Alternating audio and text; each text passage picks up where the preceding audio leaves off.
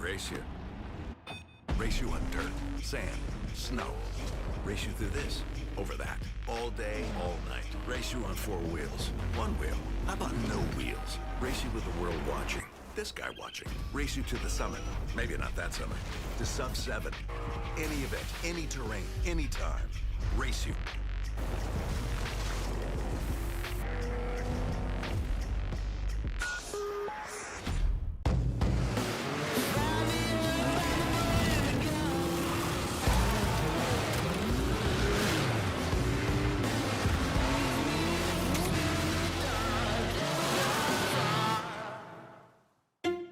Whenever someone asks, "How was your weekend?"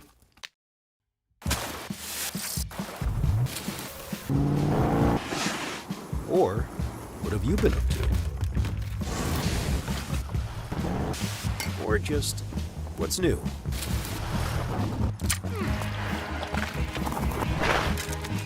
Have a good answer.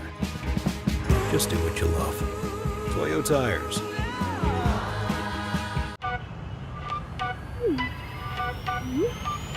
Said I'm taking big shots, just stop where I'm driven, no pit stops. This hot, I ain't playing like a 6 spot. Pissed off, but I told him this a chip shot. I ain't missing cause you know I'm taking big shots. In the climb, I got no time on the big shots, just stop where I'm driven, no pit stops. This hot, I ain't playing like a 6 spot. Pissed off, but I told him this a chip shot. I ain't missing cause you know I'm taking big shots.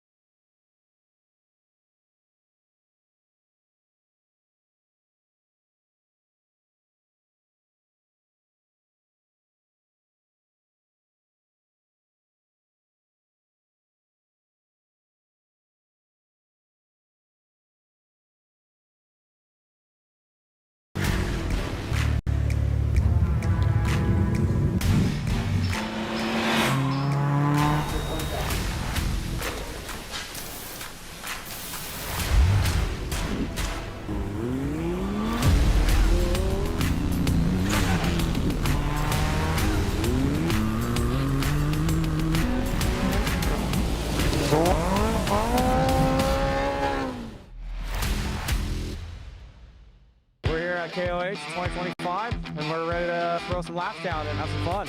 Yeah, El Monte, however you came through, as always, it's a good setup. Having these little motorhomes and coaches is nice. You get a place to chill out, relax during the day, and get ready for race day morning, and you can't go wrong with it.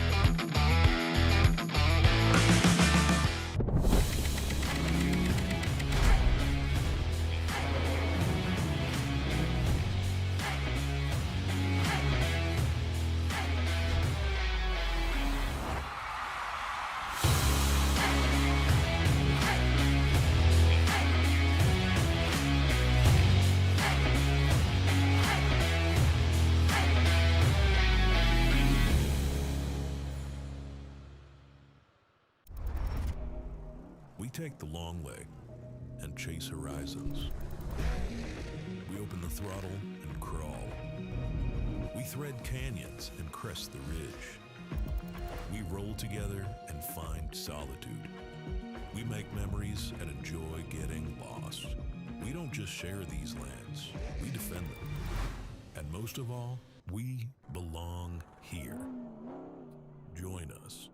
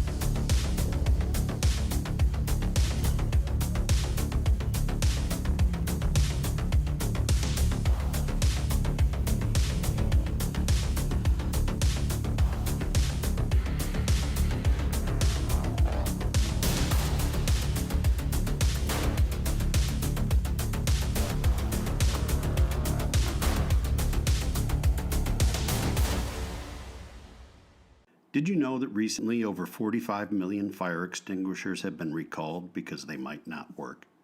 That's why we made the Rousseau. When you need a fire extinguisher, you need it to work. Find out more at rousseau.com. Vanquish Products, the official RC of King of the Hammers. From ready-to-run vehicles to premium kits, Vanquish Products remote control vehicles push the boundaries and capabilities of RC design. With machined upgrades like licensed Curry axles to licensed wheels and tires, your possibilities of creating your dream off-road machine are endless. Vanquish Products, the official RC of King of the Hammers.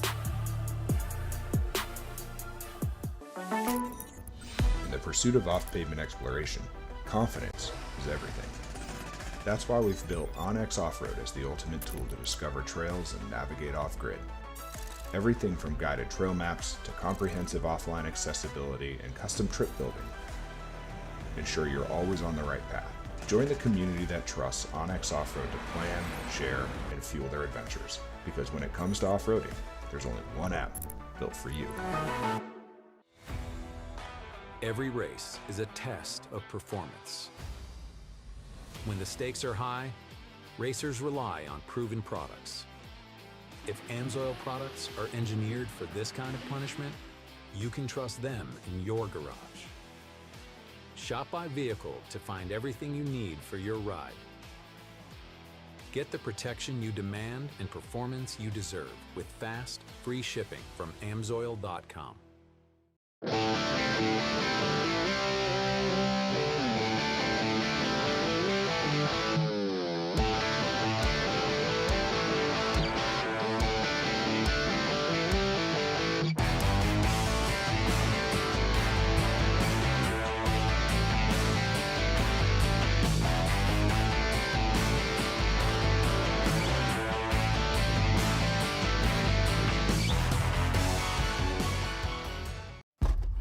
Treat the customer as your friend because he is your friend, and we want him to come back. I've done that all my life, and I pound that into every one of my son's heads, I think it's there.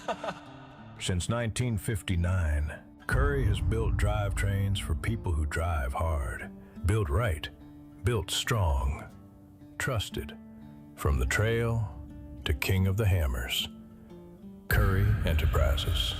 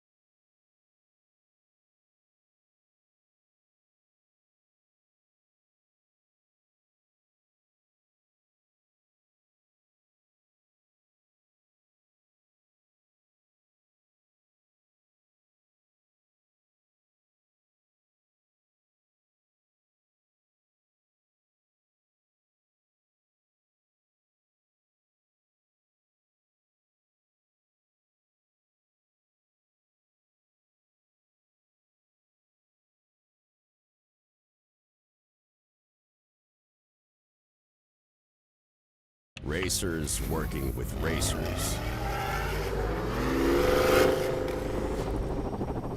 Time is money. There's no easy way to build it, retrieve it, or transport it. Helicopters are the cost-effective solution.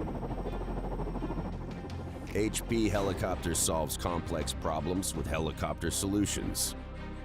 What usually takes weeks or days, we can accomplish in hours or minutes.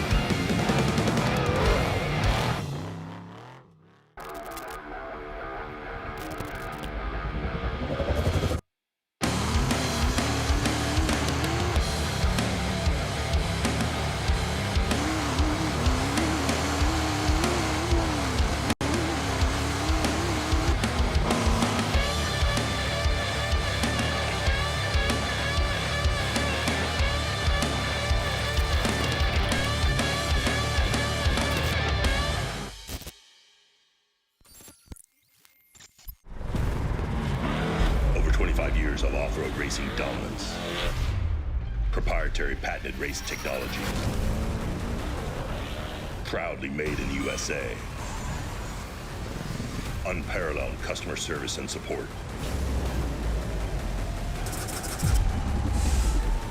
The choice of champions.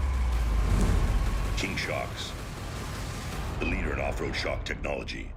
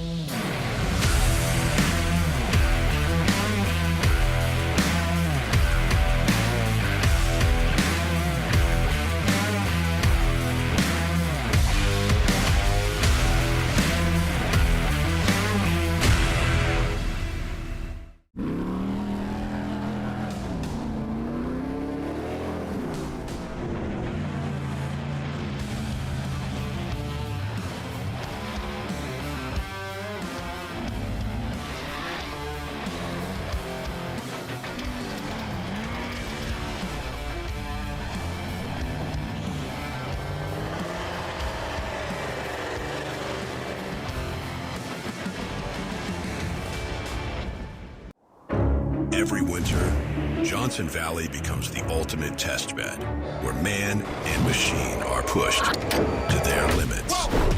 And power has to deliver every time. Optima batteries are engineered to excel under pressure, providing durable, reliable performance when it matters most.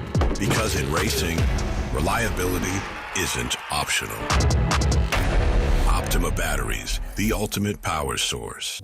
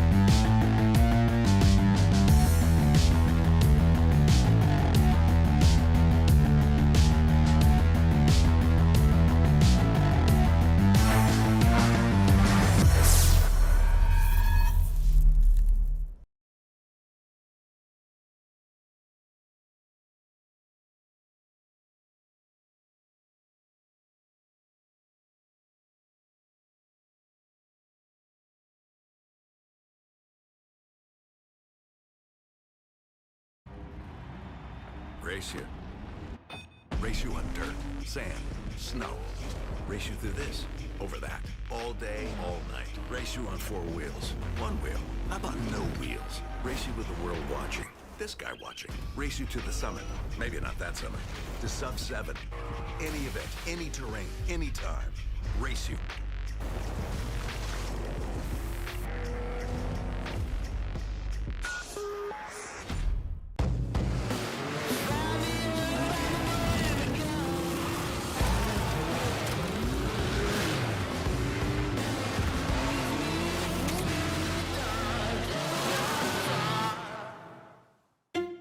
Whenever someone asks, "How was your weekend?"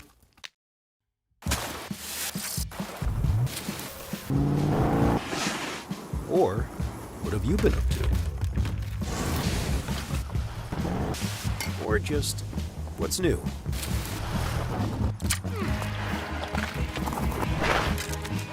Have a good answer. Just do what you love. Toyo Tires.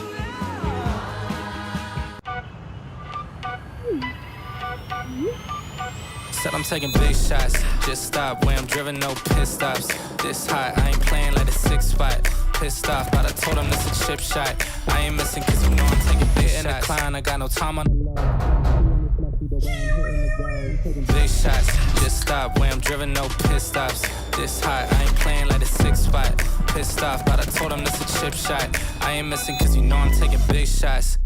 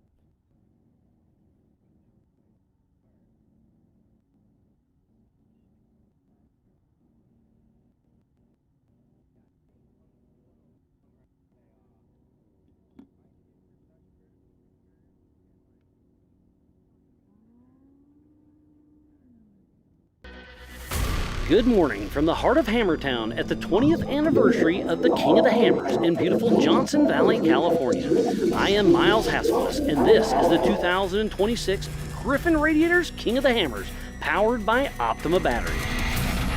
Today we find out who's going to be the fastest qualifier for the Yokohama Everyman Challenge with 3 different classes.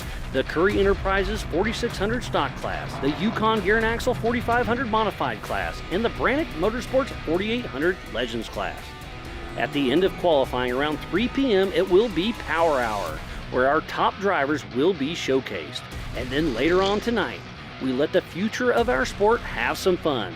The KOH Kids 170 race will be right here in the Monster Energy Short Course around 5 p.m. So now it's time to send it to the Griffin main stage. Take it away.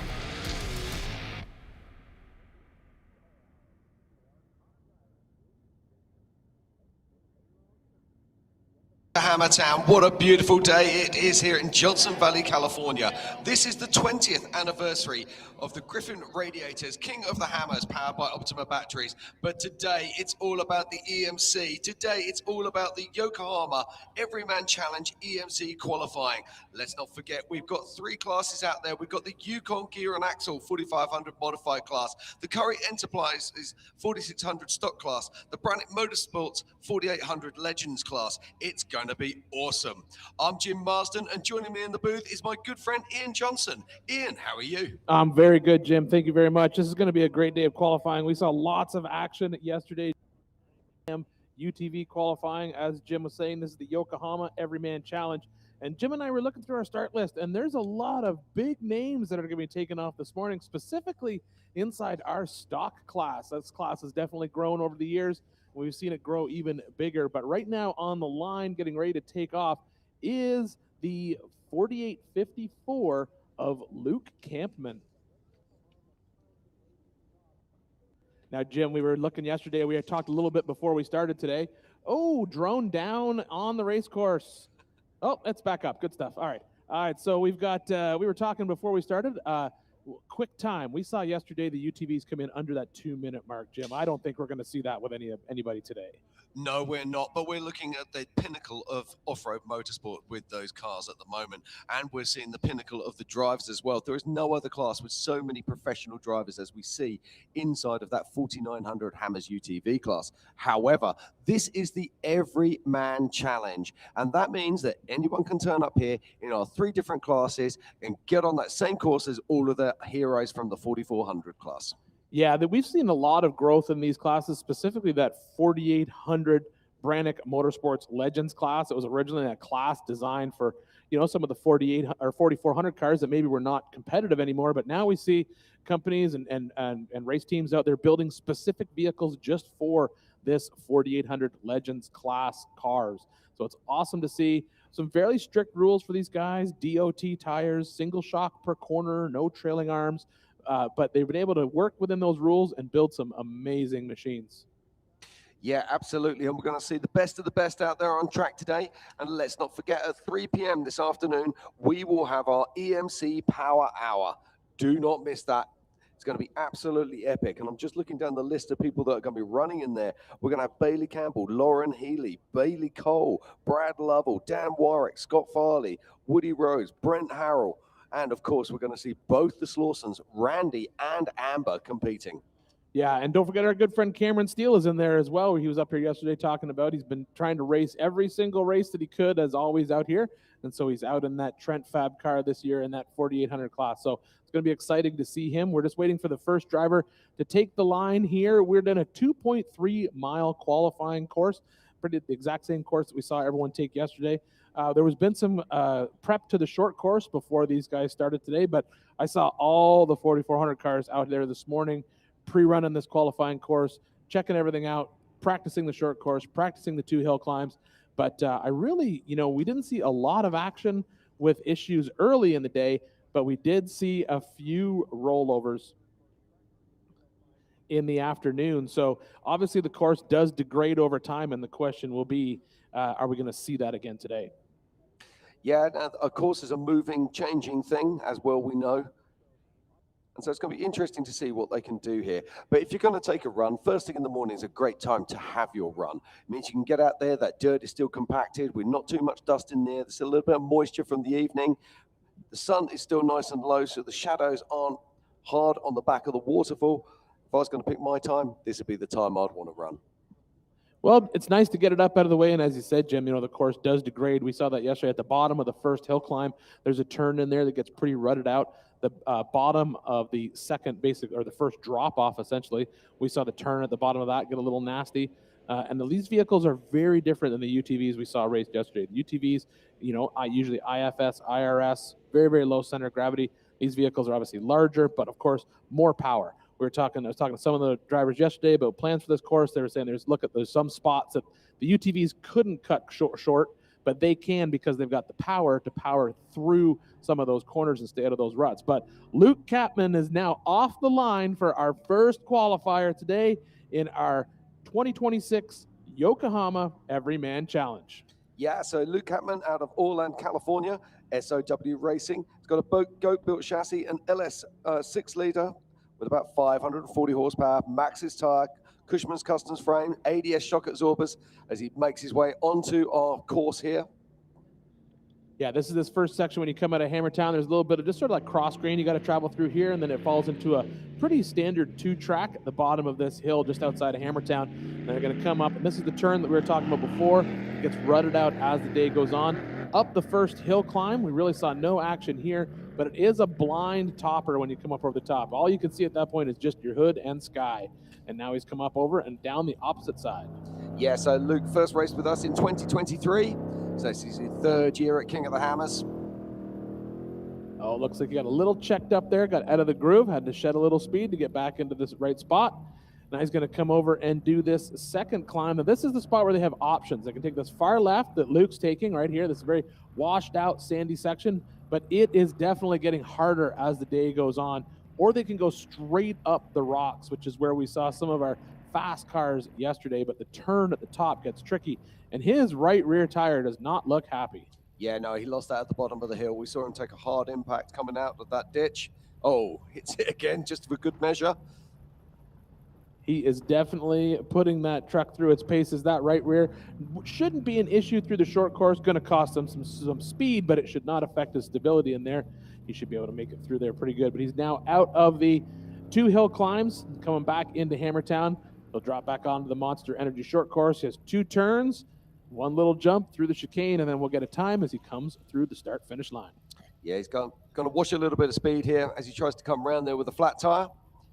But he'll make that work, and surely he does.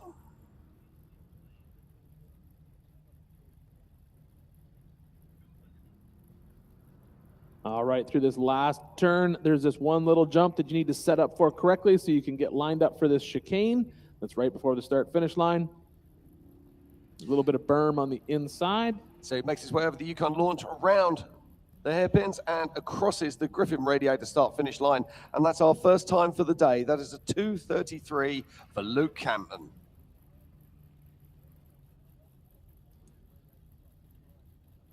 Now on your screen, it does say Antonia Grijalva, but I got a phone call this morning from Mr. Let's Roll Off-Road himself, Andrew McLaughlin, and he said, that's wrong. That's Jose Grijalva leaving the line right now in the 449 from Let's Roll Off-Road Racing in the 4800 Brandick Motorsports Legends class.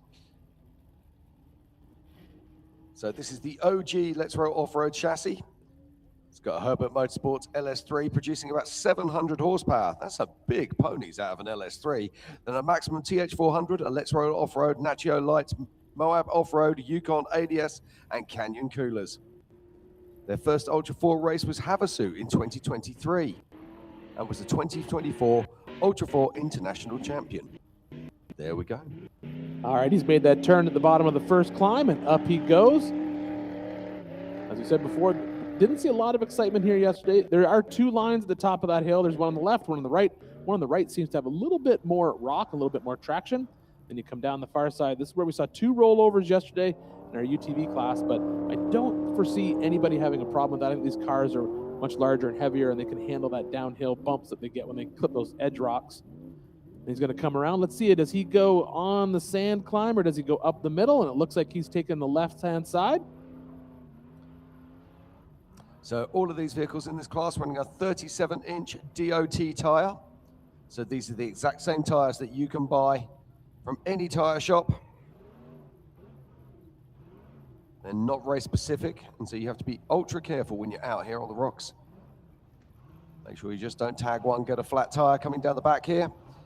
And this is steep down here, Ian. This isn't a a bed of roses. This is very difficult indeed. Yeah, no, it is a very, very steep hill, and this is where you honestly see a lot of the fast cars will come down that hill incredibly fast because they'll be taking advantage of that downhill speed that they get.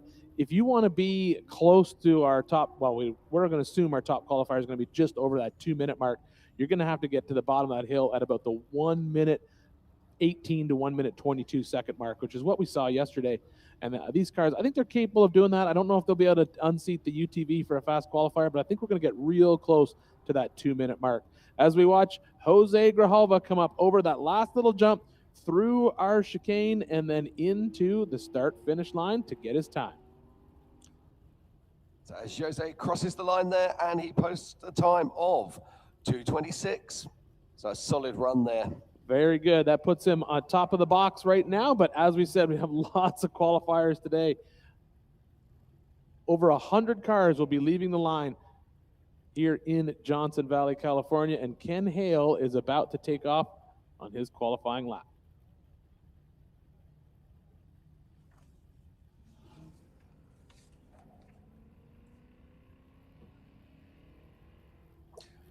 So this is the 187 of Ken Hale. He's running a TMR solid axle chassis and LS3, running about 525 horsepower, Vision X licensing. His first Ultra 4 race was KOH in 2021. A US Navy veteran, has been a pavement racer scene, owns Patriot Performance Off-Road in Houston, and has been building off-road vehicles for over a decade. Let's see what he can do on the course today. Yeah, he's just left the Monster Energy short course, and he's out into this section of desert. This is just outside Hammertown. You can see Hammertown in the background of that shot. This is just sort of like a loose cross-grain section. They're going to drop into a pretty standard 2-track here before they make that right-hand turn up this hill climb.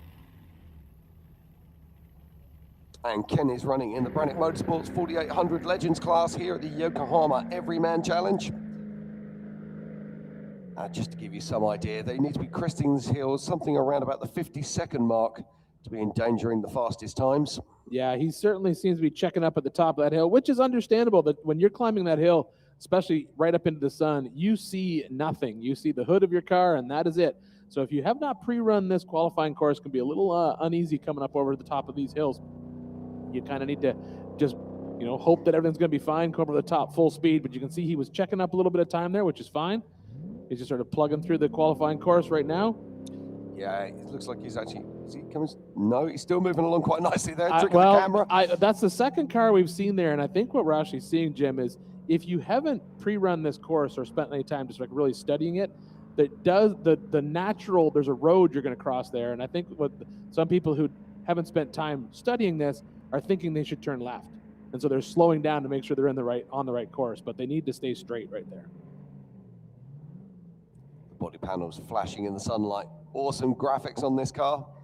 Now they've got multiple line choices as they make their way down here. Yeah, we saw that right-hand line that you could see on the screen was actually a little bit faster for the UTVs yesterday. So we'll see if our fast qualifiers in our Yokohama Everyman Challenge class make that choice as well. I think it is a little bit quicker. I think it's more rock, less sand, so it allows you to carry a little bit more speed down that hill. But Ken has now come to the bottom of the hill. He's back onto the desert floor, and now he's going to make his way back into Hammertown through the Monster Energy short course. So as he makes his way back in, he'll be coming around our 2 Talladega bends, and then he'll be making his way over the Yukon launch. And then through our new hairpin that we have for this year. I've got to say, I like this hairpin. Really adds to it. It means that the drivers have to set the car up. It's not just about jumps. It's not just about turns. There's a lot going on this short course. See, I don't call that a hairpin, Jim. I call that a chicane. Well, whatever. It's early in the morning. It's early in the morning. I've been calling it a chicane all day yesterday, so I'm sticking with it. So that's a little chicane to shed a little bit of speed before he comes into town. Ken's going to come in probably right around that 3-minute mark, 3:05.6. Yes, steady run there from Ken Hale. And we'll be getting our next runner and rider on the line any moment now. I believe that's Adam Dixon on the line. Looks like a Jimmy's car. Yeah, just waiting for confirmation of that.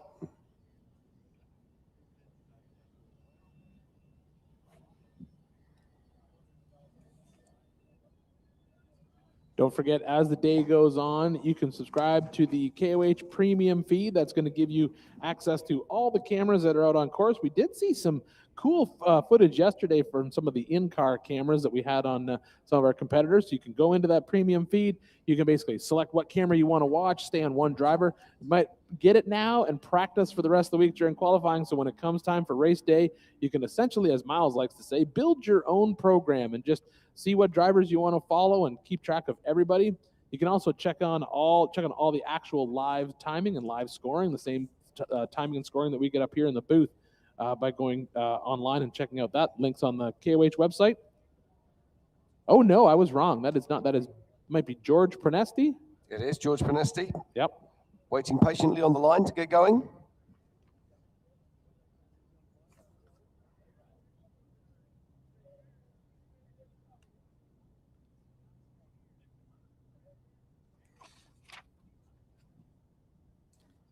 So George Prenesti there. Now, it does look like a Jimmy chassis to me. I haven't got any information on this vehicle. Obviously no, running a Maxxis tire. It is a Fishmouth Fab chassis. Is it? Yes.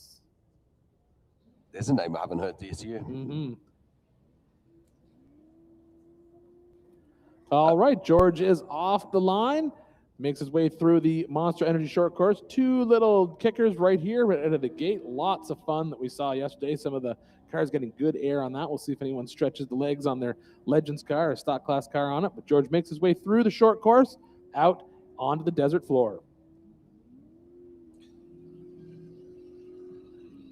So George been with us at Ultra 4 for quite some time now, and he'll be putting those Maxxis tires to work as he makes his way around the back of the mountain, heading up that hill. He's carrying a good amount of speed through there. That looks like so far a very, very good run. He's at that 30 seconds, just over 30 seconds when he makes that turn, which is good. Yeah, fast time is cresting the hill here in around about 50 seconds, and he's doing exactly that. So this is a good run here from George Prenesti. Yeah, checked up a little bit on the top of that hill. This is where we saw two rollovers yesterday. There's a gotcha rock up there on the left-hand side that seems to be grabbing the left rear tire of some of the vehicles. We saw that with the UTVs. And I think that the issue that you have in the Legends class, as Jim was saying, is these guys are running DOT tires, not race-specific tires. So catch a rock with one of these, there's a good chance you're getting a flat. So George is carrying good speed here. Takes that left-hand side up through this. We watched this. Now, yesterday, this was a little bit smoother. We've seen it get dug out. I imagine even got more dug out as last night I walked up there to check it out. Saw a lot of our 4400 cars pre-running that section. Oh, he tagged the rock at the top of that hill as well. That's another rock that'll get you if you're not paying attention. This is the fast line that we were talking about before. He's dropped into that little, it looks like two-track, but it's actually just worn down rock. Good jump off the bottom. This is a good time. This could be our new fast qualifier, Jim. Yeah, it's looking that way. He's giving it everything he's got as he makes his way onto our short course. To Talladega Bends, it'll be over the Yukon launch and round our chicane, heading towards the Griffin Radiator start-finish arch.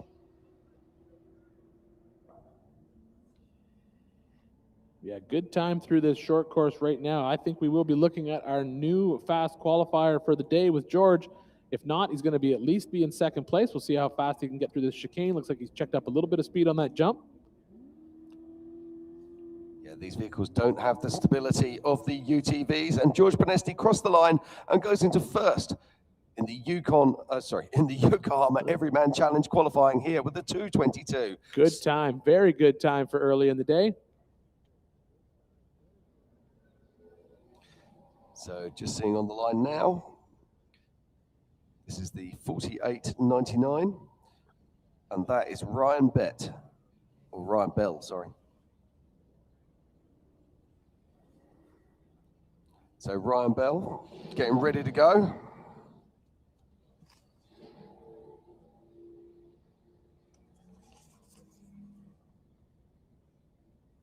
So Ryan Bell out of Weatherford, Texas.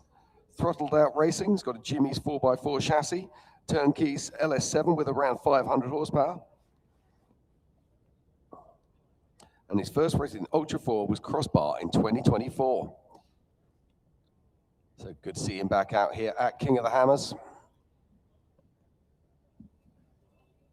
Yeah, let's see what Ryan can do out here on our qualifying course at this, the 2026 20th anniversary of King of the Hammers.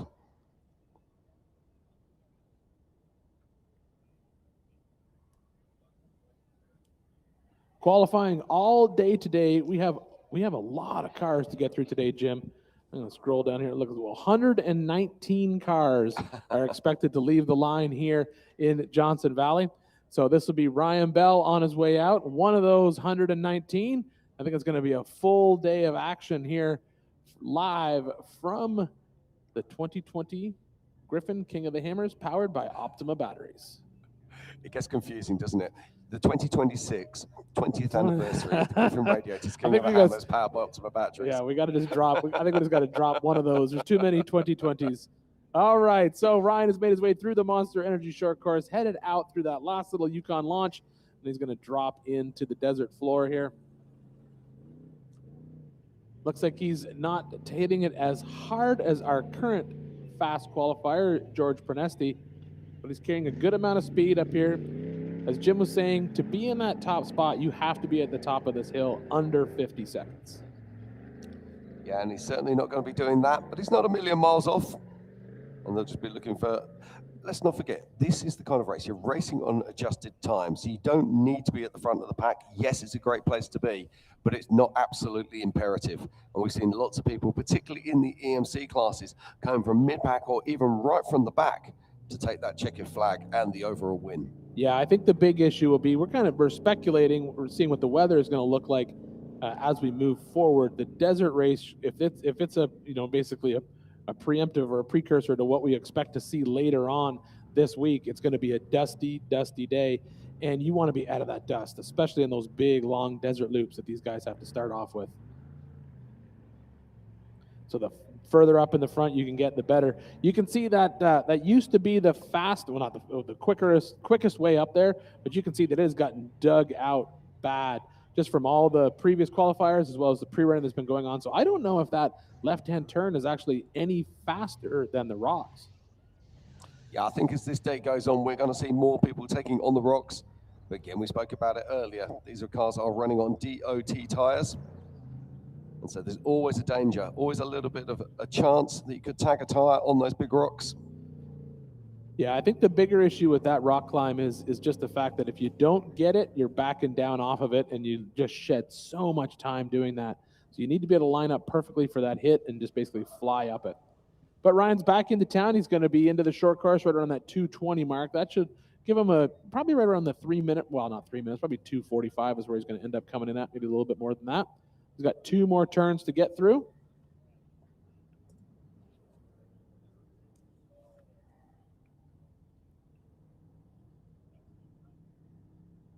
Through that last little chicane, shed a little bit of speed, and then through the Griffin Radiator start-finish line. So there we go. We see Ryan Bell crossing the line then, and it's crossed the line in a 2:46 and puts him in 4th position right now. Let's not forget we've got three classes qualifying today. As we watch our next starter on the line, and that is the 4472 of Dustin Eisenhower. Yeah, as Jim was saying, 3 different classes. We have the Brannick Motorsports 4800 Legends class, the Yukon Gear and Axle 4500 Modified class, and the Curry Enterprise 4600 Stock class. Subtle differences between every single one of these classes. There's tire size limitations for all of them. There is suspension limitations for all of them. The 4800s have to run a single shock per corner. They can run a leading arm and a trailing arm if they want. The 4500s, the shocks need to be on the axle, but they can run more than a single shock per axle.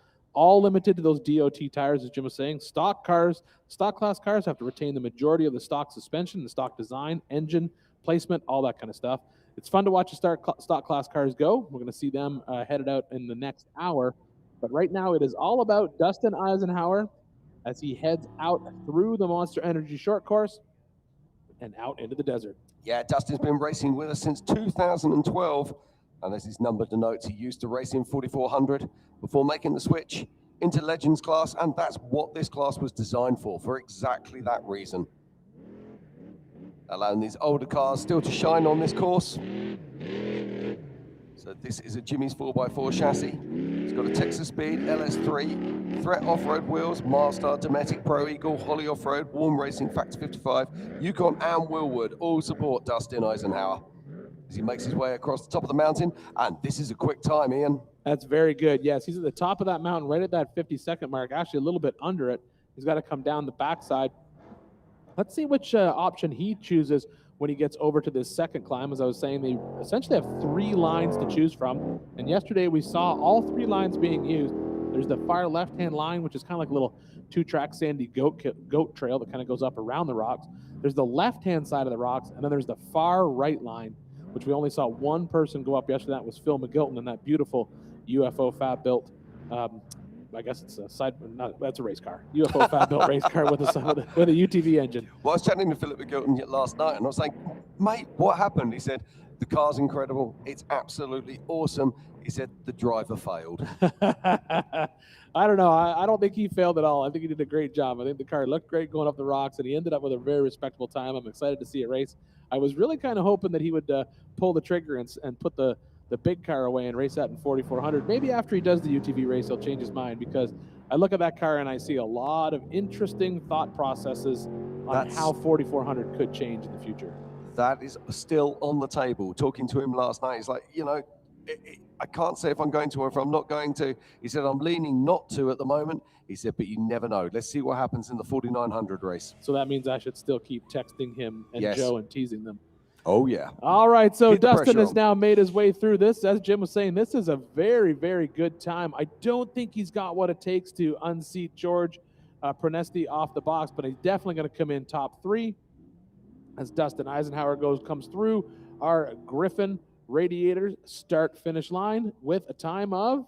So Dustin Eisenhower goes into 3rd place with a 2:29. Very good. So solid run there from Dustin Eisenhower. Yeah, I think, Jim, I think you were right. He had an excellent start up that hill climb, and I think what cost him time, I think he lost a little bit of time coming down that hill on the backside. That's where we see our fast qualifiers make up a lot of time, is on that downhill run. So this is Tony Howard here.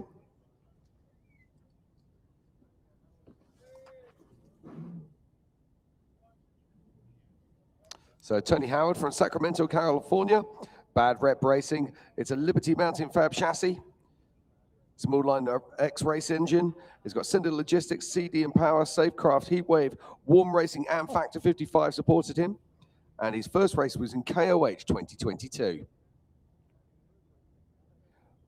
Always find that crazy. I always think 2022 was like yesterday. No, it's a long time ago.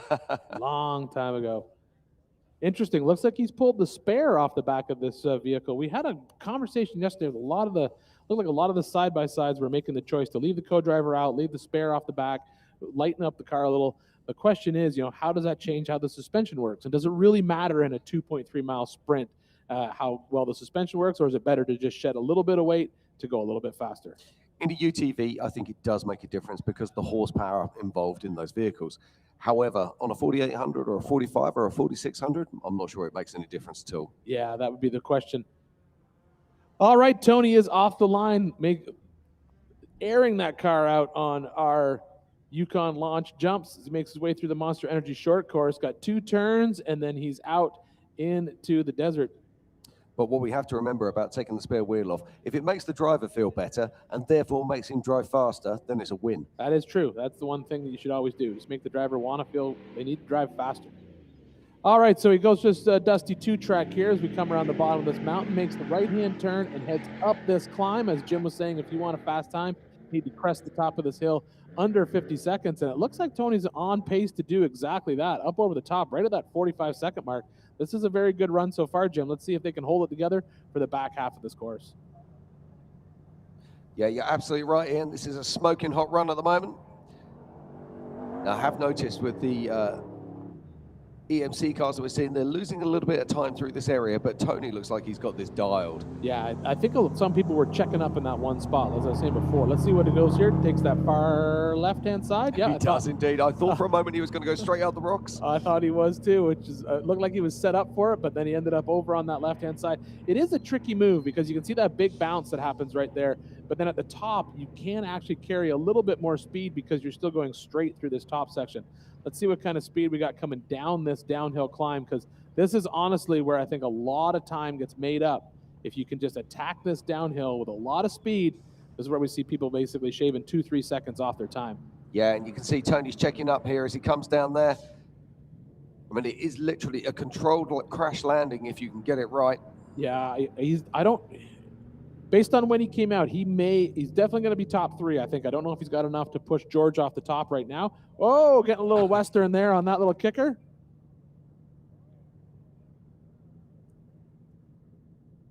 Comes through our 2 Talladega turns. It's worth remembering these vehicles are mostly running a single shock configuration.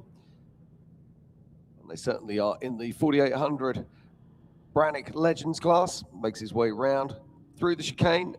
Oh, he may have picked up enough to, no, well, it's going to be tight. He may be right on the nose. Let's see where he's at. It's probably going to be second place. No, first. Look at that. He picked up a lot of time in that short course. Good job. Good job. Good job, Tony. So he picked up a lot of time in that short course, which was awesome to see. Yeah, so Tony Howard is our pole sitter right now with a 2:20. In second position is George Prenesti with a 2:22. And in third, we saw him first off the line this morning. It was Jose Gravala with a 2:26. I love how you say Jose, so English. Jose. Well, you see, this is what trouble is I spend a lot of time in Portugal and we pronounce the J in Portugal. So I can only apologize. It's hard to be perfect. I understand, Jim. Okay, and we're no stranger to this man. This, of course, is Brian Tremp in the 896 car.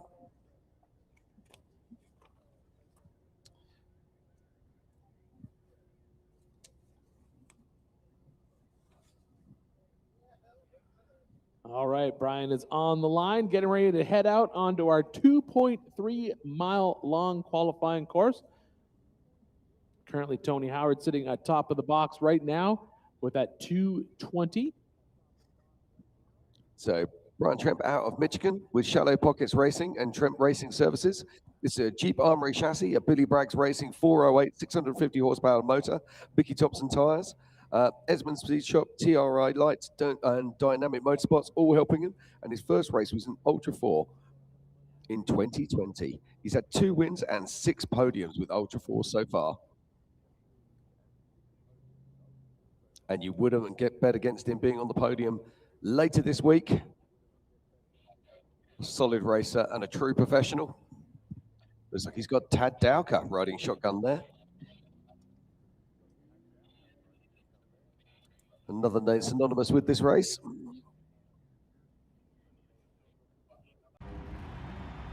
Race you. Race you on dirt, sand, snow.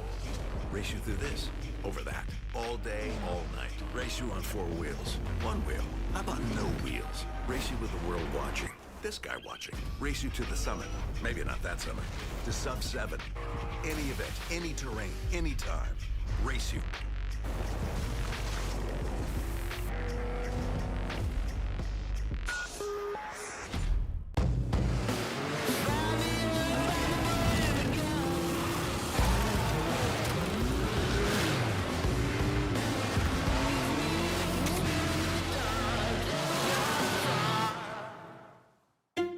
Whenever someone asks, "How was your weekend?"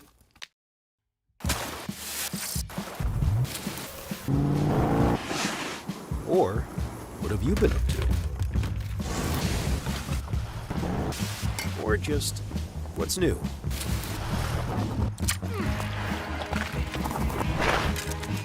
Have a good answer. Just do what you love. Toyo Tires.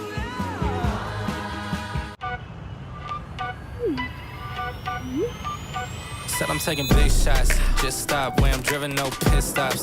This hot, I ain't playing like a 6 spot. Pissed off, but I told him this a chip shot.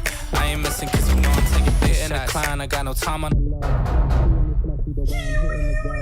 big shots, just stop where I'm driven, no pit stops. This hot, I ain't playing like a 6 spot. Pissed off, but I told him this a chip shot. I ain't missing cause you know I'm taking big shots. There, and he chooses not to. Takes that left-hand line up. We have to remember all of these vehicles are running 37-inch tires today, apart from our 4600 Curry Enterprises stock class, which will be on a maximum of 35s. As Brian makes his way up over the top, this is another section right here. We're going to say it all day long. This is where a lot of time can be made up on this downhill drop You can attack it with a lot of speed, which it looks like he is. Oh, He's this is certainly quick. doing well. Yeah, this Yeah, is a he very made a good lot of time there. Yeah, if he can keep up this pace through the short course, we may be looking at our new top qualifier with Brian here. He's got to come back into the Monster Energy short course. One little kicker, two sweeping turns, and then the last little Yukon launch before he slides through that last little chicane. See on the top of his car, he's got that Starlink set up. So on race day, you will be able to access his in-car camera. You have access to the KOH premium feed. Very good setup for that chicane. We saw that yesterday. If you can pick that jump right, and here he is. He's coming across the line. Yeah, absolutely. Top qualifier right there. Yeah, Brian Tremp. absolutely. He crosses the line with a 2:15. 5 seconds faster. Very, very good. Yeah, he slays the opposition as we expected him to. So Brian Tremp goes into the lead here at the 2026 Yokohama Everyman Challenge qualifiers. Yeah, he was able to find 5 seconds on that course, Jim. That's very, very impressive. The question is, when we get into our faster qualifiers later on today, how much more time are they going to find on that course? Do you think that anyone's going to get sub 2 minutes? I personally don't think they can, but I've been proven wrong before. I don't think they will. I think our fastest time is going to be somewhere around about that 2:06, 2:07 mark, and I think we're going to see that come in power hour later this afternoon. I think you're probably right. Okay, so we've got Ryan Peretti on the line right now in the 4840. Jimmy's 4x4 chassis out there, opting to carry the spare for his qualifying run. We've seen a few cars remove them.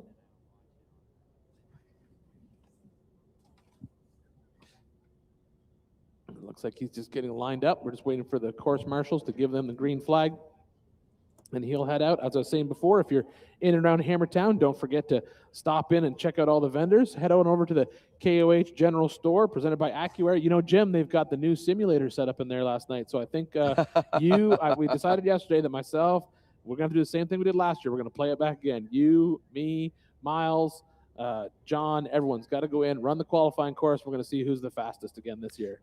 It'll probably be Miles, but that's okay. I was going to say, it's not going to be me, judging by the way I went last year. If I could do it where the car didn't take any damage, I would have been fine. But I think I wrecked the car on the first jump. I don't think I even completed the course after about half an hour. So, yeah, I'm not your guy. But Ryan Peretti, he's out of Phoenix, Arizona with Viking Hauling Racing Team. He's got Jimmy's 4x4 chassis, LS7 with about 700 horsepower, XCOM, Dunlop Customs, and his first KOH was in 2022. So he's just waiting for the green flag, and we'll get him on our qualifying course and see what he can do.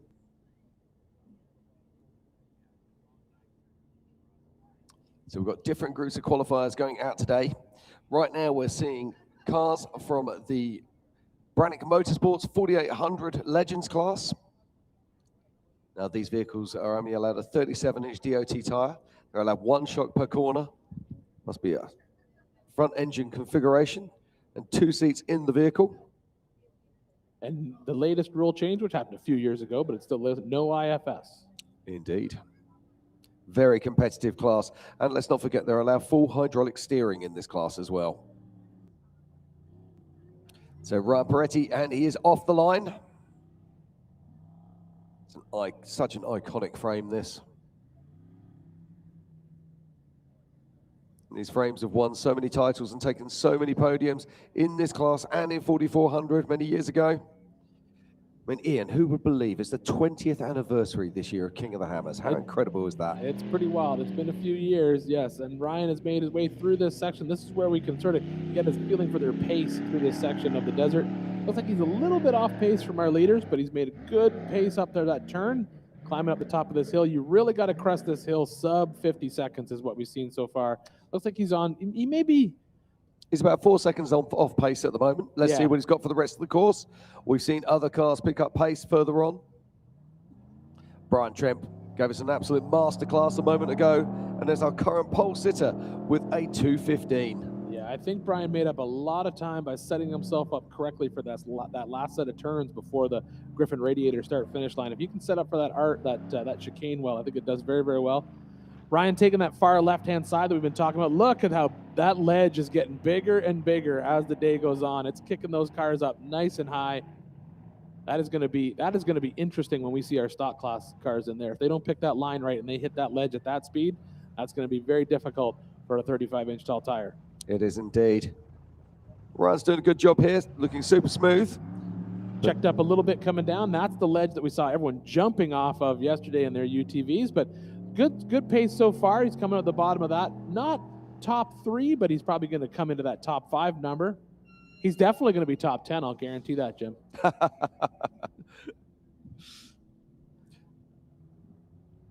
So he makes his way round R2 Talladega style bends.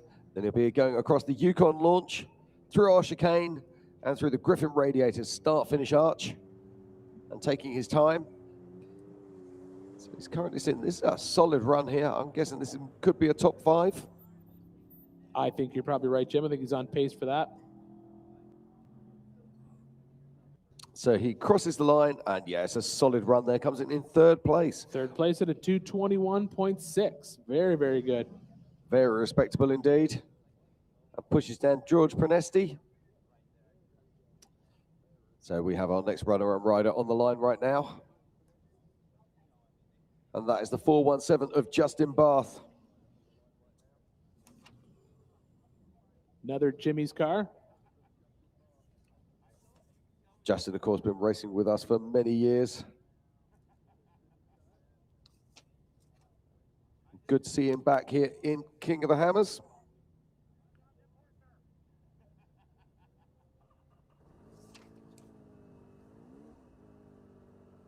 So Justin Barth out of Springfield, Missouri with Barth Racing. It's Jimmy's 4x4 chassis, Mars Motorsports LS7 Braceline wheels and Warn Racing. He first raced KOH in 2014 and has had no less than 10 podium finishes. That's quite a few. It is.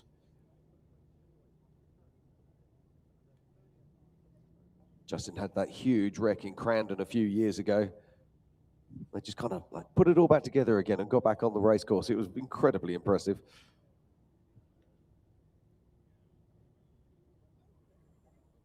So Justin Barth waiting for the green flag right now. And if you're just joining us, welcome. This is the 20th anniversary of the Griffin Radiators King of the Hammers powered by Optima batteries. And we are here today for the Yukon Gear and Axle 4500 modified class, the Curry Enterprises 4600 stock class, and the Brannick Motorsports 4400 Legends class here at the Yokohama Everyman Challenge.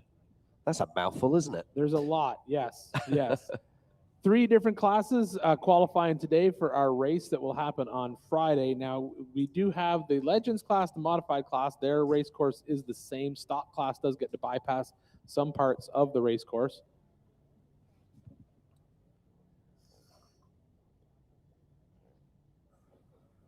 But it will be a great day of racing when we get to there on Thursday, but right now it's all about qualifying. Everyone's picking the spot where they're going to be on the starting grid.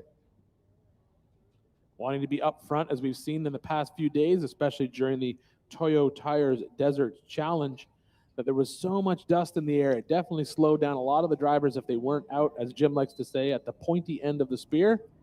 Indeed, and here we go. Justin Barth is off the line. It is go time. All right, Justin's made his way through a couple of our Yukon launches into this first sweeping turn. Got one more turn, then out into the desert floor. He will be taking off into this 2.3-mile short course. Yesterday we saw all the UTVs taking on this exact same course with a fast time of under 2 minutes. We don't expect any of these Legends cars or modified cars to basically hit that course any faster. We're expecting like a just over a 2-minute fast qualifier. Currently, Brian Tremp is sitting at the top of the box with a 2:15 as Justin makes the turn at the bottom of that hill, climbing up to the top, coming over right around that. It's a very good pace. Definitely a top 5 pace right here, Jim. Yeah, a very solid run indeed. Great stuff here from Justin Barth. Yesterday, that qualifying run from Brock Hager, that was just something pulled straight out of the top drawer with a 152. And as you rightly said, these cars aren't going to be challenging that today, but they're not worried because they're running their own race. Exactly. He took that far left-hand side through that little goat path there that we've seen a lot of cars take. You can see that's that kicker right there. It's getting deeper and deeper. The more cars that hit that, the harder that ledge is going to be to hit. You do get to carry a little bit more speed off the top if you take that loop around the outside, but I do think that the rocks are faster. Yeah, I agree with that, and I'm surprised that we haven't seen anybody take them on yet. We need somebody with a little bit devil-may-care attitude to get out there and show us what they can do on those rocks, but I think it's worth at least 2 or 3 seconds, and 2 or 3 seconds is the difference between quite often 1st and 10th in this style of qualifying. Yeah, absolutely. I think we'll definitely see I assume most of our power hour competitors will be pushing up that rock section. I know a few of them personally who will, but I do think that we may see a couple stock cars hit it too, Jim. You never know. Really? No, I'd be impressed with that. I think honestly, if I was looking at that qualifying course right now, my stock cost, and I see that left-hand line getting dug out so hard, I may be looking at that far left rock line and thinking it might be a little bit smoother. Yeah, so Justin Barth, he set up for that chicane beautifully as he came over the Yukon launch, and he crosses the line in 3rd position with a 2:20. Excellent. Good job, Justin. A good, solid run. Good to see. You're not going to believe this. He's only 0.02 of a second behind Tony Howard, and that's what we're saying. Tenths of seconds count. These races now have become in a situation where we see it every year, especially in the 4,400 race. These races are settled on corrected time or at the finish line just by minutes apart after hundreds of miles of racing, which is incredibly impressive that it gets to that point. Well, saw the other day during the Desert Challenge in the first lap, there was literally tenths of seconds separating those cars. This is Rob Graham, 4877, another Jimmy's car wearing that Ford Bronco body. Always liked when Randy and the crew over at Jimmy started slapping early Bronco bodies on their chassis. It really gave it a different look, and everything else is out here. Speaking of Ford Broncos, if you want to go check out some of the Ford stuff, you can see it here in Hammertown. They got a great booth set up. Go over, check out all the new Ford Broncos and all that fun stuff that's happening over there in the Blue Oval area. Yeah, so this is Rob Graham out of Austin, Texas with Graham Racing. He's got a Jimmy's podium chassis, a Brian Tooley LSX 454, producing a stonking 730 horsepower, Yokohama tires, Baja designed lights, Spider Tracks axles, warm winch, and Sharky's four-wheel drive. His first Ultra 4 race was in AOP in 2020, and his first KOH was in 2021. And we like to say 454. We don't say 454. I know it sounds silly, but that's how we say it. That's a 454. I had a 454, and I no, loved it. It's not a 454. It's a 454. Anyway, I think that also known as a big block Chevy, and there's an acronym for that too. It's like a BB, and then a Chevy at the end of that. If you want to drop that. I think our stage manager Haley's going to like this guy because he's an orthopedic shoulder surgeon. Oh yes, there we go. He could slide over here and have. All right, and he is off. Here we go. This is great in-car camera footage coming to you live from the lake bed here in Johnson Valley. This is just a little sneak peek of some of the stuff that you have access to if you subscribe to that KOH premium feed. But look at this. Here you go. First-hand view of what it's like to take on the qualifying course.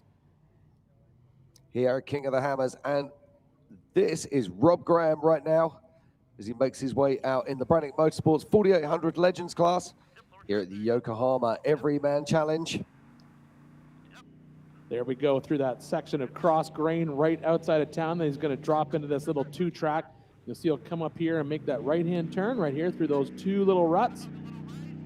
Then he's got to climb the hill. You can see the sun's gone up enough, but look at that hitting you right in the face when you come up over that hill. That's what makes this hill climb so hard, is all you see is hood and sky as you crest the top of that hill. And it's a little bit unnerving when you're out there in that car, especially traveling at race pace. Yeah, it's an absolute leap of faith as you come up over the top of that hill, and that is why pre-running is so important as he comes down into this cross-grain area, making his way round.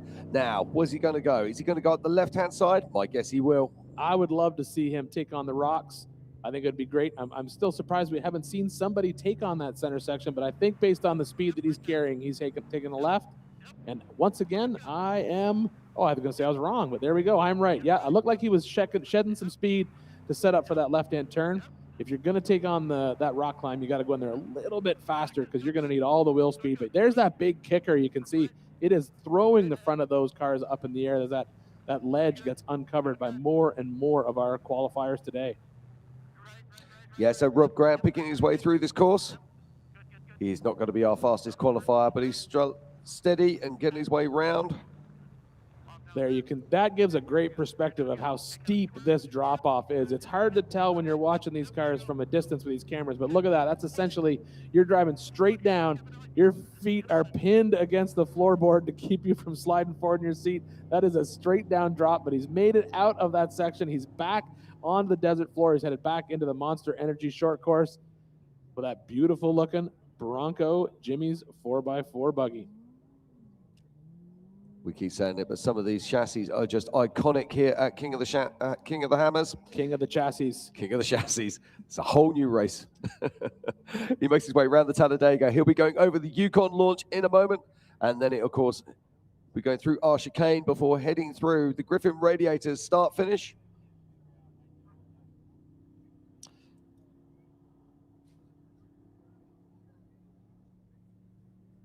And he crosses the line there. And he goes into 10th position. I think he was going to probably be right in front of Ken Hale. He is indeed. So Rob Grant crosses the line with a 2:52. A solid run there.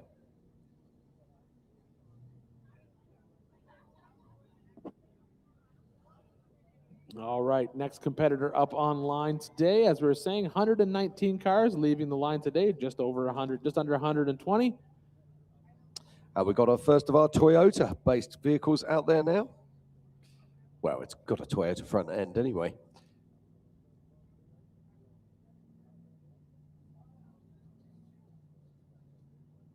So we'll just get confirmation. Yeah, you kind of fooled me for a second there when you said Toyota. I was wondering if they were on pace to take that Toyota Contingency Award. I think this is going to be Nathan Churchill. Just wanted to see a door number. Toyota offering contingency to anyone out there who is in a Toyota-powered vehicle. There's probably only going to be a few of them out there on the race course.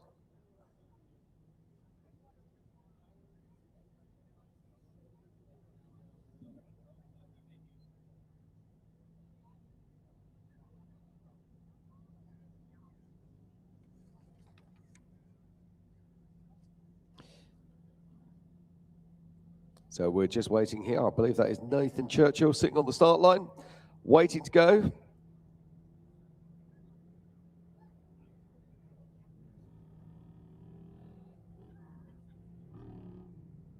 Yeah, you are right, Jim. That is Nathan. He takes off across the line. Yeah, so Nathan out of Martinez, California with TWC Racing. It's a Jimmy F1 Cruiser chassis.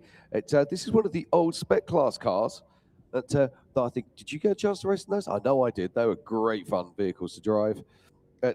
He's running set out of Toyota in Walnut Creek. He's got XComp, Mahav Off-Road, Warn, and Grizzly Demolition. First raced in Ultra 4 in 2021.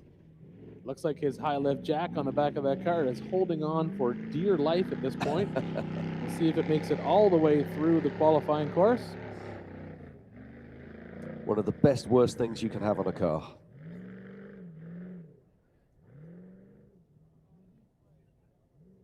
Well, you know what they say, Jim, a tool is a tool. It's very useful if you know how to use it. A hammer does great things, but if every time you swing it, you hit yourself in the head, you shouldn't use a hammer. Exactly. Now, I think we should start taking bets right now as to whether this high lift jack will make it to the end of the race. It does look like it's moving around quite well on the back of the car. I see some parts hanging off on the handle's taking a little flop move there. Yeah, so yeah, Jim, I don't know. It looks like it may have got a little bend on that left-hand side. I don't know how that happened, but let's see. Does he take the left-hand side? Yes, he does. Gravity is a wonderful thing, and I think it is taking effect right now. All right, this is this ledge that we've been watching here. As you can see, it's going to kick the front of this car high in the air. So Nathan going to work here. He's done a good job as he makes his way up, but it just shows how rough this area of the track has become. That far left-hand side has definitely got more dug out as more competitors go up over the top of that section. Oh, this is a new line that haven't seen anyone slide over here yet. Oh, there goes the jack, I think. I think that was the top handle just came off. I think you might be right. All right, he's making his way down through here. Yeah, I think you're right, Jim. I think, oh, a little kicker at the bottom of that. And there goes the rest of the jack. All right, well, he has jettisoned the rest of the jack. Well, he's going to go faster now. Absolutely, less resistant. The DRS has been enabled.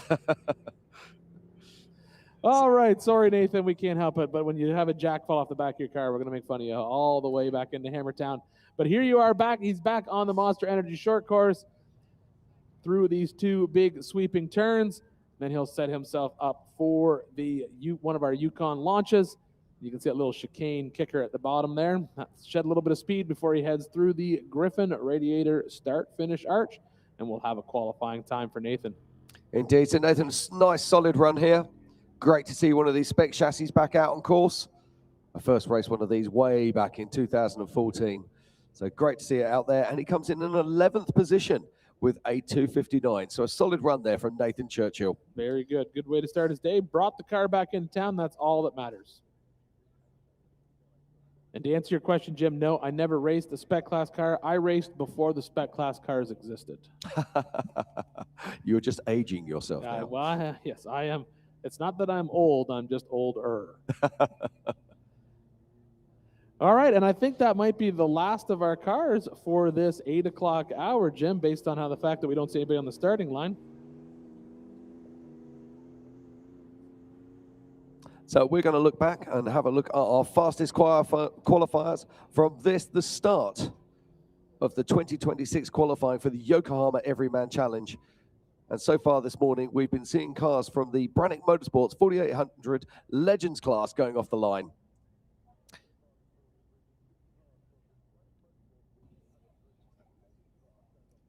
Right on course now, we're looking at a replay of Tony Howard, who was our second fastest vehicle on course so far this morning. And he showed great pace going round in a 2:20. Really putting that car to work. And there's so many key areas of this course where you can make up time. This first area here, you do need to be coming to the top of this hill in somewhere just around that 50-second mark. As you can see, Tony comes up over the top there and makes short work of it. And we saw from the in-car earlier on that sun gets you in the eyes, and it's so important that you pre-run.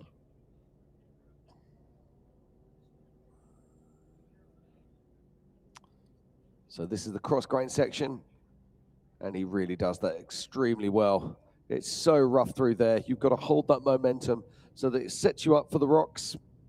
All of our cars this morning taking that far left-hand line, but it's getting very badly dug out. And this little pop here, so important you get that right. He times it perfectly. So many people think it's just a full throttle assault when you arrive at those obstacles, but it's not. It's about balancing the car, setting it up. So instead of coming to a dead stop when you hit the rocks, you actually jump up onto them. And this is where so much time can be made up, as Ian was saying earlier. And Tony was conservative through there. And that lost him a little bit of time and allowed Brian Tremp to actually find some extra pace out on this course. So he comes in over the first of our Yukon launches, getting a little bit western, as Ian would say, and around the first of our Talladegas. Makes his way around the second, heading towards our second Yukon launch. And this is such an important jump. You have to set up for the chicane. There it is, comes in beautifully, apexes on that chicane, spins it round, and crosses through the Griffin Radiator start finish. Fantastic run there from Tony Howard, and that puts him in second place right now with a 2:20. So as we look forward to our next group of starters, you see we're going to be moving into our Curry Enterprises stock class. So we've got Bing Zhang. It's going to be leading off the line. Now, this isn't necessarily the order. This is the order that they're going to be lining up. It doesn't mean that this is the order we're actually going to see them on track. But don't worry about that. We'll keep you honest. Well, we've got some big names in there, names that we've known from years gone by, but most notably, John Rance in the 431. Can't wait to see him out on course. Rick Randall, obviously, as well. And joining me up on stage in any moment now, it's going to be Pam Hall. Pam, how are we doing? I'm doing amazing this morning, Jim. How are you doing? I'm very well indeed. Getting very excited about seeing this next group of cars. We've got Albert Contreras in there as well. Of course, a firm favourite here in Hammertown. Yes, he is. He's a great person. I always love seeing him out, at the races, and he's always making sure he comes over and gives a hug and takes a selfie. But he loves to have a lot of fun outside the races. But right now we have Alex Fleming in that 4628 getting ready to take off the line. Now, he's already raced a couple times this week at the Hammers. He raced the Desert Challenge. He also raced in the King of the Motos. So here he is now getting ready to go out in his Toyota 4Runner. Is he trying to steal Cameron Steele's I Race Everything title at this point? Is that what he's trying to do? Well, he's racing a 2004 Toyota 4Runner, so another Toyota, Ian. And it's got IFS on the front end, stock V8, Sherpa, Kenda, Baja Designs, Yukon Icon, and Howe Campfires supporting him. His first Ultra 4 race was in 2021, and he's had 6 podiums with Ultra 4. Yeah, that would be a IFS car, I'm assuming, based on what it is. So it'll be an independent front suspension vehicle, I'm guessing, based on what That I'm is seeing. correct. Yep. So IFS and V8, what more do you want at Hammers? Be a lot of fun out there. Now, Jim, I mean, you've raced EMC and you've had a lot of fun out here. You raced, what was it, last year you raced or year before? No, year before, 2024. All the years are running together. Oh, they do indeed. Miles would not let me get away with you two having that conversation without reminding you that Jim ran out of gas in that race. You had to get it in. Shouldn't worry, it's only mentioned about 4 times a day, but that's fine. I won't give you a hard time anymore. It's not an issue at all. Let's hope he's got enough fuel to get around our little course here. Well, it's awesome that Brian Trimp is sitting in that #1 spot right now in his 896. So did you guys mention about Trimp Racing Services? Because, every time everybody needs something, they jokingly go to that. All right, so once again, this is our stock class cars. So huge limitations for these guys out there on the course. 35-inch tall tire, stock format suspension, stock engine placement. Basically, you're essentially a stock car. You can have off-the-shelf modified parts, so you can use readily available suspension components that are available to the general public, but you're not allowed to build custom chassis vehicles or custom suspension. Yeah, so as we wait for Alex Fleming, he'll be going live at any moment now. Now, one of the things I love about this stock class is they are allowed to make changes that make them more reliable. So they are allowed to replace the axles. They are allowed to replace the suspension, but they have to go back in the same placements as they would be on the stock vehicles. Yeah, and same design. You can do if a vehicle came with a 4-link, you can do an aftermarket 4-link, but you can't change it from a 4-link to a 3-link. So you still have to, you can make changes to the suspension as long as, we see the Grand Cherokee used quite often as class, and that's because that's a front 4-link, rear 4-link car with a V8 underneath the hood. This Toyota, another great example. The package that thing left the factory with V8 under the hood, independent front, live axle rear. That's a great option to have out there. It is indeed. This is a car that's performed. Racers working with racers. Time is money. There's no easy way to build it, retrieve it, or transport it. Helicopters are the cost-effective solution.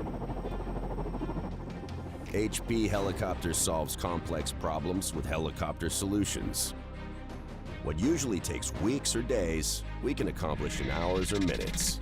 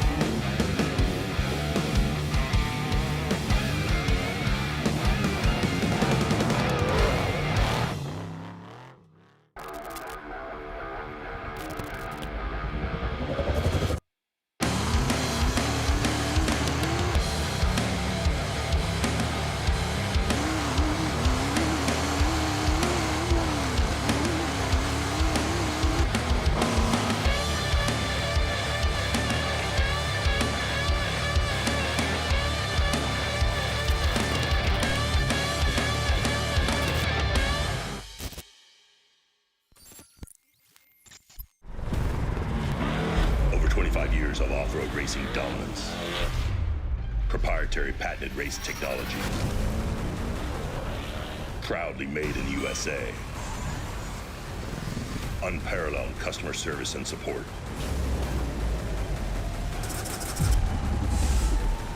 the choice of champions. King Shocks, the leader in off-road shock technology.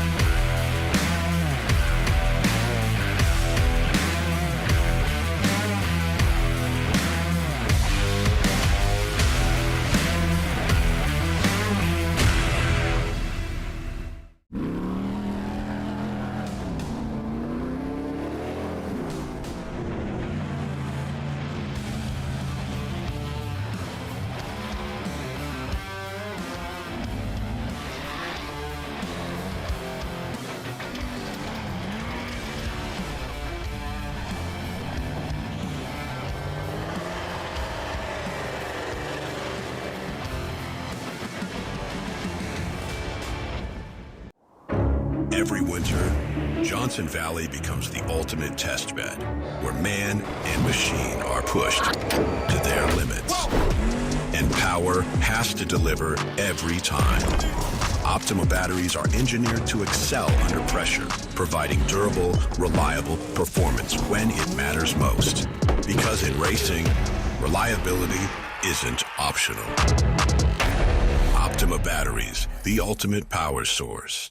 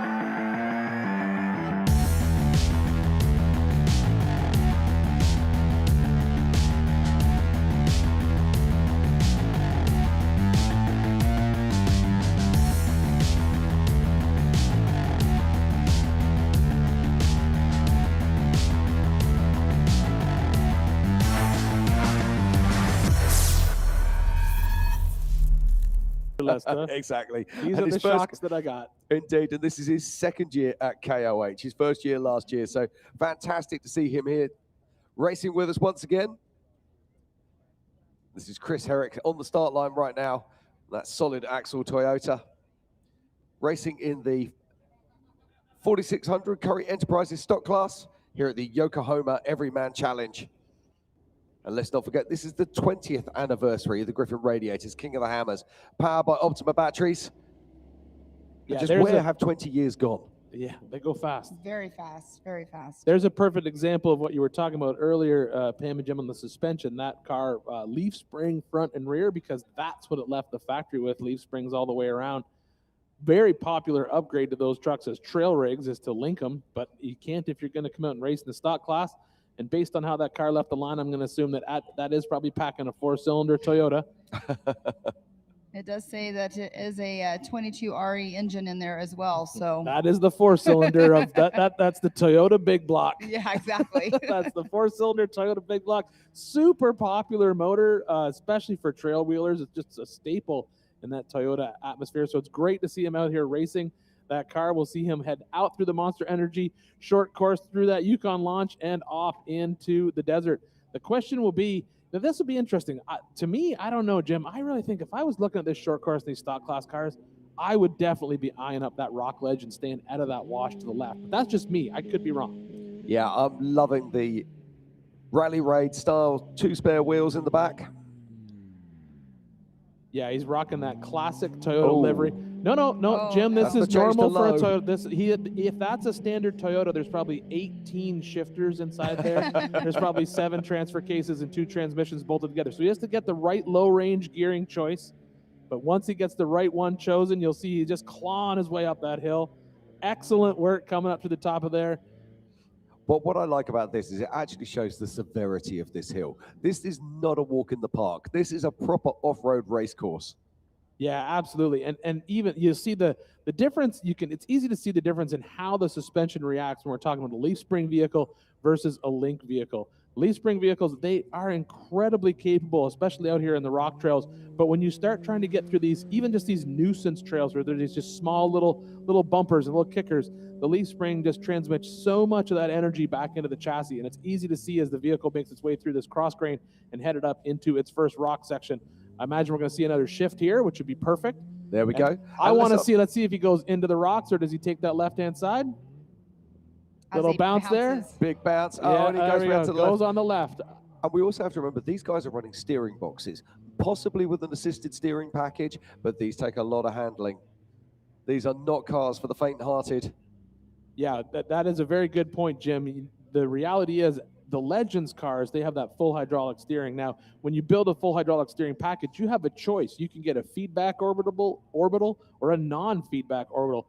And that's really just tells you whether or not you want to feel the rocks in your hands as you're driving. These guys are a mechanical linkage. So there is a drag link that's attached to that axle, goes up through the steering gear or steering box, as we like to call it, up into the steering wheel. So every rock that gets hit is going to rip that steering wheel right out of his hand. But he's making his way down through that section. Good, clean run. I mean, obviously we know that these guys are going to be a little bit slower, and he's right now at a 253 making his way down the rock section. So he's definitely going to be probably about a 330 at least. But let's be real here, right? If we were to compare this Toyota to let's say I went out today and I wanted to build a specific Legends car. So I'm going to start from scratch. I'm going to go see a good builder. I'm going to go see a Liberty Mountain Fab or a Joe Thompson UFO. I'm going to say, build me a class-specific car to race in Legends. He probably has as much in that Toyota as that Legends car would have in its rear axle. Yeah. You know, this is a true everyman challenge car right here. This is a well-built Toyota that's out there conquering the same race course that multi-million-dollar race cars are going to be out on later on today, and or later on this week, I should say, and it's absolutely amazing to see. As he's making his way through the last part of the short course area, going to get that checkered flag. I only stepped in here for just a minute while you were off stage for a second, so I'm going to go out here in just one moment. But let's see, what does Herrick get? A 351. I said 330, so I was 20 seconds off. Hey, he did a great job. Brought the car back into town. That's all that matters. And here we have another stock class car leaving the line. This is an early Bronco style, Jack Farrow. The early Bronco will have a benefit here because unlike the Toyota, the early Bronco did have a radius arm suspension system from the factory, leaf spring out back. So it does have a little bit different suspension package up front. Beautiful car. You can't take away from how good an early Bronco looks. Yes, exactly. And speaking of Bronco, we have a racer of the 4691, Kendall Glines, who races normally in the newer Broncos.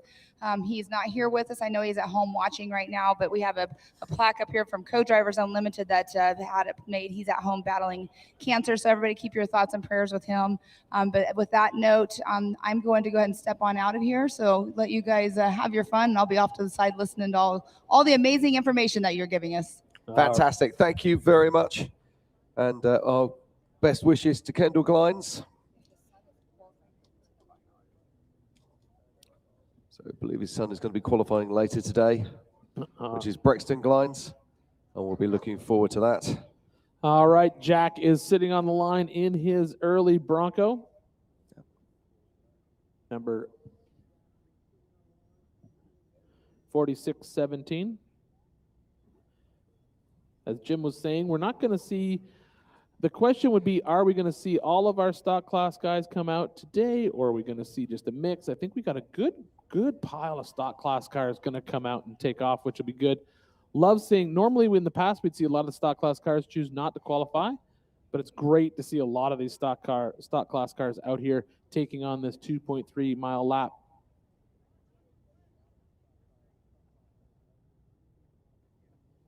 All right, we're waiting for Jack to get his green flag here. There he is. Jack is off. This would be another great platform package to have as a stock class car. It's probably one that's slightly overlooked. I mean, we saw a lot of push into the early Bronco, or sorry, the new Broncos, I should say.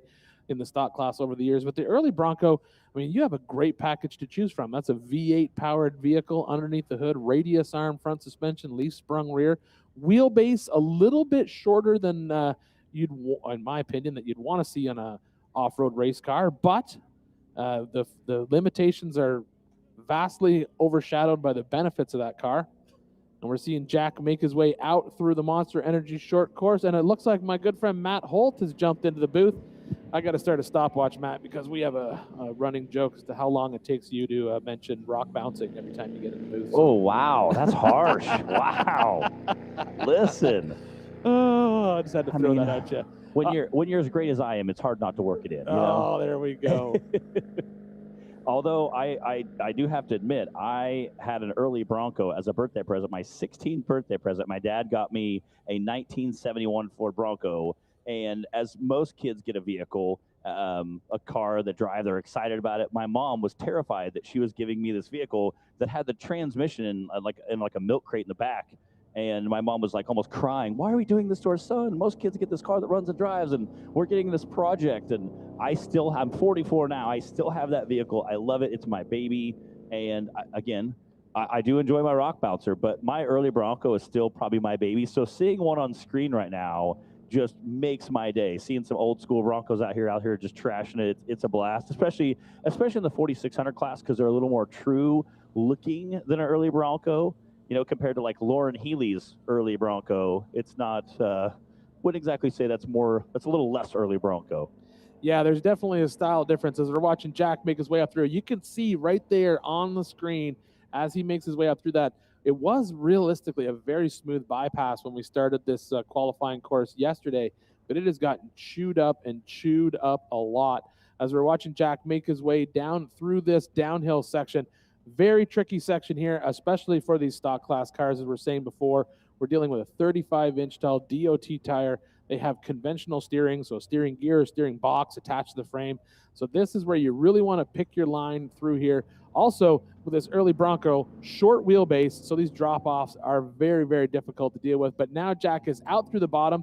He made very good job through that, and now he is making his way back through the MBRP straight away, headed into our Monster Energy short course. Yeah, and again, we talk about that stock class runs a very limited vehicle. They also run a 35-inch DOT tire. That's not a high-dollar sticky tire. You're not getting tons of traction, so you may have to use a little more long, skinny pedals sometimes when you're trying to get up those rocks or go down the rocks even. Yeah, the beauty of the early Bronco, as we said before, is that stop being the stock class option is you do have to stick with a factory-available engine, and that early Bronco was available with a V8.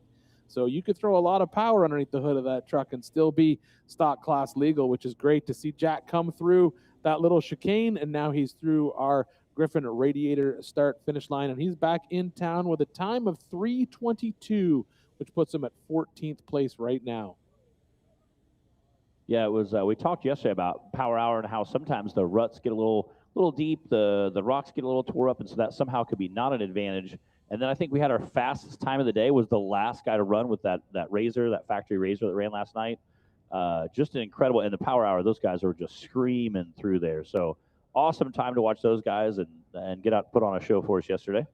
Yep, and now we have Mark Hill on the line right now. Looks like he is in a Jeep Grand, looks like one of the Grand Cherokees. Yeah. That's another great vehicle platform. As you can see, we peek underneath the back of that vehicle. You can see he has coil springs. That's because that vehicle is a 4-link front and rear, available a V8 underneath the hood, and he's even still rocking a nice, good license plate in that top left-hand corner. I can't tell from here if it's up to date or not, but I'm going to assume it is. But that is so it's another stock class car about to leave the line with Mark Hill.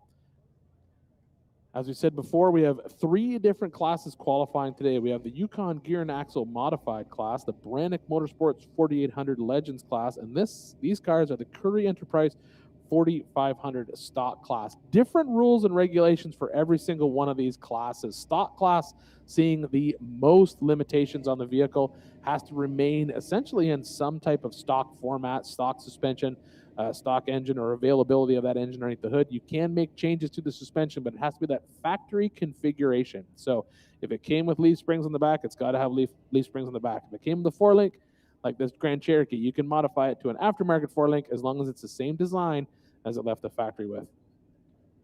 Yeah, and again, these stock class cars, I really enjoy watching them. I'm an XJ guy at heart, so you know, getting out and beating on a Cherokee.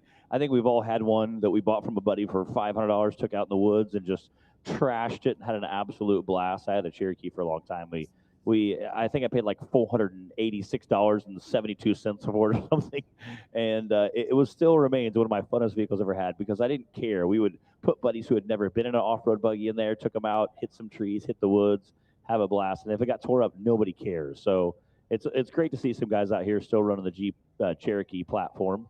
And again, like you pointed out, these are factory 4-link front rear, so you can see the coils front rear on those. And then obviously these are a much beefed up version, a little longer arms, big links on there. Hopefully can take abuse to rocks, but it's very fun to watch the XJs and the Grand Cherokees get out here and beat on them. And again, they run a 4.0 that was almost indestructible. You really could not beat those things up. I've had a couple of them underwater, drain the water out, go fire it back up, and have a good time with it. Yeah, great platform for sure as we're waiting for Mark Hill to take the line here. Fast qualifier today, still Brian Tremp with that 2:15. You know, Matt, we've been getting everybody's guessed all week long, so today's no different. What's going to be the fast qualifier today? Just the number, not who it's going to be. I just need to know what the number is going to be. Our fastest right now is 2:15. I don't think we're going to break the 2-minute mark, although we have some 4,800 guys I think that are going to be lightning fast, but there's some 4,500 guys that are just crazy people. So I'm gonna say 2:02. 2:02. I can't. You have to get with Jim because he's keeping track of all this. I can't remember. I think I was a 2:03 or 2:02, but you're probably close to Jim on that one. All right. So as we said before, this is qualifying for the 20th anniversary of the Griffin King of the Hammers, powered by Optima batteries. We are qualifying for the Yokohama Everyman Challenge. 3 different classes qualifying today: 48, 45, and 4,600. This race will take place on Friday this week, coming to you live all week here from Johnson Valley, California. You can tune in and watch us online. If you want to get the best option that you can, get that KOH premium feed, you can have access to all the cameras that we have here in the booth. Essentially build, as Miles likes to say, build your own show. So you can go in there and choose which racer you want to watch, get access to all those in-car cameras, which to me is one of the coolest things you can have out there on the lake bed. But get in there, subscribe to that KOH premium feed, and you'll get to see all the action live from Johnson Valley. Yeah, and it's super neat. Like I said, you can kind of watch, you can kind of pick what you want to watch. I always say we have like 100 cameras out here. I really don't know the exact number. It's not 100. But we have choppers, we have drones, we have tons of cameramen and camera ladies out there scattered across the course. It really is incredible. So that way, if you have one specific driver you want to watch, you could try to always be picking and watching that driver. Or if you have one area you like to watch, backdoor obviously is always a lot of fun for guys because there's usually some carnage there, or some people trapped or broke, or having a good day or having a really bad day. So that's always a lot of fun. But being able to kind of pick what you do, for us who've gotten to go in the production trailer and see all the different feeds coming in and watching those feeds is always very, very cool to see. And again, being able to, you can do that at home for a small fee is very cool. And I love being able to do that. All right, Mark Hill is off the line in his stock class Jeep Cherokee. Heads up over our first set of jumps here inside the short course. He's going to go through these 2 jumps, go out through this sweeping turn, and then after that, he'll be headed out into the section of cross-grain traffic that my good friend Miles has just reminded me that it is the Geolander Gauntlet. All right. Geolander Gauntlet. Okay, you can see the Jeep Cherokee is not launched now as far as some of the UTVs were yesterday. Those are a little heavier platform than some of our UTVs. Yeah, there's a little bit of weight here to this stock class car, but I mean, you can see he's basically making his way through this for this gauntlet. Miles just sent us a note just for you, Matt. He said on race day, 22 cameras total, 6 standard positions, 12 drones, 3 helicopters, and then all the in-car options that you have to choose from. And it's looking like he's having a little bit of trouble. I don't think he's in 4-wheel drive at this section. He may have knocked it out coming through that Geolander Gauntlet. Hopefully he's not broken, but it looks like he may have just popped it out of four-wheel drive, which can happen when you're ripping through that desert, but he only has rear drive at this point right now. Look like he's backing down a little bit. Hopefully there's not a huge problem in front of that car. Yeah, the factory transfer case is NP231 in that, so a lot of guys swap it out for, like, say, an Atlas. Well, it looks like he was able to get it into four-wheel drive, maybe back in right there, or he's hitting it a little bit more speed now up as he makes his way up through this section. Very, very difficult climb. You know, we saw the UTVs make quick work of it.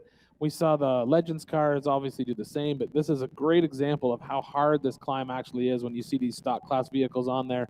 35-inch tall tires, struggling to get up this hill. He's going to come out the top at the 2-minute mark.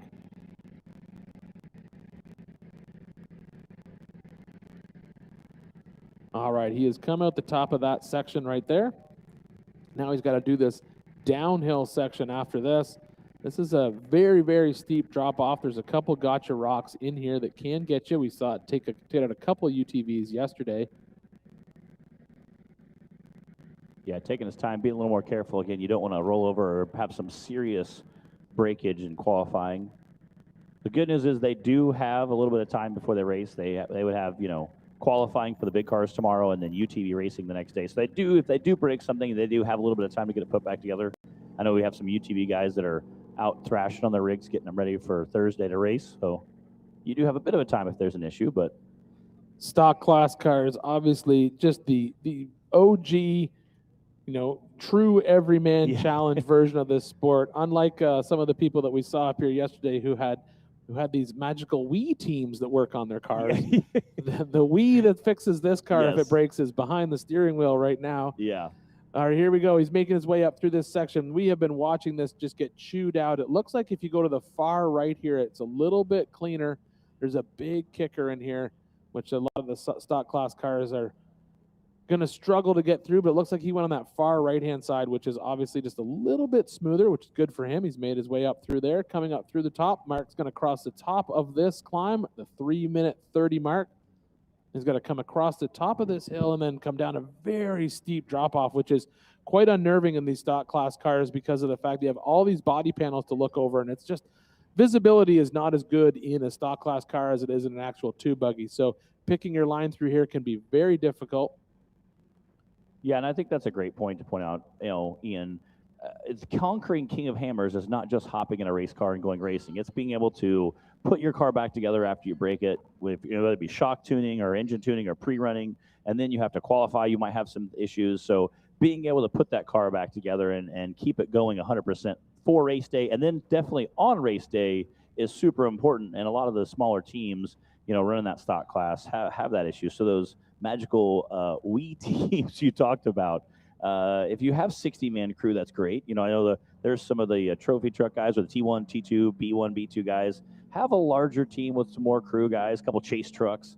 But our stock class guys, some of them are, you know, buddies that work for cases of beverages. So it's great to see those guys come out and thrash hard out here and get it done. All right, Mark has made his way through that section. He's come back through. Now he's back into the MBRP straightaway. He'll come through two of our sweeping turns, go over the last little Yukon launch jump, and then he'll come through our Griffin Radiator start finish line. We have seen a few competitors able to make up some time inside this short course. It takes a little bit of work. Short course guys who have a short course experience have been able to basically put a clinic on, especially in this last little section right here. This last little kicker, this jump that sets you up perfectly for this chicane. If you hit it wrong, it can get you completely messed up and crossed up in this section. I think we're going to see a lot of action at this part of the course later on today. All right, Mark is back into town. It looks like he's going to have a qualifying time. He's going to come in probably in that 16th spot, I'm going to assume. It's going to be above 5 minutes. And here we have another early Bronco. John Rance out here in his early Bronco, number 431.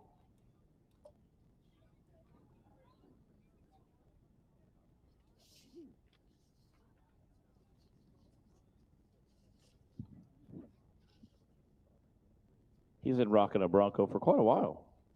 He's definitely an OG racer. I love sitting in. Like I said, I'm a huge early Bronco fan, so I just love seeing the early Broncos out here getting some time in. Some of them are a little less early Bronco than the old ones. I've seen some early Broncos out here that are more custom tube chassis than early Bronco, but it's still neat to see them like rocking the body panels, and it's a lot of fun. Again, like you talked about, they come out with that 302 or a 351, depending on what your choices were. A lot of guys have upgraded to the fuel injection on the 302, so definitely makes quite a bit of power, more power than some of the drivetrain can handle. And it definitely, you need to spin those 35s as fast as you can. But again, these guys run a 32-inch or a 35-inch DOT tire, so it's not a sticky compound. Sometimes you got to spin a little faster. You talked about heating up yesterday and getting sticky when there were some belts that were getting squeaked out. So definitely see those guys spin those tires a little faster, and you have a little more tire tread. I think the tires hold together a little bit since they are a steel belted tire. John Rance taking up the line down there. All right, so I was wrong on that. John Rance is not an early Bronco. This is a 2021 Ford Bronco. It's got a 2.3 EcoBoost, 310 horsepower. New automatic transmission, Ford 74 weld portals, Milestar tires, Raceline, Rough Stuff Specialties, Fun Haver Off-Road, and Ford Performance. Now, he's raced with his dad, John Rance Sr., his whole life. This is his first Ultra 4 race, was KOH 2012 in the Everyman Challenge. He's had 3 wins and 8 podiums. Wow. Out of Farmington, New Mexico. All right, so John is making his way through that Geolander cross grain. He makes his turn up the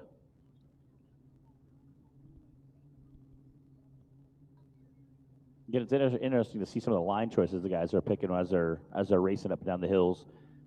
But rocks definitely play a big toll when you're running a 35-inch DOT tire. So definitely line choice here, I think, is the most crucial. Yeah, I think it's interesting to see. Now, this will be one that Jim and I have been speculating this all morning long. Who's going to be the first driver when he comes through this section to take up this rock section and stay out of this sandy cross grain, basically goat path on the left-hand side? And I honestly believe that this is where we're going to see some time made up. I think yesterday we saw a lot of our cars, especially the UTVs, take that left-hand side. And although it was smoother yesterday, it has gotten torn up. I think there's a lot of time to be made up by taking a right here instead of this left and going up that rock section. Do you think they're going to see some guys take that middle section, or are going to have a far, far right line? I don't think there's time to be made in the far right, especially today. I think tomorrow we're going to see a lot of the 4400s on that far right-hand side just to cut that corner. But I think that today, that middle rock section is definitely going to be faster. And I think when we get into our heavy hitters in that 4800 class later on today, we're going to see them in there. But right now, John Rance in his 2021 Ford Bronco is making his way down through this section. Very good time for a stock class car. He's coming down through this drop-off section. He's doing very, very well. Yeah, I think that middle line, we watched a couple of UTVs. Race you. Race you on dirt, sand, snow. Race you through this, over that, all day, all night. Race you on 4 wheels, 1 wheel. How about no wheels? Race you with the world watching. This guy watching. Race you to the summit. Maybe not that summit. To sub 7. Any event, any terrain, any time. Race you.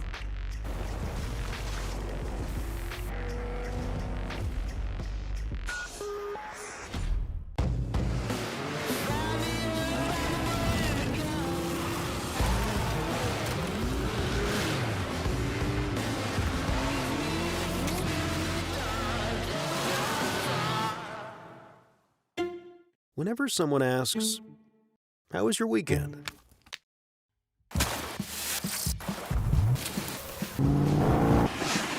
Or, "What have you been up to?" Or just, "What's new?"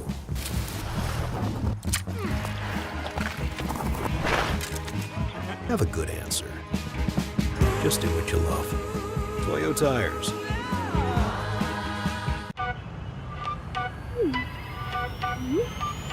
Said I'm taking big shots, just stop where I'm driven, no pit stops. This hot, I ain't playing like a 6 spot. Pissed off, but I told him this a chip shot. I ain't missing cause you know I'm taking big shots. In the climb, I got no time on big shots, just stop where I'm driven, no pit stops. This hot, I ain't playing like a 6 spot. pissed off, but I told him this a chip shot. I ain't missing cause you know I'm taking big shots.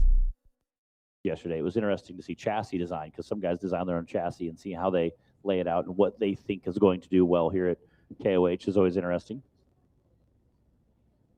Yep, Albert Contreras, 4605 out of Compton, California. Jeep LJ, so the older platform, which is a great platform to build from, longer wheelbase than the TJ.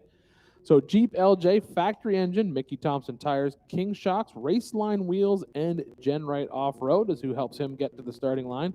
First race with Ultra 4 was 2013, Ultra 4 National Champ in 2016, 2018 Ultra 4 Sportsman of the Year. 2 wins and 14 podiums with Ultra 4. So quite the resume for Albert Contreras out there in that Jeep LJ. I love a good Jeep LJ. Yeah, you have an LJ, don't you? I have one of everything. It's a sickness that I have. But yes, all right, so Albert is now off. He's gone through a couple of our Yukon launches. He's going to go through this section of the short course. Stock class cars, we said before, extreme limitations for these cars. He's going to have 35-inch tall DOT tires, factory setup for the majority of the suspension as well as the engine and transmission. So the only real limiting factor to this LJ platform, in my opinion, which is a great platform because of the wheelbase length on it, is going to be that engine underneath the hood. That being stuck with that 4-liter engine, although as Matt said, very, very strong engine, great torque, not as much power as we can get out of the newer Jeeps. And probably the best thing the Jeep ever did for us was to put a 392 underneath the hood of that Jeep. So now we can have them in our stock class cars if you want them. But Albert making quick work of this climb. This is a very good time for a stock class car. We saw our Legends cars come over the top of this climb at right around that 50-second mark. So he's just a few seconds off pace of our Legends class cars, doing very, very well. And speaking of engines, we were just talking about, again, that 4.0 is super durable. Miles with the chat said Albert has a hurt engine right now. He's just going to try to make it through the course and then take it back to a shop tonight and replace the engine. So shout out to Albert Contreras, who's literally just trying to, I mean, obviously look like he's setting a good pace here, definitely going out there screaming, but he's racing with a hurt engine right now. They're going to take it back to a shop, take the engine out and replace it. I'm sure he has some spares. Most Jeep guys have some spare parts, so take it back and replace it. So again, very cool to see a guy out there saying, hey, you know what, we're going to take it out, win one for the Gipper, try to get the best time we can, and then go home tonight and work on it. All right, Albert's made the turn through this sandy wash. He's going to come up through this section right here. That's that little ledge that I was talking about earlier that it's been kicking a lot of these cars up in the air, but he's making very good time for the stock class car that's up through this top of this section. He's right at that 2-minute mark, coming over the top of this hill, and then he's going to come down through this drop-off section.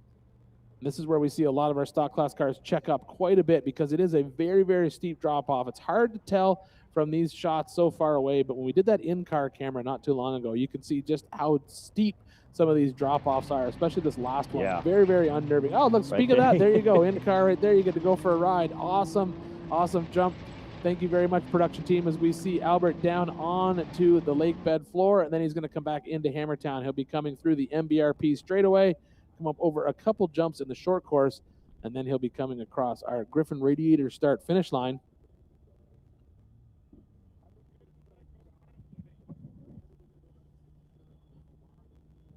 All right, good job. Looks like he came in 18th. So Albert's going to be coming in. No, he hasn't crossed the finish line yet, Matt. Oh, he still has to make it through this last little jump right here, which sets you up for this chicane. And then he will be probably coming in that, I'm going to put him at probably 14th, 15th right now based on his current time. So he's going to come in. Albert's going to come into town. And it looks like he's going to be 15th position at a 3:11. Good job, Albert. Way to bring that car back into town. Now get it back to your shop and get a fresh bullet underneath the hood. And we had just talked about how much work goes into keeping your car running in that Wii team that some of the guys have. You know, going home and tearing your engine apart or rebuilding it or putting a new one in, replacing it is just shows the toughness of how incredibly awesome it is for these guys, especially the 4,600, 4,500 team, to keep everything going. Yep, that's Jesse Bennett out there, another one of our stock class competitors. 46.95. Looks like he's also racing a Grand Cherokee. Again, the Jeep platform is definitely very successful out here.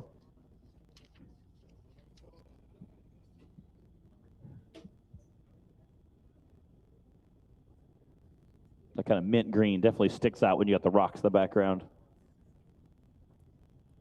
Jesse Bennett out of Reno, Nevada, went on a 1984 Jeep Grand Cherokee. A Russ Portinger 4.6 Golden Stroker, 300 horsepower. JHF Portals front and rear, Mickey Thompson, Hutchison wheels, Silver State Off-Road. First Ultra 4 race was King of the Hammers 2022. Now that's very interesting to see portals on this Jeep. That is not something that we normally see in our stock class solid axle cars. We've seen the portals in the front of a lot of the new Broncos that are out there. So this is very interesting. We had a whole conversation yesterday about whether we're going to see some of that portal technology transition into the side-by-side world. But awesome to see. I'm excited to see how this car does on race day. I'd like to get a closer look at it out here in Hammertown. I'm going to have to take a walk around later because I'd like to see how these portals are integrated into this car.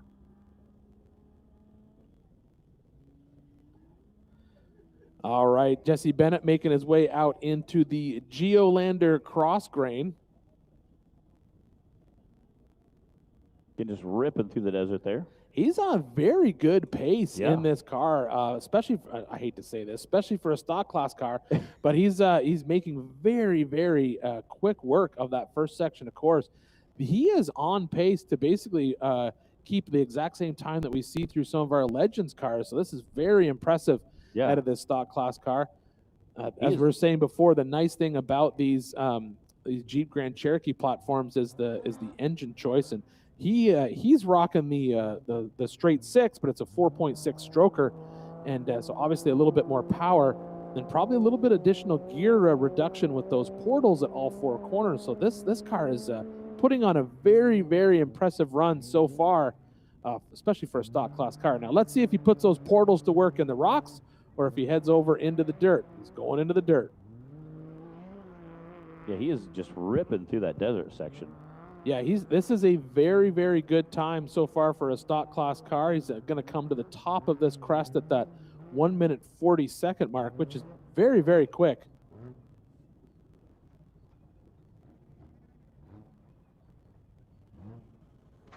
Again, we'll see what he does here in the downhill section. Again, everybody wants to go fast uphill. The downhill is where I think you can really shave out a little bit of time. The downhill section, honestly, we saw this yesterday, and it's exactly what you just said, Matt. The downhill section is where you're going to make up time, and he just made very, very good time through that downhill section as he comes back onto the desert floor, heads over into our MBRP straightaway, and he's back onto that short course just over the 2 minute mark. This is a very, very fast time for our stock class competitor.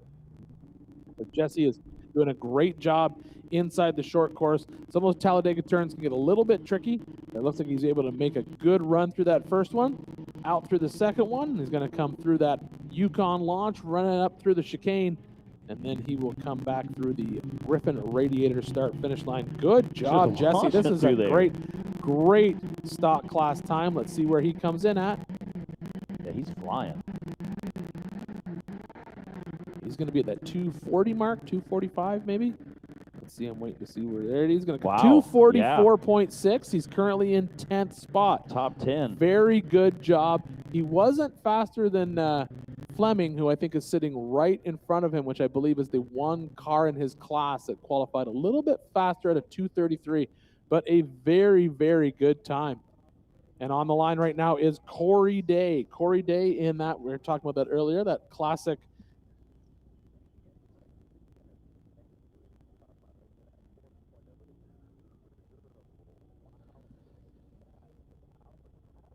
All right, so this is the 326 of Corey Day sitting on the line. Mr. Corey Day is coming to the Team Indiana. Again, he's the guy who races at Badlands Off-Road Park. They have a lot of fun there. He obviously races the Ultra 4 race there, but they also have their little series called the Trek Series, which is a great way to kind of get your feet wet if you think, hey, I want to do this Ultra 4 thing, come racing, come out, hang out, have some good times. I know a lot of Brannick and Stan and Brandon will come out and goof around a little bit. They have a good time. Corey has been very successful with his Cherokee. Yep, Mickey Thompson Tires, Ironman 4x4 Fab, ACNC. He's got so many sponsors, he filled up Miles' entire box on this little spreadsheet. I'm trying to see all of them. Warren Racing, Factor 55, Black and Blue Motorsports. First KOH was in 2018. He's had 5 first places and 6 podium finishes Heck yeah. for Day Racing with Corey Day. And I believe this is going to be our last competitor for that 9 o'clock hour. We've seen a lot of stock class cars go out on the course, which is great to see. Right now, still sitting as our fast qualifier is Brian Tremp with that 2:15. I believe our fast stock class qualifier is Alan Fleming at a 2:33. We just saw Jay Bennett in there coming to that 2:44. But our top 3 so far of our Legends cars are Brian Tremp, T. Howard, and Justin Barth, all around that 2:15 to 2:20 mark. But right now, it's all about Corey Day as he heads out on our 2.3 mile lap. Launching over those jumps. Doing a great job, and that little XJ is just living that unibody life. It's probably squeaking and rattling and making all kinds of fun sounds in there. So you've owned one. No, I've been lucky enough to not have to own one. But here's the cool part. Look on the roof of that thing. He's running one of our in-car camera kits. That's Starlink on the top. So during race day, you'll be able to, oh, he's doing incredibly. Now, this is interesting because this Jeep platform was incredibly popular in desert racing for the Jeep Speed program. So it's interesting to see the XJ is basically coming down, but he's making very good time at Geolander Wash up through this first climb. Another very fast time right here. Good for him coming at the top of that hill. Oh, he's checking up on the downhill, which is, we do expect that. We see a lot of these cars, you know, we talk about it all the time. The stock class cars have that limitation. The bigger issue with a lot of these stock class cars is the fact that you're in a full-bodied vehicle. So sometimes seeing out through the hood and picking your spot, but I don't know. I think looks like I think he's pulling off course. I think he's. It looks like he's looking down at the dash or at the floor. I think that his qualifying run may be coming to an end right now, which is a shame because watching that car make his way through that Geolander, the drive shaft. Yeah. Oh, rear drive shaft. Yeah, you can see the rear drive shaft. Rear flopping. drive shaft. That's such a shame, because that car was on an absolute heater coming through that Geolander wash. But obviously, that is the one downfall to some of these stock class cars. If you're going to find the limitations, you're going to find it. Better to find it here during qualifying than on race day. Hopefully, it's just a shaft or a U-joint and not anything more serious in the rear axle of that car. But we talked about having those smaller tires, those 35-inch DOT tires. You know, probably caught a rock or something, tagged right at that rear U-joint. Unfortunately, just broke something. But, man, hate to see that. Again, Corey Day coming out of Indiana, part of that Team Indiana crew. Hate to see that for Corey, but such an awesome competitor and such a great guy. Helps out a lot of racers and is very, very adamant with helping support the race program.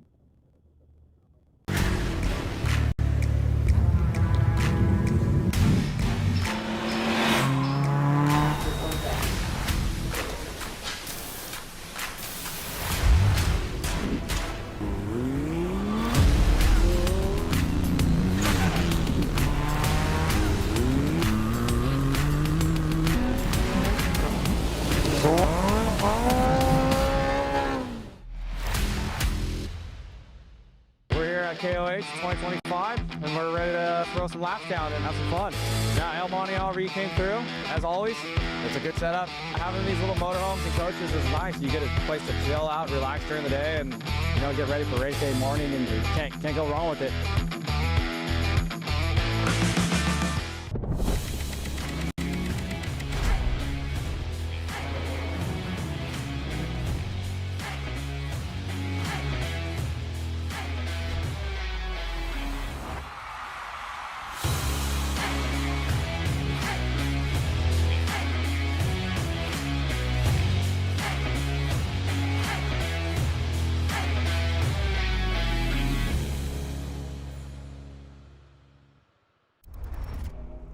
We take the long leg and chase horizons. We open the throttle and crawl. We thread canyons and crest the ridge. We roll together and find solitude. We make memories and enjoy getting lost. We don't just share these lands, we defend them. And most of all, we belong here. Join us.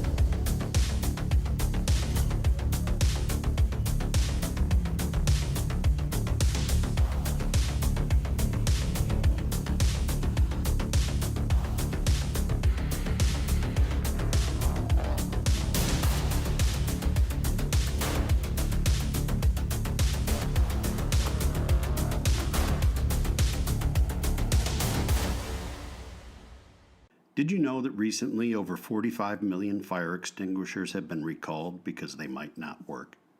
That's why we made the Rousseau. When you need a fire extinguisher, you need it to work.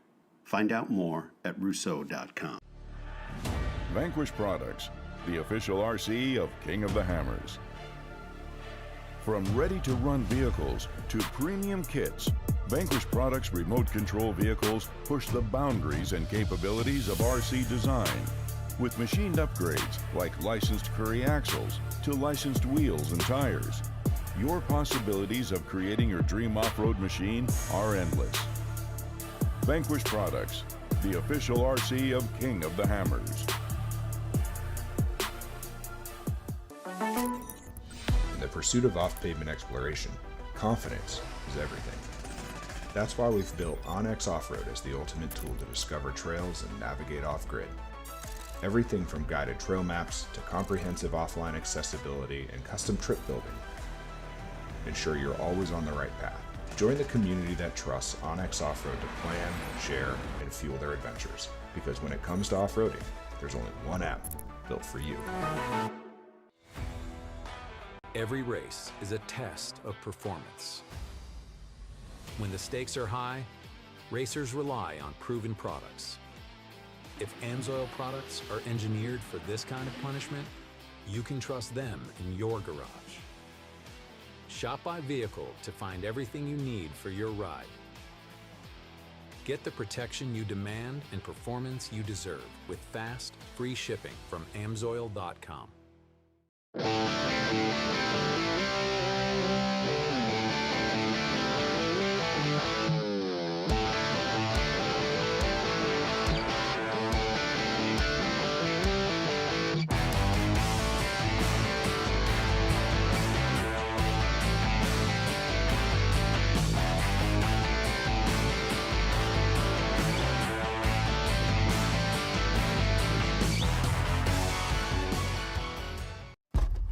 Treat the customer as your friend because he is your friend. And we want him to come back. I've done that all my life, and I pound that into every one of my son's heads, I think. I think it's there. Since 1959, Curry has built drivetrains for people who drive hard. Built right, built strong, trusted. From the trail to King of the Hammers. Curry Enterprises. Is we're going to see a good mix of stock class cars, 4600 stock class, and then we're going to see the first batch of our 4500 modified class cars. The modified class, it kind of grew then shrank, and I see it coming back now. More and more 4500 modified cars being built, which is very, very exciting for us up here in the announcers booth to be able to basically see how these cars are different. We haven't seen anybody tackle this qualifying course and opted to take the rock line on that second climb. Everyone's take that outside loop, that dusty, sandy loop. There's a couple little gotcha rocks in it. Nobody's decided to take on the rocks as of yet, and who knows, maybe it'll be in this hour. Yeah, that's a very valid point. Now, we keep watching these cars going up around that left-hand line. We keep talking about track degradation, and that's what we're seeing right now. It seems to be getting tougher and tougher. Who's going to be brave enough to take those inside line? Who is going to be brave enough to take on those rocks? Yesterday, the only car we saw go at the right-hand rocks was, of course, Philip McGilton, and he did it very well. So are we going to see someone get brave and take that line? I don't know if that far right-hand line really favors any of our modified or Legends cars, but that middle line, that middle rock line is really where I think they can make up a little bit of time. But as we said today, it's going to be qualifying all day for the Everyman Challenge. But then, of course, at 3 o'clock, it is power hour. That's when the heavy hitters come out to play the game, and that's where you definitely want to sit down, take some time, and make sure you see what's going to happen, because we're going to see some amazing work from those drivers. And then from 5 to 8, it's our kids 170 race that's going to be out into the short course. But, you know, Hammertown doesn't just come out of nowhere. It gets built, and it's built out of nothing. Well, I guess it does come out of nowhere, doesn't it, Jim? I totally messed that one up. It literally comes out of nowhere, because it all starts here about a month ago, in the piece of empty desert, and it gets created by an amazing team.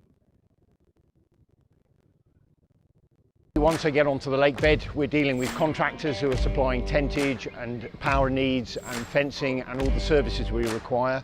We're in the middle of nowhere, and we've got 2 gigs of broadband connectivity and the capabilities of streaming to the world.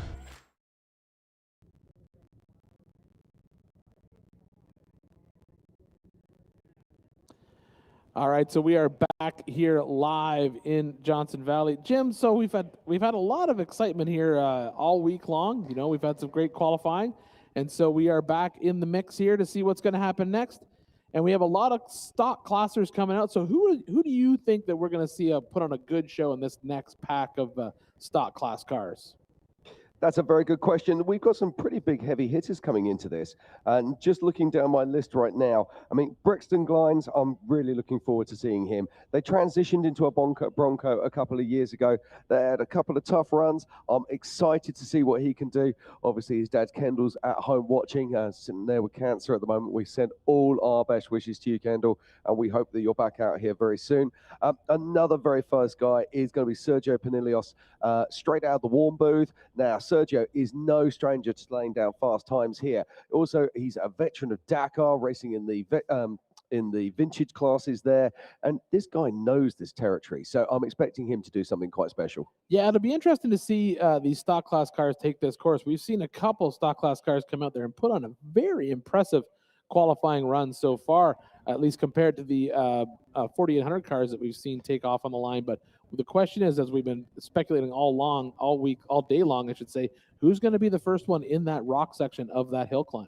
Indeed. But what I'm really loving about this 4600 Curry Enterprises stock class is it's only a few short years ago we were seeing entries in this class dwindling away. Then boom, all of a sudden, resurgence in this class. We're seeing lots of new vehicles coming in. We're seeing lots of the, dare I say, the older hands of this class replacing vehicles and coming to the start line with faster and better cars. Yeah, absolutely. I think the stock class is always fun to watch. It's always an intriguing class. They obviously race a little bit different race course than the 4500 and the 4800s on race day, but they do have to go out and tackle a lot of the same desert and same rock trails.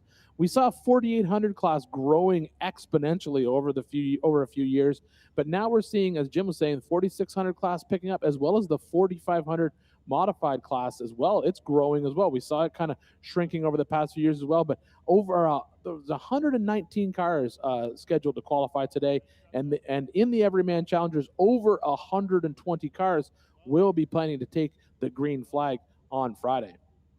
Yeah, I can't wait for that. I mean, our biggest class by far is the 4800 Yukon Gear and Axle Legends class. And we were talking about that earlier.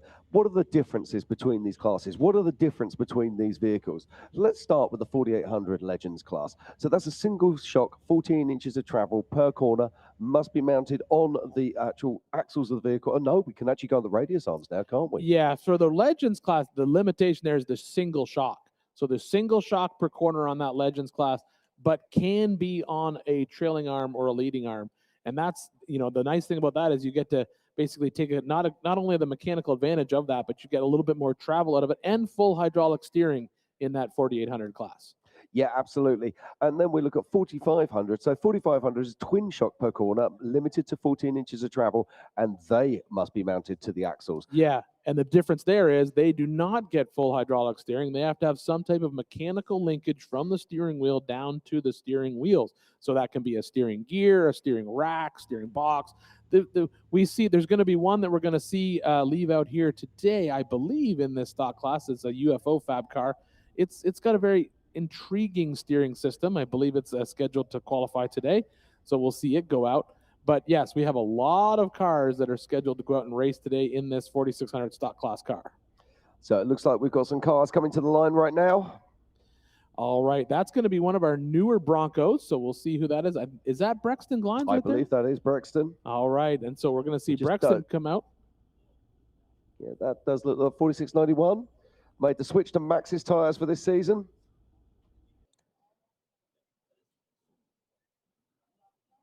Yeah, that's one of our newer Broncos. So that's the newer Bronco platform. So they became very, very popular in this stock class because of the big push from Ford into this class, which was great to see. But that vehicle is going to be IFS front, probably 74 weld portals underneath there. Solid axle rear, link suspension. Yeah, one of the things I really loved is the Ford Motor Company. They came out to King of the Hammers and they said, you know what? We want to be part of this. We make fantastic cars. What can we do? They looked at the rule book for 4600 and basically built a Bronco that can be bought and used straight off the shelf here at King of the Hammers. Yeah, an excellent package, and it dominated that stock class for the longest time. Last year, we saw that third place position being picked up, but it was last year, wasn't it, Jim? We saw Jeep take out that third position. And then I've got a feeling last year it was actually I'm going to have to wrestle back. I've got a feeling something else won last year, but I'll come back to you. I'll keep you honest on that. Miles will probably already be hitting my phone right now to tell me, which he's not. That's strange. Miles normally keeps me pretty honest up here in the booth. But right now it's all about Brexton Glines about to lead the line in that newer Bronco, we should say. Another one of our stock class competitors, all qualifying today for the big race that will be happening on Friday, and that is the Yokohama Everyman Challenge. 3 different classes, that 4800 Legends, 4500 Modified, and 4600 stock class. So Brexton Glines out of American Fork, Utah, with Glines Motorsports, Dynatrack Ford Bronco with 355 horsepower, Maxxis tyres, Cray Swapman Associates, Gengraf Ford, and Ford Racing all helping. First Ultra 4 race was in King of the Hammers in 2022. So 3 podiums. And as I said before, his dad Kendall sitting at home watching now, fighting the big fight against the big C. Good luck, Kendall, as we watch Brexton Glines now on the course here in Hammertown. All right, there we can see that Bronco make its way through this last 2 turns inside our Monster Energy short course before they head out into the Geolander Cross Grain. That's this rocky section that's just outside of Hammertown. It's kind of a rough transition right in here, but it's where we can see what kind of pace the drivers are putting in. And it looks like Brexton is putting on a very, very good pace through this section. That you can see the suspension working in the front of that Bronco. Going to make the big turn here into the first climb, and we've kind of had a little unofficial split time, both Jim and I, at the top of this climb. If they can get out of the top of this climb under that 1 minute mark, it was a very impressive run so far. So Brexton here doing it nicely. I do love that shot there. Yeah, awesome to see that in-car camera footage that we're bringing to you live from Johnson Valley as part of our 20th anniversary. He's coming down through this cross grain section through here, and then he's going to get set up for this second climb where we're watching whether or not he's going to be taking that left-hand side, which we're watching just get torn up as more and more qualifiers go through it, or does he jump into the rocks? Let's see what kind of decision Brexton makes. He's going to be heading into that rough terrain right there, Jim. Look how tore up that course is. Yeah, he's working this car hard as he makes his way up there. But we keep saying about this course is getting beaten up. Oh, comes to a Ooh, stop there. That's unfortunate. Hopefully there's nothing, hopefully it's something, you know, that, as we said it before, that course is just so tore up. We did see a competitor earlier on in the course. I think maybe he just I think it just shut down, honestly, Jim. I think he just had to restart the car. Yep, I think so as well. I think probably there's a computer glitch there. He had to solve it like all computer issues get solved. Just turn it off and turn it back on. And if that doesn't fix it, you probably need duct ties and cable ties and duct tape. I created a new thing then. I think duct you did ties. just invented a whole new product line that's ready to be duct ties. We need them. Duct ties. Oh my word! I'm gonna have to. Oh, wow, he's hello. getting a little off course here. This is a little trick. That would be very unnerving in that car. You can see he slid a little bit off course, but that gives you an idea of just how hard it is to drive down this section of course. But now he's coming back into Hammertown. He's going to be coming through the MBRP straight and headed back into our Monster Energy short course. So Brexton here making his way back into town in his Ford Bronco. He's not going to be happy with this. Yeah, it looks like he shed a little bit of time on that downhill section. Unfortunate, just got offline, but the good news is he was able to save the car and basically keep it on all four wheels. It's easy to get off course, and that's a pretty steep drop off where he was in that one section. And these are big cars, these Broncos. Very high center of gravity as he crosses the line. He's going to come in here with a time at 3:21.1. That's going to put him in 17th spot overall. And 5th in class. Excellent job. 5th in class. And once again, a big shout out to Kendall Glines. Hope everything's going well, my friend, and we hope to see you back here next year. All right, Roger King in the 624 out of Sparta, Tennessee, close to my hometown. So good to see another fellow Southerner out here. Team Robbie Bobby, Jeep TJ, Mickey Thompson, Dirty Life Wheels, Yukon Rugged, and Amsoil. First Ultra 4 race was 2012 in EMC. Jeep TJ, very short wheelbase platform to be out here racing. Look at that. He's got that current license plate on the back just to solidify that stock class status.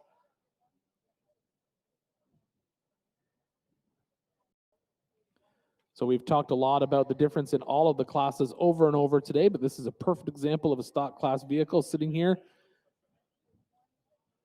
They are limited to keeping the wheelbase within a certain amount of stock, so they can stretch it a few inches front and rear. But the TJs are incredibly short cars to be out here racing through the desert. We saw an LJ out earlier, which would be my preferred platform if I'm picking a Jeep vehicle. But all right, and he is off the line. Roger King out for his stock class qualifying run. Yep, little flash of the indicators there just to prove that he is road legal as he makes his way out onto the course. And there's something iconic about watching a Jeep come out onto this course and racing, isn't there? Just so you know, Jim, in Tennessee, road legal, it's like pirate code. It's kind of like it's like a loose guideline. It's great. It's a great state to live in if you like to drive weird stuff on the road. But Roger is now out into the Geolander cross grain. You can see this little cross grain section here before he gets into this 2-track, where he makes the turn to make the big climb up to the top of this hill. So this is the 624 of Roger King, taking his Jeep round the cross grain and up to the top of the hill. Now the fast guys need to be hitting this around about the 1 minute mark. Yeah, 50 seconds to 1 minute is what our fast qualifiers at the top of this hill, but you can see just how difficult this climb is. We've seen a lot of the stock class cars struggle, and that just could give you an idea of how steep that climb is. It is a very, very steep climb, but actually what's more unnerving in my mind in these stock class cars is these downhill sections. Yeah, let's not forget they have a standard steering setup on this. They are allowed an assist package, but you are still relying on those steering rods. You are still relying on a steering box. All right, it's coming back out on the desert floor. Now let's see what decision he makes in this car as we come across this section of the qualifying course. We've been speculating all day long who's going to be the first driver to go up into this rock section, because there are 3 different options here. You can go straight up the gut, hard left through this cross grain, which is getting more and more tore up as every competitor up until now, and we're almost at 50 competitors through this section. You can see it can get you completely off course here. Yeah, now he's taking a bit of a weird line there. He's got a rock caught underneath his axles. Well, I think what's happening, Jim, and we've seen it with a few of these stock class cars, on the left-hand side of that bypass is now a very big ledge. So the stock class cars kind of got to hug this right-hand side. And you can see, I think he got his passenger side tire just on the opposite side of that sandy hill, and it just pulled him into those rocks. He had to back down and take another stab at it, which is unfortunate for him. Yet there's one thing that he cannot avoid, and that is the fact that gravity sucks. But he's overcome it. He's made his way to the top of the hill. He's taking a very careful descent here. Do you think he's got a problem, or is he just changing into gears? I think he may have had to switch it into, well, in all honesty, I would leave it low range. But I think the reality here, Jim, that vehicle right there is sitting at probably a 93, 94-inch wheelbase. Coming down those hills is very unnerving. And it's hard to tell from here, but that is a very, very steep part of our qualifying course. So to get down is going to be difficult. But he has made it down all the way, which is awesome to see. Now he's back onto the desert floor. He's going to come through the MBRP straight and back into the Monster Energy short course. Yeah, and nicely done there by Roger King. Easily identifiable in that beautiful Jeep.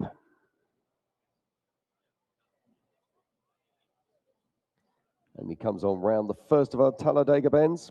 He'll be coming round the second, then onto the Yukon launch and through our chicane, and then heading through the Griffin Radiator start-finish arch. This is not the fastest time that you'll see all day, but he's safely round, and that's the most important thing. Yeah, but even with the difficulties that he had on that climb, Jim, to be just sub 4 minutes, that's impressive, because he did have to get checked up and back down that entire Sandy Hill climb. So to have him come in under 4 minutes is very impressive. He should be happy with that. Indeed. He comes in 19th overall and 7th in class with a 3 minutes and 50 seconds. And we get to the next of our 4600s. And this is car 4600. 4600 Buzz Bachman.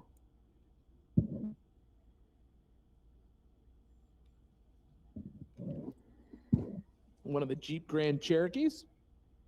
Very popular platform in this stock class. We used to joke all those years ago that we used to take these home and then go down the mall the day after, pick up the shopping. Things have moved on a little bit since then.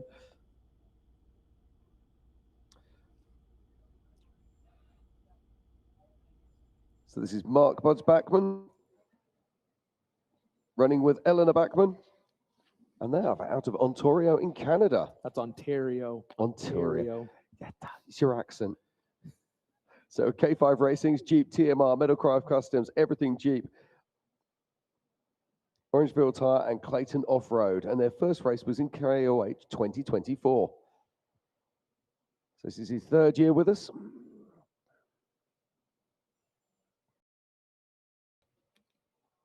I love the fact he's got 2 spare wheels sticking out the back. He's got that Looks proud like he's maple leaf up expecting top. trouble. He's got that proud maple leaf up on top, the red, the white, and the red.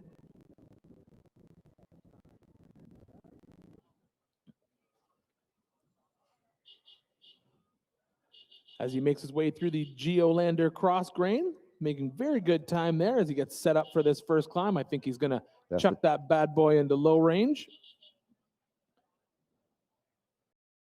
And starts making his way up, giving her the beans.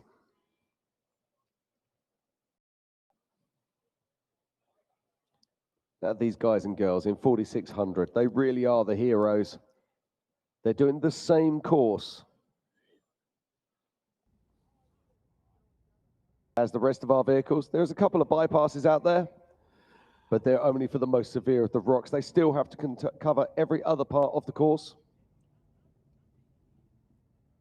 All right, as he makes his way down. Now let's see who's going to make his way through this first section. He's got to make the choice. Is he going to go left?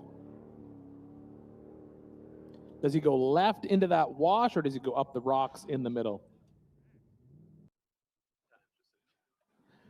All right, so here he goes as a proud, oh, he took a hard left there.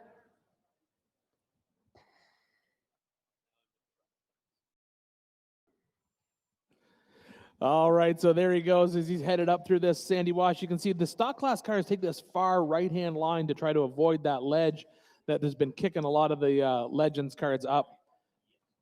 But he's now on the top of the hill. He's going to get set up for this downhill section. He's going to secure his ketchup chips. Make sure that Tim Hortons mug is locked into the cup holder as he comes down through this section and drops back down onto the desert floor. And you've got to be very careful in these 4600 class cars. And we've talked about it before. They're still using a standard steering linkage and a standard steering box, although they are allowed a hydraulic assist. But if you catch a bad rock there, it's so easy to do damage to that system. Yeah, absolutely. And he's now into the 35-inch tall tire as well. So here he comes back in through the MBRP straight.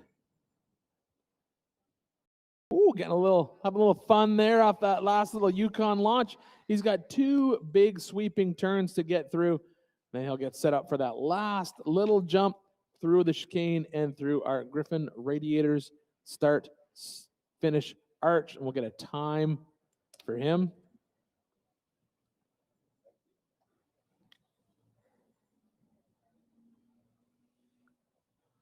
We'll have to throw an adjusted metric time for him in there. But right now in America minutes, he's at 3 minutes, 20 seconds. So we'll take a 75% of that. That'll actually be his official time for Canadians, you know. Is that how it works? Oh, it's usually just double it, add 30. That's how that rolls. Oh, we're not sticking a 100% tariff on it right now. Oh, it's only 15%. Anyway, this is the 4606 here of Jason Loach, or Loach. Yep. Jeep platform there.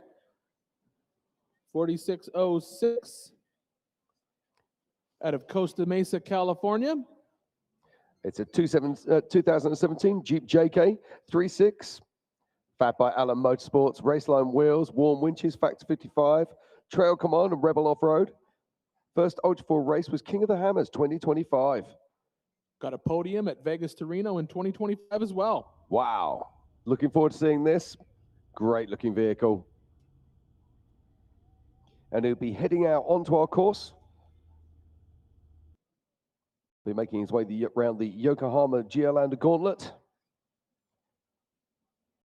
Our Yukon launch, our MBRP straightaways. The one thing that is missing from our qualifying course this year is, of course, our Ford Racing Arch. But let's not forget that will be back in during main race day later this week.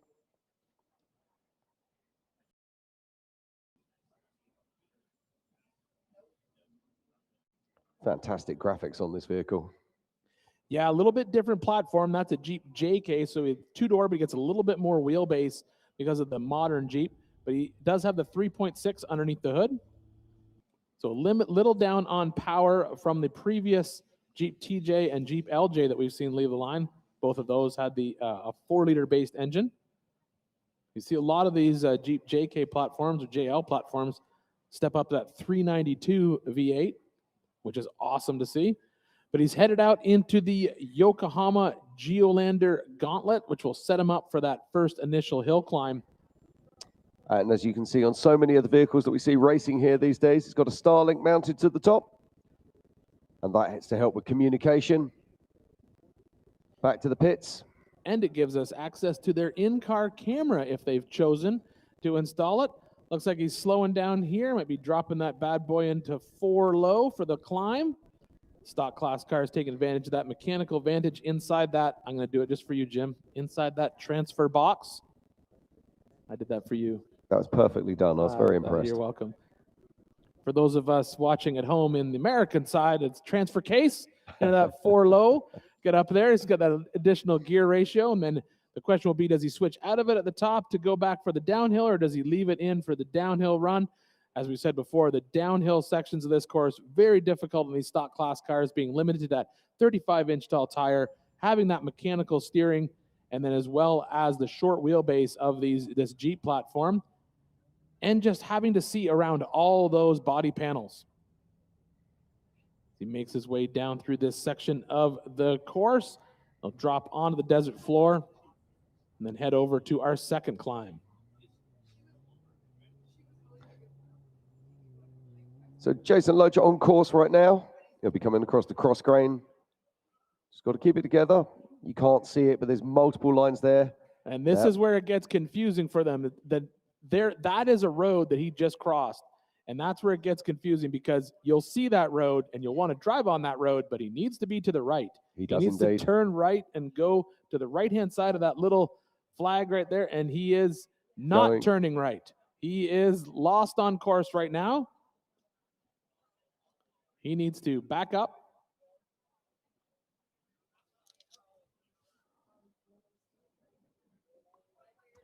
So Jason Loach just off for a bit of a cruise around out there in the desert. He's just about to be shown the error of his ways by one of our course workers. Yes, I think they're going to tell him to turn around and get back on course, or head back to Hammertown, one of the two. Or maybe, well, Jim, we could run. Maybe there's a problem with the car and he's just coming back to town. Well, that could be the case. One thing's for sure, he's getting plenty of airtime.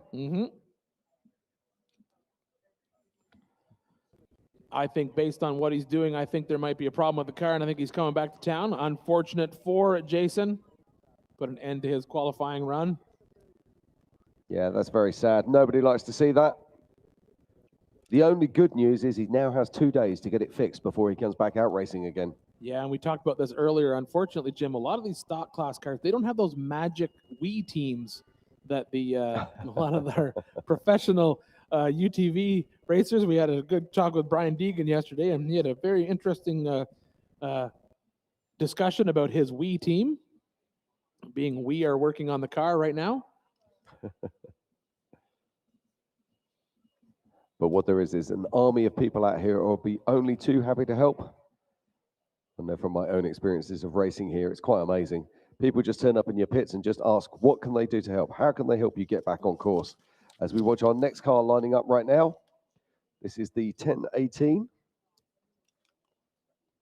That is Redhead Racing, and that's Anthony Ice Cream Taylor out of Lake Boy, Washington. It's an 04 Jeep TJ LS 408 stroker. So that tells me right there, this is one of our modified cars. So it's an LS 408 stroker, 400 horsepower, Tacoma hydraulic, Milestar tire, Harbor Freight Tools, Kimball Detailing, all-terrain painting is who helps him get to the start line. His first KOH was in 2023. I do like that. I like when there's a good nickname on there, Jim. I like that. Anthony Ice Cream Taylor. So many stories. So is there actually ice cream on the car? Because that would be, if you were carrying ice cream with you, that would be a brilliant way to race.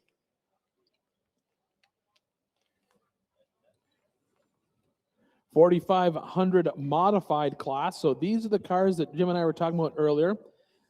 37-inch tall tires, not 35s like we see with the stock class. They can change the engine. So obviously this one has an LS 408 in it. They have multiple shocks per corner, but they must be attached to the axles, limited to 14 inches of travel. And let's not forget, those tires have to be a DOT. They cannot be a racing tire. They cannot be a sticky compound. These have to be tires that you can buy straight off any street corner and bolt to your everyday car. And that takes skill to make these vehicles go around this course without getting flat tires.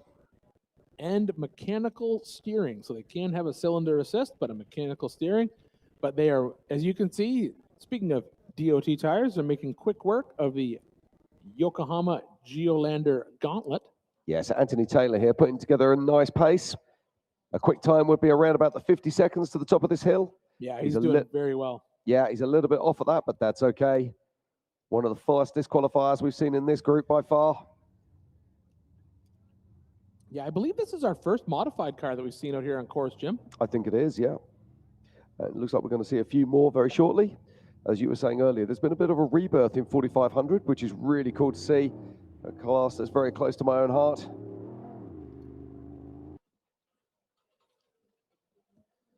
All right, Anthony making his way through this section of desert. Now let's see, does he take the left-hand side, or are we going to see the first competitor into the rocks? I'm throwing my dollars left. Oh, and there we go. Yep. Now, watch this. We've seen a lot of the 4600 class cars as they come around here trying to break away to that right-hand side. Is he going to do the same? Yeah, yes, I think he is. Yeah, that ledge on the left-hand side, it's hard to tell on camera, but you can tell by how the cars have been reacting in there.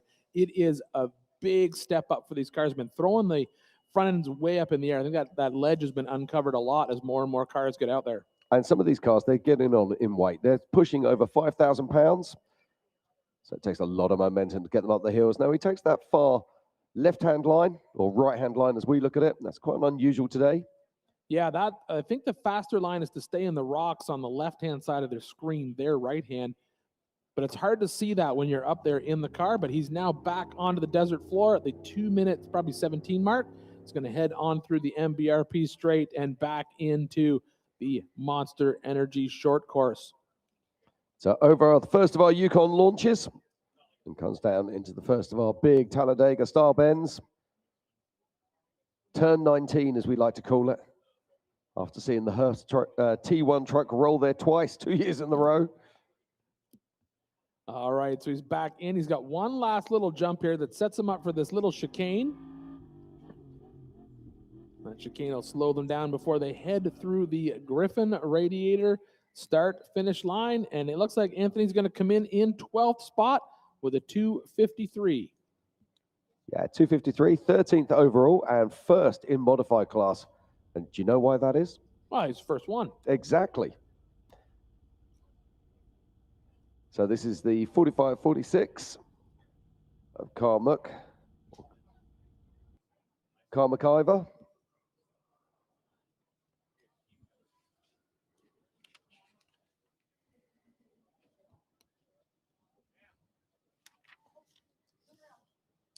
That looks like a Chevy-based platform right there. That's old square body. Yeah, so 45-46 out of Loveland, Colorado with MCI Racing.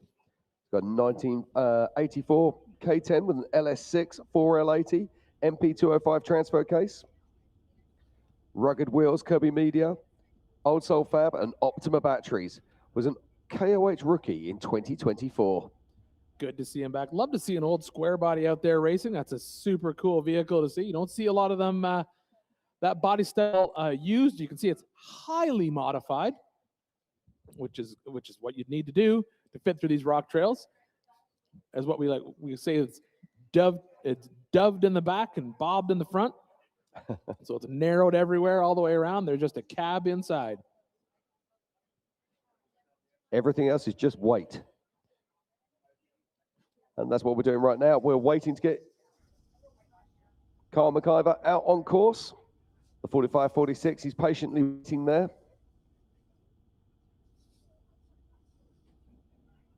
These cars are allowed up to a 37-inch tire. Has to be DOT approved. Can have twin shocks per corner. Must be axle mounted. Must retain a certain portion of the chassis on the cab area. All right, and Kyle is off in his square body pickup, heading out through our Monster Energy short course. He's going to go over a couple of our Yukon launches before he heads out into the Yokohama Geolander Gauntlet.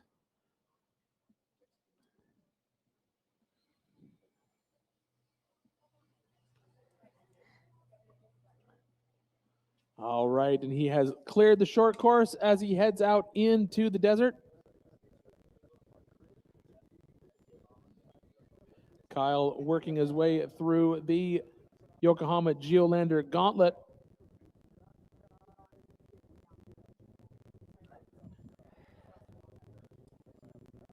Going to make the turn at the bottom of our first climb and up through the top. This is where we sort of have an unofficial split time here in the booth. Be a fast qualifier, you have to come over the lip of this hill under the 1 minute mark. Kyle is a little off pace from our current fast qualifiers, but he's making quick work of that climb, which is good to see. What I actually love about watching cars like this is they're picking the lines. They're not just throwing the horsepower down. They really are working that car to make it work for that particular part of the terrain.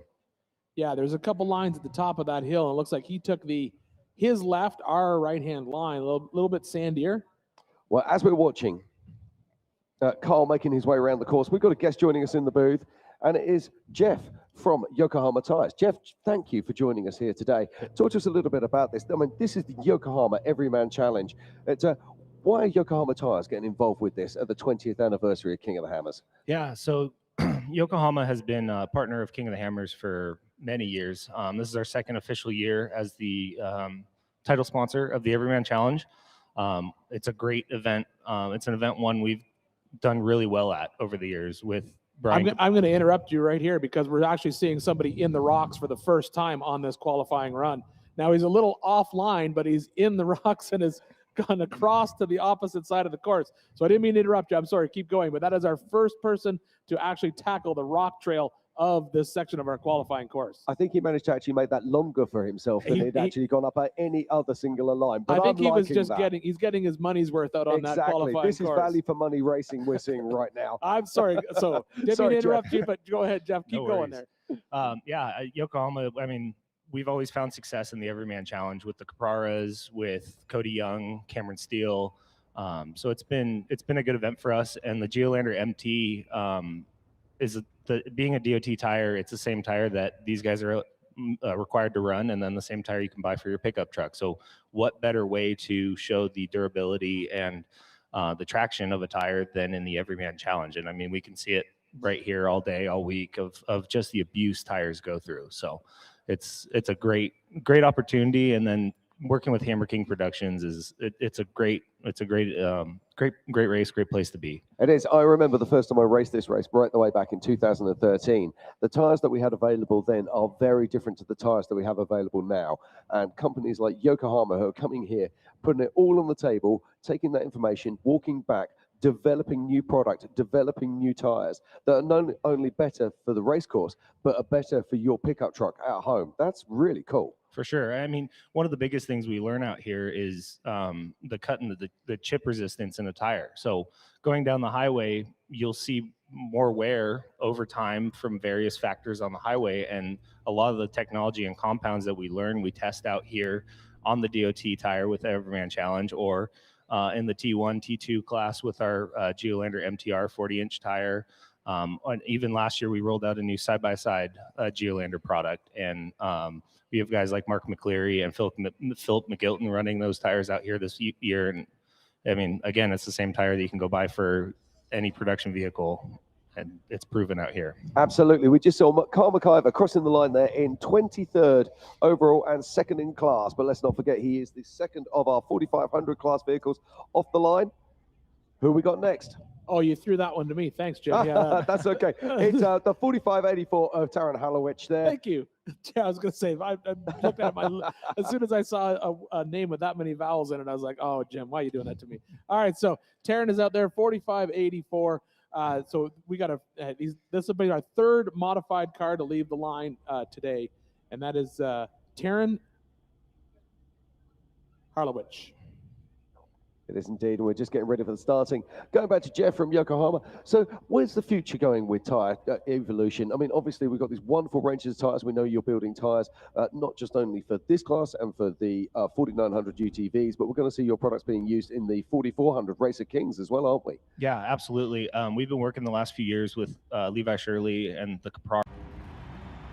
Race you on dirt, sand, snow. Race you through this, over that, all day, all night. Race you on four wheels, one wheel. How about no wheels? Race you with the world watching, this guy watching. Race you to the summit, maybe not that summit, to sub 7. Any event, any terrain, anytime. Race you.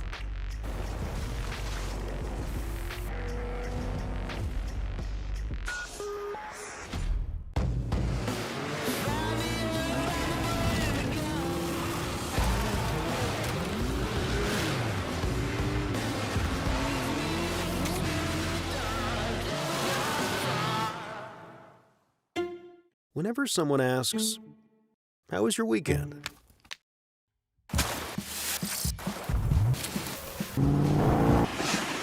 Or, "What have you been up to?" Or just, "What's new?"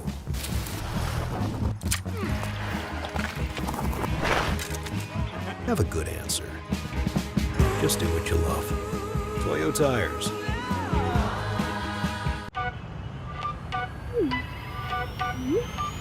Said I'm taking big shots, just stop where I'm driven, no pit stops.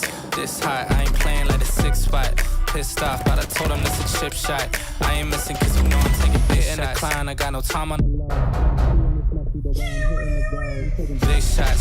Just stop where I'm driven, no pit stops. This hot, I ain't playing like a 6 spot. Pissed off, but I told him this a chip shot. I ain't missing cause you know I'm taking big shots. Bringing all that technology and coming here and testing their products here at King of the Hammers. That's a wonderful thing. Yeah, and it's definitely a tire war, but at the same time, enough of us in the industry and the tire world are have been in this world for so long that we run into each other at the airport coming back from a short course race, run into each other down at Tech in Baja, and we're all friends at the end of the day. We all get along, but once the green flag drops, it turns back into competition. We always like to say that best of friends in the pits, best of enemies on the track. Yep, there you go. Well, thank you so much for your support over the years, and we hope this support continues for many, many more years to come. We're proud to have Yokohama as our supporting sponsor for the Everyman Challenge here at the 2026 Griffin Radiator King of the Hammers, presented by Optima batteries. It's going to be one of those days, isn't it? Yeah, and you guys have had a long couple weeks already. So yeah, absolutely. Thank you very much, awesome. Jeff. We look forward to me. speaking to you soon. Yeah, thank you. All right, thanks, Jeff. But we were watching Taryn come back into town. Taryn was putting on an absolute beater out there, Jim. He did a great job. Taryn out of Abbotsford, BC, Canada. Big Country Customs, Toyota LSX 454, Warren Yukon Trail Ready, Mickey Thompson, and Lordco. First Ultra 4 race was Montana in 2023, and he's going to come in with a time of 2 minutes and 29 seconds. That's going to I believe that might put him first in class, but we're going to have to get Jim to check on that with the timing in just a second. But that was our third 4,500 car that we've seen leave the line today.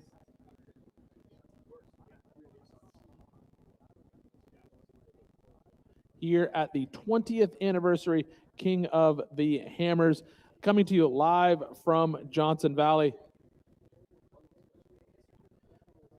We'll be here all week long. Today, it's all about qualifying for the Yokohama Everyman Challenge.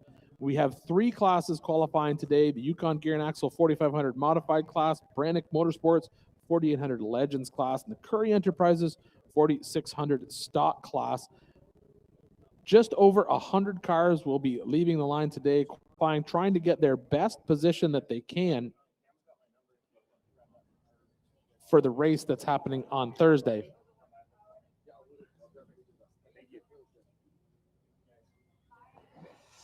And it's looking like, Jim, unfortunately, I think we're going to have a little bit of a gap in qualifiers right now. We expected a few more cars to be in that 10 o'clock hour, but apparently a lot of them opted not to qualify, which they can do. It's just going to mean they're going to be at the back of the pack. Well, let's just talk about that for a moment. Why wouldn't you qualify? And there are so many reasons why you wouldn't qualify. A, you don't want to put wear on your car. B, you don't want to put wear on your team. And C, you want to be out on course pre-running for the main race. Yeah, I mean, I think the biggest thing is that, I mean, the reality is for some of these teams, why would you not qualify? Well, I would speculate either A, did you hurt the car out pre-running or shock tuning? So maybe you're trying to fix the car to get ready for race day. B, maybe you don't want to risk hurting the car qualifying, and you're just out here and you think, well, instead of risking my car qualifying, I know I'm not going to be at the top of this list. I'm just going to go into the middle of the pack and fight my way through and work through corrective time. But those, to me, are the only 2 reasons why you wouldn't qualify. I think it's good to get out there and qualify. I think it's good to put some seat time in the car. But the reality is sometimes you just want to save the car for race day. Yeah, absolutely. They're all valid points and things that all of our teams need to think about. Craft is a very important thing, and choosing whether you qualify or not is part of that racecraft. Yeah, you know, we saw years ago, you see a lot of the stock class cars just choose not to qualify because they knew they're starting at the back of the pack no matter what, so they're just going to start at that back. But I think that we're seeing more and more of them out there qualifying just because, A, a little bit more seat time in the car, a little bit more shakedown time in the car, and then also it does help you on race day. Well, not only that, it's actually an opportunity to highlight your sponsors, highlight your team, get them on, let's be honest, probably the greatest platform there is, which is the Hammer King production platform. Yeah, absolutely true. I mean, if you want to spend more time in front of the camera, you got to get the car in front of the camera. That's step 1. So getting out here to qualify, I think that's a huge deal. But, you know, what we're looking at now is we've kind of pushed through the majority of the stock class cars that we expected to show up. At the 11 o'clock hour, it looks like we're going to have a pile of modified class cars coming out. So let's just look through this list a little bit, Jim, and see who we got coming out here at the 11 o'clock hour. We've got Diesel Krentz, we've got TJ McLeod, Holly Fowler will be out there, Ben Ertel. These are some, especially those three people, Diesel, Holly, and Ben. They've been basically battling this modified class for the past few years. I know they want to get a finish underneath their belt, and I know they want to put on a good show here in Johnson Valley. Yes, Shad Kennedy, of course. Let's not give him a shout out to him. But there's a name here on this list that really stands out to me, and that's Michael NG. Now, he races in South America and has driven his Jeep up from South America. Now, he's used to doing Rainforest Challenge style events, you know, hanging on those winch ropes and doing all that kind of stuff. So it'll be interesting to see what he can do out here at King of the Hammers. I wonder if when he gets to the bottom of that climb, if he's just going to send somebody up to the top with a winch line right away. I do hope not. that'll make our job very difficult, Jim. Now, very you see, difficult. I do love a bit of winching, but I think I there's know a time, you do. You there's guys a time are- and a place for it, and now is not the time or the place. Jim likes a good winch line. I usually save the winch for when I'm absolutely broken. You see, that's the difference between you and me. That's true. Yes, I believe that the winch is the tool. It's a tool in the toolbox to be used once I've completely shredded the front end of the car, and then I'll get out my winch and figure out how to get that thing back to the trailer. We still think of them as a racing product. Here we go. No, Looks like we've got somebody. no, this is a highlight, Jim. So Good grief. we're flashing back to some of the highlights that we're going to play for you over the last little hour of qualifying. So far today, it has been a great day of qualifying here in Johnson Valley. So, you know, Jim, you said that the modified class was close to your heart because I know you raced it a few years ago. And are you going to get back into a race car, or is that over and done for Jim? No, definitely still racing. I was racing in Europe. Had a big win in Germany and another big win in Wales last year. No, I meant racing here. Oh, racing back Here. at Hammers. Right, Yes. okay. In all honesty, it's very difficult right now because of the world situation, and actually bringing cars forwards and backwards across the world globe is very difficult. There are several things that are causing that. No more rentals available for Jim to Well, qualify in favor? we are looking at all kinds of options, that's for sure, but I feel a lot more comfortable with racing my own vehicle. And we're actually seeing, at the moment, we've got multiple teams over from Europe racing, but the cars that they're racing are actually cars that either rented here or they bought over here and they're leaving them here, and then they're flying backwards and forwards. I mean, Shad Pearson, for example, racing over here in the United States, and I think that's really, really cool. We've got Ryan Dunn, who's out here with his family, Coralie and his dad Paul. They rented a car from Paul Wolf, and they did very, very well in qualifying yesterday, putting in the top 30.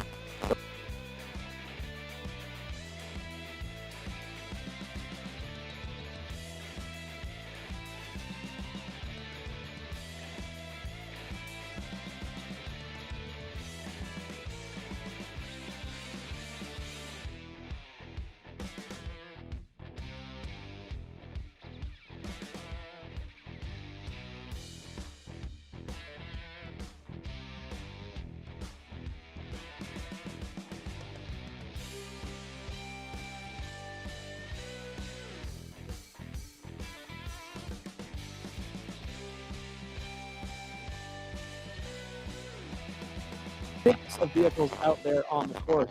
We'll be picking things up at 11 o'clock again. We're going to have a whole bunch of 4,500 modified class cars leaving the line.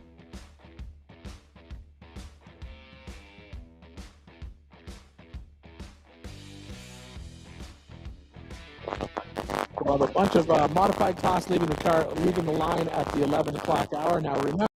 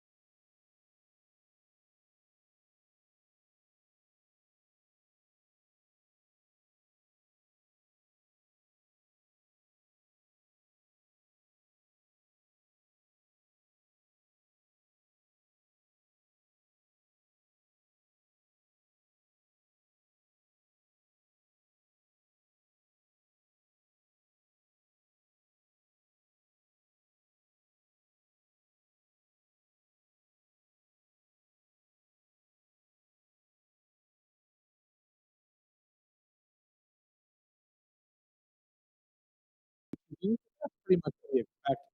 Those qualifying courses are only 2.3 miles long, so it's very difficult for the legends, modified class cars to really show off where they shine, which is in big rocks if you don't have any qualified courses. So, but so far today, we got some good times. You know, everyone that's come up here, Pam, we've had them put their time down as to what the fast qualifier is going to be. Pam's got so far. I was up here earlier on when Jim or when you had stepped out, and I believe my time I think I said was a 2:01 flat. I didn't get that You're written down. going way down there. Yes.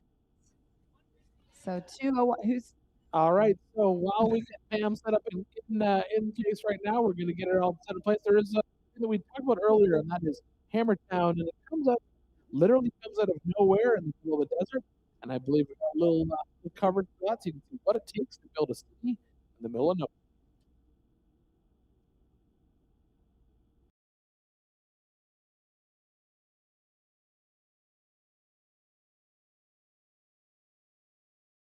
People jokingly call me the mayor of Hammertown and sometimes the governor. But essentially my job and role is to be the logistic planner. So we divide Hammertown into the build phase, the running phase, and then the packing away phase. See, once I get onto the lake bed, we're dealing with contractors who are supplying tentage and power needs and fencing and all the services we require. Drive around the whole desert, put up a bunch of T-posts and snow fence, roughly 5 miles, and just have a good time doing it. I mean, we're in the middle of nowhere and we've got 2 gigs of broadband connectivity and the capabilities of streaming to the world, so we're in good shape. We're going to go out and mark some specific dangers. Having the proper equipment, K&M, Yokohama tires, you can get a lot of things done real fast. This will definitely cycle your suspension and most likely lawn dart. Drivers, if you see that, kind of take a look, check down for me. We survey the land so that we know that we get the correct structures in the correct place. Everything comes from the ground. There's no dump trucks here, there's no loaders. Everything gets scraped and pushed and built. This dirt's a little different. It's almost like pea gravel with mixed in rocks about the size of baseballs. Driving the stakes out here in this dang lake bed, that's probably the biggest hurdle out here. This is like going through a rock. It's not ideal, actually. We've got manpower that come down and live on the lake bed. We obviously have to supply living quarters. We have to supply food. During race week, we prepare about 1,000 meals a day. To build the toughest one-day off-road race in the world, we demand the highest quality in our equipment. And that's why we choose Yokohama to build King of the Hammers.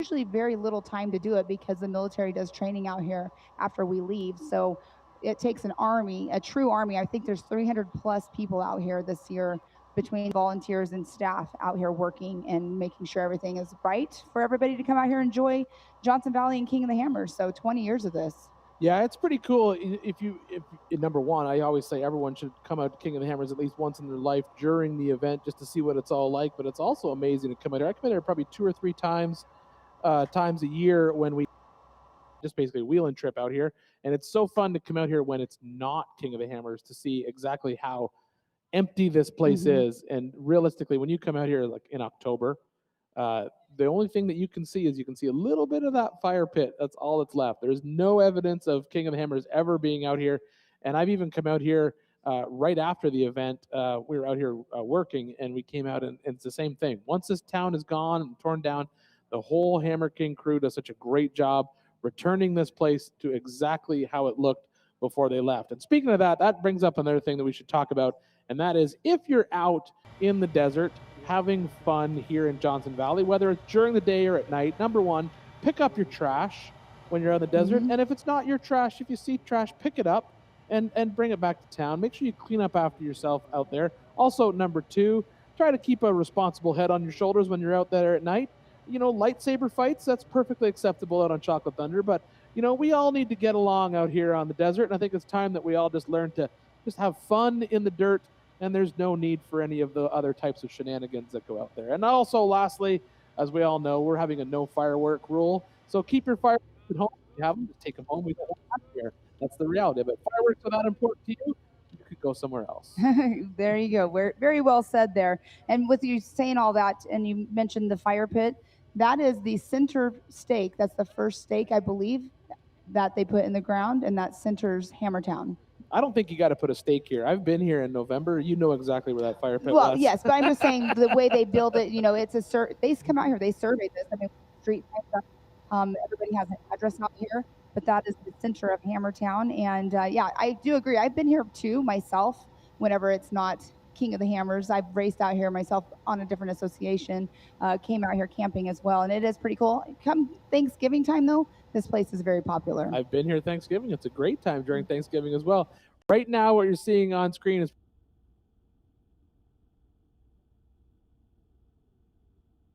coming to you from inside these cars. And if you want to have access to all of those live feeds at the click of a button on your computer, make sure you subscribe to the King of the Hammers premium package.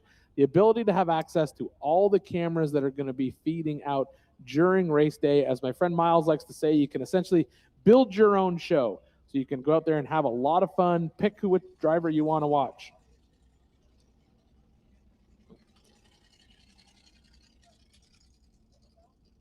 So you can go ahead and pick your own show, have tons of fun out there, and then you can basically build your own program. You can see in-car cameras, pick a specific fixed camera that you want to watch, and you can also interact with everybody else in there. But while we wait for qualifying to kick off, we got something going on, don't we, Pam? Yes, we do. We had King of the Motos, which kicks off the first green flag drop of King of the Hammers. So we're going to show a little bit of a highlight reel from that weekend because there was some awesome racing. Pretty fired up to get going. After a pretty tough one last year, I'm like feeling really good today and ready to go. I haven't walked anything. I don't know where I'm going, but I'm looking forward to it.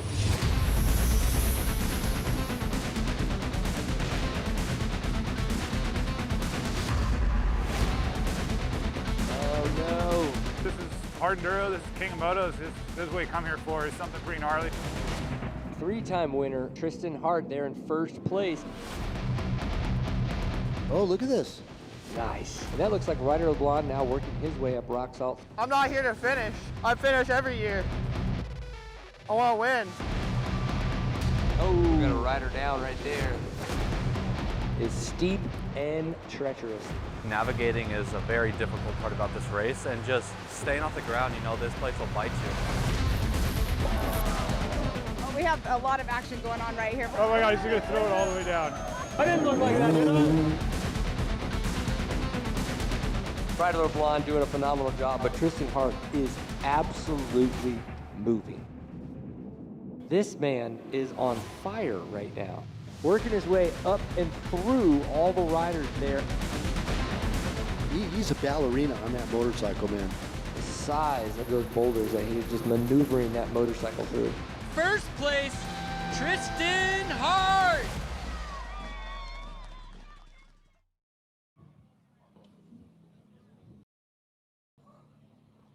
That's a great highlight reel, Pam. Now, Pam, you were out there for that race. How much fun was that working the King of the Motos race? Oh my gosh, I have to say I love all of the racing out here, but I have to say that the starts at Chocolate Thunder for King of the Motos is probably my favorite. And watch the whole race in general. I mean, the finish this year as well was so intense. There were guys pushing their bikes down, and they were like in the third and fourth positions.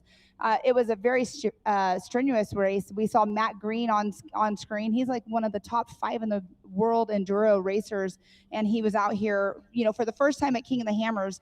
And to see those guys and gals go through what they do is pretty cool. So as I was watching or interviewing Cody Webb, that's when the guys started pushing their bikes down. I legit ended up handing my microphone to him and had him commentate it because he couldn't believe what he was seeing in front of his eyes. But King of the Motos is something that this year we had over 190 entries, 190 riders. So it was our largest entry for King of the Motos as well. We had Motorcycles and Coffee as the title sponsor, but Justin, he really puts on an amazing course for these guys and gals, and every single year it seems to get harder. It's awesome to see. You know, that's one thing that I always got to give respect to those guys. I think it'd be easier for me if I ever wanted to try that, would be just to like break my ankles just right before the start line, and then I just would have an excuse not to even think about doing that. But watching those guys out there in those boulders, in those motorcycles, it's absolutely amazing to see what they can do with those bikes. It's super cool to see. But today it's all about qualifying for the Yokohama Everyman Challenge, and I'm hearing engines in the background, so we've got to be close to getting some more cars off the line, and it looks like they are out there lined up. I think in this hour, if my sheet isn't lying to me, what we're going to see is a whole lot of the 4,500 modified class cars. So this is going to be our vehicles that are allowed to have multiple shocks per corner, 37-inch tall tires. You're going to see a whole bunch of Jeeps out there. And it looks like we're going to see an 85 4Runner, a couple custom Bronco chassis, a few. Oh, it looks like we're going to see a Willys out there. That's what I'm going to be looking for. But, or anybody in this next group that you're looking forward to see, Pam? You know what? I'm always a huge fan of women that are racing. We have a couple women that are going to be qualifying in this hour. We have the 4313 of Holly Fowler. She's going to be in her Jeep. And we have the 3105 of Megan Miller. Now, Megan Miller, she runs the whole Ultra 4, or the West Coast series of the Ultra 4 USA. She runs the NorCal Rock Racing Series as well. She's been a champion. So Megan Miller, you know, huge fan of women in racing. But we got Peter Doolin that's been going out there. Diesel Krentz. I'm not sure if you've ever had a conversation with Diesel Krentz. But I've known Diesel for years. okay, that I did not realize that, but my gosh, if you are talking to him and you're not laughing, then there's a problem. Yes, Diesel is a great guy. I know that, and I'm very good friends with Holly Fowler. Her and I have been on multiple wheeling trips together, which is awesome to see. But it looks like, yes, so we're getting ready to line up our first car. Now that should be the 4567 of Michael NG, I believe. Yes, Michael, like you just said, he's out of Miami, Florida. He's in his Jeep with BFG Raceline wheels and Fox shocks. This is his first ever race for King of the Hammers. All right, and he's out there part of our 4,500 modified class series, so that's going to be awesome to see. So far today, we've had multiple qualifiers. We're looking to see just over 100 cars off the line today. We're really trying to see what's going to come in as our top qualifier. Right now, Brian Tremp is still sitting there with a 2:15, and that was an amazing run that we saw him lay down earlier today, and he's been holding on to that top spot for quite some time. As I see John Matthews, who we expect to qualify later today. Power Hour? He says whenever. Yeah, normally out there with us in these qualifying hours, but it's good to see him over here watching all these fellow competitors taking off the line. But yes, Brian Tremp, I mean, that guy, 2:15.650. I mean, 5-second lead over second place right now over Tony Howard. And Brian Tremp, he's one of those that he's always on it. He's always making sure that he's, you know, focused on being as fast as he can, as hard as he can out there on the course. But Brian Tremp holding that lead right now. You know, people are gunning to beat that, of course, but during Power Hour, when we have our other 4,800 cars go through, we'll see. But we do, like you said, have our little bits of our going on here. What did you say that you thought it was going to be? Because I don't see your number written down here. I can't remember, to be honest with you. I think I said 203.8, but we'd have to go back and see if I was being honest with that, but I think that's what I said. But right now it is Michael NG on the starting line. He's going to be lined up to qualify with us here today. As we said before, our fast time is 2:15.6. We don't know how long that's going to stay in place. Very true. I mean, Megan Miller, Peter Doolin's been doing his homework too. So Peter Doolin, he's teamed up this year with the Chaos Motorsports. We'll see them in the 4400 class later on tomorrow. But we'll see Peter Doolin, doing his homework. It looks like he'll be second off the line. But again, right now, Michael's patiently waiting for that green flag to drop out of Florida, Miami, Florida. Jim's going to keep you honest there. I can see him putting his headset on right now. Keep me honest. What'd I say wrong? You didn't say anything wrong. I didn't think so. I was like, wait a minute, what'd I do? I thought Jim was good. The way Jim threw that headset on there, I thought he had an extra story for us. I was going to give him my seat, but he just said he was good. No, we're all I'm good. in your seat, actually.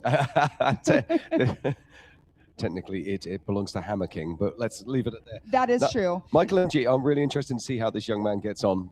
As I said before, this is a guy who races in South America, does a lot of the Rainforest Challenge style events down there.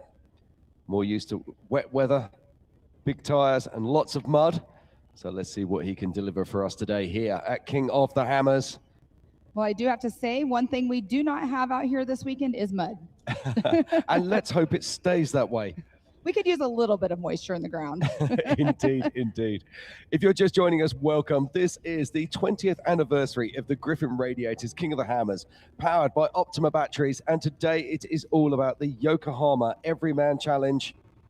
And we have 3 classes out here for you today. We have the Brannick Motorsports 4800 Legends class. We have the 4600 Curry Enterprises stock class.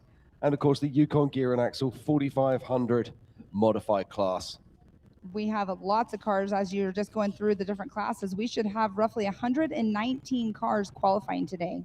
That's insane, isn't it? It is. As we watch Michael NG make his way through the Yokohama Geolander Gauntlet, he's going to be lined up for this first climb. Now, he's a little bit off pace from our fast qualifiers. Our fast qualifier, you need to be at the top of this first hill under 1 minute. I'm thinking back to my first experiences coming to Hammers. Just being on this course for the very first time is a harrowing experience. The level of expectation you have in yourself, and also you knowing that you've got friends and family watching you, willing you on. It's an experience like nothing else. Now, Jim, what was the first year you raced here? 2013. Okay. I wasn't sure on the year. Now, when I was still in shorts. You're still in shorts. Now, watching Michael go up that hill, we were talking about this with the UTVs yesterday. When you come up and you crest on that hill, there's really you can't see because of the hood of the car. Now, with these Jeeps and all these other larger cars, it's even worse. Yeah, absolutely. And it's incredibly difficult. In fact, we went out into the desert yesterday in a pickup truck. And even in a pickup truck coming up over those trails, you just completely lose sight of it. So when you're on tracks like this in a vehicle that has, I'm going to use that word, a hood. Okay, oh, I'm so proud of you, Jim. I know, I did a thing. And it's very, very difficult indeed. So on this climb here, as he approaches this, it's very hard for him to actually see that climb and to be able to square up to it. So these guys... actually going out on course early this morning and pre-running was so important. And you just said it exactly what I was going to ask you, because yesterday we did see in qualifying one of the UTVs come up and they were like, oh, they went to the middle because there's that rock that you kind of have the split where you have to go left on a crest, and he had to back up and actually turn left to go around it. So doing the pre-run, knowing where those rocks are and where your turns are is definitely critical. But he's having some issues, probably going into 4 low right there, possibly. Yeah, possibly. He hasn't had a chance to pre-run. Possibly he doesn't know where the course is. Mm-hmm. And when we sit here, it's very easy to go, oh, well, the obvious line is down here. Now, can you see there's a split disc down here? It's very easy to get the vehicle off to one side there, and it's very, very easy to actually roll the vehicle in this particular place, and he's really taking his time down through here. Isn't this where we have seen the rollovers with the UTVs? It is indeed. Yeah, those were some gnarly ones yesterday. Brandon Anderson. The rollovers in the UTV yesterday were took on place on the other hill climb. We saw the only issues we saw yesterday with UTV was in that first hill climb. We saw 2 rollovers there.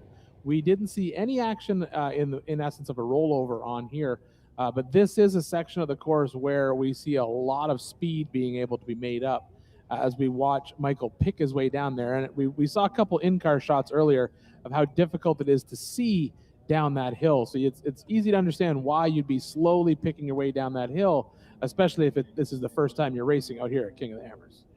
Exactly. I think he'll just be very, very pleased to get that behind him, get back down onto this course, into the short course, and complete this without any damage to his vehicle. Yeah, he's coming down now through that MBRP straight, going to make his way through 2 of our Talladega turns.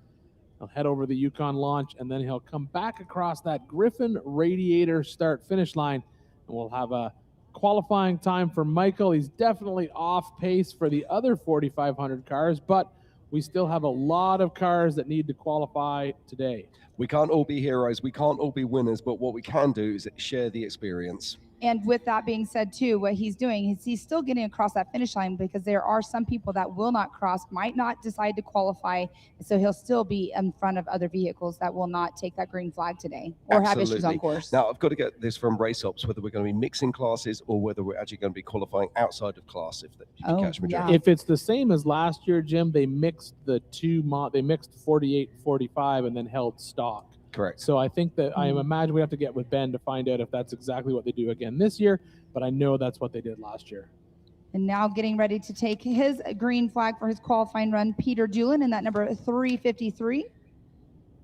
And Peter is out of Dublin, Ireland. And again, he's in that Gin Wright, Jimmy's 4x4, Mickey Thompson, Raceline Wheels, Bilstein Shocks, and Warren Racing. He's racing for cystic fibrosis, and his first Ultra 4 race was King of the Hammers in 2023. All right, Peter out through the Monster Energy short course. He's going to head out into the Yokohama Geolander Gauntlet. And Peter Doolin normally has Perkins with him, Jeff Perkins. They were out here doing their homework early on this week. I was over chatting with them off the side the other day, and going around and saying my hellos to everybody that's showed up, and they were over there getting the Jeep all ready to go out and about and go get some pre-running in. This is a very good pace here. It is. He has a good looking vehicle. It is indeed. He's got that classic 4,500 lines, but this is looking really good, Ian. Yeah, he's on a very, very good pace. I mean, he's already down into that wash at the 1:10 mark. Let's see what he does when he gets up into this section of trails. Does he go for the rocks or does he take the left? We only seen one person get into the rocks, but I don't think they did that on purpose, to be honest with you, because they were sort of offline completely. But he's into that far left-hand side of that wash. Very good time out of the top. This is going to be a fast time, Jim. Yeah, this is going to be challenging our top 4 for sure. Ian, you were saying that first rock hill is where they need to be at the top of it at that minute mark, correct? And he was up and over it. They need to crest it at 50 seconds if Okay. they're going to be a fast qualifier. That's sort of the unofficial split time. But Peter's come out with a very good time. I don't know if he's got enough in him to get Brian off the top of the box, but I do think we're definitely looking at a top 5 finish here for sure. Yeah, he seemed to have lost a little bit of time as he made his way down the back of the hill. So let's see what he's got as he makes his way into the short course. He comes over the first of our Yukon launches around our Talladegas. And he is bleeding a bit of time here. I think this is going to be more sitting back down sort of top 10. Yeah, roughly at a 2:20 right now. He's left a bit of time on the back edge of this course, but it was a fantastic opening segment, that is for sure. Yeah, I think what we've seen is there's time to be made up inside this short course, and that's going to be the trickiest part of it. But it looks like he's going to come in at 21st. Is that where we're at? I think 20th. Yeah, Peter Doolin, the 20th spot with a 2:32.596. All right. No, now I think we that's have 9th, isn't it? Might be wrong. Oh, 9th. I'm Yeah. sorry. I saw 20 by it. Yeah, so no, ninth no. position. Sorry. Yeah, you I was are looking right. at that. So- I was going to say, that can't be What do I right. That's say, got to be 9th. I thought that So- they bumped it up, Yeah. showing us the time. All right, now we Nine. have Ben Ertel. He's in the 4,500. This is the 5.337. Ben raced last year, tried really hard to get a finish, but I think he struggled out there on the race course. So I know he's back this year to bring this Jeep across the finish line.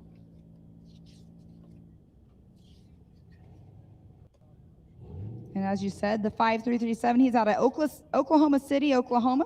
Seat time syndicate team, a Jeep JA LS3, 525 horsepower, Raceline wheels, AccuTune off-road, Maxxis tires, Banks four-wheel drive, and advanced drive lines. And Raceline wheels are the wheel of the 2026 Griffin King of the Hammers, powered by Optima batteries. Yes, and his first King of the Hammers was 2024 with Rob Young as his co-driver. Got to say a big shout out to Greg Mulkey from Raceline Wheels. He's going to be retiring in May of this year. Fantastic ambassador for Raceline and for our sport, traveling all over the USA and beyond for so many years in his career.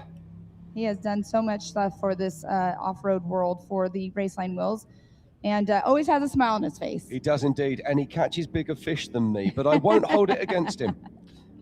Maybe you just have to go fishing with him more often.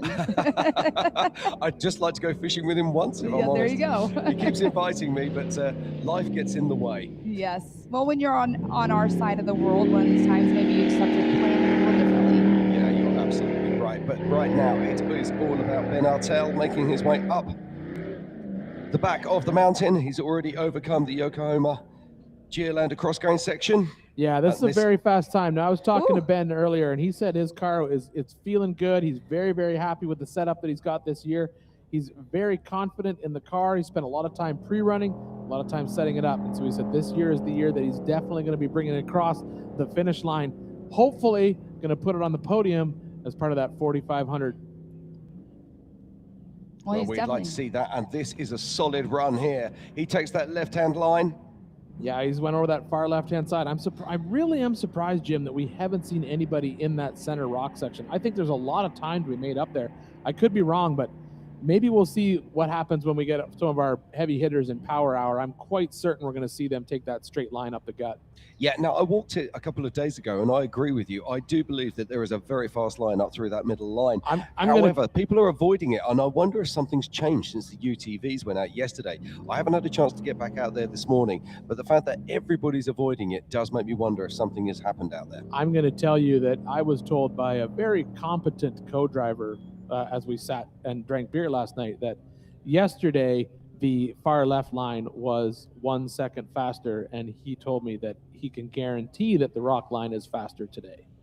So interesting. Yes, very interesting. And it was from somebody that I would very, very much take their advice on that. And so I think that, and I know who he's riding with when it comes to race time, and so I'm quite certain that we'll see that person go up the rock line, so it'll be awesome to see. But right now, it is all about Ben as he comes back into town with absolutely stellar performance out there in his Yukon gear and axle 4500 modified car. He's going to come in that, it looks like he has just bought the 231.6.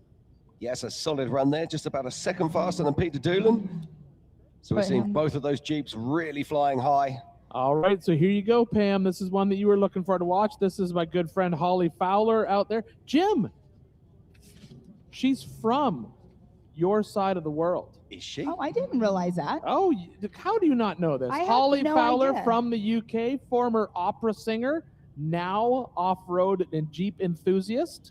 So she's a former opera singer. If she can sing, we need to get her to sing that national anthem for us. If you want to blow your mind, you get Holly up here to do some singing for you. Yes, Holly, former opera singer, came over to the United States a few years ago.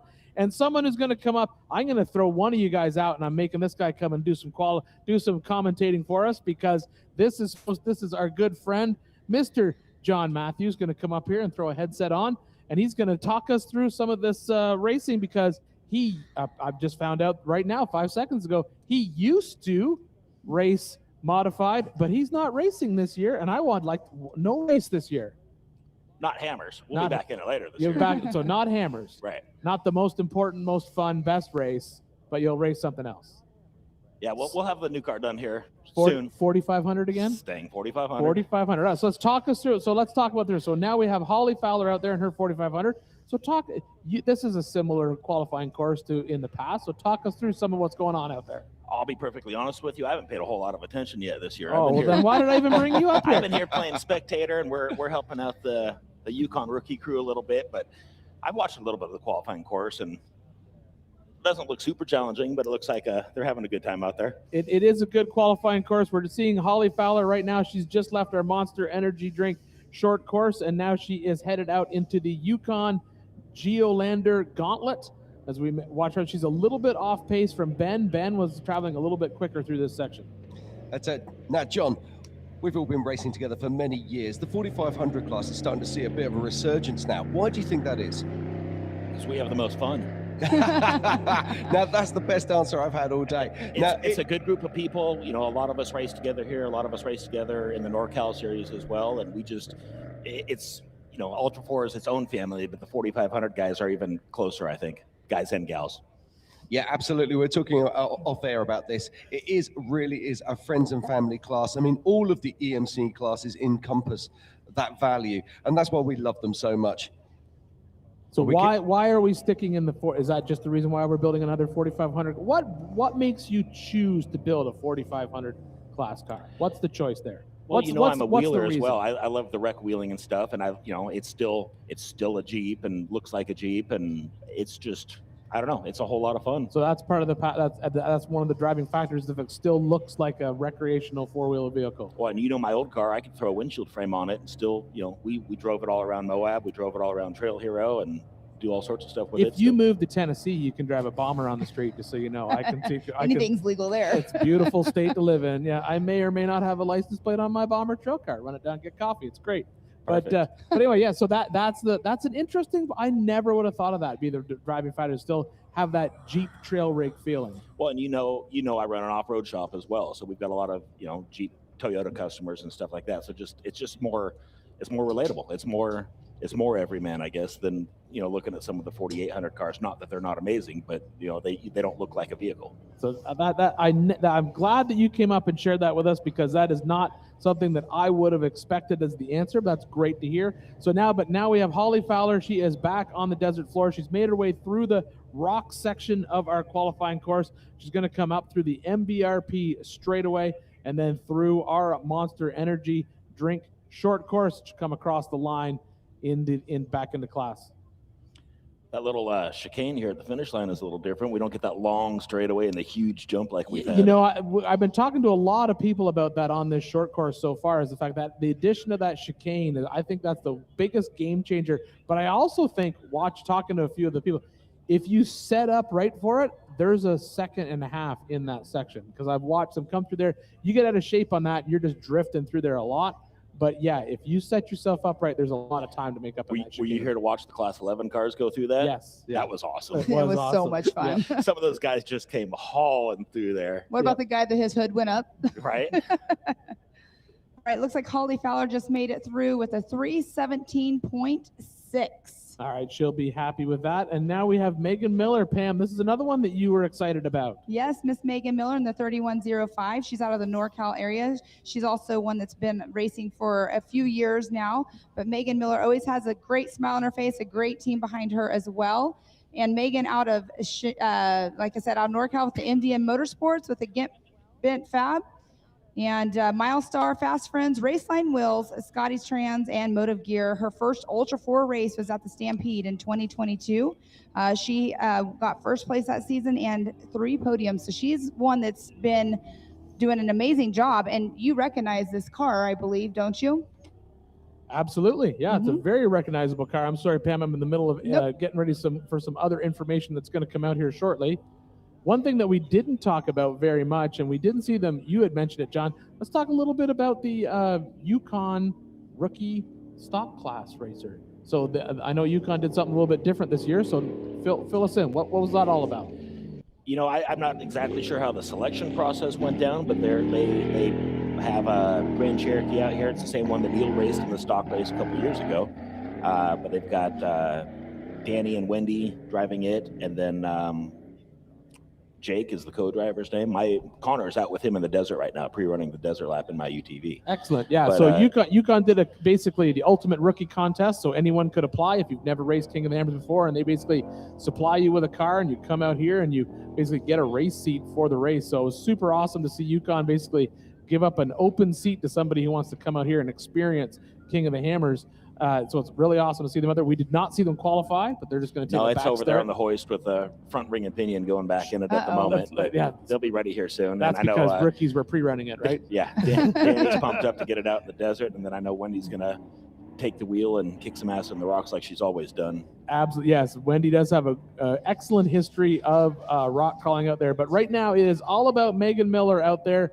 How the excellent qualifying run being run down. She's coming down this back section so far. Pam, are you happy with what you see? I'm loving it. I'm sitting here listening to you guys talk about the rookie program, which is an amazing program. And as Megan Miller's making her way through, she's got a pretty good time right now. She's at a 156, making her way down towards the MBRP straightaway. So she's got a good time. Now you keep talking about the 57-minute mark roughly, or second mark getting to the top of the hill, and she was definitely at it there, but now she is making her way through the short course.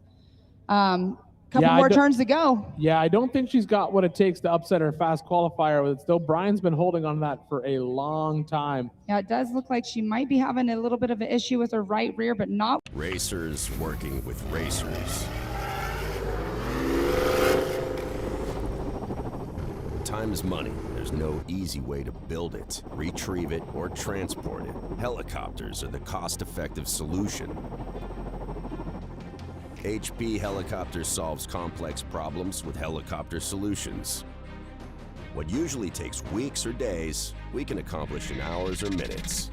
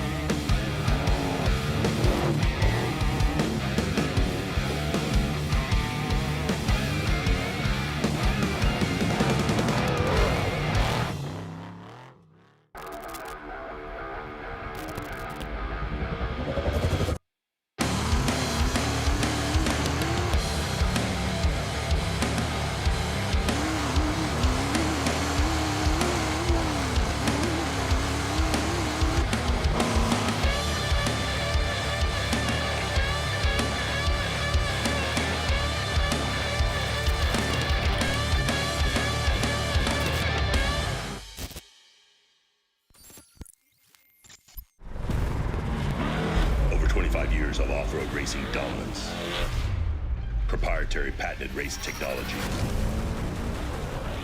proudly made in the USA, unparalleled customer service and support.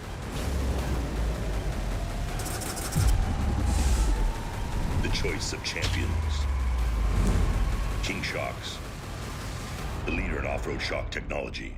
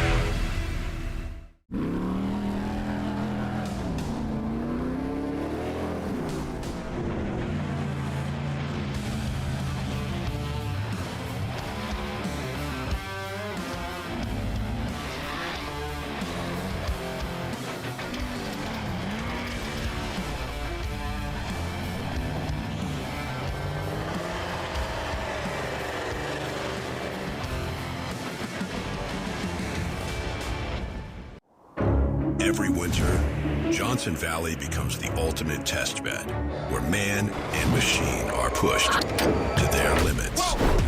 And power has to deliver every time. Optima batteries are engineered to excel under pressure, providing durable, reliable performance when it matters most. Because in racing, reliability isn't optional. Optima batteries, the ultimate power source.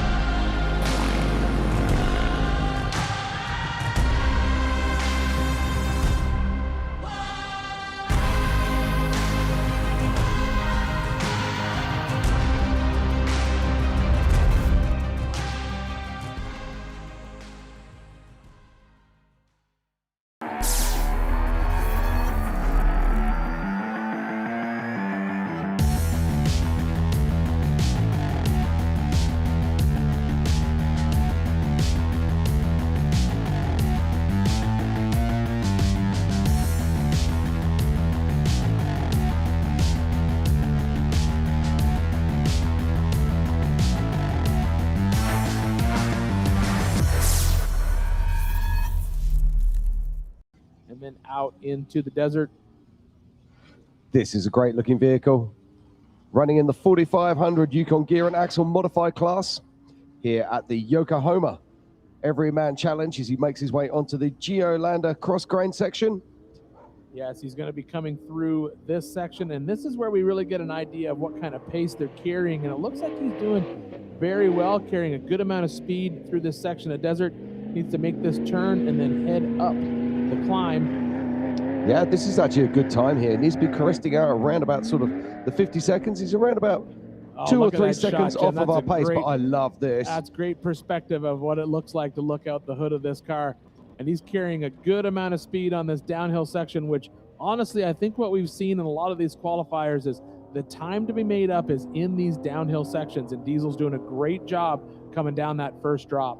He is. He's now onto the cross grain, making his way across to the second big hill. Now, does he go left? Does he go right? I think he's going left. Yep. I really am surprised at that, Jim. But I think you're right. I think it's all down to pre-running. I think you can just easily see how much dug out that far left-hand side is. It's very, very loose. There's a lot of big rocks in there. It's very difficult to get up with any speed. But as I say that, Diesel made quick work of it coming over the top of that 130 mark. Very good time so far. Let's see how he does on the downhill. Yeah, absolutely. Now, he took that left-hand line. That's been quite unusual. We didn't see this happening very often yesterday. Yeah, I think when we talk to a lot of the drivers in a pre-runner, they all agree that the right-hand line is faster. As he makes that big drop to the bottom, he's back down on the desert floor. He's headed back through that desert section. He's going to come down through the MBRP straightaway, then back into the Monster Energy short course, and then he'll be across the line. But this is a very good time for Diesel so far. Yeah, it looks to me like he's going to be sitting somewhere in around about that sort of 12th, 13th position. Yeah, and the next question will be if he ends up in that 12th spot, that might put him second in class. Jim will have to have you sort that out on your laptop. But if he comes in at that 220, 230 mark, no, he's going to be in the mid-30s. Yeah, he is. I mean, we saw Megan Miller laying down that fantastic time, which he puts her in third position with a 232. But Diesel Grents is going to be behind that. Just waiting for a time to come up right now.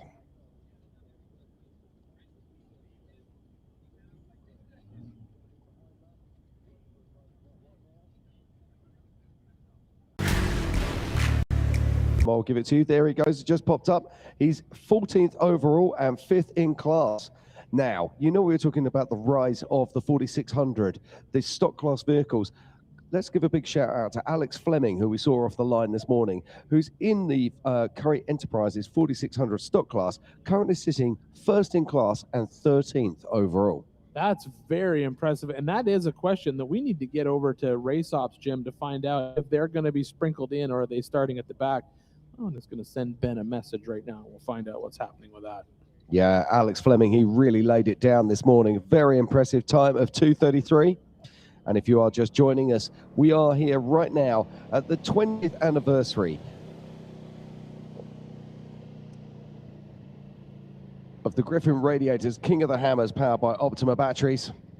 20 years of amazing racing. And I wouldn't mind betting there's going to be at least another 20 years of amazing racing ahead of us. Today is all about the Yokohama Everyman Challenge. We've got Shad Kennedy going off of the line right now, and he's racing in the Yukon Gear and Axle 4500 modified class. Shad Kennedy, no stranger to King of the Hammers, of course.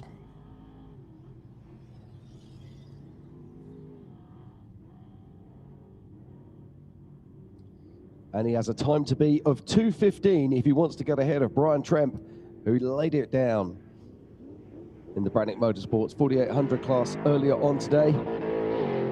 Don't forget, at 3 p.m. we have Power Hour. We will see the fast and the best and the great from all 3 EMC classes. Jim, look at this time from Shad. This is an absolute blistering pace coming up over the top of that rock section. This is fast. This is and look how fast he's coming down that hill. This is going to be a very impressive qualifying time. Yeah, no, he's really hauling the mail here. Now, is this going to be the second car that we've seen today going up the center of the rocks, or is he going to go left? No, he's going left. He threw us a dummy there. He did. He got his little. Yeah, you can just see how loose it is over there, and there's that big lip. Look at that, launching the car up and over. He is on a heater, as Miles likes to say. Yeah, now this is fast. He's around about on Brian. Race you. Race you on dirt, sand, snow. Race you through this, over that, all day, all night. Race you on 4 wheels, 1 wheel. How about no wheels? Race you with the world watching. This guy watching. Race you to the summit. Maybe not that summit. To sub 7. Any event, any terrain, any time. Race you.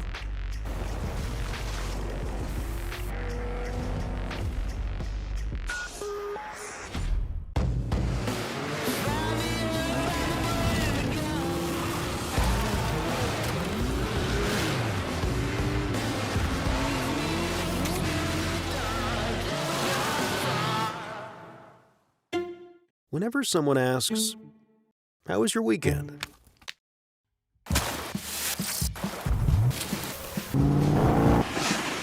Or, "What have you been up to?" Or just, "What's new?"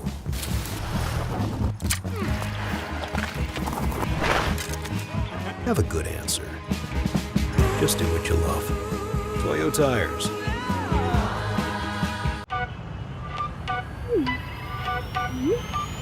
Said I'm taking big shots, just stop where I'm driven, no pit stops. This hot, I ain't playing like a 6 spot. Pissed off, but I told him this a chip shot. I ain't missing cause you know I'm taking big shots. In the climb, I got no time on big shots, just stop where I'm driven, no pit stops. This hot, I ain't playing like a 6 spot. Pissed off, but I told him this a chip shot. I ain't missing cause you know I'm taking big shots. We only have I'm going to go scroll through my list here, Jim. Do we have any 4500s in Power Hour? I will double check that for you, and I will come back to you. We have Steve Crawford in Power Hour. So we only have a couple more 4500s to go through this qualifying section based on my list right here. Yeah, no, in 4500, we're going to see Todd Miller, we're going to see Sean Rance and Steve Crawford.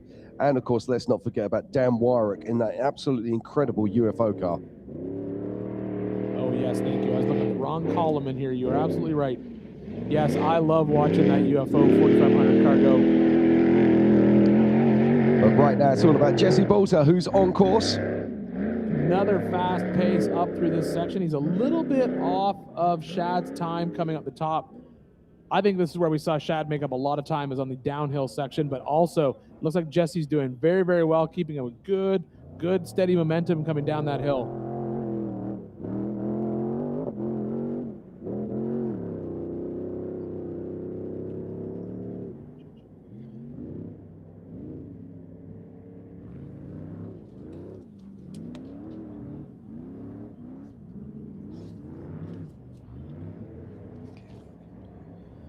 All right, so Jesse Balter making his way up through that far left-hand side section that we've been watching people go up all day long. Still waiting for somebody to make a good run up that center of the rocks, but he's come up over the top.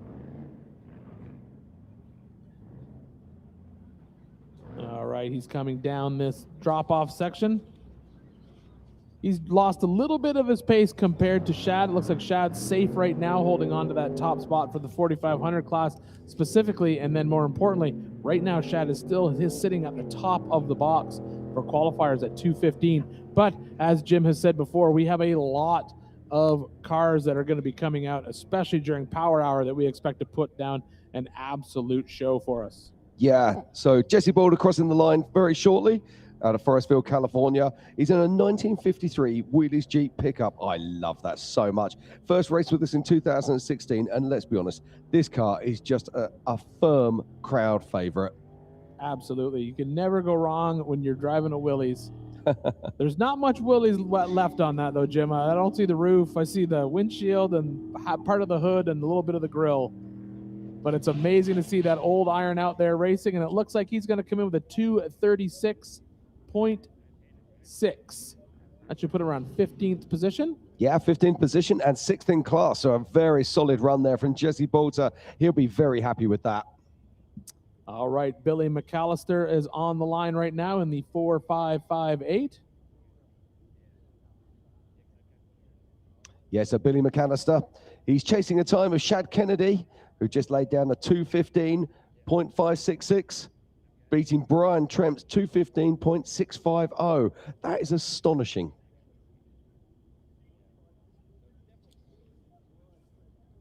Been a great day of qualifying so far out here in Johnson Valley. Once again, this is the 20th anniversary, so the 2026 Griffin King of the Hammers powered by Optima batteries. We're here all week long.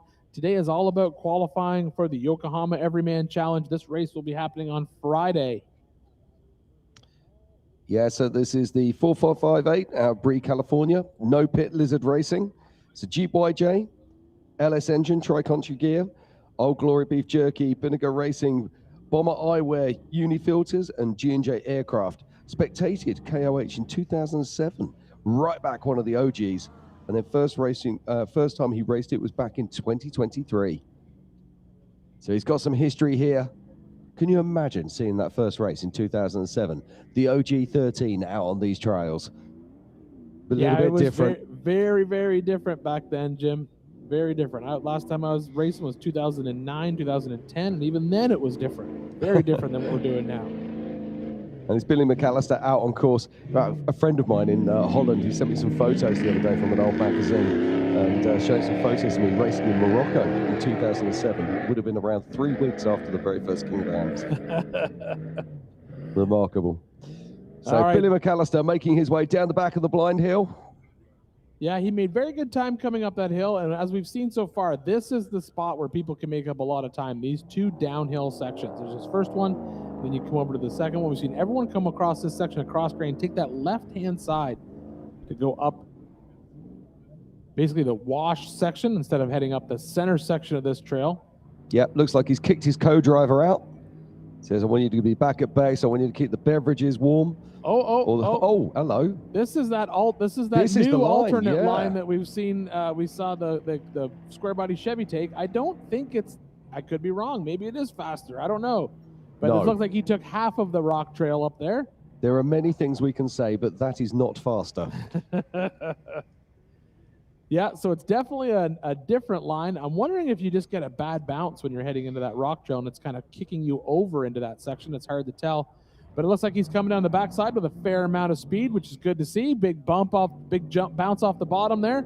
Then he's headed back into Hammertown. He's going to head through the MBRP straightaway and into the Monster Energy short course. Yeah, this is a fantastic opportunity to look at a 4500 class car close up. You saw those twin shock configurations there. As he comes over, you'll see the steering setup. So you see that mechanical link going back to a steering box, and on top of the axle, you can actually see the hydraulic ram that gives him the hydro assist, so we can turn those massive 37-inch tires.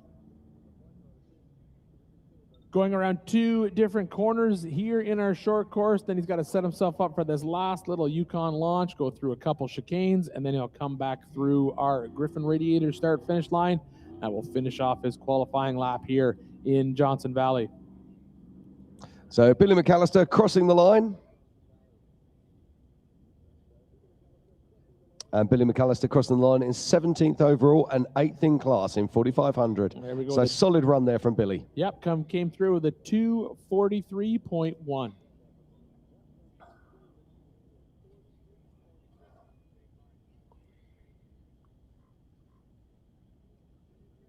So we're just waiting to see who this is. Now, this could be Michael Henn. I'm just waiting to get confirmation of that. It is Michael Henn. This is the 770. Now, Michael Henn, he's another one of our international racers. Comes all the way over from Israel to race with us. Hasn't had a lot of luck in the previous years. As we all suffer on the hammer trails, lots of breakages. So I have my fingers firmly crossed that he can do well here today. Europe as well, and he just loves it. Doesn't matter where the race is, he wants to be there. He wants to be racing, and it's so good to see him on the starting grid once again. Now he is running in that 4,500 modified class, but you can see he's opted for a single shock per corner instead of taking advantage of the coil carrier and bypass. As he heads over to the two different Yukon launch jumps, setting himself up for the exit of the short course.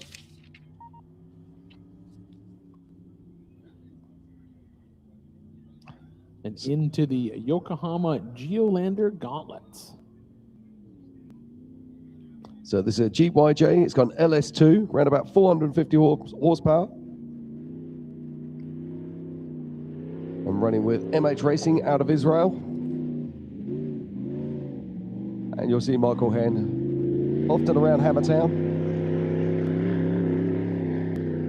All right, he's made the turn. He's headed up the steep climb, this first initial climb up. Ooh, tagged a rock on the back corner there. He's going to come up over the top of that, just shy of 1 minute. Then down this first downhill section. This is where we saw a lot of action yesterday with our UTVs, getting a little upset in the rocks. Had a couple rollovers here, but it looks like Michael has made quick work of that downhill section. He's going to head across this cross grain that looked like a big hit on the front end of the bottom of that hill. Yeah, it didn't look like the shock absorbers were working particularly well there. Bit of tuning required. Yep. Now, let's see what Michael does here. My guess is he will go to the left. I think it's a pretty safe bet at this point that the left seems to be the preferred route up this section of hill. As we said all day, there's multiple lines through here. There's this far left line, which is getting more and more dug out, and you can see it seems like an easier climb, but I think with all that loose rock in there, I think they're shedding a lot of time. And the other lines are straight up through that center section, up those two rock faces. I have to say, I really like that central line as they come up that left hand. You can get a really nice kick off that and jump your car up the hill. Yeah, we saw a lot of the UTVs take that line, that far left rock line, I guess is what we call it, or slab line. But we haven't seen anybody basically hit that line. Everyone who's went into the rocks, they ended up in the two vehicles that have tried it have ended up in a weird position where they kind of end up splitting the rock section and end up over onto that bypass section. But Michael's now back out of the downhill section of the course. And he's headed out through the MBRP straight, and then he will be off into the Monster Energy short course.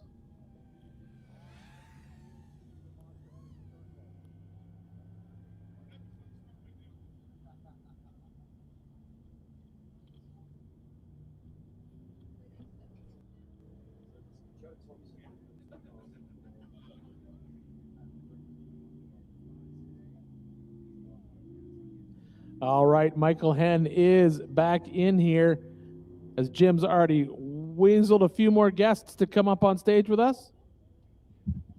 Yeah, I was just looking down in the crowd and I saw a couple of faces and I thought, you know what, these are some guys I'd like to have a chat to. So we're just going to bring them up into the booth now. And joining me on the left-hand side is none other than Brendan Thompson. Brendan, welcome. Thank you. How's it going? Yeah, very good, mate. Very good indeed. Saw you down there. Obviously got your brother Joe up here as well. Yep. Joe Thompson, welcome to the booth. Now, what are you thinking of the qualifying going on today? It's pretty awesome. I mean, there's a lot of decisions to be made, so we're still trying to figure out which way is the fastest for these guys. Now, when you say these guys, you're talking about Brendan, obviously running in the 4400. Now, we're going to see one of your cars running later today with Dan Warwick running in that incredible Toyota tired of based at all, is it? It's a custom-built UFO built for 4,500. Tell us a little bit about that car. Well, before I do it, though, my nephew's about to start in the OG UFO in just 2 seconds. Aha. He's about to line up here in just a moment. But, yeah, so Dan Wyer's car, back to that, it's a 4,500 with a linkage steering. And it was meant to, we built it to look like a Toyota Tacoma. So it's got more of a truck look. We actually scanned a Tacoma and tried to make it look visually correct. Love the car. Complicated car to build, honestly. Harder than an IFS car. Yeah, so we're going to see that later on today, but you were just saying you're trying to decide which way for Brendan to go. Obviously, have you made a decision yet, or what's the plan there? I think I'm going the left line.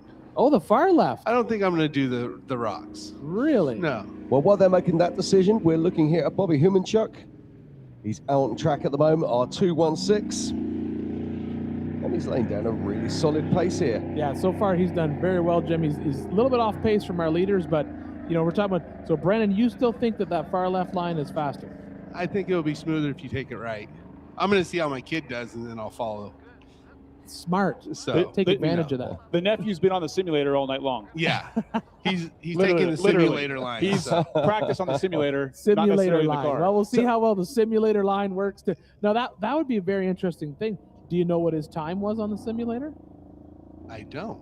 See, I would want to know that. I'd want to know time on simulator versus time in real life. Yep. Now, but while I got you back up here, Joe, I got to know. So we had you up here yesterday. We talked about Phil's car. Yep. He ran it. He Yep. took an alternate line up the rocks. Yep. So now that he's been in the car a little bit more and run it, how much do I got to poke him to get that into 4,400?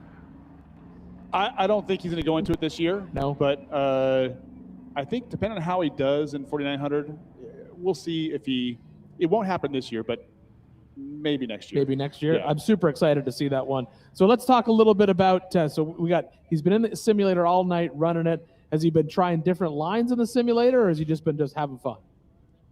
He's been trying different lines, and he's ran it in the big cars. So it's but he's been explaining it to me because I haven't ran the simulator. Okay. So he knew more about it than I did. So that's why I'm like, all right, we'll check this out. And that's interesting. Let's talk a little bit about that technology, because you can go over into the KOH General Store and try the simulator. So you have not tried the simulator at all? I have not, no. Jim's got his hand up here. What's he got? No, I was just going to say, Bobby Humanchuk here, just making his way into the short course, a really solid run here. We're sitting around about the 2 minutes 30 at the moment, which is probably going to put him around about the 3 minute mark, I'm guessing.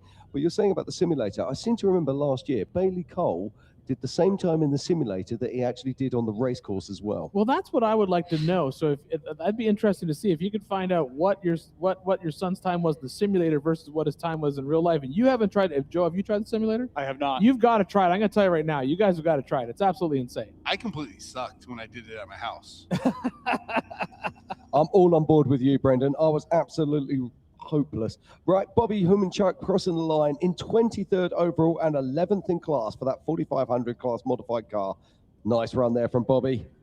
Right, if I'm not mistaken, lining up next. Here we go. So This is the OG UFO. This is Austin Thompson, Brendan's son, and Joe's nephew. Now, this car's got a few miles on it round here, hasn't it?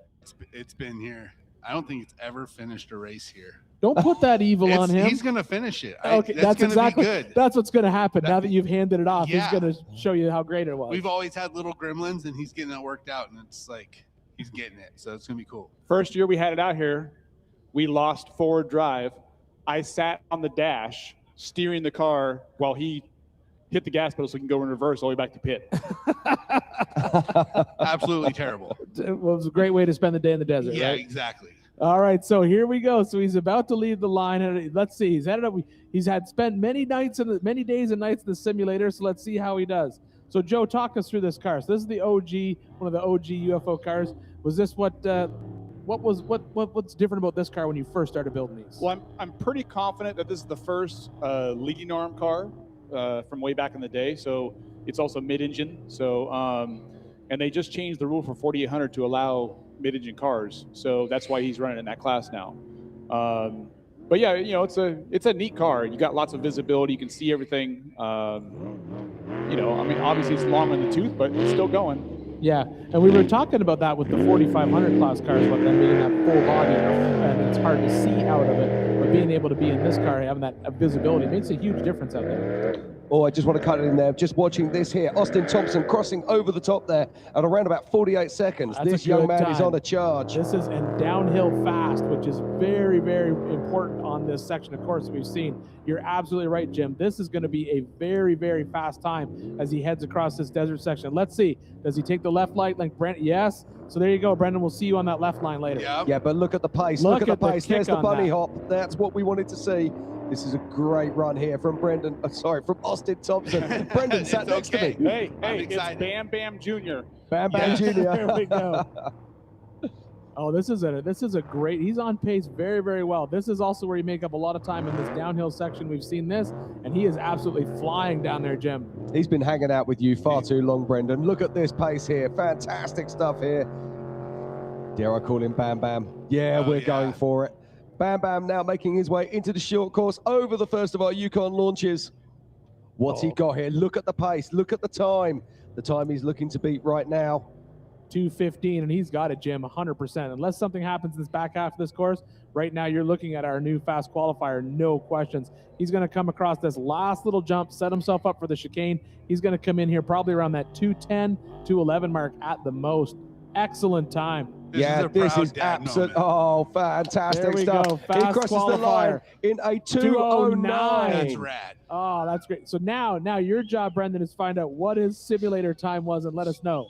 I'll let him teach me all he wants. The kid, it's awesome to see this, and hey, I'm can super you get excited. me on stage when he qualifies for the good luck? Because that was awesome. If you want to come on back up, if you think it will help your race, you're more than welcome to come on up there for the good luck. Absolutely. But hey, that was great. So how awesome is it to see him out there lay down that time with that car? It's amazing. I mean, I'm a thrilled parent right now. It's a proud dad moment. I'm sure his mom's super excited because she was watching his live feed, and she's excited. She can't be here, but she was here watching him live, so it's awesome. I'm glad to see it that he's put it down like that. Awesome and cool to see the old school car still being able to throw down, right? Yep. And by the way, he's on Bam Bam TV on YouTube live streaming. Yeah, Bam Bam TV channel.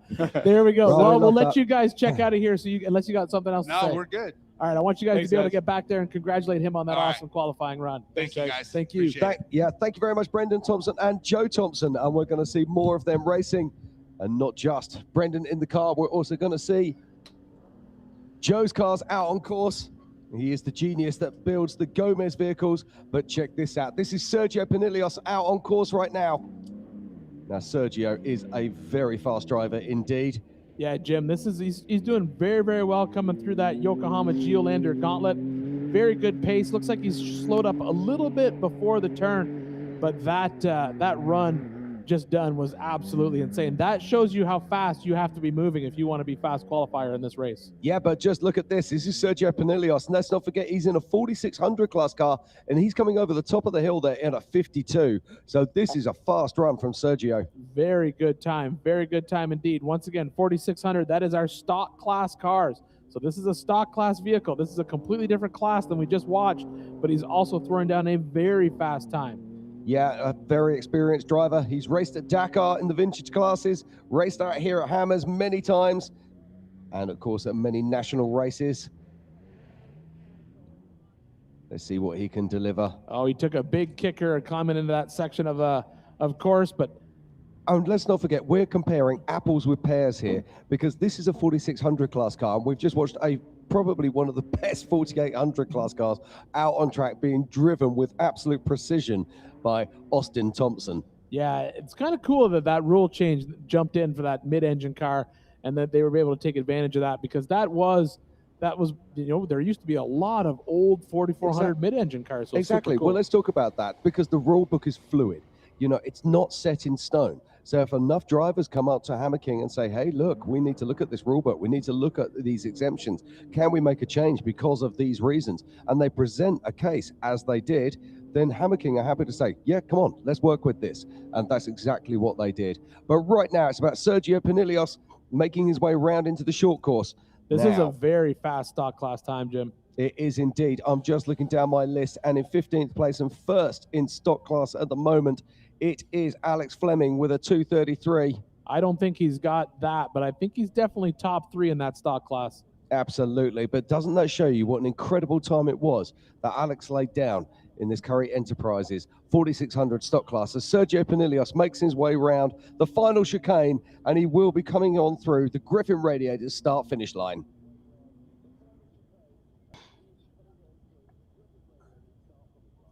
So there we go, Sergio Pinilios, of course, with Warn and Factor 55. Been working with them for so many years, and his great friend Justin is up at the booth. In fact, I was up at the 40 last night, and I believe you were there for the launch of the new Warn winch. I was there to watch the launch of the new Warn winch. It's always exciting when a new product's come out from Warn and our friends at Factor 55. You know, they've always been sort of at the cutting edge of all that, all the new high-tech recovery equipment that we've ever done, and it's awesome to see them out here. Yeah, they've made some changes to their incredible Xeon platform. And if you want to have a great time out here on the lake bed, it's always a good idea to think about getting that Warn VIP experience. All right, well, we have a little bit of a gap in the action while we're waiting for our 11 o'clock or 12 o'clocks to line up. I think we're going to see the fastest qualifier, and that is Austin Thompson, where we just had Joe and Brendan up here with him. Yeah, so Bam Bam, as he's known to his family and friends, he's out on course right now, or was a little while ago. This is the highlights, of course. But it's so good to see this OG UFO car out there.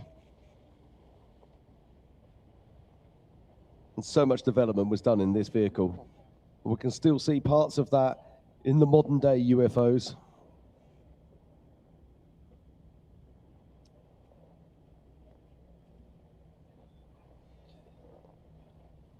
So this is the 20th anniversary of the Griffin Radiators, King of the Hammers, powered by Optima batteries. And today it is all about the qualifying for the Yokohama Everyman Challenge. 3 classes out there today. We have the 4600 Curry Enterprise stock class, the Yukon Gear and Axle 4500 modified class. And right now we're watching our pole sitter, Austin Thompson, who is in the Brannick Motorsports 4800 Legends class. I love the way he drove that far rock line. Yeah, that was definitely commitment up to there. You can see there's that one kicker that's really, every single one of the 4800 cars that have gone through there that hit that ledge, it lifts the front of that car up so high. It's got to be a pretty serious ledge in there. But this, to me, is where the time was made up 100%. Coming down the hill, you got to come down that hill, and you got to come down it fast. There's no checking up required at all, and that's going to give you the speed that you need to lay down those fast times. Yeah, let's not forget that Austin pulled a full 6 seconds from Shad Kennedy, who was our previous pole sitter. A very dominant run indeed. Now, we were talking earlier today about what are the fastest times we can expect to see. Now, I said a 205. I believe you said that you were looking for a, was it a 202? No, 203. 203.8 or 20, I can't remember. You wrote them down. I don't even remember what I said. 203 for yourself, 202 for Matt. Pam was a 201, and I was a 205. So we'll have to see what happens. But we've got some big hitters coming on out. And do not go anywhere. Make sure you're joining us for Power Hour later today, which will be at 3 o'clock. And we'll see so many of our favorites out there.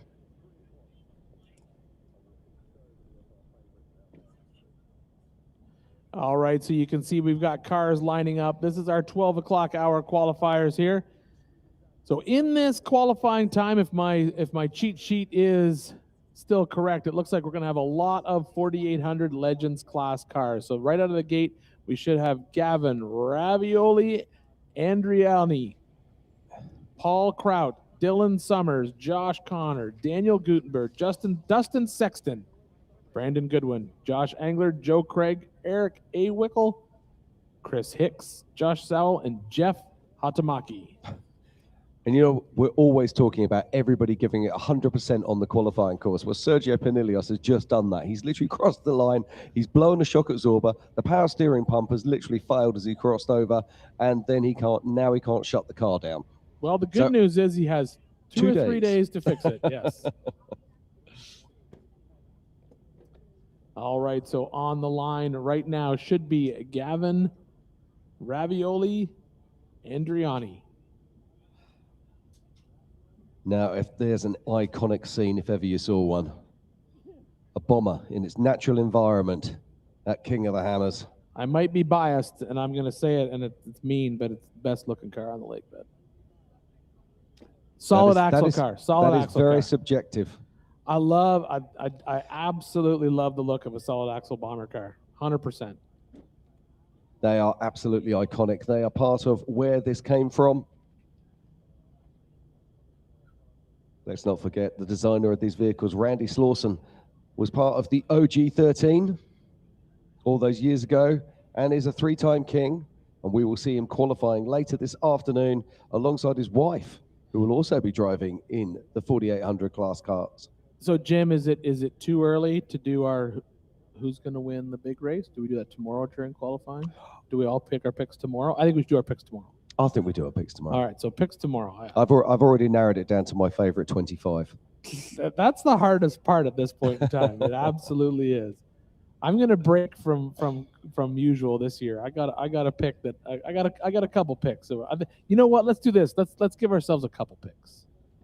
Okay, I'm down with that. We'll give each of us get 2 picks. That's what you get. You get 2 picks. Hey, how about this? How about we do a 2-pick? You have to pick a former king and a new king. No, I'm liking that. I'm liking that. Now, this is pressure on me because I've nailed the last 2 years in a row. Oh, so, yes. Yeah. All right. So Gavin Andreoni is off the line in that Bomber Fab car. Here we go. We're going to see this 4800 Legends class car take on this qualifying course. We are still waiting all day, Jim, for somebody to tackle that center rock line.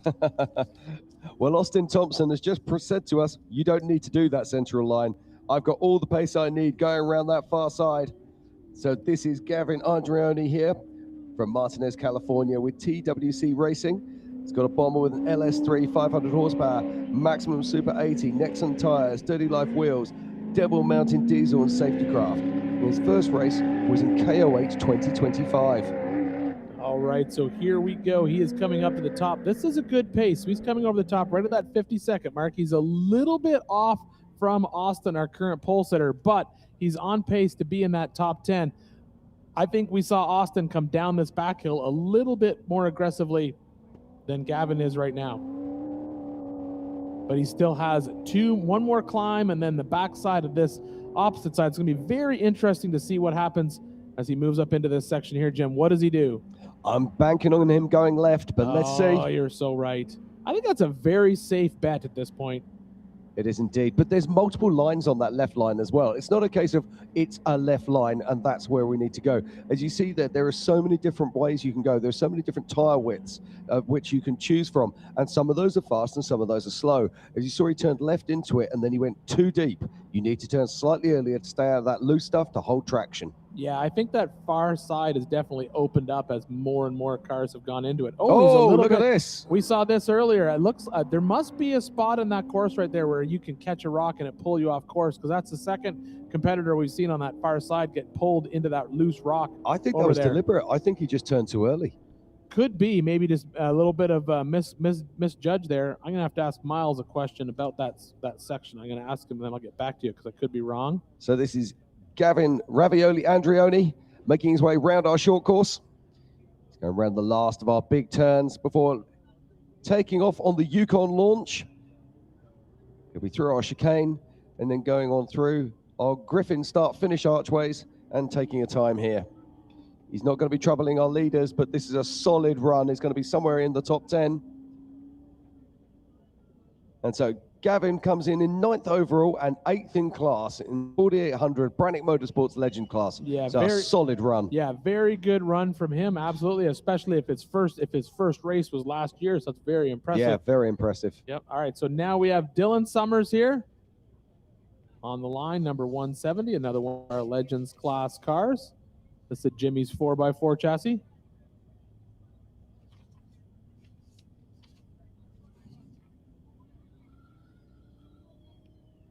Yeah, from Santa Cruz, California with Summers Racing. It's a Jimmy chassis.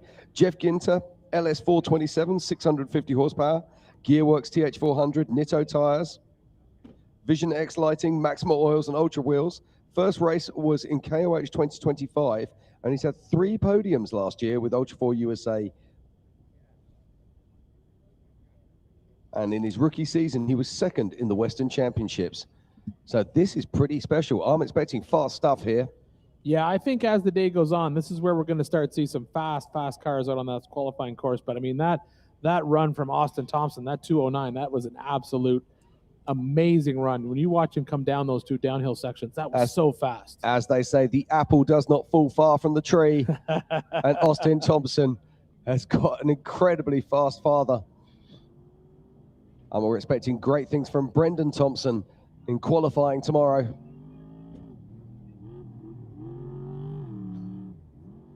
So right now it's Dylan Summers out on course, making his way out of the short course, and he'll be heading around to the Yokohama Geolander cross-grain section before heading up the hill.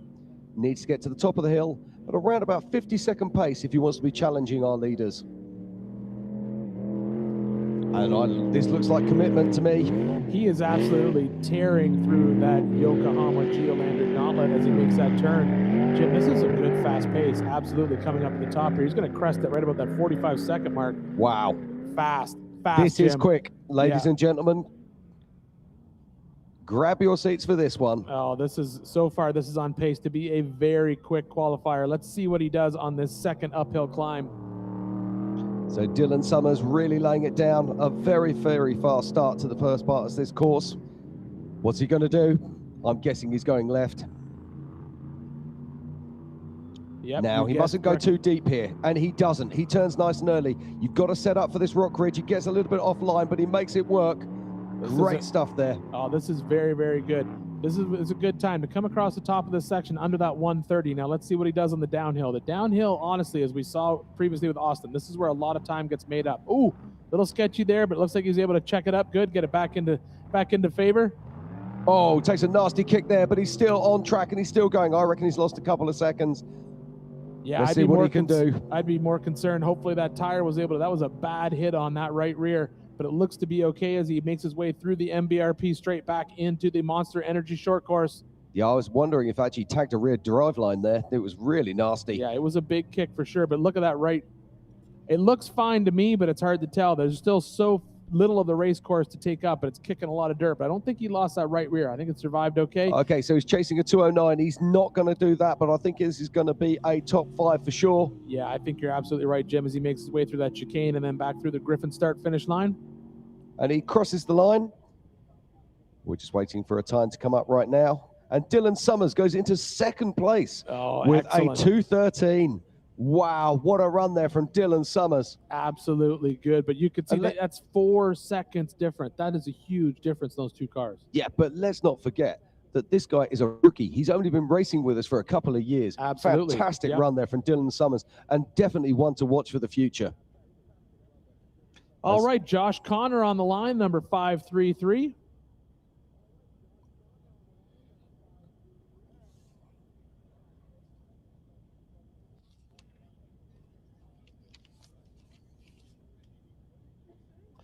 So this is 533, Josh Connor out of Auburn, Washington, with Josh Connor Motorsports. It's got a JC Motorsports chassis, an LS3 producing about 500 horsepower, Yukon come up winch, Vision X lighting, performance coatings.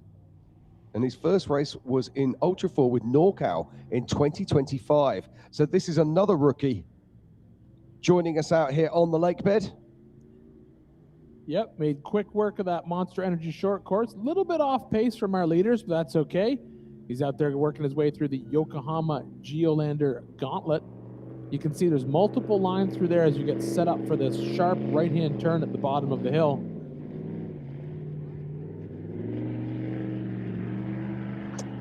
And as we watch Josh Connor going around, we're just going to have a quick rundown on our top 3 in all classes. So at the moment in the Brannick Motorsports 4800 class, and our current leader is Austin Thompson. Then in second place is Dylan Summers, also in 4800. In third, but first in 45 modified, it is Shag Kennedy. In fourth overall and third in 4800 is Brian Tremp. And if I go back down a little bit further, in 11th place overall and second in 4500, it is Taron Halowich. Fantastic run there. And then in 13th overall and third in 4500, it is Ben Ertel. Yeah, but I was talking to Ben earlier this week. He was very happy with how the car was performing, how it was set up. This is only his second year racing as well, Jim. So he's super excited to have a car that he thinks has all the bugs shooken out of it, and he's ready to lay down a good race. So it's good to see him sitting in that third place spot, even if it is just for now. We still have a lot more cars to qualify. We are only, oh man, I think we just crossed the halfway point, Jim. This is just halfway through the number of cars that are going to leave the line today. Do you know what? I don't mind that, because watching these cars is an absolute pleasure. As right now, we watch Josh Connor making his way around the course, and a very different approach to the last car we saw. I still think you know what, at this point, we should come up with like some sort of extra special prize for the first person that goes up that center rock gauntlet the whole way up to the top. We should, maybe we can come up with a hat for them or something, or maybe some KOA. You know what? We can get him this? some. He's done the same. Oh, he's done again. the same thing. He's turned into that loose Yeah. stuff right there. That's very, very. You know what, Jim? I don't know. Maybe that's a plan to avoid that big drop. There is a big drop right there. It's hard to tell on camera, but that is a big drop. This is very true, but you'd be thinking that the car would be going, off camber, which would make it unstable, but they seem to be surviving it. But for whatever reason, it's working for these guys. Hey, they're back into Hammertown on all four wheels, so you can't fault the plan there. It is very loose rock in that section, though, but now we've seen 3 drivers turn into that section of rocks and avoid that big drop-off, so it could be interesting to see if that is planned or if that's just turning a little early. To coin a phrase, it's a bold strategy. It is. So Josh Connor making his way towards the Griffin Radiator start-finish line. All right, he comes back into town. We'll have a time for Josh as we get ready for our next competitor to head out onto this short course. Racers working with racers. Time is money. There's no easy way to build it, retrieve it, or transport it. Helicopters are the cost-effective solution. HP Helicopter solves complex problems with helicopter solutions. What usually takes weeks or days, we can accomplish in hours or minutes.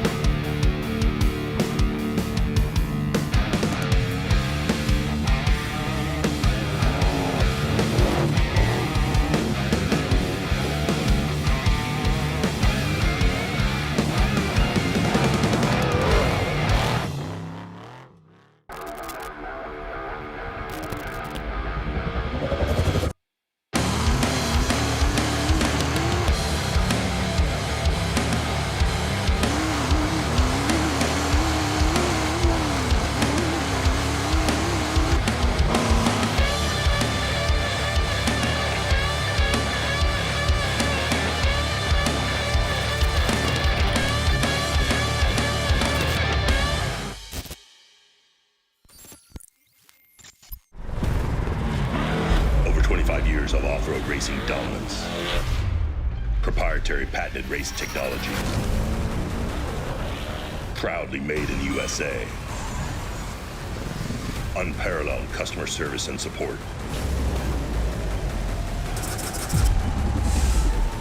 the choice of champions, King Shocks, the leader in off-road shock technology.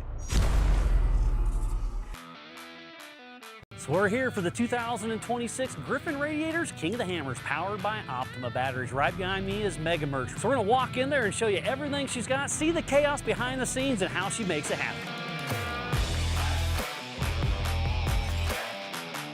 The chaos is here. They're selling everything, and they're selling like hotcakes. Stickers, they got koozies, they got socks, hats, beanies. Come get them before they're gone. Roxy, thanks for all my stuff.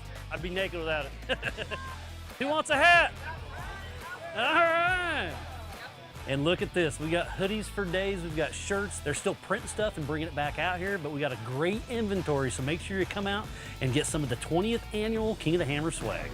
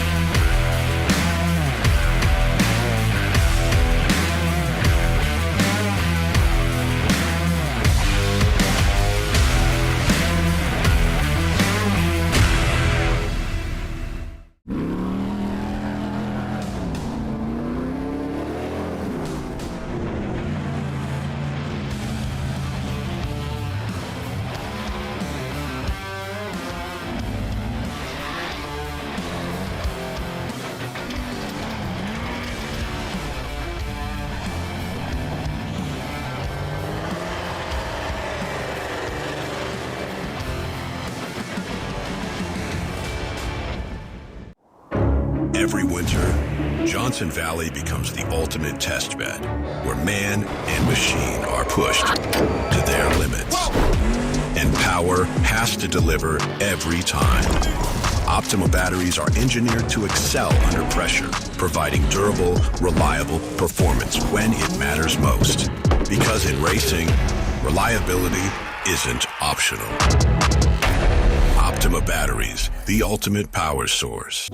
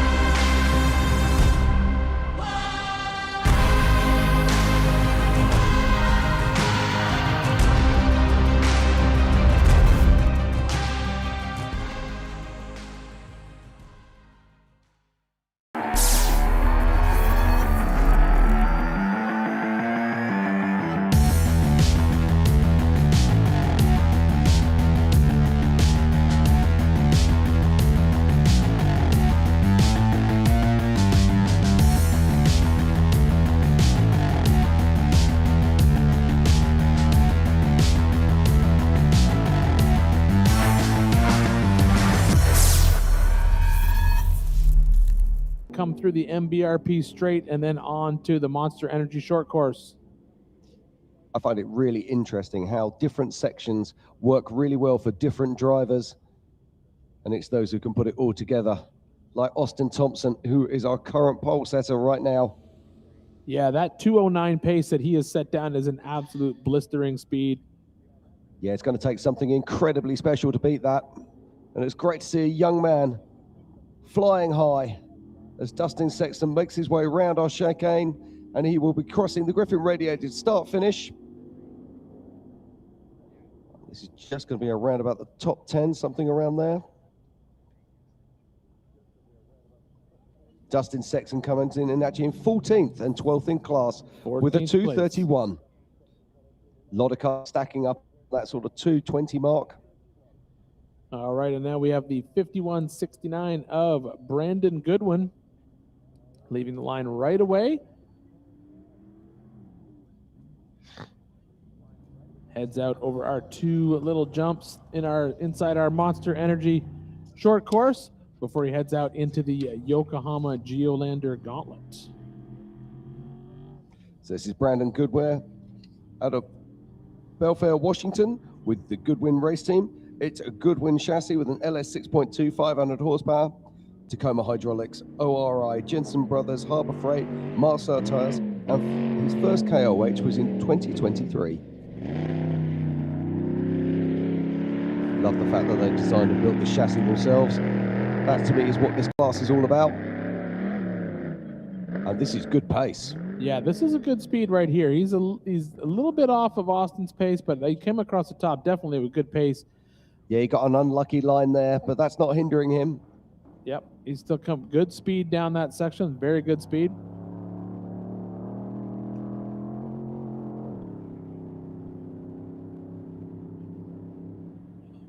One of the taller cars in our field. It's so great to see the differences between the vehicles. We just saw that Trent Fab, which is one of the lowest cars that you'll see in our field. That old school UFO is pretty low, Jim. Oh, yeah. Yeah. When you start to look, bombers are pretty low too. You get that leading arm, trailing arm game, you can drop that chassis down pretty low. All right, so here we go. Brandon Goodwin coming down the backside of that climb. He's got to pick up a little bit of pace here. You can see that right front tire took a little bit of a hit on a rock, but it seems to be doing quite well. Oh, this is good pace. We're looking at top 10 pace here for sure. Yeah, he's going to come back into town with carrying a good amount of speed.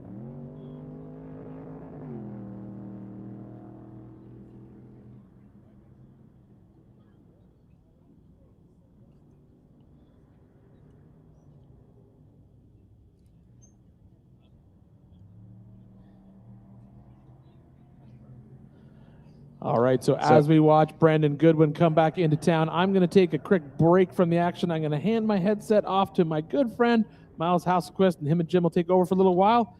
Miles, great to see you, buddy. Thank you very much, Ian, as Brandon Goodwin crosses the line. And he's going to be around about that sort of 14th area, something like that. We're just waiting for a time. No, Brandon Goodwin, he picked up the pace as he came through that infield and goes into 9th overall and 8th in class. So a fantastic run there from Brandon Goodwin. Next up, we have got the 3:07 of Josh Alger.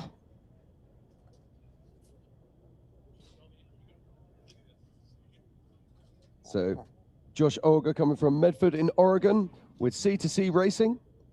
This is a BD Fab chassis, got an LS3 with a 6.2 Ori struts. And his first race, in fact, this is his first race. So it's fantastic to see him here today as he makes his way off round the short course.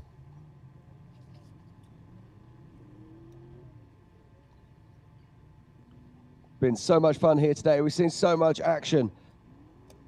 So Austin Thompson laying down an absolutely astonishing run and is sitting in pole right now with a 2:09. Dylan Summers in second with a 2:13. Shaq Kennedy, our highest placed 45 modified class car with a 2:15. It's Josh Alger making his way around the back of the mountain, just come through the Yokohama Gauntlet. Our lead cars are cresting this hill climb at around about 49 seconds. You won't be worrying that, but this is a solid run here from Josh.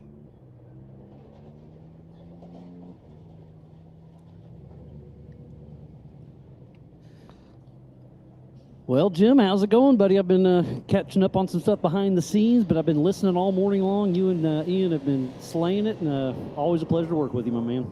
My friend, it's great to see you one more time. Oh, you're going to see me one more time, I promise. Oh, that's good to hear. I'm glad about that. We've got the whole of Power Hour to look forward to, my friend. So out on course right now is Josh Agler and Dennis Hickey, number 307 out of Medford, Oregon with C2C Racing and that BD Fab chassis with a 6.2 ORI struts and C2C Trucking, making his Ultra 4 King of the Hammers rookie debut as we speak. Yeah, now that's pretty cool indeed. There's no bigger stage for rock racers than here at King of the Hammers. And to make the first one the 20th anniversary is something pretty special. Now, I just want to talk about this car because most of the shock absorbers that we see, whether they be King, whether they be Fox, ADS or whatever, they'll be using springs to hold the vehicle up, but not this. This is on Ori struts. So they're actually using air to hold this vehicle up. And they seem to be working really well as Josh makes his way down the rocks and he'll be coming onto the infield and onto our King of the Hammers short course. I was pretty impressed this morning with Brian Trimp setting that fast pace, but now we're starting to see that transition. Watching Austin Thompson lay down that blistering speed of 2:09 was a great run, and it was cool that his dad and uncle were here in the booth to be able to call him in. Yeah, that was absolutely fantastic, wasn't it? A little off pace all of a sudden by Josh Alger. Yeah, no, it looks like we've got a problem here. So I'm looking for steam. Can't see any steam, so it's probably not a coolant issue. Maybe jumped out of gear, maybe electrical. I don't know. It's a tough break for Josh Alger, but good to see him back and running in the Monster Energy short course. On my drive over here, I saw a few. We got Eric Weichel coming up, Josh Sow with Bailey Cole. They were giving me some huge thumbs up. They're excited to get out there and go rip. Yeah, Bailey Cole, of course, is running in Power Hour later today. So Josh has just crossed the line there. We're just waiting for confirmation of his time. And I can see he's coming in 34th place and 19th overall. So a solid debut there for Josh. There you go. This looks like it's your man. There's Eric Weichel, but actually driving for him is Joe Gatlin. Co-driving is Joe Fabrizio. Weichel had a pretty good little hit at the Laughlin just a few months ago, and his back's still just not quite right, so a tough break for him, but glad to see his car back out there. Out of Helena, Montana, with some Fear 06 Racing, that Jimmy's 4x4 chassis with an LS3 615 horsepower. Gearworks, Kumo tires, Rigid Lights, Warren Racing, CarTech, and 5-Star Tuning. He's been racing with us since 2019. Joe Gatlin fills in for a lot of drivers. teams up with Tom Prendergast a fair amount, so we'll see him driving tomorrow in a Jimmy's car as well. So no slouch behind the wheel for sure. So Joe Gatlin and Joe Fabrizio driving for Eric Weichel.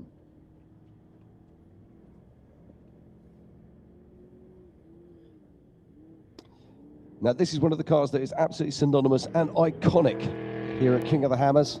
So easily identifiable. And he's got a new trick fab car that's almost done that'll be racing with us soon, too. I hope it has the same livery. Oh, it's got to.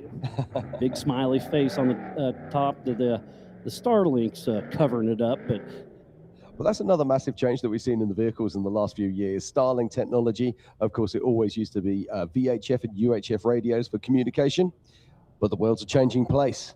And Starlink is allowing us to not only bring fantastic images, but also allowing us to change the way that we do communication with these vehicles. And look at the ruts. We just saw them come through. They're really starting to dig in deep, and I'm interested to see how this course plays out once the 4400 cars hit the course tomorrow.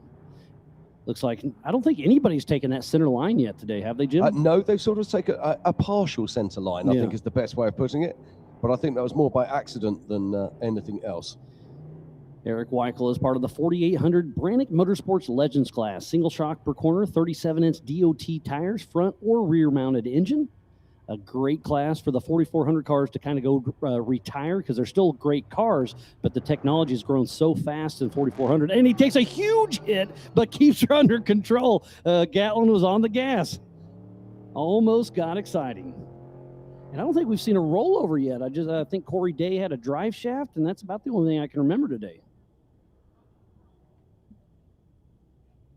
You had to jinx it by saying, I hope that nobody's had a rollover. You do know what's going to happen now, don't you? Something. So this is Eric Weichel's car making his way around the short course. One more Yukon launch. Got to make its way around the chicane. And getting pretty good hang time there on the Yukon launch. I'm sure Eric is watching from home. I hope you're feeling better soon. He's on site. Oh, he's on site? Yeah. Oh, he was the first better. racer to show up 2.5 weeks ago, probably. He's just been enjoying himself, and he was hoping to get in the car, but he took a couple test drives in the back. It was just a little too much for him.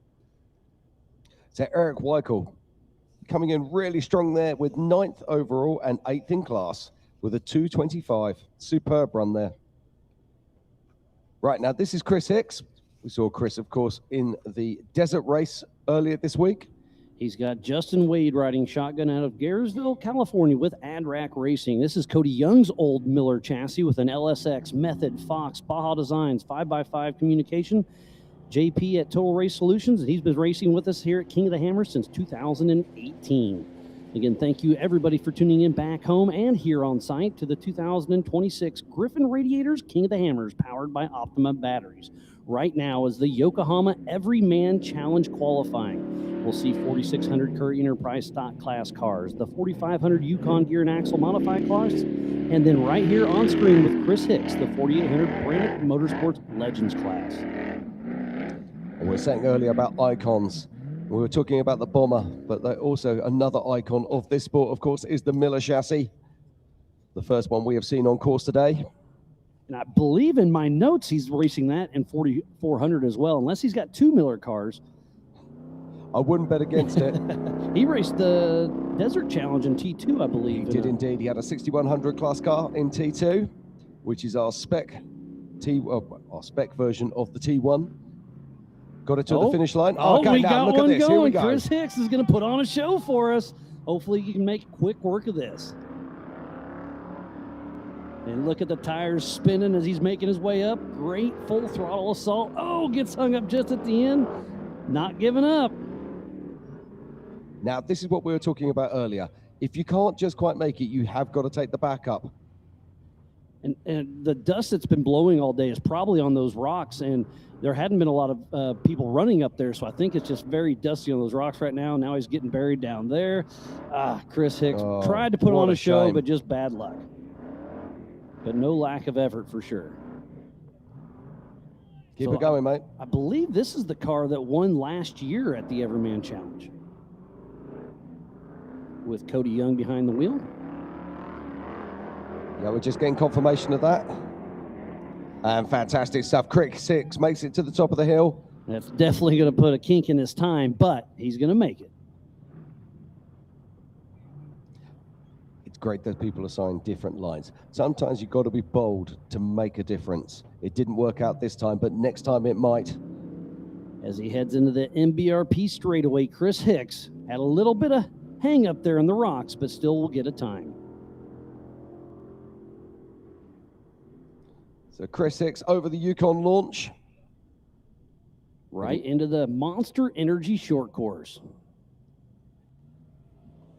This coverage of the 20th annual King of the Hammers is presented by Yokohama and brought to you by our official sponsors, Brannick Motorsports, Curry Enterprises, Yukon Gear and Axle, Seymour Paint, and by Onyx Off-Road, just to name a few. Chris Hicks getting a little bit sideways there as he comes through the chicane, and I think he's going to be very pleased to see the finish line and put an end to that qualifying run. That is not what he hoped for, Miles. Looks like a 3:08. Yeah, that's going to put him right down the back there. Chris Hicks in 35th overall and 20th in class. He would be looking to be at the pointy end of the... Race you. Race you on dirt, sand, snow. Race you through this, over that, all day, all night. Race you on 4 wheels, 1 wheel. How about no wheels? Race you with the world watching. This guy watching. Race you to the summit. Maybe not that summit. To sub 7. Any event, any terrain, anytime. Race you.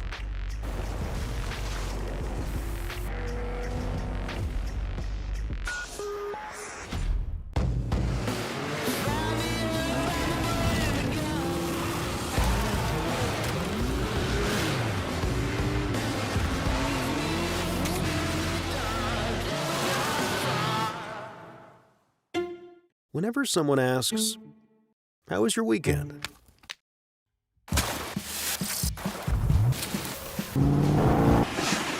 Or, "What have you been up to?"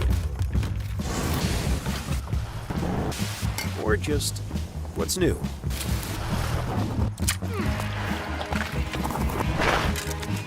Have a good answer. Just do what you love. Toyo Tires.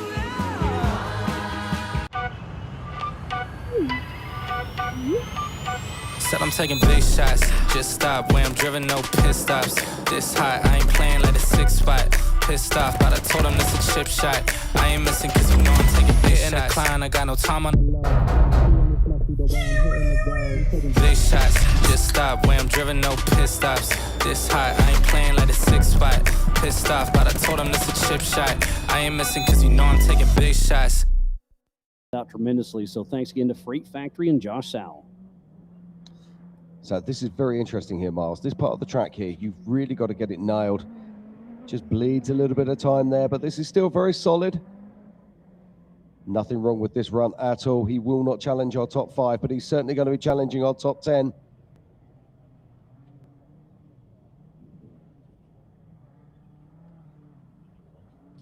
Got a lot of people tuned in back home. Thanks again for that. We got a great crowd watching, almost 5,000 people on the live show. Absolutely fantastic as Josh Sow absolutely sends it off that cliff and heads in towards the Monster Energy short course. He's going over the first of our Yukon launches. It's a solid time here for Josh Sow. He is going to be challenging to get into that top 10 for sure. I think he's going to be just a little bit outside of that, but we will see. But a great run thus far. We got a lot of heavy hitters yet to come, so be sure to stay tuned in all day long. Power Hour will kick off at 3 p.m., where the biggest and baddest names in the EMC sport will showcase. So Josh Sow crosses the line. Looks like that's going to put him with a 2:24, so that's top 9.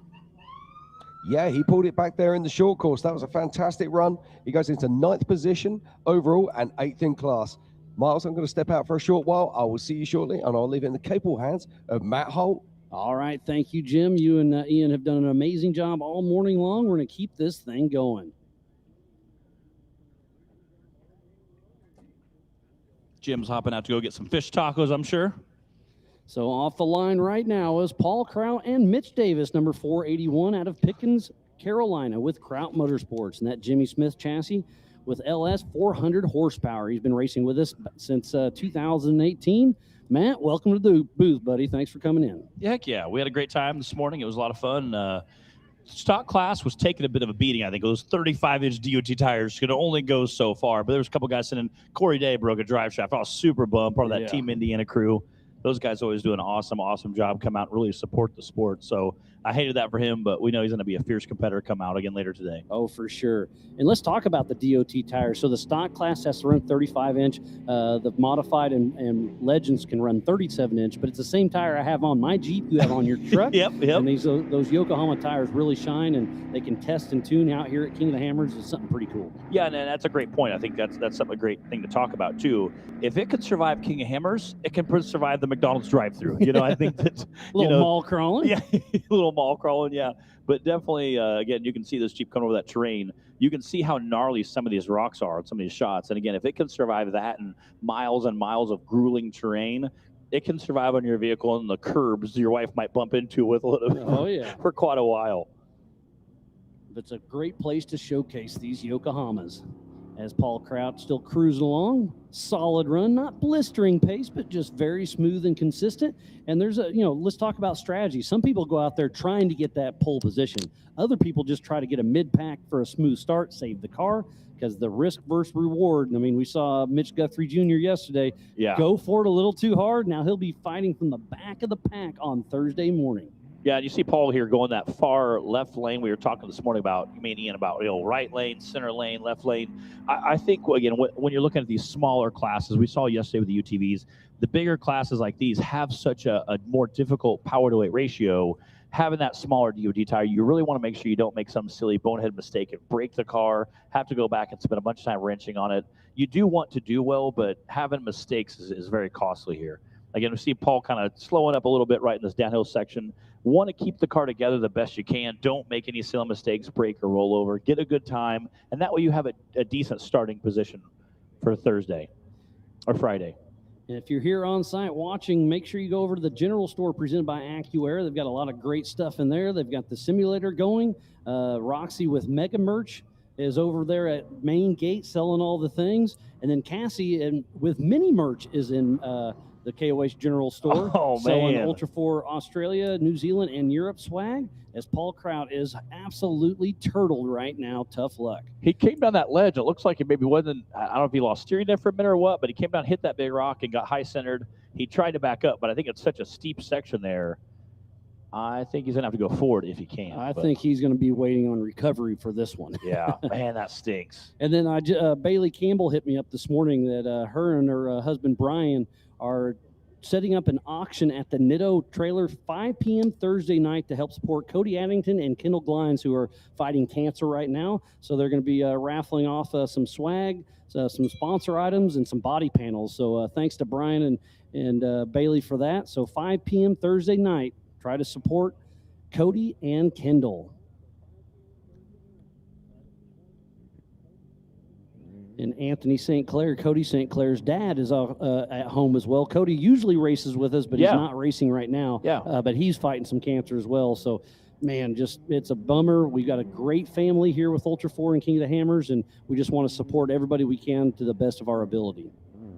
My brother just texted me and said, hey, great job, love the coverage, and he sent me a picture of a Jeep stuck. He's like, we could do this at home. I'm like, no, I hate it, but again, shout out to everybody out there on the live feed. I know you just said we had 5,000 some guys out there watching the live feed right now, watching qualifying of this EMC class. So appreciate everybody tuning in. I know we have a bunch of Team Indiana guys, wives and cousins and brothers are all cheering us on as well. So shout out to my brother Nate Holt for tuning in, and again, all of our worldwide watchers. I know there's some people in other countries staying up late or getting up early, depending on what kind of time zone you're in. So appreciate everybody tuning on live feed. And I always love to give a shout out to our production team. There's lots and lots of people behind the scenes. We have cameramen and camera ladies and drone operators that get up super early in the morning and drive out to a site. We have a lot of people remote doing production this year. Chris out there, shout out to him and all his guys. Cameramen, camera ladies. We have audio people, production staff and a trailer behind us doing a great job. So appreciate all the people behind the scenes that make this wonderful show that comes together, as well as our recovery crew right now out there on course trying to figure out how to get this thing off. Again, I'm not sure. It looked like he lost steering a little bit before he started heading into that big rock section. Yeah, we got a great recovery crew out there. A lot of our core staff. We've got Team Australia, Team New Zealand helping. There's Travis Cook at the front guiding everybody through. So tough break for Paul Crowell. He'll be taking a rear start, but he will start in front of the people who did not qualify because it is an option. I see we had some 4,600 guys this morning out there qualifying. I love seeing our Jeep Cherokees, whether it be Grand Cherokee, regular Cherokee, XJ, ZJ. We had some early Broncos out this morning, which I'm a huge fan of. Seeing some of that old muscle, that big steel body out there bashing around is just so cool to see. But again, hate to see a guy like Paul in this camera right now. Unfortunately, not going to be able to get a finish out of this qualifying run. Hate to see that, but it's also cool to see the 4,600 class getting out there in those 35-inch DOT tires, and unfortunately just not able to get a finish this morning for Paul. But again, that's such a hard time with that DOT tire. You don't get near as much traction as maybe a big 42-inch competition sticky like we'll see later this weekend. And they probably have to run a little more air pressure because they can't risk pinching a bead. So they're probably running around 20 PSI if I had to guess. Yeah, I was talking to a couple of guys this weekend, and they said they're running anywhere from 35 to they sometimes up to 40. Okay. Just because if you hit some of those rocks, you don't want to pinch one. And I'm like, 40, that's bananas, 40 PSI. But again, running a DOT tire, you have to have a little more. Again, you want a little wider footprint, but 40 PSI, so that's just what we run right now, and it's doing pretty well for us. So we'll see how today goes. I know a lot of guys love those tire secrets, but the DOT class, you're just trying to get as much traction as you can. And again, thanks to everybody for tuning in. Looks like Blair Emo is tuned in from Oregon. Where else is everybody checking this out from? I know it's all over the world. We got a lot of people over in Australia, down in Baja. Yeah, heck yeah. If you're on the live feed, give us a shout out. We'll see where everybody's tuning in from. Very cool to see. As the Forks of Shame are coming out. Forks of Shame. I love that. I may have seen those once or twice. Oh, I'm sure. With all your rock bumping stuff. We do some rock stuff, yeah. Although we don't have near as many rocks as we used to. Now it's getting a little more, Clyde's being a little more gentle with us, but yeah, it kind of stinks. But we've all been there, so everybody kind of understands, kind of feels a little sympathetic towards you when they see those the Forks of Shame coming out there. I also appreciate everybody from Hammertown tuning in with us.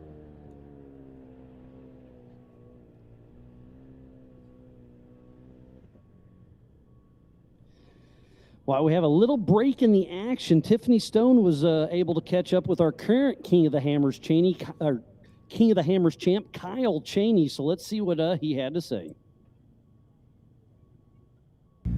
Kyle Cheney, 156.9 qualifying time. Now I know last year it's not what you wanted, but you're coming back for a vengeance to get 5 full overall champions here for the 4,900 class. Tell me about the day.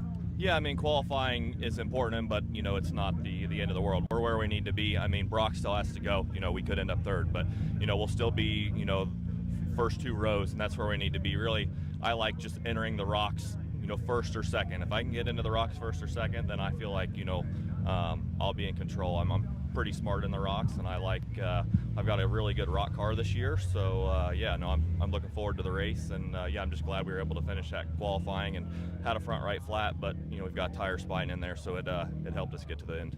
Awesome. Best of luck. Kyle's looking for that 5th win. Well, thank you, Tiffany. Always great to hear from the rock stars of our sport, like Kyle Cheney. And it looks like, man, when we asked where people are watching, Washington, Florida, Vermont, New Zealand, Vancouver, Arkansas, Texas, Kentucky, Seattle. Man, thanks you guys and gals for tuning in. What a great show for the 2026 Griffin Radiator King of the Hammer, powered by Optima batteries. Right now, we are watching Paul Kraut get recovered during the Everyman Challenge presented by Yokohama. Yeah, it's awesome to see all areas tuning in from in the live chat. It's very, very cool.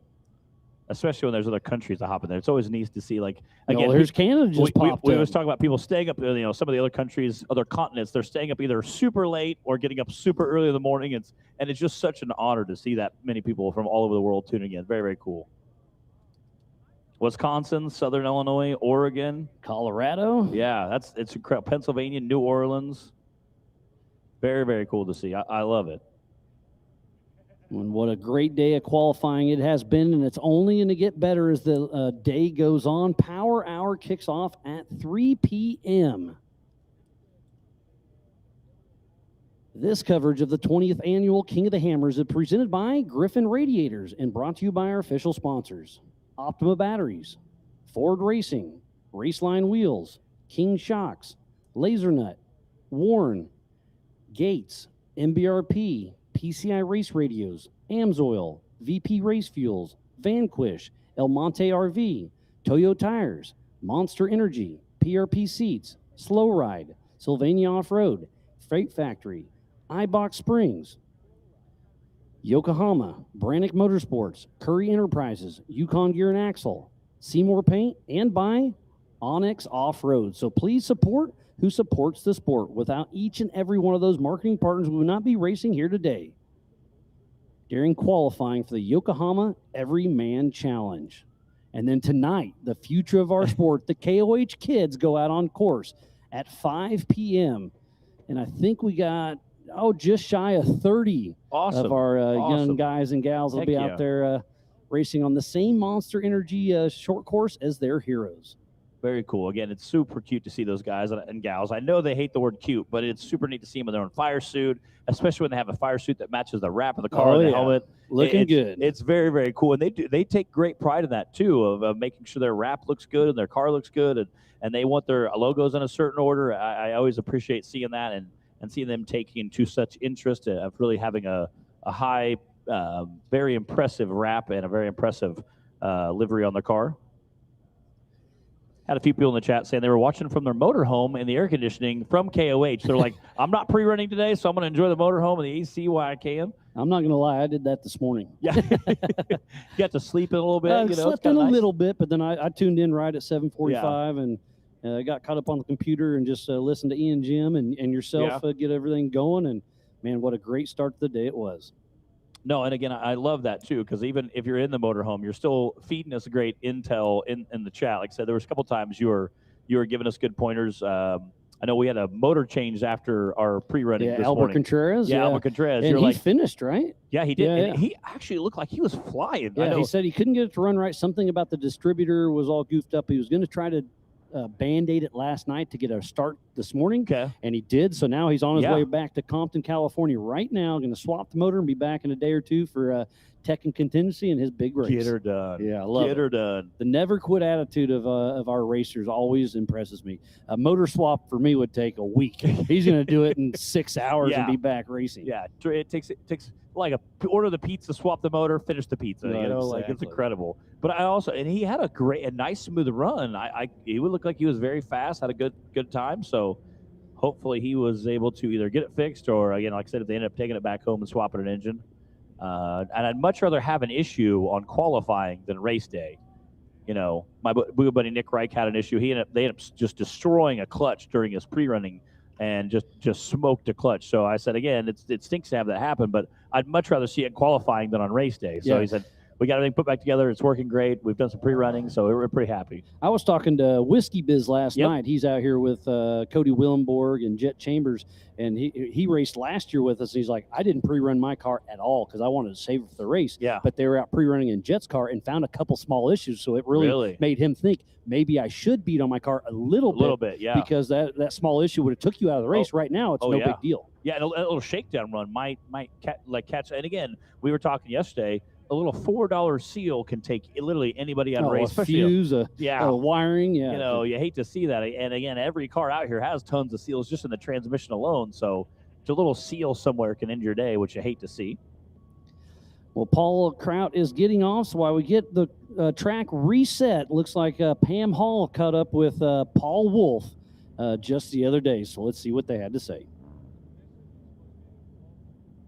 With a 157.7 out there for your qualifying run for the race on a Thursday, but you're sitting here saying you had no brakes. Yeah, with the brakes I'm running, you got to get them warm, and I sat in line too long and they got cold, so I went into the corner and they work, but they're not grabbing real hard, so I need to warm them up. I should have thought about that. That's kind of my fault. But race day, really quick, what's your strategy? Just be smooth and consistent. I think we're actually sitting really good. Being out front, I can chase the leader down and just follow him most likely. So that's kind of a blessing in disguise. All right, and there we have it. Paul Wolf isn't only in the 4,900 class, he'll also be in the 4,400 class. So good luck to Paul Wolf out there on race day. Well, thank you, Pam and Paul Wolf. Always a pleasure to hear from both of them. This was yesterday after qualifying, but up next for the 2026 Griffin Radiator King of the Hammers, powered by Optima Battery, for the qualifier for the Yokohama Everyman Challenge. Looks like Jeff Hadamaki at a glance. And it is the 951 of Jeff Hadamaki with Joey Weber out of British Columbia, Canada, with Team Angst Racing in that Miller Motorsports chassis with a Gen 3 speed LS 416 with over 600 horsepower. Toyo tires from Canada, Brink Fab, Knight Rider LED, and OK Tire of Rutland. He's been racing with us since 2015. When we raced up north in Canada back, what's that, 10, 11 years ago now? Pretty wild. Yeah, that power hour yesterday was pretty incredible to see all those big guys get out there and kind of hammer it down. And again, we were talking, is it a vintage to run later in the day? Again, there's some ruts, there's some rocks that maybe better to run earlier in the day. But again, it's darned if you do, darned if you don't. Yeah, and I said our fastest time was set by the last guy to run. So it's like, I think that kind of ended that discussion. But yeah, this morning Jim was talking about the terrain. It was a little dense. It had a little more traction. Yeah. But now all that's gone, and the course is getting beat up. So probably a mid-morning run would be the ideal, but it's just you get in where you fit in. Yeah, and again, I think you're going to see like with the DOT tires, they don't have as much grip as a sticky, which we've talked about. I think those guys have to be a little bit more careful about the line. Where the 4400 cars, when you're running a 40 or a 42 sticky, you can be a little more. They're a little more forgiving. You have a little less air pressure. They kind of grip a little better. And they have some bigger horsepower. You can kind of be a little more accidental with your line choice and still be okay. Looks like Jeff's taking off our line here. We'll see what he can do as he hits the Yukon launch, getting ready to head out to the Yokohama Tire Geolander Gauntlet. Great run thus far. We'll see how it works out. Jeff races a fair amount with us. Great to see him come all the way down here and play. I believe that car's only 2 or 3 years old now. It's a really sharp car. Yeah, those Miller Motorsports cars are just absolutely beautiful. They work, they're proven, and to see them step into the 4,800 class and really earn their keep, just like Cody Young, who won this race last year. We saw his car run just a little bit ago. Had a little issue, but it's still solid car. Yeah, those Miller cars, like you said, are just, again, I've seen those guys, Eric in the woods just be dominant. That guy is a monster. You get a little more narrow, a little more nimble, kind of dart between some of the trees. At Rush, I've seen those guys just come out and just scream to the woods. Yeah, the Bleilers, Eric Miller, Casey Gilbert, man, on the East Coast, they're hard to beat. And they work in the rocks tremendously well. And again, I think having that little bit narrower wheelbase, I think you kind of straddle some of the rocks, kind of pivot through where you have a longer car, maybe can have some more issues. But again, those Miller cars definitely work very, very well together. As Jeff Hadamaki takes that left line, seems the more preferred line. We'll see if he can make it up and over smooth, which he does. And they'll be heading down towards Hammertown. Again, me and Ian this morning were talking about everybody wants to go fast uphill, but being able to pick up a little bit of time here or there going downhill quickly is kind of the name of the game, I think, right now. But you also run, again, especially like the 4,600 guys, you run a chance of having some breakage. So there is that kind of teeter-totter. You want to be fast, but you also don't want to break anything. Yeah. So Jeff's heading into the MBRP straightaway, straight into the Monster Energy short course. See what kind of time he can gain in here. Letting that Miller Motorsports car sing a little bit. Haven't seen too much carnage today. I'm very impressed. It's a 2.3 mile qualifier. It's got a little bit of desert, a little bit of rock, some high speed. And then this short course that John Goodby and the NorCal crew built is absolutely awesome. Yeah. Yeah, it definitely has some of those attributes of one of John's courses, that NorCal Rock Racing Series. See what Jeff's time is going to be. So I think we're about the halfway mark through our competitors. We have, I think, 117 that are signed up. You do not have to qualify.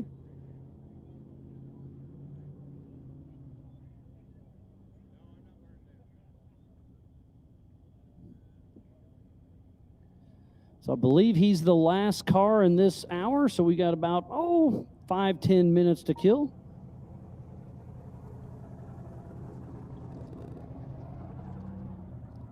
All right, sounds like we're going to play some highlights while we get a quick intermission. Again, we have we block out our time, and they try to, thankfully, build a little bit of extra time in case we do have a rollover or a break. We have a quick thing. It's kind of nice to build some time in. All right, again, this is some highlights from earlier today. We appreciate the production crew putting these together for us. And this is, have a little bit of downtime before we kick off our next section. Again, we didn't have too much cards. I know Corey Day did have a broken drive shaft earlier. That's the only thing I can think of. Well, Paul Kraut, we just saw him turtled up for a little bit. Yeah, yeah. I mean, I hate to see that. Again, I love seeing the different types of chassis guys have brought out and raced. And again, it's how cars kind of change hands over the off season. It's always neat and interesting to see.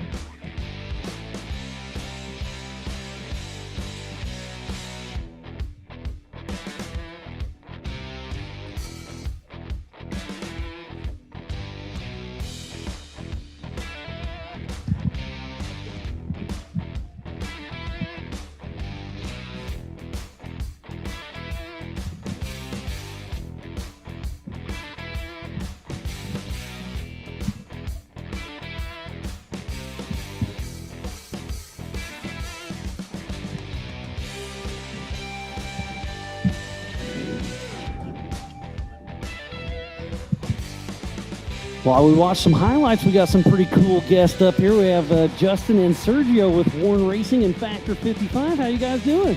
Yeah, I'm doing good, Miles. How are you, buddy? I'm doing great. And Sergio, thanks for texting me this morning and letting me know that you broke your car and you weren't able to qualify at the time, but we got you in there. Well, we broke a car before we even got here. You're good at that. Yeah, it's not the first time. That's the sad part, yeah. But yeah, I saw somebody crawled under there looking very comfortable under the dash trying to wire something up. What exactly was the issue? Oh, I did tell him that's not how you drive a car. He was head down in the pedals and trying to figure out. We continue to fight all this electrical nightmare. We thought we had it all figured out last year. We didn't. We did not. That's the understatement of the year right there. I mean, the car did great for Baja. We had a module that we had to change before Baja. It did the entire 1,000 miles without an issue. And then we brought it back from Baja. It ran great. And then the storm come through, that icy storm. And then the problem was I washed like it was cold. I washed the Jeep, and I think that was the problem. The washing. That's something I was doing right there. Yeah, you never wash your race car. That's what happens. So, but at least you had a heater, right? You see, the heater is not even working. Like no Sirius XM, no nothing. Oh. Like, he's how like, are you no supposed to XM race radio? like that? He's like, what kind of hotel is this, Richard? Yeah. He's like, oh my gosh. All in good fun. Oh, but I mean, we've been having a blast. I mean, we have even the engineers from Warren showed up last night. They drove and from Oregon. Debuted a new winch, right? Correct. Yeah. Yes. So they're here for that, and they were hands-on in the car. I mean, we've had my brother and Rob work on that nonstop, and then the guys from Warren, the engineers, they were like, "We're here. We're ready to help." That's and sure awesome. enough, this morning they were all hands on board. We got the car running yesterday. So we're like, cool. All right, we're ready to qualify. And then this morning, it was like, nope, Justin and never I, mind. we suit up, we sat in there, put our helmets, and nope, nothing. So we saw.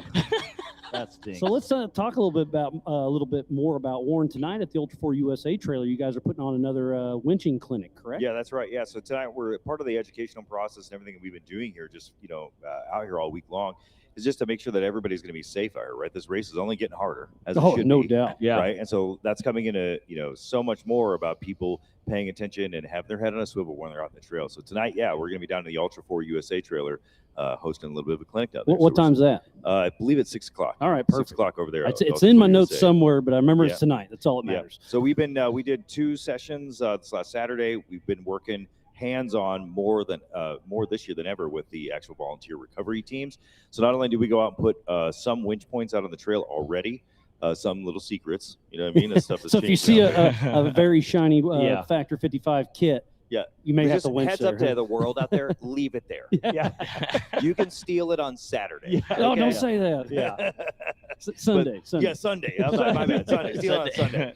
But you've hooked up our core volunteer crew Yeah, man, with we some provided- gear yeah, and so gave we- them a little training. So it's been great. So pretty not only do we have the winch launch, but we also launched 7 brand new recovery kits that are race specific. So our Rock Race Core, Rock Race Pro, Desert Race Core, Desert Race Pro, and even the Ultimate Chase Kit. So That's we're awesome. super stoked, like to this is that next era, right? We're funneling into the next era. And then you have some pretty cool swag. Oh, I yeah, like man. your hat, buddy. You Yeah, make thanks. it look good. Hey, man, you look good doing that one right there. Well, we, after talking to Hammer King, we go back to that whole thing. I think there was some social posts about that too. That legacy and the iconness. 20 years. Yeah, dude, and the Griffin crazy. hat. You remember, like the Griffin hat was like the Oh, yeah. thing to get. So we wanted to make these limited edition hats and to support, Ultra 4. And you have support some of those DOH. at the Yeah, the red Warren ones tent? are the red ones are. We have to tell everybody those are for staff specific. So that's like. Oh, that's- so I that- made the cut, Oh, yeah, huh? that's for you. But yes, we do have a bunch of different hats, the hoodies, the shirts, the whole thing down there, the boots. And as you're well. selling winch line. You're selling winches. and- Everything. Yeah, we got it all. Full semi-truck worth of stuff, man. So we got tons of deals going on. We ran a scavenger hunt this week with a bunch of brand Oh, I partners. ran into one of my buddies and they found one. And they were so stoked about yeah, it. it was awesome.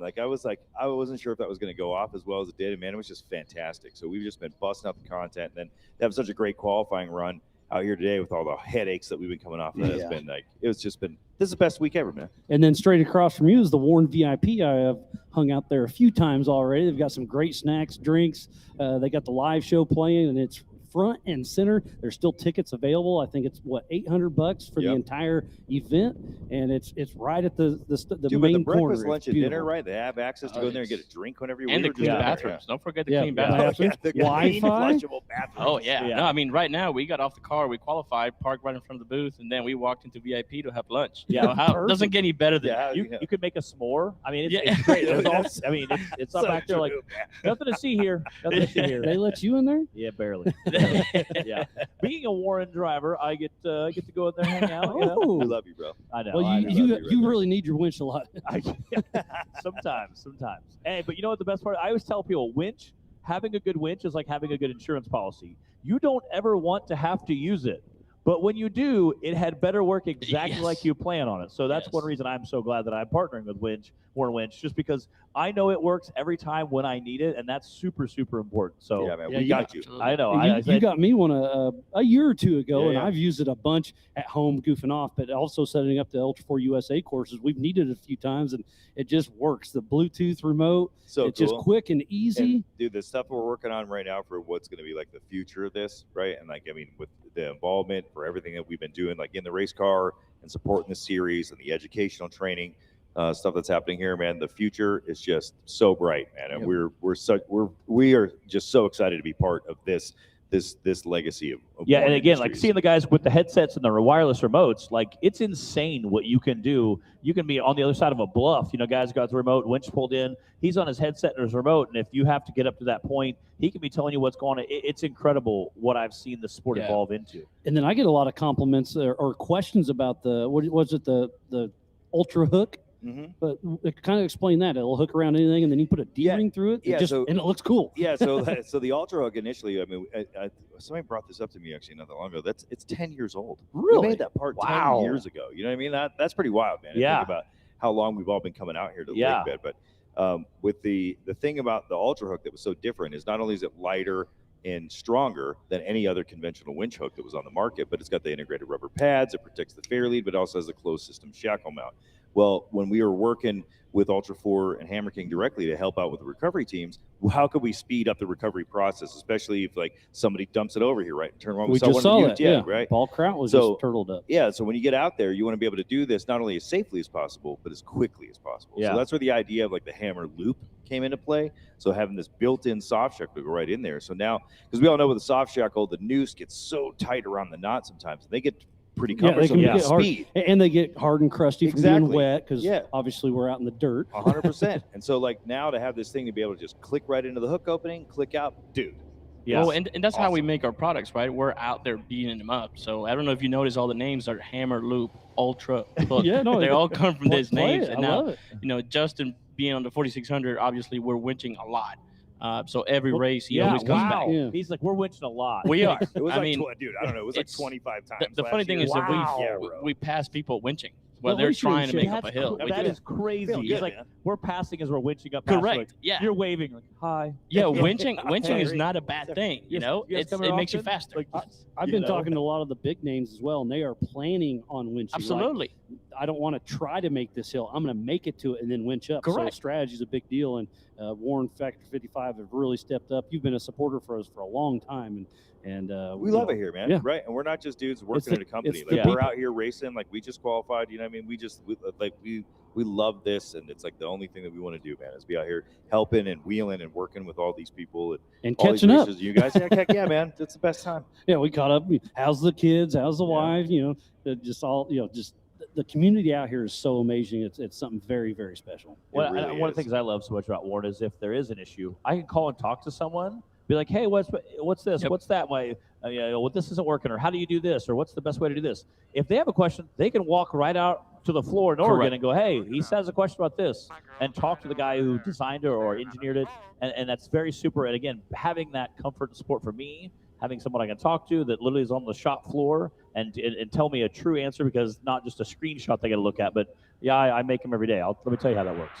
That's super important. And on screen, we're going to see the 1717 of Johnny Valadez qualifying here in a little bit. So we'll have a little on-car action. And then we get to see his daughter moved up to Youth 1K, so she'll race, Thursday. But his daughter's car, he left 2 days ago, went back home to Alga Dulce and picked up the 170 and gave it to Joe Craig's kid. So their old cars racing. Like, again, the community is so great. Nice. Did you see that sign here on the dashboard? Believe. I love that. That's awesome. You guys need a sign, right? Oh, we have one. We do. We have multiple signs. Yeah. After Baja, we had to do a whole dictionary translation in Dude, in I the took a bunch dashboard. of tape and because, put it in the car because all the notes were in Spanish. So I had to, I was literally had to So translate Sergio everything. messed you up on that one. Oh my god! I'm like in the car, like just flashing, like trying to read this, like trying to translate to myself so I know what this. And speaking about one-liners, give us a couple of your cheesy one-liner winch things. Oh man, I gotta tell you, dude. So, one thing that we had from the very first year that we raced this race is we got stuck coming out of outer limits. We hit outer limits, and there was it was a traffic jam, and we had winching 20 cars out of the way. And it was my first time in the race car. All these years coming here, first time I get to race. I'm just so pumped. You're stoked. Helicopters go. I'm like, Yeah. this is the best moment of my life. And we came out of there, and there was we had a lower ants at the time, and it stuck because it was all full of a bunch of dirt. It was just packed in there, and so the kind of wise coming out of there, and he's like, hey man, which way do we go? And I was like, it was stuck in there. I'm like pushing the button, and he's I was like, I don't know. And he's like, which way do we go? And I was like, I don't know. Go with your heart. Go with your heart. And it worked. It totally worked. It worked. So now we're like, what we got to do? We take our go prepared. We're gonna just cut across it and just be like, go with your heart. Go with your heart. I love it right there. And sometimes you don't win, but you winch. Yeah, sometimes you win, You know. man. That's how it is, man. Yeah, absolutely. Yeah. I heard, dude. I got to meet. I met Kurt LeDuc the other day. Oh, for the he's first time. he's the best. Storyteller ever. And so, dude, I was like, it was just the coolest thing, man, getting to meet Kurt. He came up and it was like, hey, I'm Kurt. And I'm like, yeah, I know. We know. Yeah. So he said one of the best lines I heard recently. He said, you know what? I'd rather be in the slowest race car than the fastest spectator. I like it.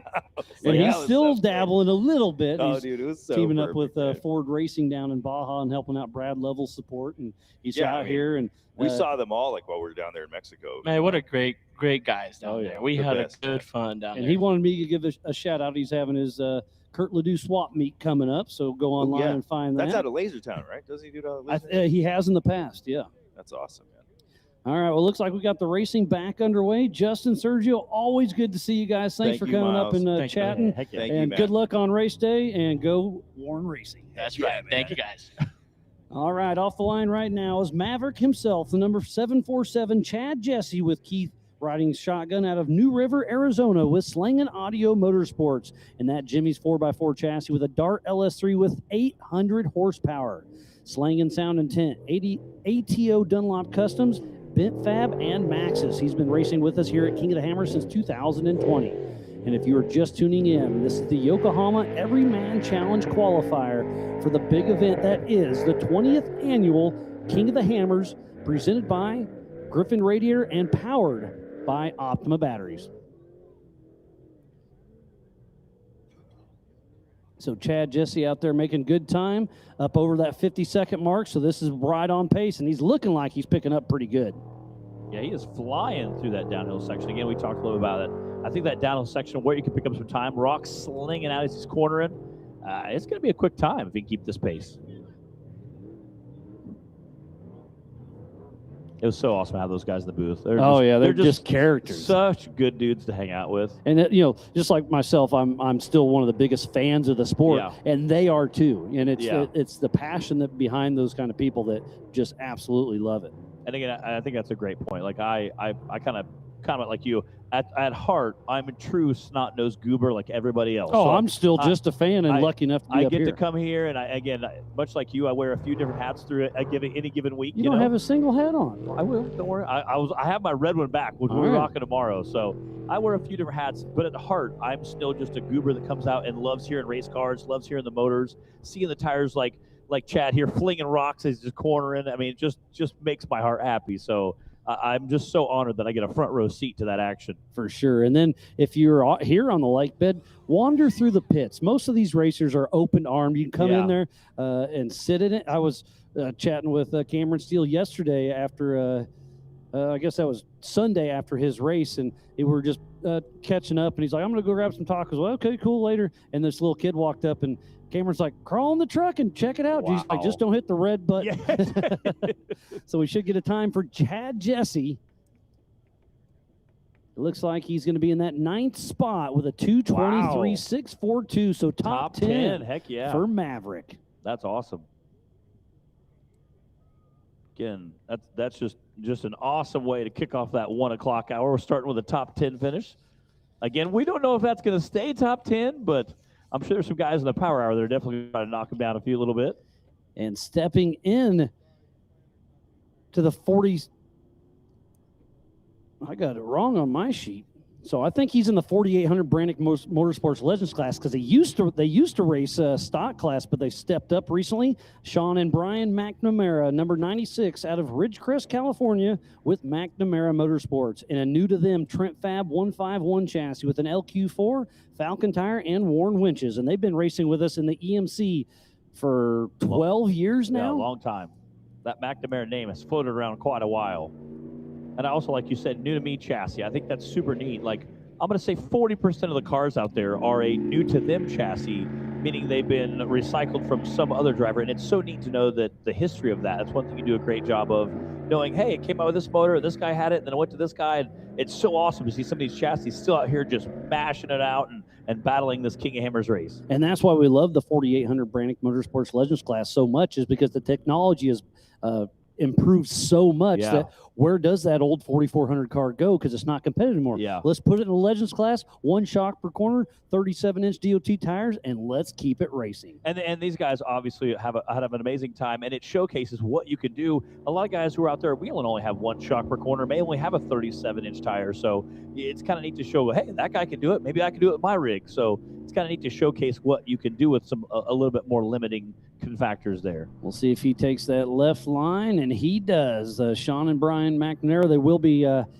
sharing driver duties. So on the driver record, it's got both their names because they're not sure who's doing what. They're just out there having fun. But again, they've been a part of the King of the Hammers family for such a long time, and it's cool to see them step from the 4,600 class into this 4,800 Brannick Motorsports Legends class as they go up and over short bus.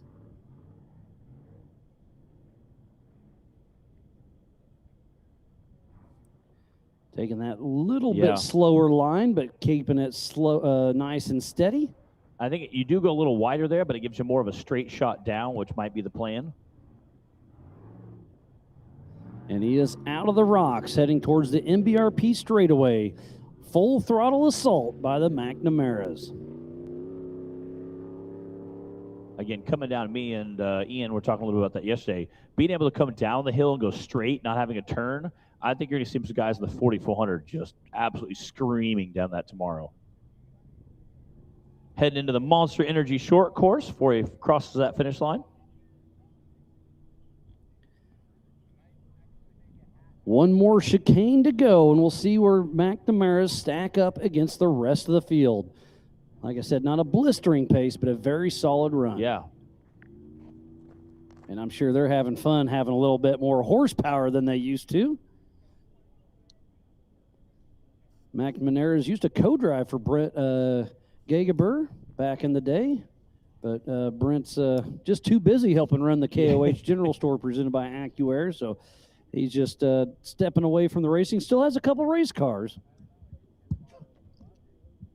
And they have that simulator racing in there. You can go hop in there, and it's a full motion, which means you can actually feel the car throwing side to side. You can. I talked to some of the guys that are partnering with that, and they said you can go mild, or you can make it to where it will literally feel like you're getting thrown out of the car when you're hitting some of those bumps. I said, I'll just try it mild. For now. Yeah, I drove it last year, not the full simulation, just the simulator itself, and it was a lot of fun beating Jim and Ian. Oh, yeah. Wow, look at that. Yeah. Jim was saying that it was because you spent so much time in there, that you just practiced. I actually haven't. I've only driven it 3 or 4 times. I know Dave was kind of hogging it out there at his shop for a little while, just enjoying it. I'm sure it was having a lot of fun. So offline now is the number 1997 of Mitch Hoover and Nico out of Hemet, California with Send It Racing. In that 2016 Trick Toy Fab straight axle with a CBM LS3. 640 horsepower, Tri-Sam development, press and snap, Shift RC steering, maximum diesel, and the Rockyard RC. Been racing with us here at King of the Hammers since 2017 and making Easy Rick proud. That old machine's still out here having some fun. Rick Mooneyham raced with us for a long time and was on the podium multiple times. Almost won a couple times, but just couldn't quite keep it together. But Easy Rick, if you're listening, we definitely miss you and hope you're doing well. He is flying through that uphill section. Again, we'll see if he can keep that same pace through the downhill. So this car is over 10 years old and still very competitive in the 4800 Brannick Motorsports Legends class. Stirring up some dust. You can see the wind blades are blowing a little bit today, which is nicer than it was over the weekend for the Toyo Tire Desert Challenge presented by Monster. There was no wind, and it was a haze. Yeah. But you also don't want too much wind, because here at the Hammers, if it's windy, it's one of the worst times of your life. Yeah, the temperature drops very quickly when that wind picks up. Again, but it does kind of carry the dust out of the way, especially if you're racing across the lake bed. You definitely want a little bit of wind just to kind of carry that dust out of there. For sure. Especially if you're trying to come out and track somebody down. And speaking about racing, I see Austin Thompson up there. We'll bring him into the booth, our pole setter thus far with that 209. We had a chat with his dad and his uncle earlier, but let's get a perspective from the real racer of the family. And that's a joke. We're all buddies. I like giving everybody a hard time, especially you, man. Oh, yeah. Oh, yeah. So Mitch Hoover in the Monster Energy short course, trying to make it happen, trying to chase down that time, and he's not going to bump out Austin Thompson yet. And speaking about Austin, here he is. He's in the booth. How you doing, buddy? I'm doing pretty good. You have probably one of the oldest cars racing in the 4800 class this year, and that old UFO still has what it takes, doesn't it? Yeah, that car is now 12 years old. My dad first debuted it here in 2014. So you were 5 when he first started racing it? Yeah, roughly. How old are you? You're 20-ish? 19. 19, okay. I'll be 20 in May. Nice. Oh, and speaking about birthdays, we need to give a huge shout out to Cody Wagner. It's his birthday today, and also Jesse Oliver. Jesse Oliver will be qualifying sometime today. I may have missed it, not sure, but Cody Wagner's with Laser Nut and builds all our trophies, does the fire pit. So if you see Cody or Jesse, give him a big old happy birthday high five. And right before we hop into Kevin Bates, I was going to say Mitch Hoover just pulled into that third place spot right with his very finish. solid run. Very quick time. With another 10-plus-year-old chassis. So off the line now is the number 1728 of Kevin Bates and Mark out of Gig Harbor, Washington, and that TMR chassis with an LQ9, Maxxis tires, Method race wheels, Radflow, all-terrain concepts, and rugged. And he is making his Ultra 4 King of the Hammers rookie debut. So, Austin, tell us, kind of walk us through, watch the race, and tell us what you're feeling at this moment. I kind of hope that some people will knock me back a little bit because I want a little bit of correct time on my side on Friday. Well, you shouldn't have gone so fast. I know. I should have let up a little bit. But how is the course developing? I assume you pre-ran a little bit, and how different was it compared to your qualifying run? Yeah, I did about 5 laps last night, and it's way more torn up now than it was last night. It was crazy how it changed overnight. Yeah. But yeah, that downhill that he's going down right now, that was I didn't hit the brakes going down that at all. And then right there, those ruts, they're getting deep. You could really bite there if you're not careful, right? Yeah, I chose to push past that a little bit, so I was out of them. Okay, you went a little wide? Yeah, I went a little wide and then cut across those rocks and hit the bypass, and then that's the only spot where I felt like I made a mistake going up that. Yeah, well, you did a great job, and it shows with that 2:09. You're still 4 seconds faster than Dylan Summers, and then it's Mitch Hoofer, Shad Kennedy, Brian Trimp, Tony Howard, Justin Barth, Ryan Pretty, George Prosting, and Chad Jesse, our top 10. But so how excited are you to be number one? I know you said you want to be bumped, but you got to be pretty proud of that. It's exciting. Yeah, no, it's extremely exciting to be number one right now. Especially with my name being up there for a little while. And yeah, my dad thought I was crazy for the line that I took down that. I think he was right. Oh, wow. Kevin just launching down. Kevin is sending it. That was a good show as he hits the MBRP straightaway into the Monster Energy short course. So I assume your dad went over and chatted with you afterwards, and I'm sure just big hug, right? Oh, yeah, it was a huge hug after. He was right there instantly. And then my Uncle Colton was there next. Uncle Joe was there, right there with him. Yeah, there was lots of love after that. Awesome.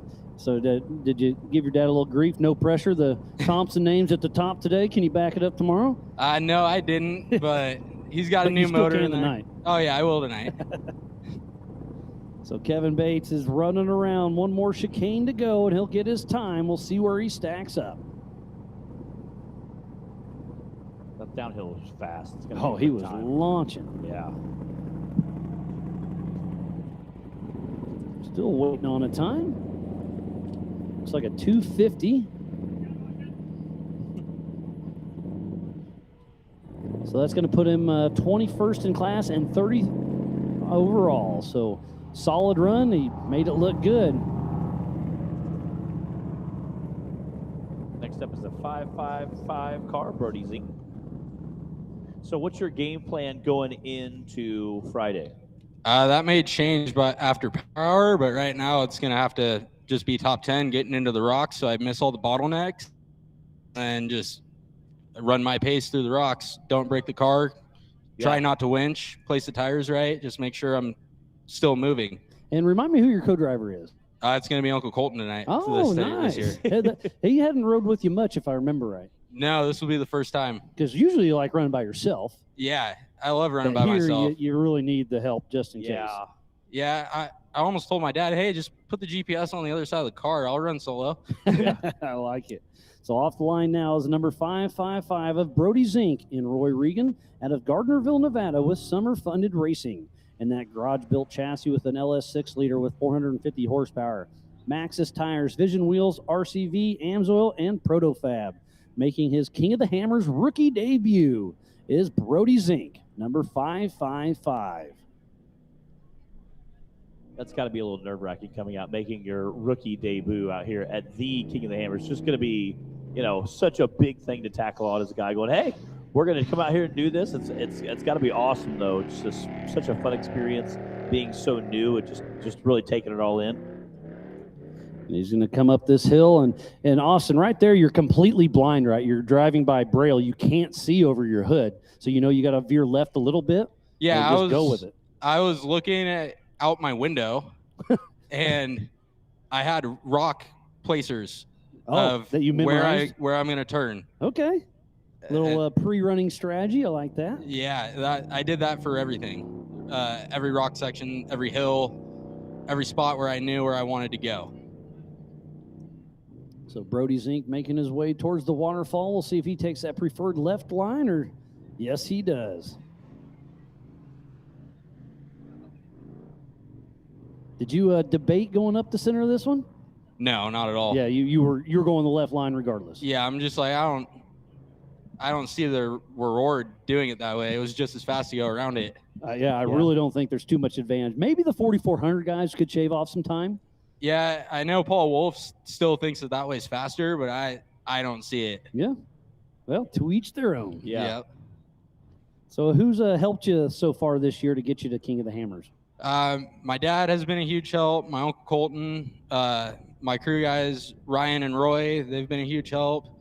Maxis, ADS, X-Craft, Starbat. We're running the Starstream now. Yeah, we got Brannick Motorsports, ATO Transmissions. ATO just rebuilt my transmission right before this, and that's actually what took me out last year, but it was an installation error. Whoops.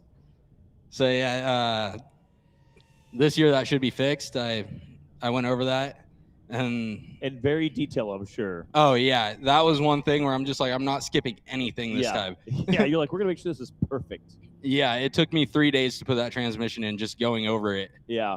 And you guys have been doing shock tuning and stuff too, or? Actually, I left my shock set up for short course for qualifying. Okay. And then now I'm going to go soften them up and go run them across the whoops and get them ready for the desert. Get it dialed in. Yep. All right, see what Brody's time's going to be. Just a hair over 3, it looks like. All right, 2:52.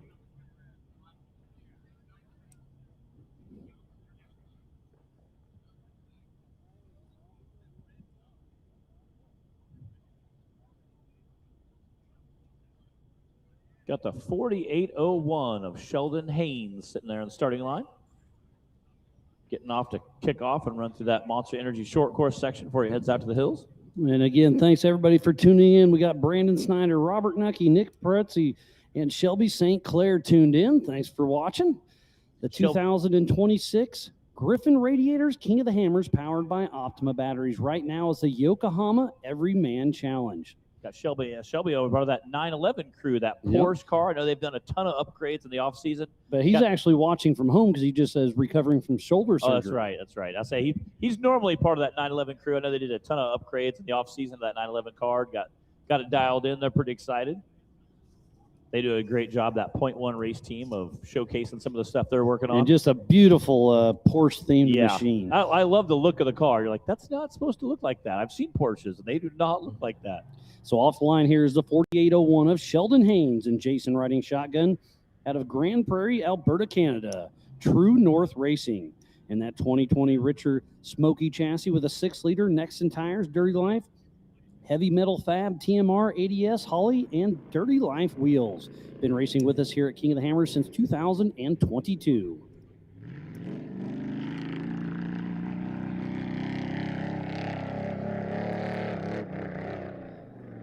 Again, just taking to that rock section, it's interesting to see some of the lines these guys are choosing. I know a lot of it depends on tire size, the 4600 versus the other modified classes, but what kind of lines you pick going into there.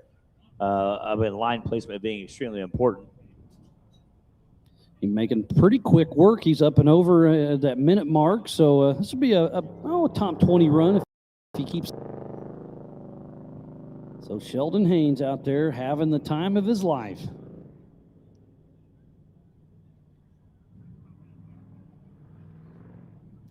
All right, Austin. Well, always a pleasure seeing you. Thank you for coming up, and you better stay tuned in and see who if somebody bumps you out or not. And maybe during Power Hour, you can come up and say hi if you're still on that top box. Yeah, I'm kind of hoping that Woody and Brent kick me off because I want to start behind them and follow them through the rocks. I like it. All right, buddy. Well, always a pleasure, and congrats on an amazing run.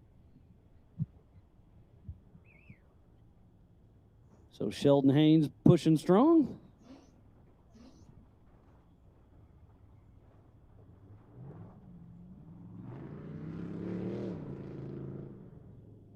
So Sheldon Haynes is out of the rocks. Heading down the MBRP straightaway into the Monster Energy short course. And we got another special guest, Chip. How we doing, buddy? Doing pretty good. These guys are getting fast out there. Man, they are. I've seen you doing some pre-running. Went out to Z-Walk the other night. How's everything going on your end? Yeah, we always got to have a beer with Z because if not, things are going to go horribly wrong. They've been going okay. We're waiting for our boy Farley. Y'all were talking about Shelby St. Clair here a minute ago. That's what Farley's racing his old car, which was Dana's before. Yeah, and he had a little whoopsie and busted up some shocks this morning, I heard. Yeah, he's a little sore. We got in there and got it apart. I think he's on the way back from Wayne's right now with the shocks, and he's going to make power out in a race. Awesome. But yeah, he got lucky with that one. That was that could have been a bad one out in the desert if that happened. Yeah. Yeah, so it's interesting to see some of these guys. I watched Austin's run earlier. He was quick up that bypass line, and I know everybody's debating on whether going up the center, the right, or the kind of left. We're looking at tire size. I think it's kind of tire size and power is kind of dictating what line they're choosing. Again, I think 4,400. We're going to see a lot more guys take maybe a far right line or more right up that mid rock section. I've been up that right line. I've also rolled down that right line. You've rolled more than once. Yeah. But at least there's not too many trees here to hit. There was a Chip There Happens is. experience right there. So Yeah, and I wasn't driving. I actually, so it was when I co-drove in 4,500 a number of years back, and I saw George just walk by, and he landed on the wheel. So before you can realize that we rolled, I told him to hit it, and we went right back up it. There you go. But yeah, these guys are impressive today. Course is going to be fun. I can't it's wait to been see what great. these guys are. And gonna you've do. pre-ran a little bit, I assume. Is everything going pretty good on your end? Yeah. You liking the course? Yeah, the desert course is awesome. What do you think about lap 3? What'd you think of that? Well, I can't tell anybody Because you don't know. Yeah. Well, I might know. Yeah. I might have found the file in Dave's simulator the other night. Yeah. Allegedly, he has a plan. So off the line here is the number 1717 Valadez and Ranger Steinberger with PCI out of Alga Dulce, California with Telemetry Motorsports and that bomber chassis with an LS3 PCI Mickey Thompson tires Yukon Rad. Race you. Race you on dirt, sand, snow. Race you through this, over that, all day, all night. Race you on 4 wheels. 1 wheel. How about no wheels? Race you with the world watching. This guy watching. Race you to the summit. Maybe not that summit. To sub 7. Any event, any terrain, anytime. Race you.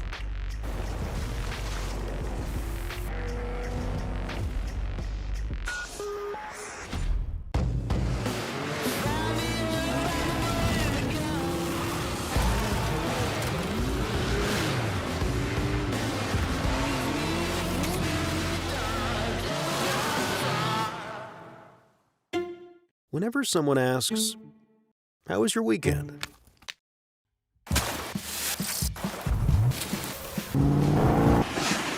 Or, "What have you been up to?" Or just, "What's new?"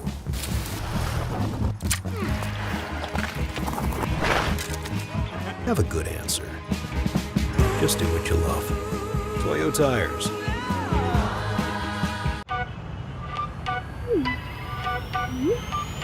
Said I'm taking big shots, just stop where I'm driven, no pit stops. This hot, I ain't playing like a 6 spot. Pissed off, but I told him this a chip shot. I ain't missing cause you know I'm taking big shots. In the climb, I got no time on big shots, just stop where I'm driven, no pit stops. This hot, I ain't playing like a 6 spot. Pissed off, but I told him this a chip shot. I ain't missing cause you know I'm taking big shots.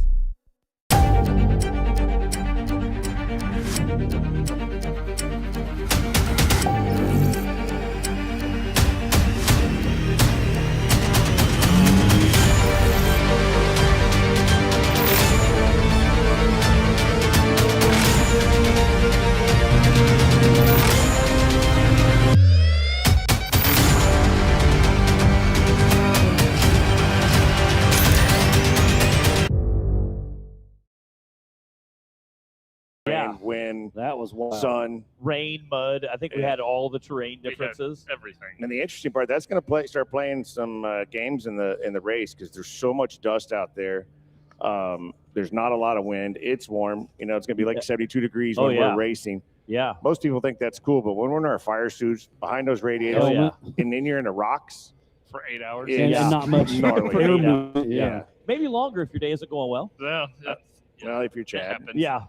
So Chad, what's up? You're qualifying tomorrow. I am. I'm at the end of the day during power hour. When do you qualify, Chip? I did not make power hour. I was helping But you you know out, what? Chad. I came 15 points behind him, and I'll take fourth place behind him all day long. Yeah, it was a hell great of a battle season last year. the and entire season. It was a lot of fun. we love to talk smack with each other, and it makes it a lot more fun. Oh, He yeah. likes it when he returns the favor when I have a flat and he punts me. Yeah.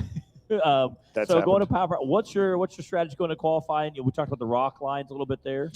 I haven't even pre-read it yet. Okay, all right, good. But you're watching it. You got a great show. I have been watching it. The lines, the camera angles, the videos, everything's been great. Been kind of watching and seeing, but anything, like Chip knows, once you get the car out there, it could be what you see and what you feel are Yeah. two totally different things. So I figured there was no point in getting out there until all this was tore up, and then I can get out there with the full-size car and pre-run it tomorrow morning before we qualify and get to see what the actual terrain is, how deep the ruts are rolling into the corner.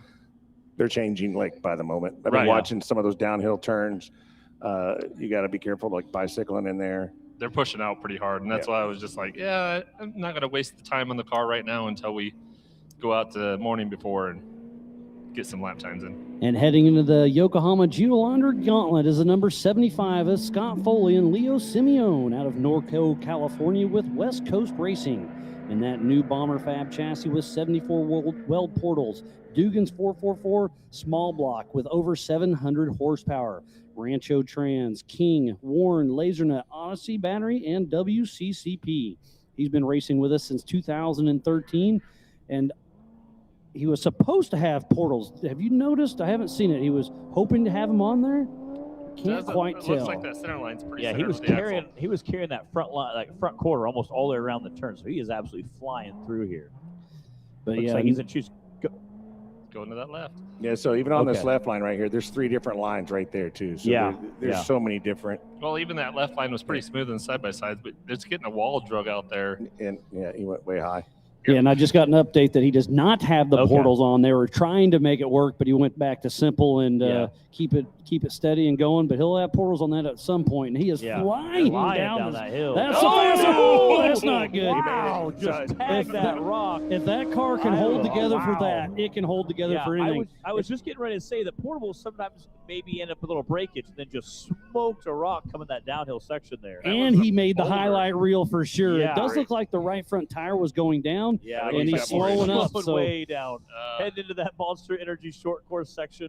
Definitely not going to pick anybody off the podium. I have here, a feeling but- that steering ram took a big hit, and as I watched him come down there, there's a boulder sitting in that crack that I saw yesterday. Because that normally that'd be the line and I he take. hit it. Yeah. Well, no, he missed the one up there, but it sent him close to the edge, and then Yeah. the car just slides. You can't Yeah. get it back over the center, and that's what I was afraid of. Tagging it that hard, you know he definitely Something's feels wrong. that right now. Yeah, or it could have been in break. him too. But what a great show Yeah. it was! I mean, if you're not gonna get top spot, make Yeah. the highlight reel. So that right front flat tire is showing now. Still a Wow. pretty decent run for having such a hard Coming hit. to that 20 the spot looks like with the 230 there. Very impressive. I'll be upset if he beats me and I don't hit anything. All right. I was just getting ready to say Wow. something. As he's pulling in, getting a standing ovation here. The from crowd loves it, and I'm getting a little tidbit in my ear. We're hopefully going to have a replay of that here pretty soon. But Scott Foley put on one heck of a show. Yeah, if you're Man. not going to get podium, make the highlight reel. Yeah, I guess is what I've been told. Well, that's what you've been doing. No, I haven't made the highlight reel. Brad has, and when he did that race out in Reno. When I was, when he finished hurt. backwards, right? No, he finished forward, but he rolled to the finish line when he hit the K rail. We missed that place, but shout out to all the guys out here working and all the volunteers. That's how I started out here at Hammers back in 2011. Yeah. We worked at the top of Aftershock.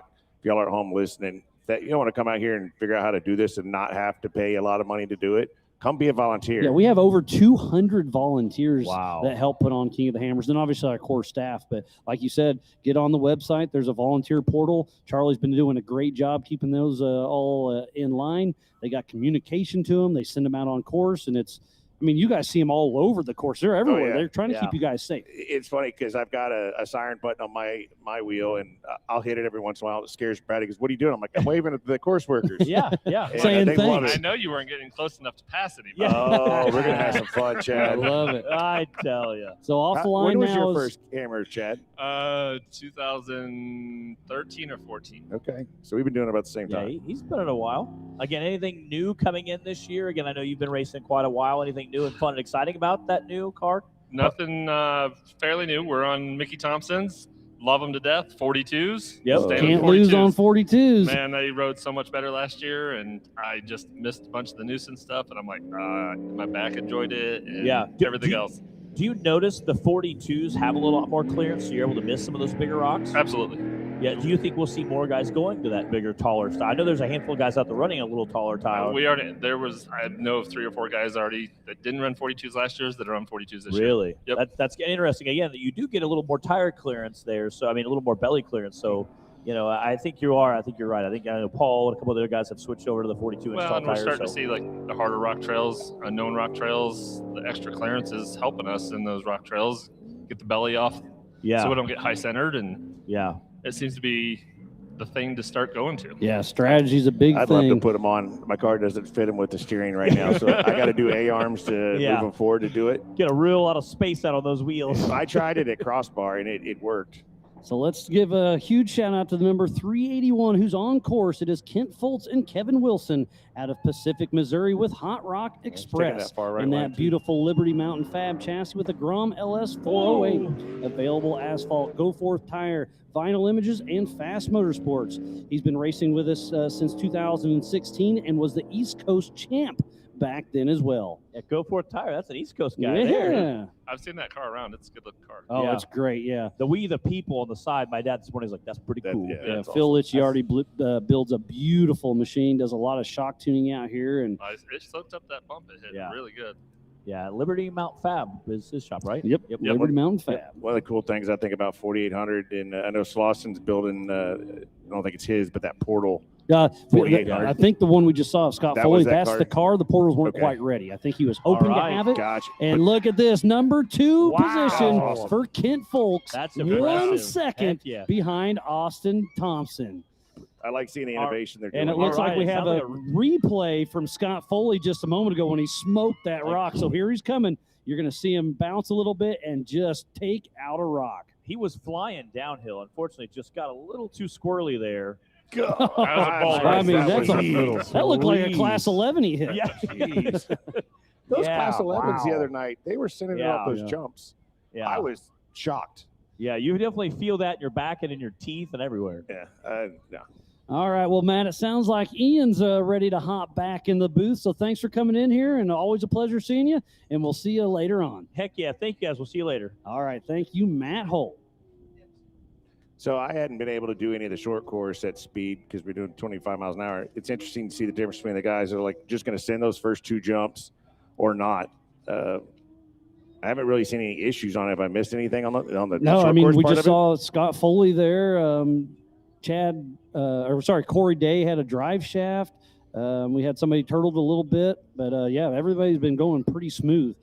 So on course right now is the 4810 of Mark Duvall with Matt Guthrie riding shotgun out of Smith, Nevada with Duvall Racing. In his Trent Fab top shelf with an LS3 over 400 horsepower, ATO trans, FIG speed, Raceline wheels, Kumo tires, and Trent Fab, making his King of the Hammers rookie debut. And then hopping into the Griffin Radiator main stage, once again, my good friend, Ian Johnson. How you doing, buddy? How was lunch? Oh, man, it was great, Miles. You know me. I got my taco truck in me. That life is good. I got my Bufadoro tacos. Bufadoros, we had those last night. My tummy's full of fish tacos, and I'm a happy boy. I had some of those last night, man. It is absolutely amazing to see that Austin Thompson is still sitting at the top of the block there. That was a while ago that he set that heater down, but And then Kim Foltz just came through I just 1 saw second that. off. Yeah, and then I saw someone performing a Spider Tracks axle torture test a few minutes ago. So it's good to know that those housings are good and strong. Yeah, he really took that one out. Scott Foley gave Yeah, it. so- Here we go. He Mark took that middle Duvall. line. There we go. He took that middle line up that ledge, and that's where I say you got to go where the car goes. He did. Came out good. Yeah, we've seen a couple people get caught on that. Then when they try to hug that right line, there's a big ledge on that left side's Correct. getting uncovered. And then it's really soft on the right Yeah, side. and so when they pull over to the right, it's pulling them into the rocks. We've seen that. Has anyone done the center rock line yet? No. One guy tried the right line. Oh, not they work did out try. well. He made it, but it took him Made a it, while. Yeah, we've been waiting to see anyone drive up through that rocks. I still think, based on how tore up that far left side's getting, I think that the rock if you can get that center line, I still think it's a little bit faster. But you got to hit it just right. Yeah, that's the deal. I mean, with the course changing, you can sit here and watch it all day today, but like tomorrow when we run, somebody could come through with a wheel miss and drag some rocks in a different place, and then it Well, the hits, and course then it changes shifts for your sure. car so much different. Or like last night when I walked over there and every single 4400 car was pre-running it before this morning and then back out again this morning. So yeah, it gets changed a lot for sure. I did it once and then came back. I'm like, no, I'm like, Chad, I'm going to wait till tomorrow. Yeah, it's going to change so much. I don't want to get anything set in my mind. Even yet. the pre-run of the main course, lap 1 and lap 2, those those trails are going to change from what we saw, and now we're not really be able to see them again until race day. So Mark But that stuff's Duvall gonna with a get eaten out. 234. That's going to put him 28th overall.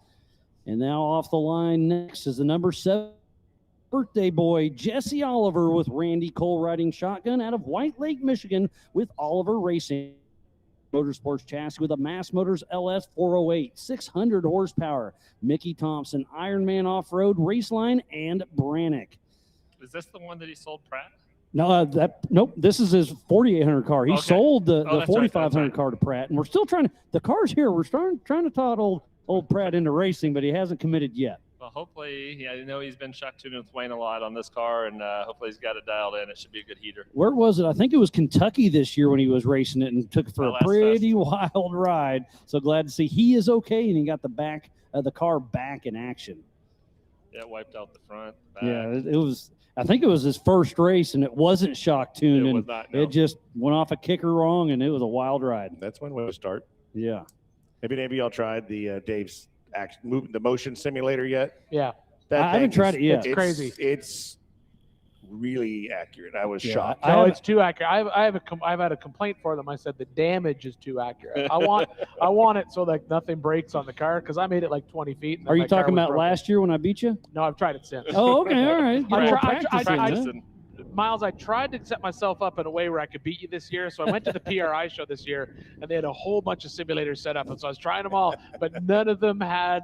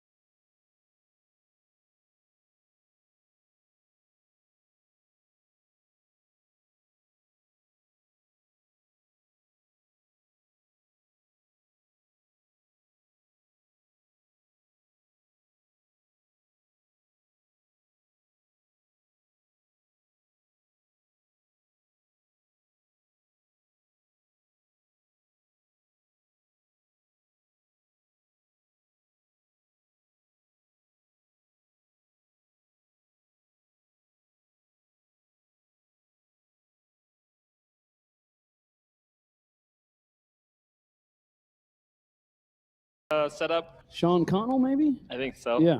We tested with him at Sturgis and put him back on the car for this race for the Sweet. season. So Well, perfect. Excited to see you guys. One of the tips that Miles taught me is make sure you put your number, your name, or something, or hi Miles, so you can figure out who it is when he looks at it. Or like on your dash, And put your number sponsors, so we yeah. know Your whose car it is. Your OnlyFans login. Right, yeah. Or your I must have did it. Venmo account would actually be the smartest thing to do. That would be great. That's a great way to get sponsorship money, gas money, parts money.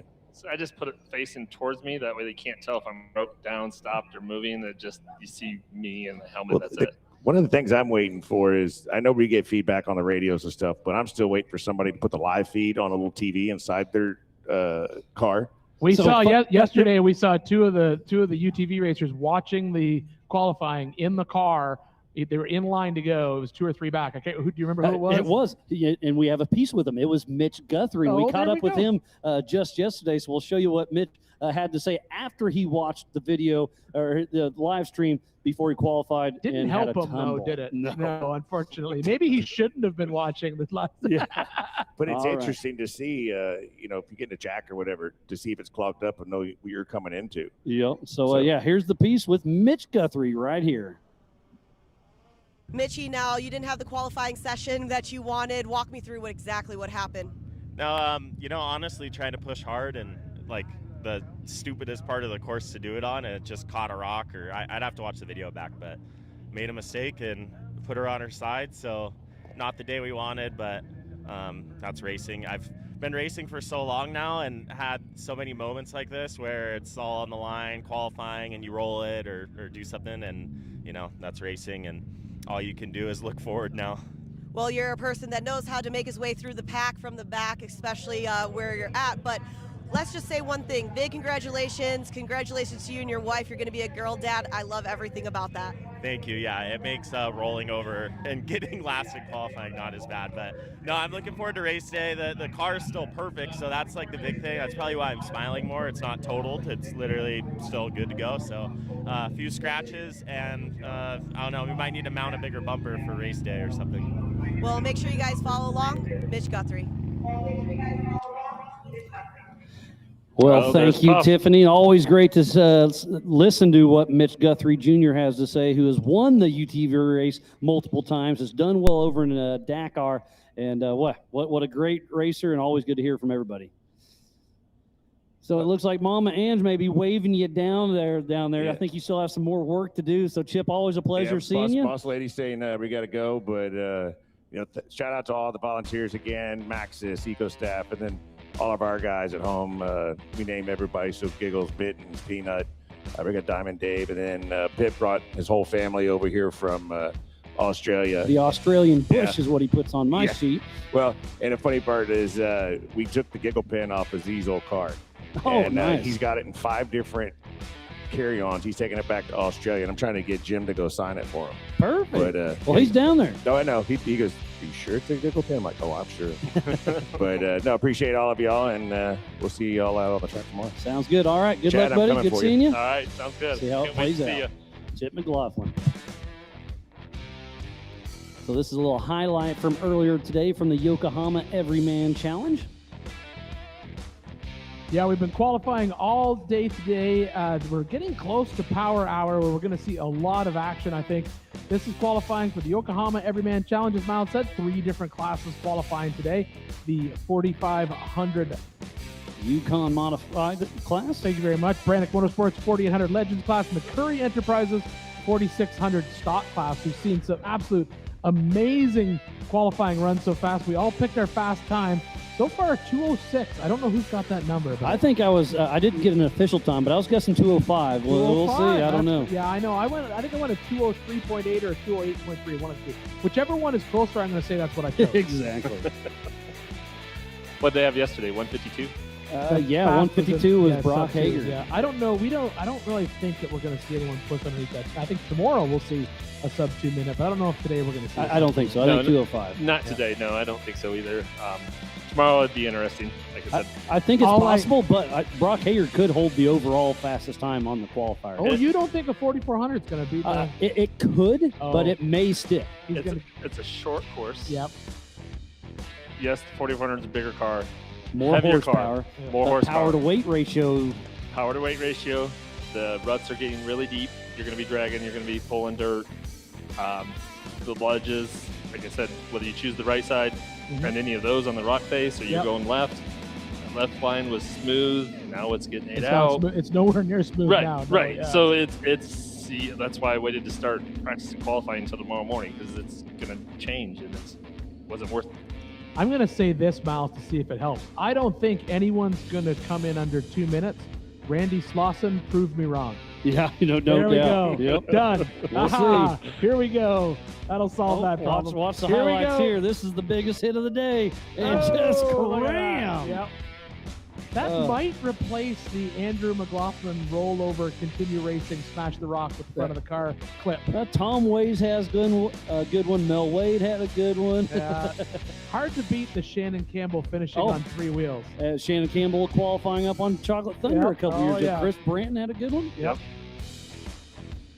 This coverage of the 20th Annual King of the Hammers is presented by Griffin Radiators and brought to you by our official sponsors, Optima Batteries, Ford Racing, Can-Am, Monster Energy, Toyo Tires, El Monte RV, King, Sylvania, Warren, Yokohama, Amsoil, Yukon Gear and Axle, Ibach Springs, Seymour Paint, Freight Factory, OnX Off-Road, MBRP, PCI Race Radios, Curry Enterprises, Laser Nut, VP Racing, Gates Corporations, Slow Ride Garage, PRP Seats, Brannick Motorsports, Vanquish, and Raceline Wheels. So please support who supports the sport. Without all those amazing marketing partners, we would not be qualifying today for the Yokohama Everyman Challenge. Yeah, we're just about to come up out of the 2 o'clock hour. We got a lot of good cars coming in at this section. And then at 3 o'clock, it'll be time for Power Hour. It's going to be a good one. The biggest and baddest names of our sport for the Everman Challenge will be taking off at 3 p.m. But we still have a pretty stacked field coming up right now. We have Derek Summers, Ross Glave, Trent Roberts, Caleb Boschi, Joe Craig making his KOH rookie debut, Brian Moore. So we got a lot of great names coming up. But then Power Hour, we're going to kick off with Bailey Campbell, Lauren Healy, Chris Manili, John Williams, Bailey Cole, Brad Lovell, who won the stock class last year, Todd Miller, Sean Rance, Steve O'Crawford, Dan Wyrick, Scott Farley, Jeff Martin, Jacob Pacheco, Woody Rose, Brent Harrell, Randy Slauson, Cameron Steele, and Amber Slauson. So it's going to be, Power Hour is going to be hot. It's going to be absolutely great. I hope Bailey got his car back together. I know he was having some transmission trouble earlier in the week, so hopefully he was able to get that taken care of. I know he's had a rough week out here. Well, when you're racing that many cars, it's going to They're all happen. going to break. Yeah, they all break. That's 100% true. But you don't expect all of them to break. Yeah, no doubt. You don't want them to, at least. No, No, I'd rather have them break before the race than during the race. Oh, for This sure. is true, yes. So you're going to do a little bit more pre-running before your big race day, I assume? No, I think we got everything pretty much Okay.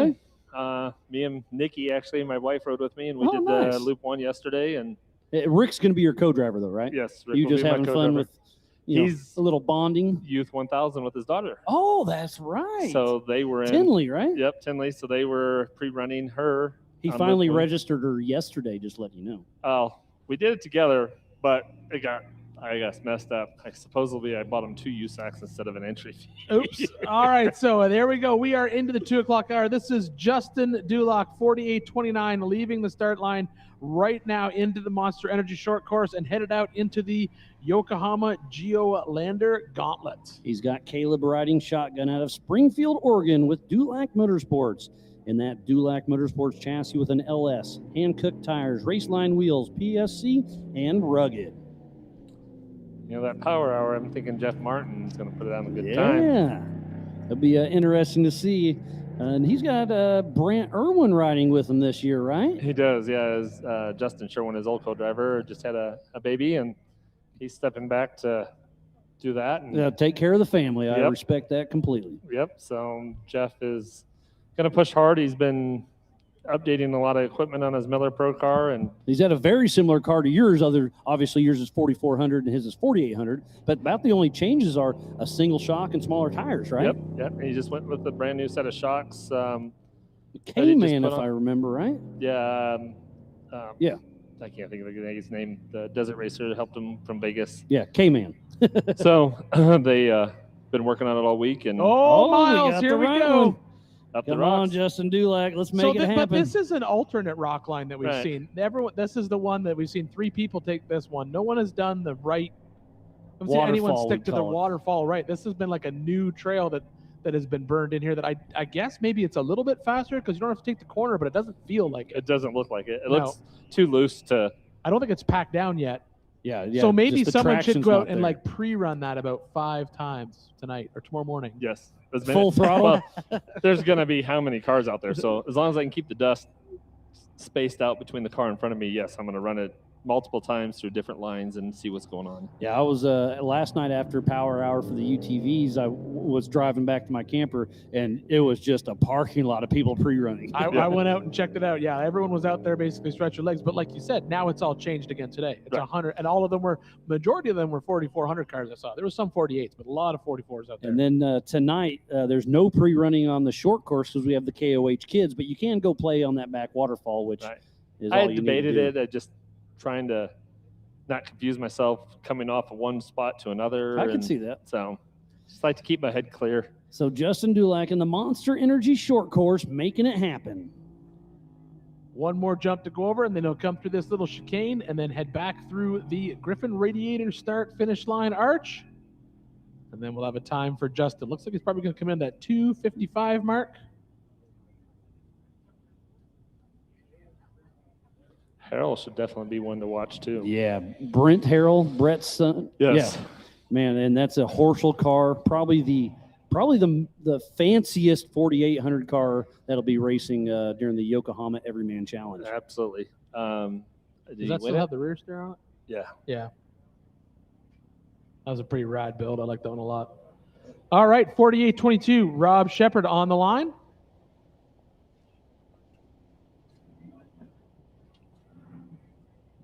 He's got Jesse Shepard riding shotgun out of Colorado Springs with RLS Racing and that Toyota. So there's contingency money from Toyota if he does well. He's got a 3.4 liter engine, Warrior winches, triple lighting, SLRK performance, and TGA performance, making his the Hammers rookie debut right now is Rob Shepard. That is a very interesting engine package. Yeah, that's what I was thinking. V6. That is not. Went for the lighter weight. Yeah. Part of the Ford. Even the Toyota V8s, man. I've got a couple of them in a couple cars, and when you start messing around with them, the drift guys love them. They make a lot of power. And they wind high. Yeah, and fast. The issue is the aftermarket support is just not there. Right. If you want to go full standalone Motec, build your own harness, all that kind of stuff, it's great. But you want anything off the shelf to go standalone with them, especially with the VVT on it, becomes very difficult, which is kind of the catch-22, right? When you get into desert racing, yeah, that motor would be great, and you can probably end up with a great standalone system, but then how complicated does it get to make it run?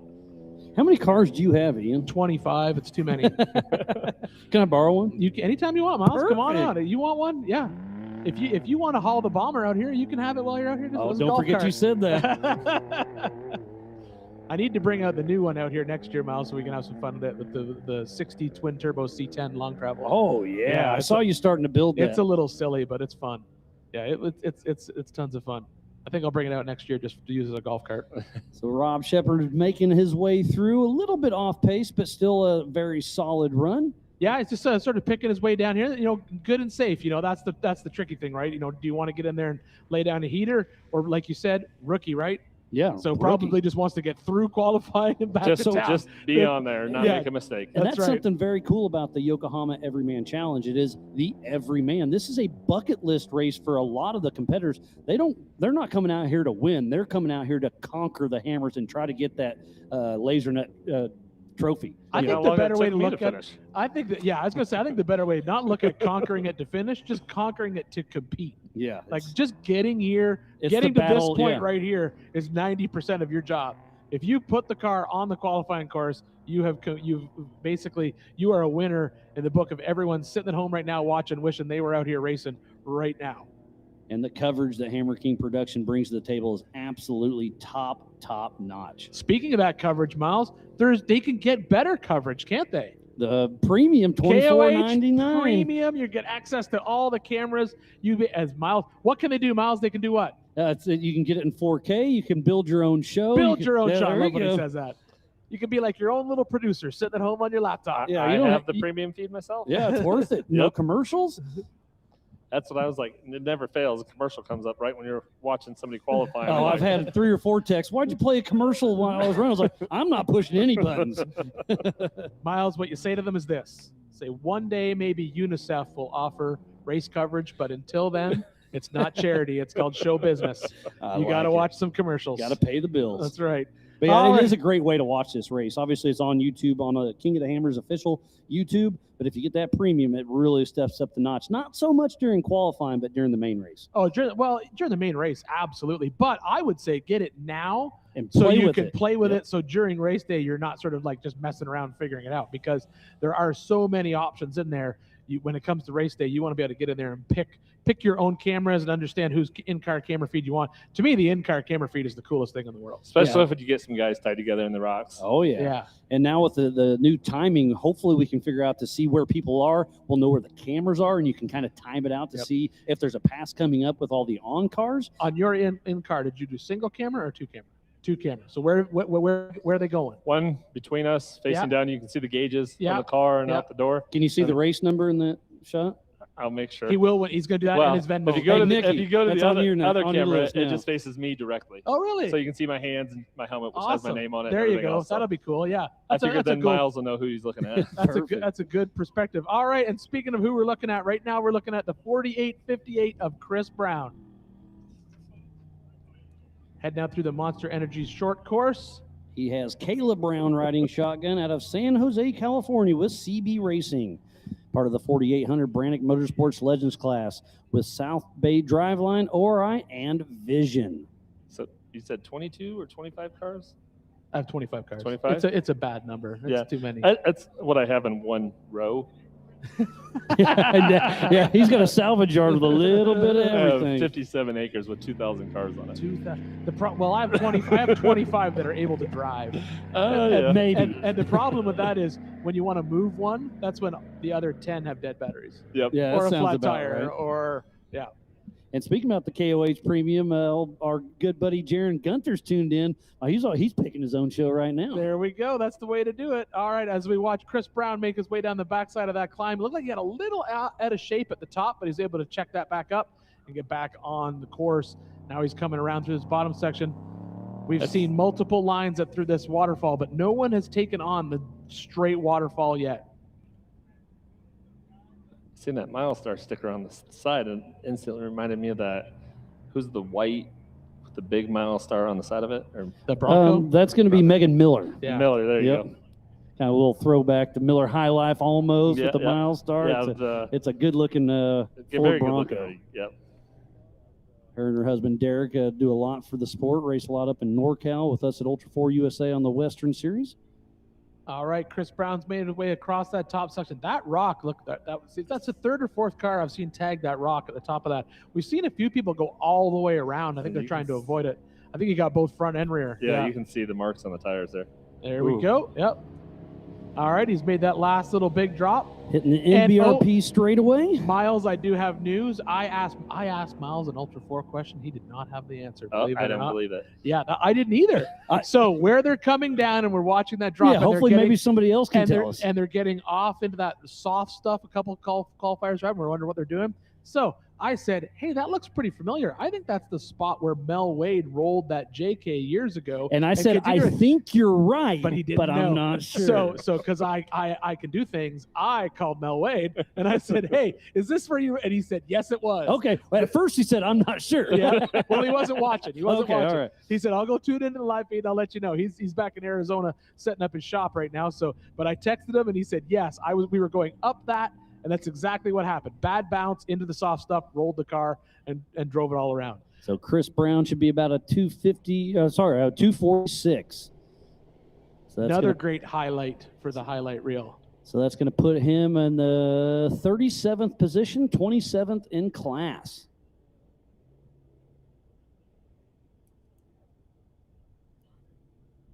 There's so many 4800s Oh, that's coming out now. Hacker, I believe. Let me Yep, that's flip to my 1313, note. Josh Hacker. Yep. Perfect.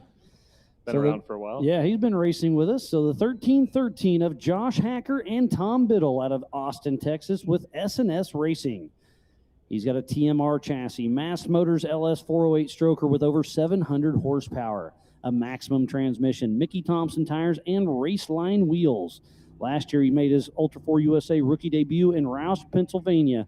He's already won a race and 3 podiums just in one season.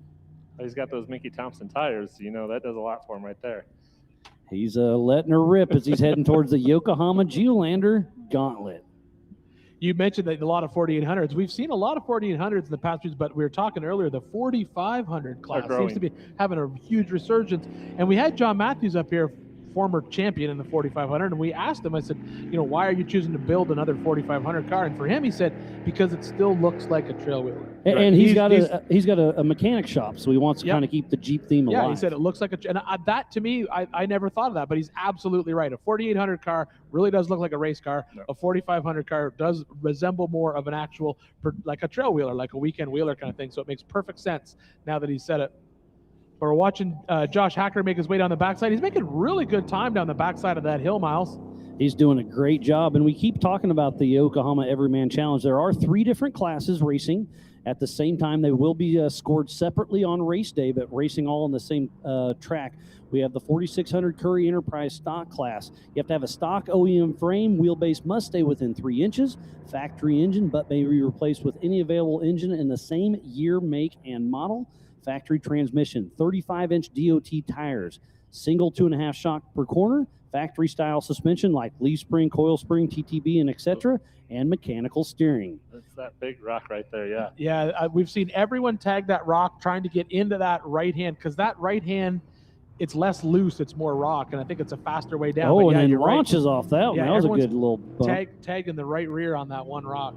And Josh Hacker is in the 4800 Brannick Oh, Motors he's letting the smoke class. out. Oh, he's on fire. That's not good. He's on Hopefully we fire. get one of Save him. those Tom Cruise, save him. Oh, I think it didn't self-extinguish, Miles. Nope. It's a small fire in there. Hopefully we get a Russo fire extinguisher out there to him at the finish line. I know there's a couple sitting there. Oh, we went away. Oh, we got a drone that's upside down. I'm looking to see if we're still... I see smoke, but I don't necessarily see the flame. I don't think he can steer very well. I I wonder think if it's a steering line. Well, it could. Yeah, Uh-oh. I think that's what it is exactly. Don't hit our flags. The He missed flash, yeah, it is. It's still there. The flash point of that power steering fluid is pretty low. Yeah, and I think you called it exactly right. I think it's a steering line because he's having trouble steering. And yeah, hopefully, I'm sure we'll have. There's a side-by-side behind him chasing him down. Yeah, I'm sure we got a course official right there walking out. I bet you they're going to stop him and Oh. get him. Don't hit the start-finish art. Oh, and he does. There's a K-rail. Oh. Well, he's trying to hit the water to splash it out. Yeah, I think he was trying to put the fire. I don't think he knows he's on fire. But he made it across the There we line, go, never across giving the up. line. But now you got to stop. Let's get the fire extinguisher out. It's Yeah, still 'cause on. that's definitely burning. That's costing money look at the dollars dripping off the inside of that car. That's a harness. And there's Ben Napier, our There event we go, director. already there. All hands on deck. Everybody does, everybody pitches in everywhere. So Yeah, that's a shame, but yeah, I think you're absolutely right. I think he cut a steering line or something, or maybe just a pin because he still had steering. It could have been a pinhole in it, or Yeah, it was. well, did he have a mark on the front tire?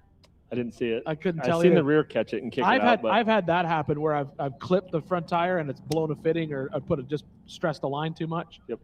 And Just you just end bad up luck. with you just end up with it'll pull the fitting and just enough where it's spraying the power, because he still had steering for quite some time even though he was on fire. Yeah, that's a shame. But like you said, still able to get across the line, but now they just got to get it back into the pit and. well, and it's 45 or 48. which one? This one? 48. This is the 4800. 4800. Yeah. And speaking of 4800 class, I just explained the stock class. You can have a front or rear mounted engine, but unlimited horsepower. Vehicle must contain 2 seats side by side, single shock per corner, maximum of a 37-inch DOT tire. Only solid axles are allowed. New specific cars are being built, but this is just a great way for an older 4400 car to kind of retire but still have some fun. Right. And then we'll also have some of the 4500 Yukon gear and axle modified cars. You can have 2.5 shocks per corner, limited to 14 inches of travel, mechanical steering, maximum of a 37-inch DOT tire, and mounted engine, but unlimited horsepower. That's kind of a quick rundown of the explanation of all 3 classes during the Yokohama Everyman Challenge. And speaking about Everyman Challenge, we keep talking about Kendall Glines and Cody Addington. Heartbreakers they are now here racing. But when I think of Everyman Challenge, Cody Addington always comes to my mind. He had that old black Toyota. Yep, absolutely. And he finished the Everyman Challenge, and Dave said, if you can come out here, if you want to come and race tomorrow, you're in the 4400s, you can. And he was at the back of the pack, and that old Toyota just keep plugging away. He stair-stepped into a 4400 car, Mike Boo's old car, and then bought the Red Dragon from Healy, and he's won at the 4400. And he started at the grassroots, so it goes to show you everybody or anybody back home can really do this. It's awesome. It's amazing. But again, our thoughts and prayers are definitely with Cody Addington, Kendall Glines, and Anthony St. Clair. Well, Chuck Crossland just upgraded from 48 to 4400. Well, we'll see if it's an upgrade or not. Well, it is Chuck. All right, well, while we watch our course workers at work here dealing with this small incident, but it's good to see both driver and co-driver out of the car walking around. Obviously, everyone is good. They came in. We were assuming it was a steering line with the fire crew out there.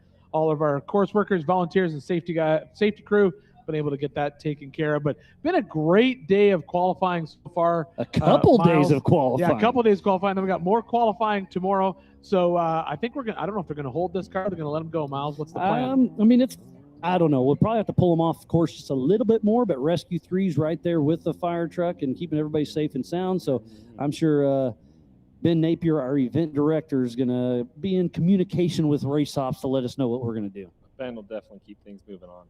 I see Summers back there. Can't quite tell who's on the line next. It could be Christian Bassey.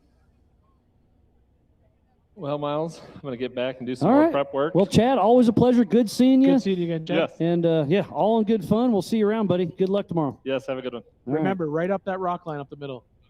Or far right, you'll make the highlight rail, right? Sorry for taking too long, Nikki. She said keep him.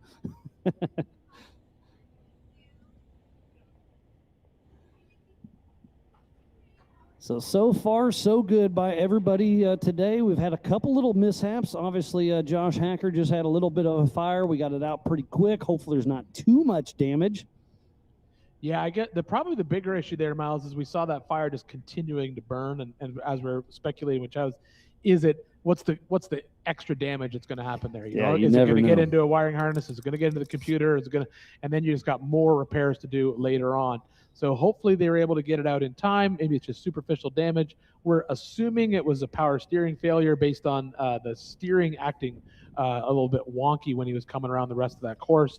And that's pretty common. The flash point of that power steering fluid is a little bit lower than some But of the yeah, other stuff. fires, man, they're scary. Fires They are really definitely are. So scary. that's why we, Absolutely. with USAC and King of the Hammers and Ultra 4, that's why the safety gear is so important. Like, we're not trying to be mean to you. We just want everybody to be as safe as possible. So that's why you have to have the fire suit, the helmet, the Hans. And lots of people are running fire suppression in their cars. That's kind of, I'm not going to say new technology, but new to the off-road world.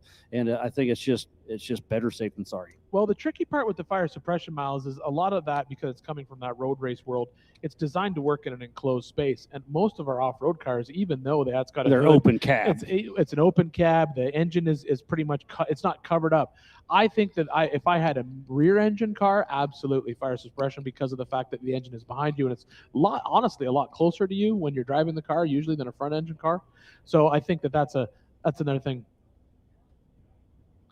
So I'm just hearing through my ears, Miles, that I think that car is stuck on course. So I believe that fire may have caused some extra damage to the vehicle, unfortunately. Yeah. It's on fire, and now it won't refire. No fire, yes. Yes, So absolutely. tough break for Tom Biddle and Josh Hacker. They got their work cut out for them, but they got a couple more days before they race, so I'm sure they'll get all hands on deck and get that TMR car back in action. Miles, there's nothing worse than having to work on your race car out here in the desert right before the race. I mean, working in the dirt, you got a tent, but man, what these guys do on the lake bed, it absolutely blows my mind year after year. When I ran into Bailey Cole, he told me he burned up his transmission. I said, well, if you need me to rebuild it, I can. I've rebuilt Didn't you do that Woodley's transmission. I was there for that. That was 2010-ish, right? Yeah, I have officially rebuilt probably 7 400s on this lake bed for people over the years. So, yeah, he asked me, he said, can it be rebuilt? Don't you need special tools? And I said, that's the beauty of the 400, Bailey. It's simple, I huh? need one socket. and we're good. If you What socket is it? A 12.716 socket. All right. That's the only thing I need. Everything else is just regular old hand tools. But then the problem is, do you have the parts? Like, Yeah. who brings a transmission rebuild? You might bring a spare transmission. The clutches and the seals. You're not going to bring and- all that stuff out here because this is not the ideal place to rebuild a transmission. But yes, I did help Woodley rebuild his that one year on a trailer. I was there for that. Yeah, that was a fun. Well, it wasn't a fun night. It was, that's second level fun, or what do you call it? Fun after the fact. You enjoy the suck. That's right. and yes. it makes a core memory. That's right. Yeah. after the event, now that it's over and done, I was like, oh yeah, that was so much fun. During the time, no, not so much fun. But that's all that matters. We had fun. The car got back out and did the race, and we had a great time. But right now we are waiting for our safety crew to clear that car off course before we send the next qualifier out onto the lake bed. Yeah, you can see, it looks like they're trying to tow him out. Yeah, because the problem that he's going to have is if that was a steering line, you've got two issues. Without any fluid in there, there's not going to be any steering. And obviously if the car won't fire, then there's going to be no drive. So now you're basically pushing and pulling a car that doesn't want to go where you want it to go. I get that. And I'm getting some good news that our good friend Josh Sowell with Freight Factory said he probably knows a guy that could haul that bomber out for us to have some fun in. Well, Miles, I was talking with Randy and Amber last night, and I said I would probably come back out with it for Thanksgiving. So if you feel like coming out Thanksgiving, I'll let you know. We can go have some fun in it. That would be a good time. I promise I will not go to the world famous Dave Cole bomber drop off ledge. Old tumbleweed. Huh? Is that what we call it? Tumbleweed? Yeah. That was that we were pre-running. Was that just last year? I think it was 2 years ago. Okay. Yeah. And we were out pre-run. He's showing me parts of the course, and we get up to this spot. And he's like, "How bad is it?" I was like, "I don't know. Let me hop out and look." I'm like, "It's pretty steep." He's like, "Oh, I got it." And that's when he tumbled on over. I think I either texted you or texted you or had some message from somebody else when I saw it online. I was like, I hope Miles got out of that car before it went over the edge. I sure did. Ooh, that was a drop off. We go right by that section this year once again. Yeah, I saw that on the around live. it. Yeah, I saw that on the live show, and I heard you ask him, "Is that where you tumbled that car off there?" That was pretty standard. All right, it looks like the crew is going to head out there with the telehandler to snap that car up out of there. The forks of shame are back in action. Yeah. And we do have a lost and found, so if you guys are looking for anything or you find something, you can go to Mega Merch or the KOH General Store presented by AccuAir. If you find a wallet, find a cell phone or some tools, please take it to the right people. And then if you're missing that, go check it out, and hopefully we can get it back to you. Speaking about Mega Merch, Roxy's still there with a long line selling all the things. Ian, you got your Dixon flannel already? I had to. The minute I saw a Dixon flannel collab with my good friends at King of the Hammers, I even tried to circumvent it. I even called Danny, and I was like, "Hey, Danny, can you get me one out the back door?" And he's like, "No, they're all going to the lake bed." So I said, "All right, I'll get a hold of Roxy." I had to make sure. Got something you want. It sounds silly. It really does. But that's something you're definitely going to want to get while you're here in Hammertown, because when they're gone, they're gone. They're not coming back.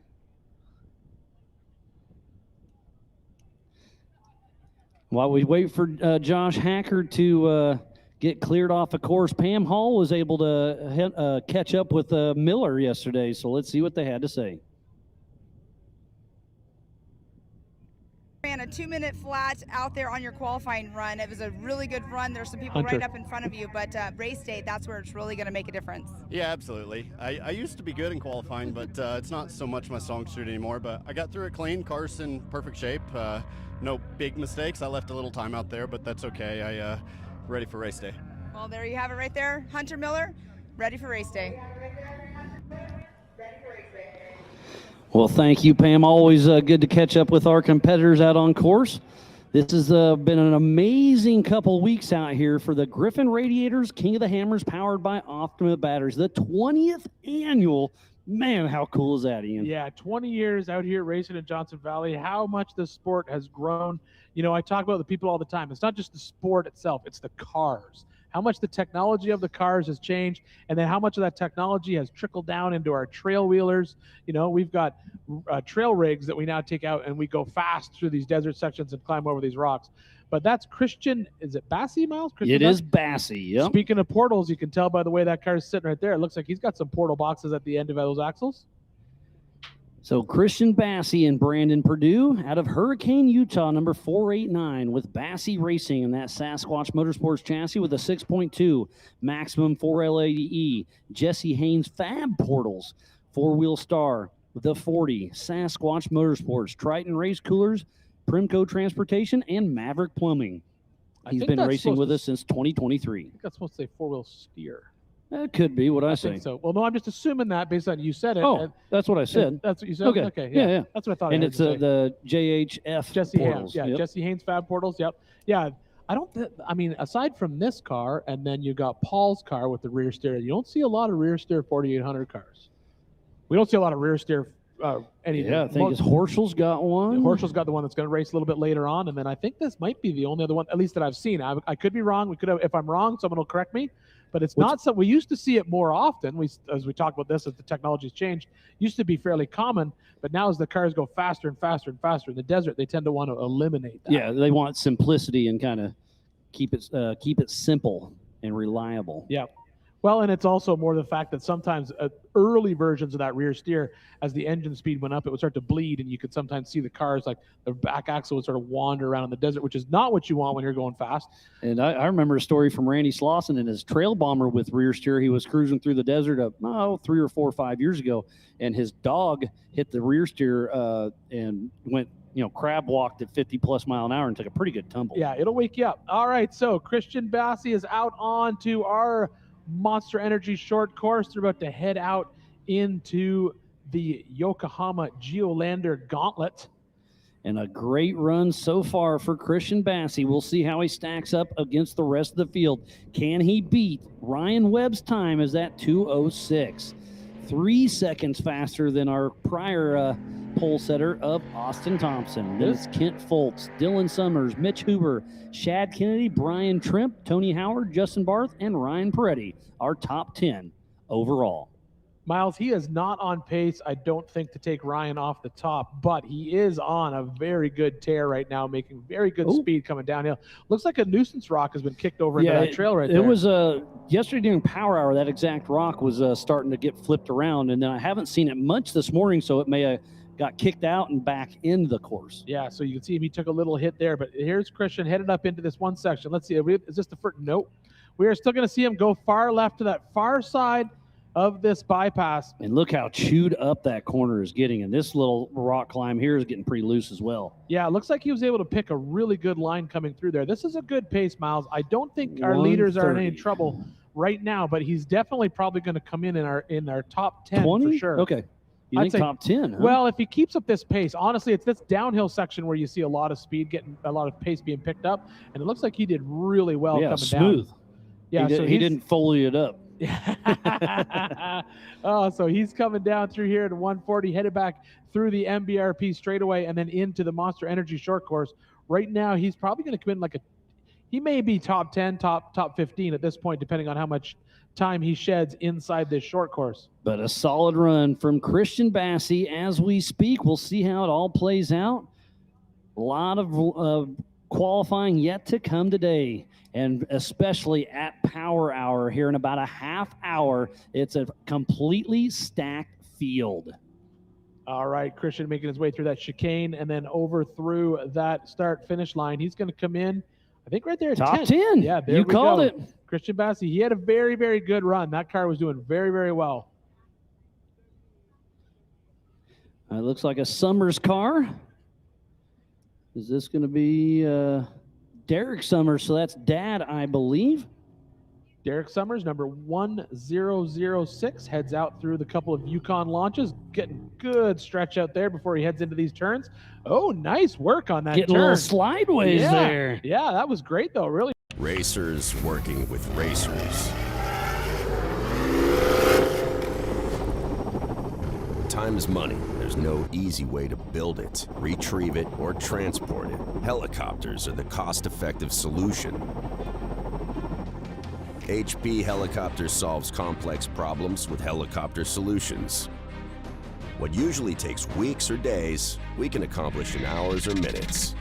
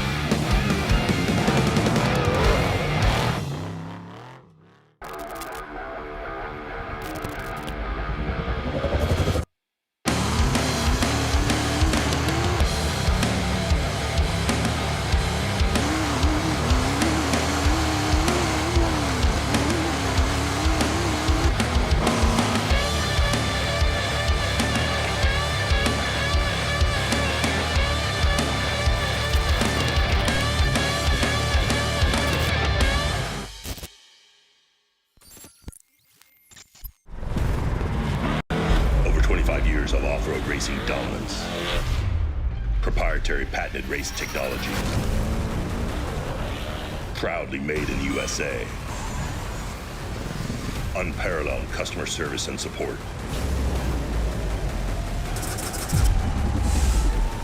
The choice of champions. King Shocks, the leader in off-road shock technology.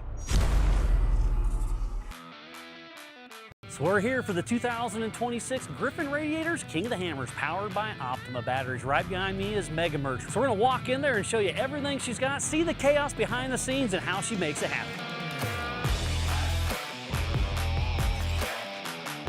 The chaos is here. They're selling everything, and they're selling like hotcakes. Stickers, they got koozies, they got socks, hats, beanies. Come get them before they're gone. Roxy, thanks for all my stuff. I'd be naked without it. Who wants a hat? All right. And look at this. We got hoodies for days. We've got shirts. They're still printing stuff and bringing it back out here, but we got a great inventory, so make sure you come out and get some of the 20th annual King of the Hammer swag.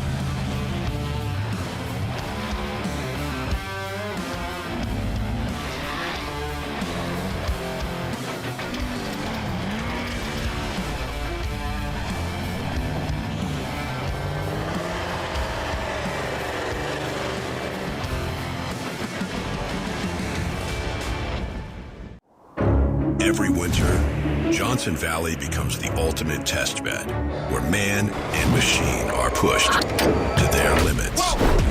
And power has to deliver every time.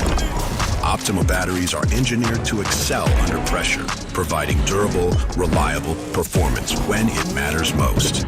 Because in racing, reliability isn't optional. Optima batteries, the ultimate power source.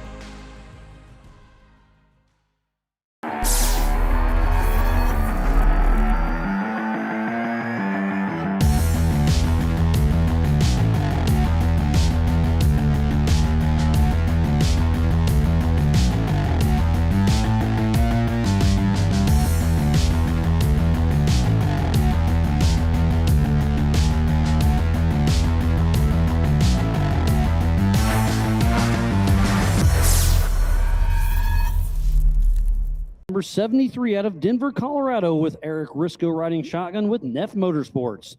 He's in that Neff Motorsports chassis with an LS3 525 horsepower. Sherpa equipment, Kenda tires, Raceline wheels, Warren Racing, Factor 55, and Yukon. He's been racing with us here at Ultra 4 USA since 2017. He's got a few podiums under his belt. We'll see what he can do out here for the Yokohama Everyman Challenge. Yeah, it looks like he's carrying a lot of speed through this section right here, Miles. This section we're calling the Yokohama Geolander Gauntlet. He's made a good, quick move through there. If you want to get close to the podium so far, you got to crest this hill that he's climbing right now in under 50 seconds. Which he does. Yeah, he's right there. So let's see how well he does coming down the backside. We've noticed two things, Miles. The majority of the time that's made up on this qualifying course is made up on these two downhill sections. This one being the first one, and that second one on the far side. And he was flying down there, and I did see that big nuisance rock was moved, so hopefully it's bounced out of the way to keep everybody's tires safe and sound. Yeah, now the question will be, does he take that far left-hand line or does he head up into the waterfall? And it looks like he's hucking a left just like everybody else. Which is all fine. So, Matt, you've raced before. What's going through your mind right now when you're halfway through your qualifying run? The key is hold it together. I mean, you start hitting the rocks at speed, and your number one concern is the tires on the car, because that just kills your time. You can't push the car in the short course with a flat. So the car will just push all over the place, and it gets a little sketchy when you're trying to jump a car with a flat tire. So at this point, and those big turns get a little tricky. Yeah, the big turns get a little tricky. So right now, he's probably just, thank goodness we got through that rock section, and it feels like the car's on all four. So as he heads in the MBRP straightaway, heading in to the Monster Energy short course, Greg Neff with a very solid run. I don't think he's going to bump out Ryan Webb, but he's going to be top 10, I believe. Yeah, I think you're right, Miles. There's no reason for him not to be in the top 10 at all right now as he makes his way through these two big turns. It all seems to be how fast you can get through the short course, and then also how you set yourself up for this last little chicane here. We've seen some of the drivers set themselves up perfectly where the turn is just easy to do. He hits that Yukon launch pretty hard. Big bicycle. Able to save it. Great Good job. run. Good job. What a Man, save. that was close. He didn't even take out any of our flags. Thanks, buddy. What a run. There we go. That's exactly what we were talking about, Miles. If you don't set yourself up right for that chicane on that jump, you catch that inside lip with those driver's side tires, and that'll put that car right up on those two wheels. And a 9th position with a 219. Very, very respectable considering that issue at the end.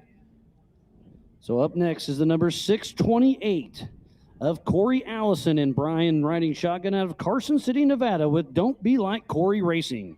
He's got a bomber chassis, LS53 with 400 horsepower, Battleborn wheels, Baja Design, Steinjager, Super Winch, and Toyo tires. He's been racing King of the Hammers since 2023. Great overall package to be out here racing in this Legends class. You can see the leading arm and trailing arm just working as that car makes its way through the Yokohama Geolander Gauntlet.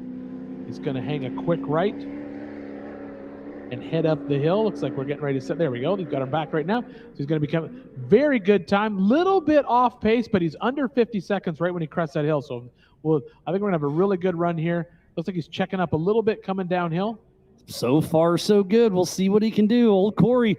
But he says, don't be like Corey. But right now, I don't think I mind it. Yeah, I think he's doing quite well indeed. All right, so he has come across the bottom of this section. He's going to run all the way across this bottom section. He's going to have to make a choice. He's either going to hang a left or head up to the waterfall, and it looks like he's going to do what everyone else is. Oh, there's a nice gotcha rock right there at the bottom. That's asking a lot of that DOT tire to handle that kind of abuse. All right, looks like he's made it up through the top of that crawl, up through the top of that wall, through the wash. He's going to come up. Now, this is where we see a lot of people make up a lot of time.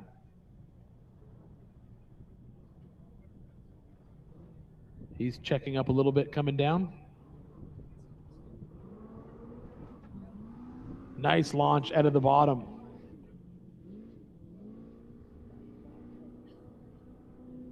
Headed back into town, going to come through that MBRP straightaway, and then he's going to come in through our Monster Energy short course.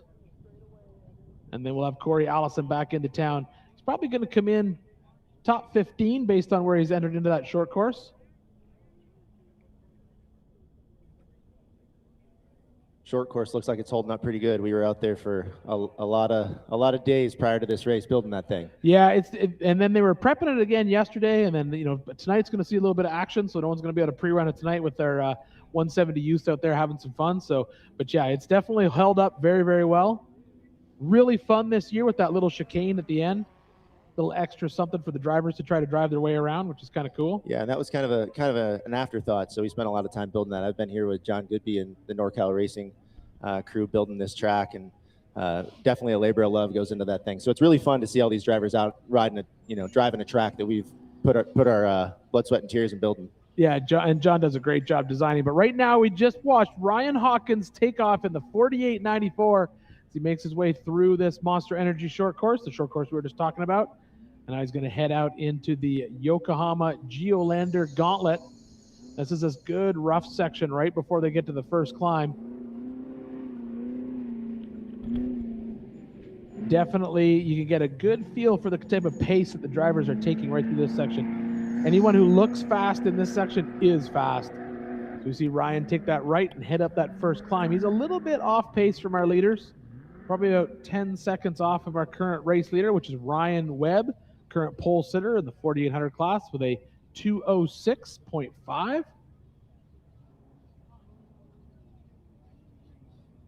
And then right behind him is Derek Summers with a 206.8. And then we watched Austin Thompson come in here and lay down a 209. Still trying to find out from Brendan, his dad. He said that Austin spent the whole night running the course in the simulator over and over and over again. And we're trying to figure out how close this time was to the actual simulator time.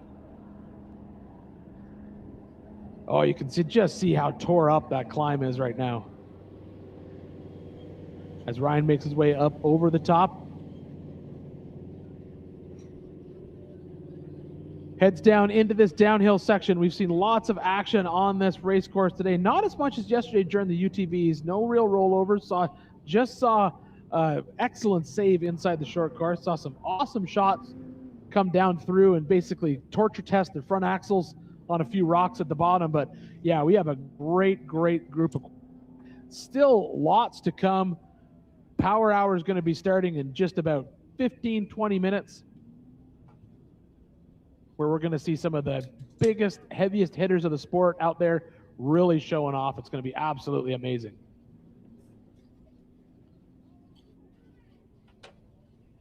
Ryan Hawkins up high on that turn as he heads back into the Yukon launch, then into this little chicane.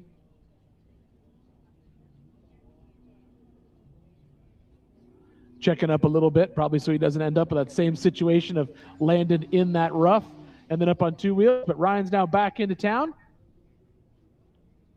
Sound like a pretty good run. I stepped away for just a moment, but looked like pretty good. Yeah, he came in at 2:36, and now Trent Roberts has left the line, 48:11. So Trent Roberts out of Clarksburg, California with TWC Racing in that Go-Built Ibex chassis with a supercharged LQ4 with 700 horsepower. Vision, Mickey Thompson, Warren Racing, and ADS. He's been racing with us since we raced down in San Felipe back in 2021. Races a lot of the NorCal stuff with us as well, so be excited to see how he can stack up with the rest of the field. Trent Roberts. Here's some great in-car footage right here. Look at this. Over the hood, and there's a perfect example of how hard it is to see when you're climbing up that hill. But look at this. Excellent speed on the downhill section here, Miles. This is going to be a good run if he can keep up this pace. He came over the top there. About right 48 seconds. Yeah, just around the 45, 46 second mark, and he's doing really, really well. Yeah, so far so good for Trent Roberts. Having some fun out there. Man, the weather is absolutely beautiful out here, isn't it, Matt? It really is. It's gorgeous. We've been super lucky this year as far as weather goes. We're not going to say the W word, but it's been really, really good. Oh, Derek's telling me, he's like, I got the boy. So Derek, they got to do a little ice cream bet. I like it. So Derek Summers beat his son Dylan, and they got a little family rivalry. So all excited there as Trent Roberts make his way down the descent. And this really shows you how steep and rough it is. It's a big drop off at the bottom of that, Miles. It's hard to really understand how steep that drop off is, but it is a drop. As we're watching Trent make his way back through the MBRP straightaway back into the Monster Energy short course. And he is slinging, pulls the over berm. the top. Yep. Takes upside down. We just said there haven't had any action, and whoever designed and built that short course made that way too hard. Well, way it definitely too hard. wasn't me. I can tell you that. You know what? I'm going to blame Tom Lou. Yeah, there you go. What, the water boy? Water boy. He'll be hopping on with Amber during power hour here in just a little bit. So Trent Roberts taking a little dirt nap. Yeah, that's unfortunate to come in, and he had a very good run going on, Miles. Oh, he was fast. Yeah, he was definitely fast. A little too fast into that Fast corner. until. It happens. You're always winning until. Yeah. Well, unfortunately, those turns, they do get fluffed up in the top, and from the cars all going through there, it creates this giant rut on the top of the berm. And if you come in too hot and the car starts to get upset and you get on top of that berm, it's hard to correct it before you it'll end up pull you right It's over. like quicksand. Yeah. It pulls you right in. Yep, it'll pull you right over. Exactly what we just saw. But it looks like he's just upside down. It looks like there's not very much damage to the car, which is a good thing. It's never good though when you're all the way upside down, Miles. It's No. like when you're a dirt nap is okay, like a little sideways nap, like a top bunk, bottom bunk situation. But when everybody's upside down in the car, it's no fun. It's no fun. Just at hanging from the belts, and obviously your blood's Yeah. rushing to your head. And but apparently he's okay because that's our good buddy Travis Cook there, making sure everything's running smooth. But it sounds like we got a I love a replay good coming up, replay. so let's Oh, see what boy. happened with with Trent Roberts. So he's coming in hot, bicycle Oh, pick there, okay. That- almost saves that's it. what it- Oh, that was Greg Neff. Oh yeah, that's Greg Neff. That's the previous excitement. Here's Trent Roberts. Well, Oh, no, was that- Trent Roberts. That's Trent Roberts again right there. Here we go. Here he comes in. He's entering the Monster Energy short course, does a little bicycle, and Matt, like you were saying, catches that fluff on top. Maybe. Oh, there we go. Here He we came go. in hot there, yeah. Yeah, I don't think Yep. he didn't check up enough on the turn. I think that was the problem, Miles. He came in over that jump, and I just think he didn't check up enough as soon as he landed. Yeah, I think he was kind of relying on that berm to catch him. And when he slid into it, the berm just blew out the top, and he had no choice. Yeah. And there's Rescue 3 right there, making sure that Trent Roberts is okay. Using that Factor 55 recovery gear. Benji's got the old Toyota. He's not part of the 10 benders, but the old Toyota looks like it's been around for a while. Something about those old Toyotas, Miles. They take a beating and keep on going. It's kind of a staple here in the Hammer. It's an old raisined up Toyota. All right, it's onto its side, and now it'll make the rest of its way over.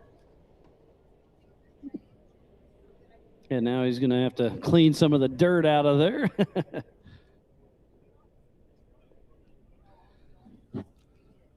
On a positive note, the car does look pretty good. Yeah, it doesn't look too bad. Yeah, I think he was able to get in, like you said, he just got ate up by that fluff, and that also kind of helped him because he's just on a soft spot. Right. When he first did that initial roll, just grabbed the cage on the top and then just slid down the backside. So hopefully he's okay. It looks like the car is in good shape. They'll just have to give it a quick once over, make sure everything's good. And he'll have adjusted time on race day on his side. So if he can come from the back of the pack and have a good day, there's some of that Toyota contingency money that he's going to try to get. But starting from the back, JP Gomez has done it. Started from 99th and won just a couple of years ago. We'll see how it plays out. Now, Miles, I didn't tell you. Jim and I talked about it earlier. We're saving our picks for the big race till tomorrow, but you get to pick two. Because it's the 20th anniversary, you're going to get to choose. I like it. You're going to get to choose a new king and a repeat king. Okay. All right. So We'll be good with that. You can stew on that overnight. But yeah, And here's another clip of this as he takes out some of our flags. Kisses the Optima battery banner around our light tower. Good thing we didn't hit that. I mean, they are Reynolds, but oh, is that Mitch Guthrie's Dakar car possibly? Yeah, I think it is.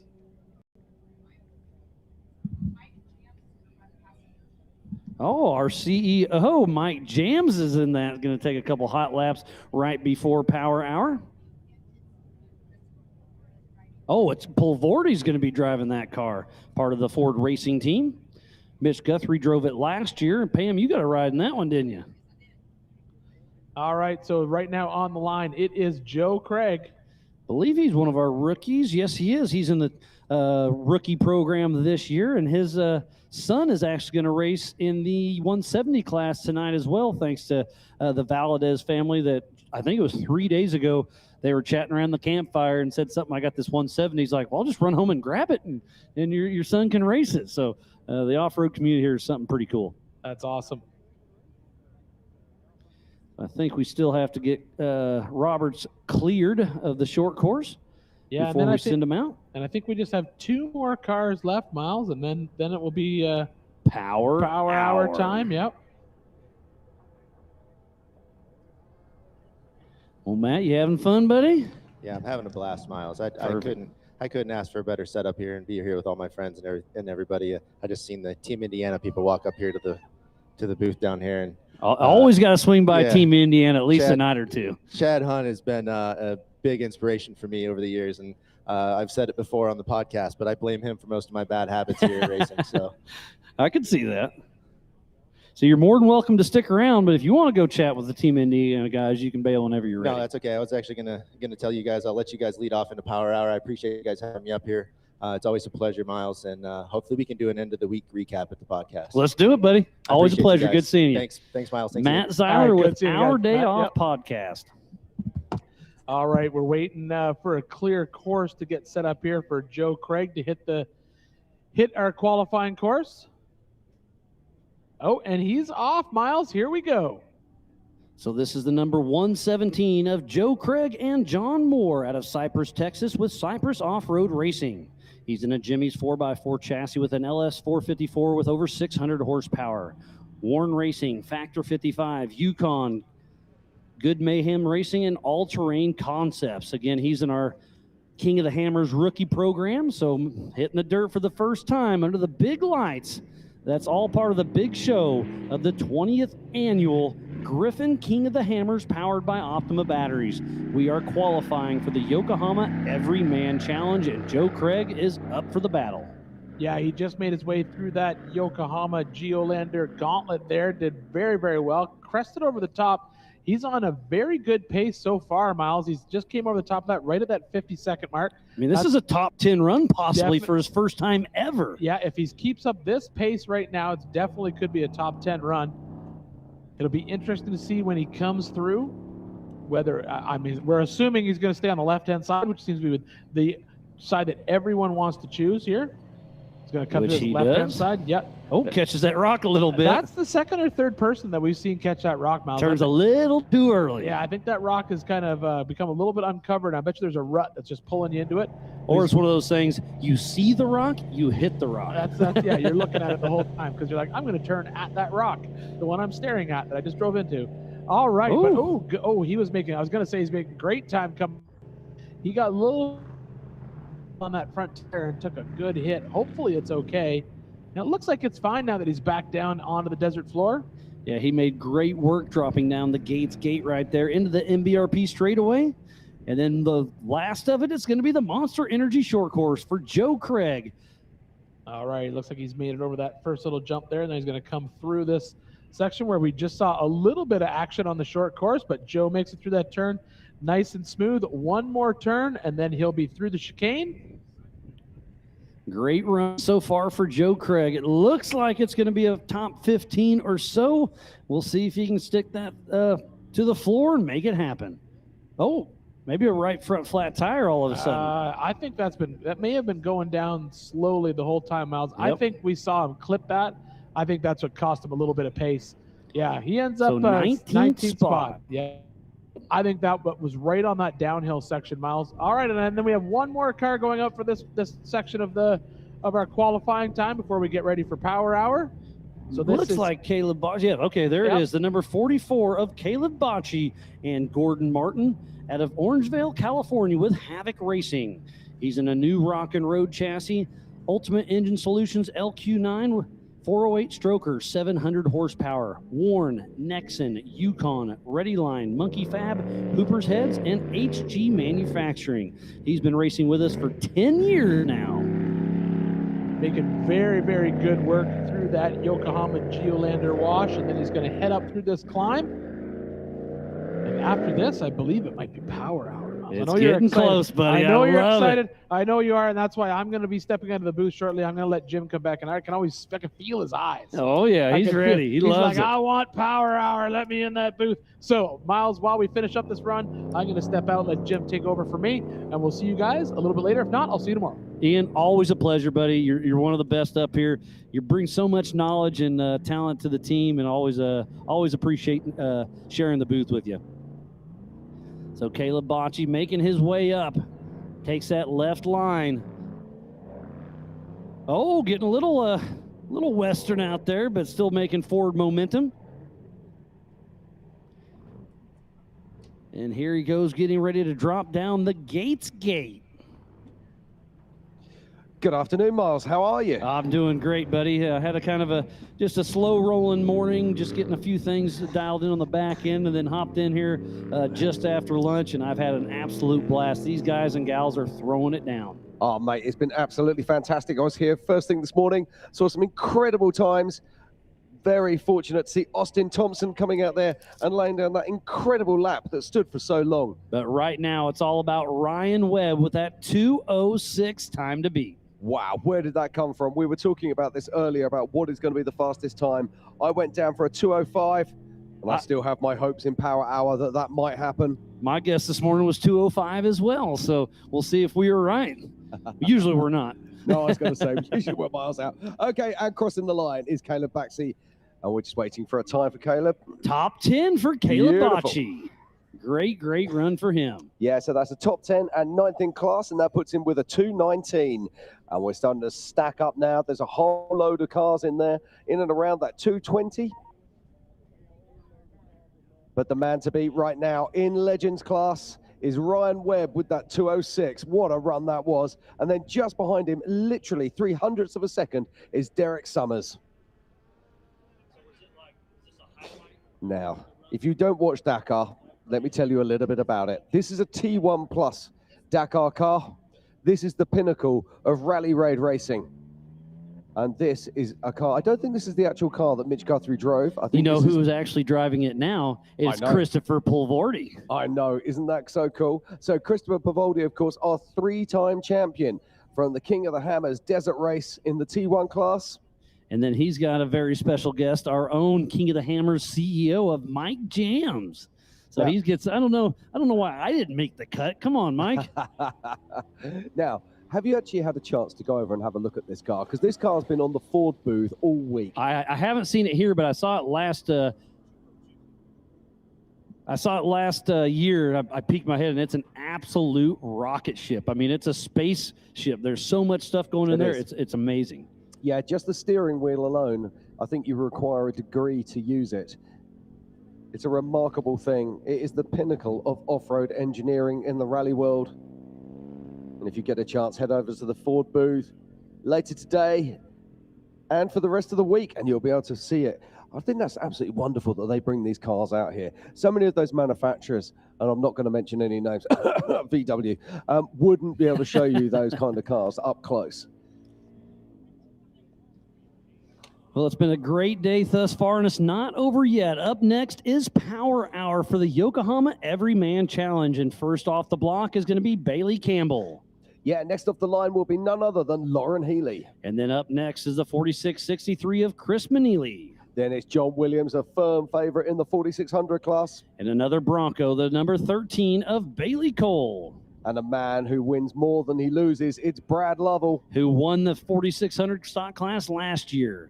And then it's the 1950 of Todd Miller in the 4500 class. Yeah, then it's Sean Rance.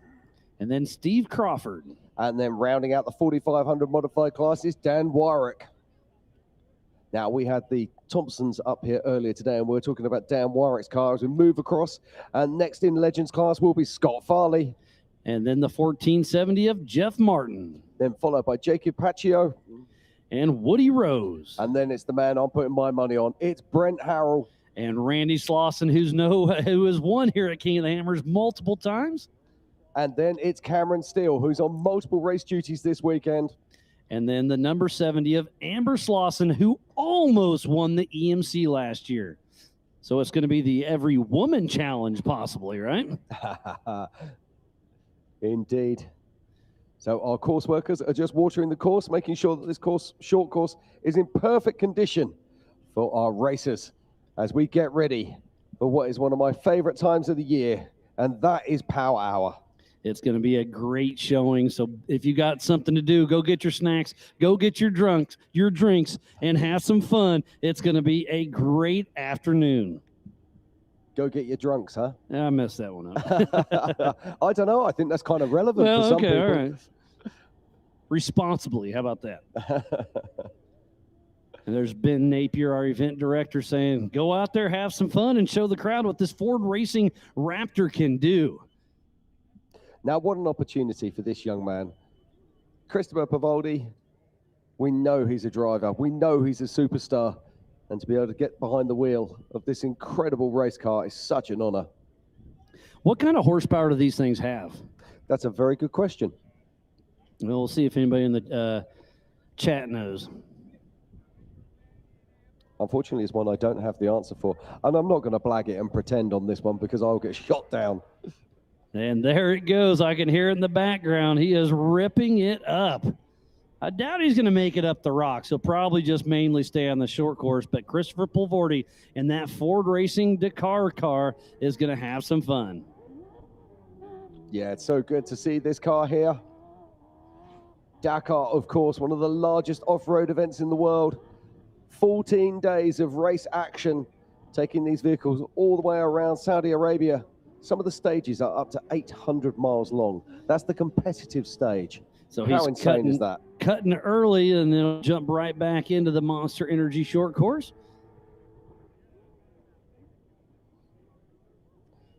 And there he goes, doing a little, getting a little slideways there, having some fun. I hope Mike Jams, when you watch this later, I hope you have a big smile on your face.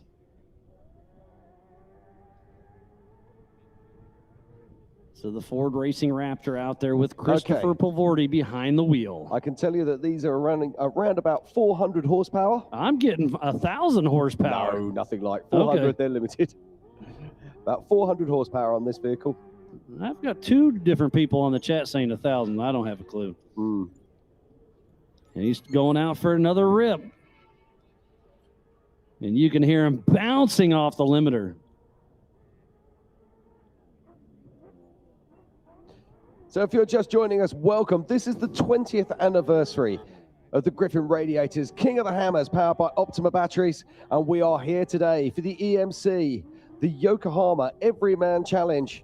Qualifying. It's going to be great. Power Hour is going to kick off as soon as Christopher Pulvardi has a little bit of fun out on the Monster Energy short course.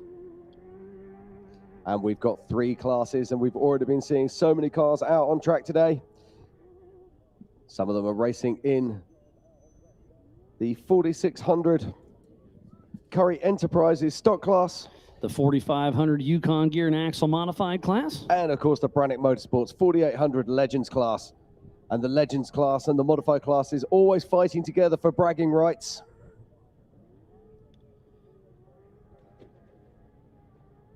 This coverage of the 20th annual King of the Hammers is presented by Yokohama and brought to you by our official sponsors: Brannick Motorsports, Curry Enterprises, Yukon Gear and Axle, Seymour Paint, Onyx Off-Road, Optima Batteries, Ford Racing, Raceline Wheels, King Shocks, Laser Nut, Warn, and by Griffin Radiators, just to name a few. So please support who supports the sport. Looks like Pulvardi had some fun.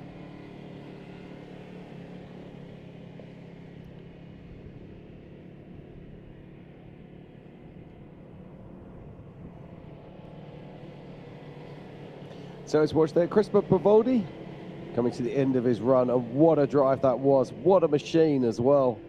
And it sounds like there may be a co-driver change and let somebody else have some fun.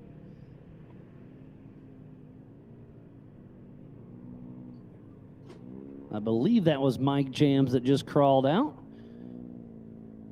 I'm not sure that's not Mike Jams getting in, actually.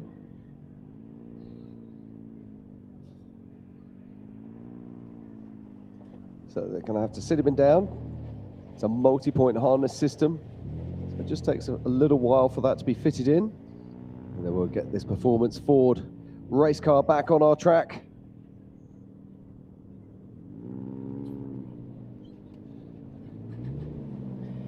Some of the biggest events in the world, some of the biggest motorsport events in the world are off-road motorsport events. For sure. And this is one of the biggest in the world right here for the Griffin Radiators, King of the Hammers, powered by Optima Battery. The 20th annual, just such an amazing feat to do and to be able to see this thing grow year after year. It's been a fun ride, and I can't wait to see where it goes. Well, you think back that 20 years ago, the OG13 in 2007, who would have believed it would have become this? And the only person that has raced every single year is Randy Slauson. In 2007, he was a co-driver and has raced every year since, and he'll be up in Power Hour here very shortly. Yeah, he's been a winner in 4800. He's been a winner in 4400. A Three-time three-time king. I hear Christopher Pulvardi heading out for another rip in Life the Ford Racing Raptor. The noise of these vehicles is absolutely insane. Oh, it's pretty wild. So he's out there having some fun, putting on a show for everybody here on site and everybody back at home. Thanks again for everybody tuning in. We will be kicking off Power Hour after this ride. One of the things I'm super proud of about King of the Hammers is that it's given so many people from motorsport the opportunity to be seen by other motorsports, most notably Dakar. So we're seeing people like Mitch Guthrie Jr., Sarah Price, moving up from racing here at King of the Hammers and now putting on amazing displays. Kyle Cheney and Cody Miller were just over there. Absolutely. Ricky Brabeck. Yeah, Seth Quintero as well. So many people getting an opportunity. So many people that have raced here at King of the Hammers. And racing here is given visibility. And yeah, speaking about visibility, Hammer King Production puts on an amazing show like nothing else in the off-road industry. They started this in 2012. And man, to see where it started to where it is now, it's absolutely insane. As we watch Christopher Pavoldi put in the Ford Performance T1 Plus Raptor through its paces. Now he's slowing down to pull off, it looks like. No? Maybe just shifting gears. Now he's back ripping. And again, if you're after Power Hour, I'd highly recommend to run over to Roxy at Mega Merch at the main gate. She still has a lot of swag over there. Go check out to see what she's got. Every year, I always go over there, buy the T-shirts, get the shirts, etc. But I've got to say, this year, they've knocked it out of the park. They've got some really cool designs. Yeah, the 20th year, they really went all out on the swag, and it's something very special that I'm going to wear a couple times and then put it up on the shelf. I'm not. I'm going to wear mine to death. Maybe I'll get two, one to wear and one to hang. Then obviously we have all the food vendors here on site, all of our marketing partners. We have King PCI. There's Toyo over there. And a lot of great companies out here. Lots of food. We got little Bufadora tacos, Dang Brothers Pizza. We got the ice cream shop. The KOH General Store has a little bit of everything. So if you come on out, you're going to have a great time. Indeed. And that was Christopher Pavoldi giving us a display in the Ford Performance T1 Plus Raptor. That thing is an absolute machine. It's incredible what they can do.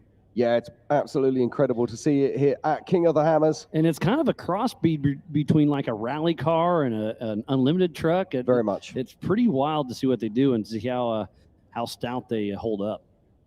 Yeah, they have to work to a pretty solid rule book.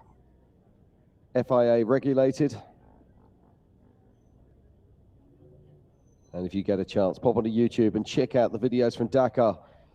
Check out Sarah Price's videos, Mitch Guthrie's, Seth Quintero's, all American heroes, all racing at Dakar this year. And of course, let's not forget Ricky Brabeck in the motorbikes. After 45 hours, he came second by 2 seconds. That is absolutely insane to be racing for that long and to be that close and to see them at the finish line giving each other congratulations and just all high fives and smiles. It was pretty cool. Yeah, he's a class act. There's one of our Broncos under the Ford Performance Arch. And that will be coming back into play later on this week as we start our rock races.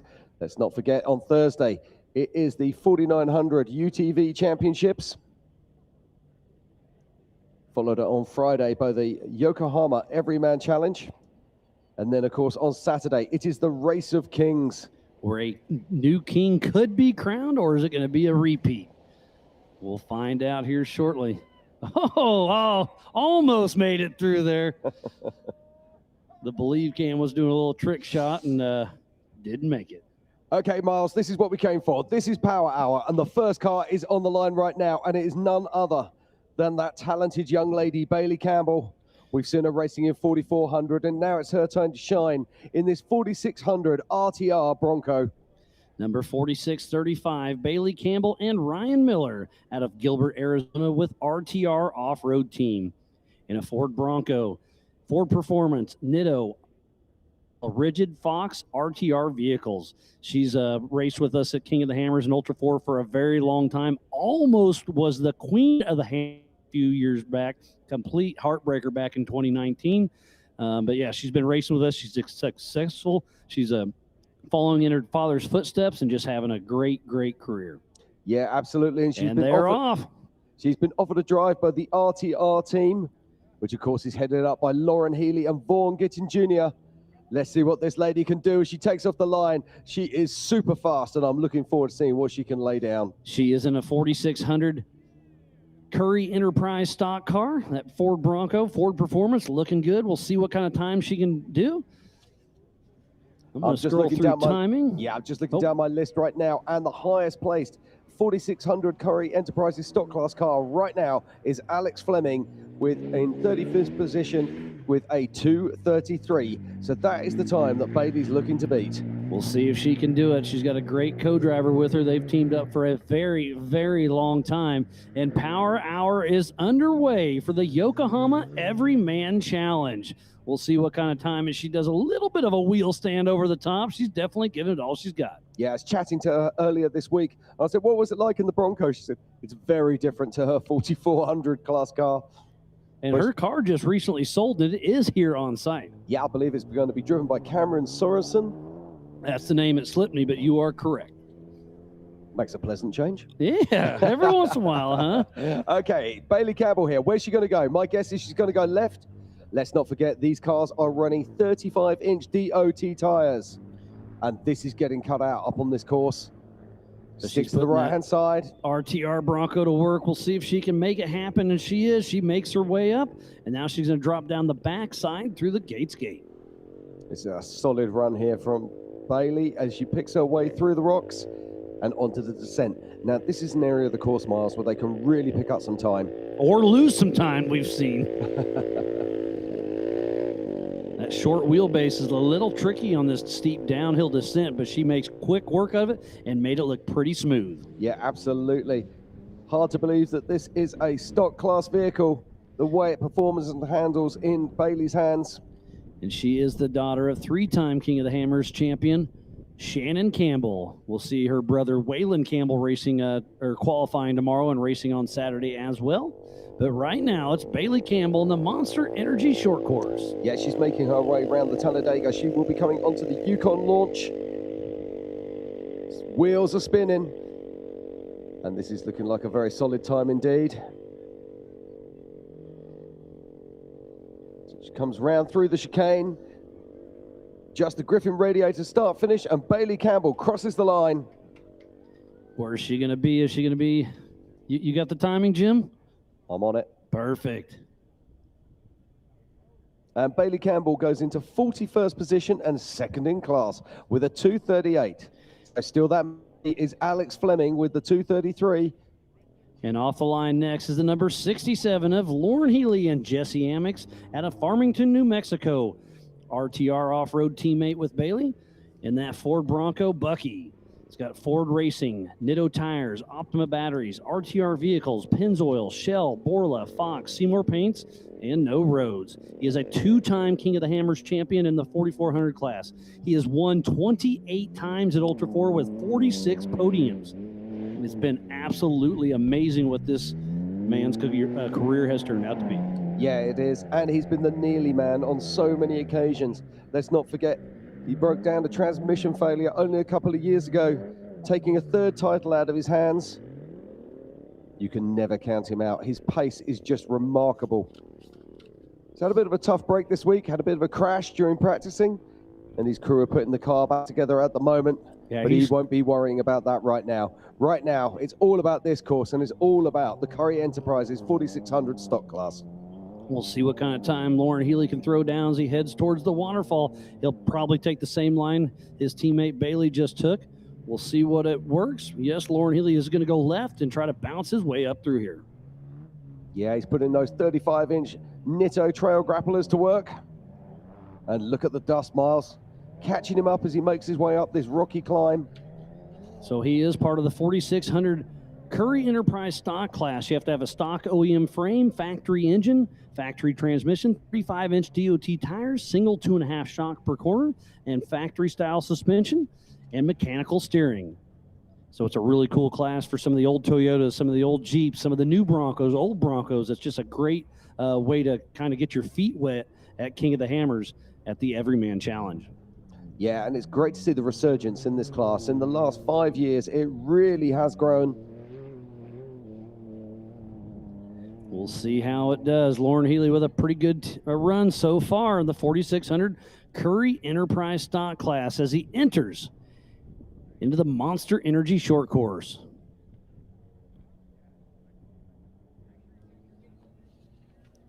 And then up next should be Chris Manili in an old Toyota. We'll see.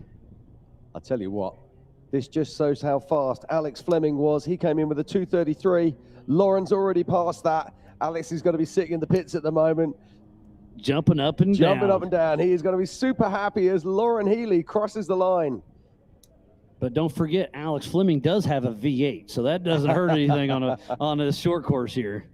And he goes into 43rd position and third in class behind Bay Campbell. So Lauren Healy with a 2:39. Well, I love the new Broncos, what they have brought to this class. But this is a true everyman challenge competitor right here. This is none less than Chris Manili and Eric Jensen out of Paradise, California with Mean Street Racing.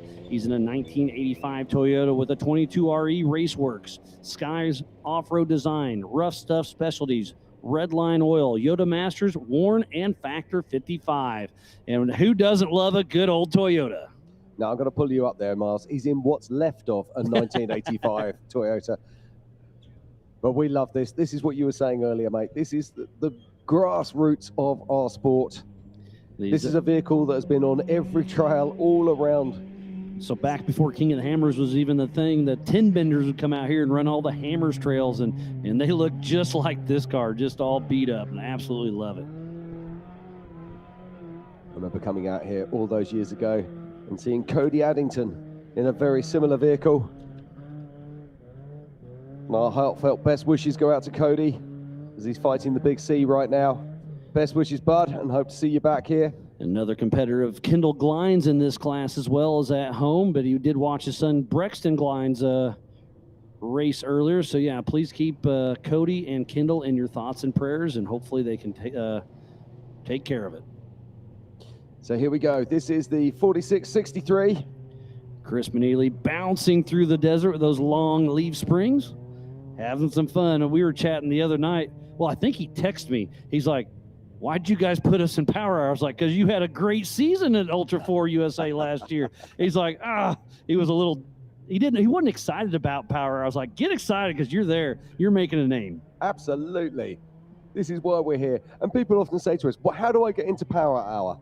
Well, I'm telling you now, be good at what you do. Turn up, make sure you hit those podiums, and we will celebrate you every single year here at King of the Hammers. And that's exactly what Chris has done.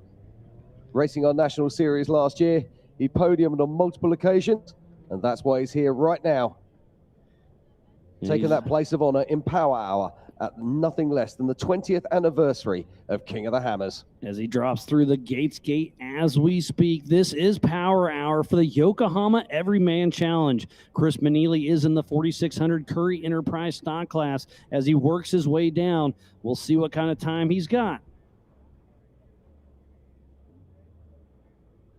Cody Addington just sent me a text saying thanks. No, buddy, thank you. Hope everything goes well. Yeah, see you soon, buddy. Hope to see you back here soon. As we watch the 4663 there, Chris Manili, and he's making his way down onto the Monster Energy short course. And I'll bet you he's got the squirrels turned all the way up right now, giving it all he's got. All four cylinders, kind of humming. Oh, yeah. I'm sure the rev limiter's ticking right now until he got a little traction there. So Chris Manili in the Monster Energy short course with a smooth run. Definitely not lightning fast, but he doesn't care about winning King of the Hammers. He wants to finish King of the Hammers. Yeah, this is a proper show up and race class. Gets a little bit of hang time over the Yukon launch. As he comes through, he'll grab the checkered with about a 3:35.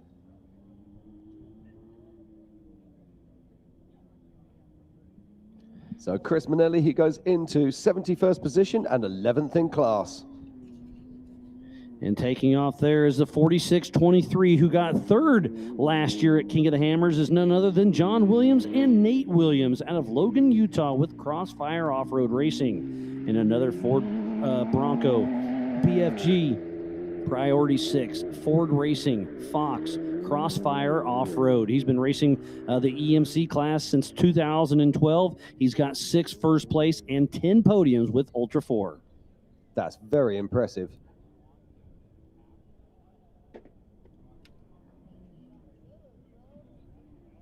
So here we go. This is John Williams making his way down the back of the sand hill. Now it's almost a certainty that he will be taking the left-hand line.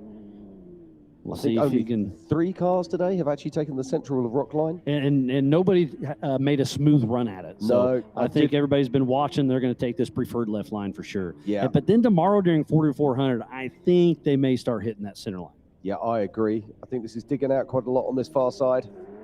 And John Williams just picking a line there, putting his Ford Bronco to work. See Cameron Steele over there. Are you going to take the left line or the center line? Left. Your left or my left? So John Williams makes his way through as he drops through the Gates Gate, getting ready to hit the MBRP straightaway. And as he drops down into the desert, he'll be powering on, as you say, onto the MBRP straightaway, and then onto the Monster Energy short course. And he's putting that Ford Racing Bronco to work right now. Is he going to be able to bump out Alex Fleming or Lauren Healy or Bailey Cole? He might be on for Lauren's time. Oh. He's certainly not going to touch Bailey Alex Fleming. Campbell. Bailey Cole's coming up. Don't worry, you're good. So here we go. This is John Williams. He's got the Yukon launch. And there's Ryan Webb out in the crowd, our pole setter for now. We'll see if it's going to hold. What do you think? Big smile. So John Williams crosses the line, and it's a 2:39. Now, that is going to be very, very close to Lauren Healy. And John Williams goes ahead of Lauren Healy by 4/500ths of a second. And taking off the line here is the number 13 of Bailey Cole, who got second last year at King of the Hammers, with Jeremy Kempton riding shotgun out of Temecula, California, with Bailey Cole Racing. In that Ford Bronco called Tigger, Ford Performance Factory engine, IFS with 74 weld portals, Jigs, Yokohama, Freight Factory, SoCal X, and Yukon. Had to pull the Jigs out for old Ian. He likes that one. Yeah, this JEG-supported athlete has been racing out here for over half his life. And he knows all of these trails intimately. But he's a professional. He takes this so seriously, and he'll be racing in 4 races this week. He was hoping to be racing in the Desert Challenge. Unfortunately, the motor in his IFS car had other ideas. So he'll be feeling really good to be out here today. And so far, it's a very smooth run for Bailey Cole in that Ford Racing Bronco. We saw him qualify very well yesterday. Yeah, he's racing UTV, EMC. He raced a little bit of the desert, and then obviously on 4400 day. Busy guy is Bailey Cole. He certainly wants his money's worth out of King of the Hammers, that's for sure. And he's always a power player. He's always a man that can. Great wheel man, has a great eye for track, knows where to put those wheels, and he just makes it look smooth, and smooth is fast. As he makes his way up and over, he'll be dropping through the Gates Gate here momentarily. Bailey Cole with a very smooth run. But these short wheelbase Broncos here, you got to be a little bit careful. If you stuff that front end, it could really make for a rough day. But he's out and pushing hard towards the MBRP straightaway. Bailey Cole heading into Hammertown. Yeah, Bailey Cole looking really good here. Now, can he challenge Alex Fleming? Just looking down at the clock right now, I don't think he can.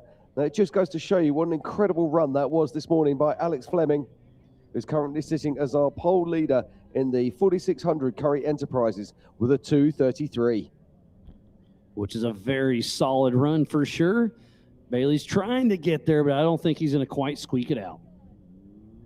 No, he's going to be looking. Will he be able to push Bailey Campbell down into second place or into third as he crosses the line? And just waiting for Bailey's time right now to pop up. And Bailey Cole takes second place in the 4600 Curry Enterprises class. He'll be very happy with that come race day. 100th of a second separate Bailey Cole and Bailey Campbell. Identical cars, identical laps. That's pretty impressive. And off the line next is last year's King of the Hammers winner in the 4600 Curry Enterprise stock class. It is Brad Lovell and his son Adam Lovell out of Colorado Springs, Colorado, with Lovell Racing in that Ford Bronco with factory Ford Racing engine. IFS with Portals, Amsoil, Ford Racing, BFG, Method, and Fox. He is a Off-Road Motorsports Hall of Famer. He's a Dirt Sports Driver of the Year. He's won here at King of the Hammers. He's won a little bit of everything down in Baja as well. Brad Lovell is definitely a great ambassador of our sport. Yeah, I'm starting to think we ought to call him Mr. Podium. He seems to turn up and always seems to end up on the podium. And so unusual for him not to finish a race. And a special story with Brad Lovell is his OG Ford Ranger that he raced back in, I'm going to guess, 2000, was it? Okay. Yeah, he did 12, 2013. 13, 14, and I'm trying to remember what else. I think he did 15 as well. But he's bringing it back out of retirement. His son Adam is going to race it in the 4400 class, starting qualifying tomorrow. So the father-son bonding is awesome to see, and that Amsoil machine is looking good. Yeah, Brad Lovell, a consummate professional, always super clean on the track. I know we're going to say which way is he going to go, but it's a dead cert. He's taking that left-hand line. But just watch this. Absolutely wheel perfect as he makes his way onto the hill. Little popper, keeping the tires on the ground. Tires on the ground mean traction. Traction means speed. And here he goes, Brad Lovell, Off-Road Motorsports Hall of Famer, having some fun, getting ready to drop through the Gates Gate. His son Adam is navigating for him. And he has really stepped up in a big way with Ford Racing here recently, taking the lead on a lot of their Baja adventures. And just to see him being a Ford for so long, just a great guy, call him a friend, and out there having some fun. Oh, I believe he's just come back from Dakar as well, if I'm not mistaken. I missed that. It could be possible. And launching into the Monster Energy short course. Now, look at this time. It's a 2:07. This is very fast indeed. Is it going to be fast enough, though, to unseat Alex Fleming, who is our current 4600 Curry Enterprises stock class fastest qualifier? He's got to be at 2:33. This is going to be close. As he clears the Yukon launch. One more turn to go here. Crossing over the Griffin start-finish. I'm just waiting to see there. Yes, Alex Fleming goes into second place. And Brad Lovell qualifies 24th overall and first in the Curry Enterprises 4600 stock class with a 2:27. What a run there from Brad Lovell. Super impressive. And off the line next is the number 1950 of Todd Miller and Ken Goodall out of New River, Arizona with Goodall Racing, part of the 4500 Yukon Gear and Axle Modified class. That is an older Stern. Race you. Race you on dirt, sand, snow. Race you through this, over that, all day, all night. Race you on four wheels, one wheel. How about no wheels? Race you with the world watching, this guy watching. Race you to the summit, maybe not that summit, to sub 7. Any event, any terrain, anytime. Race you.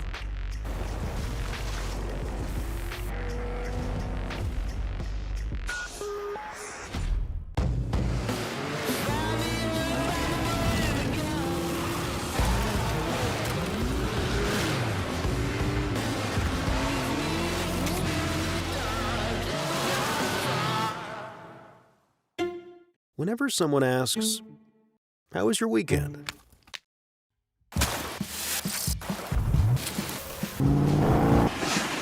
Or, "What have you been up to?" Or just, "What's new?"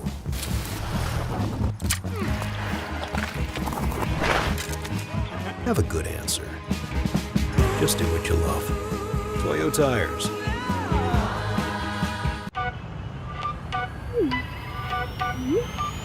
Said I'm taking big shots, just stop where I'm driven, no pit stops. This hot, I ain't playing like a 6 spot. Pissed off, but I told him this a chip shot. I ain't missing cause you know I'm taking big shots. In the climb, I got no time on big shots, just stop where I'm driven, no pit stops. This hot, I ain't playing like a 6 spot. Pissed off, but I told him this a chip shot. I ain't missing cause you know I'm taking big shots.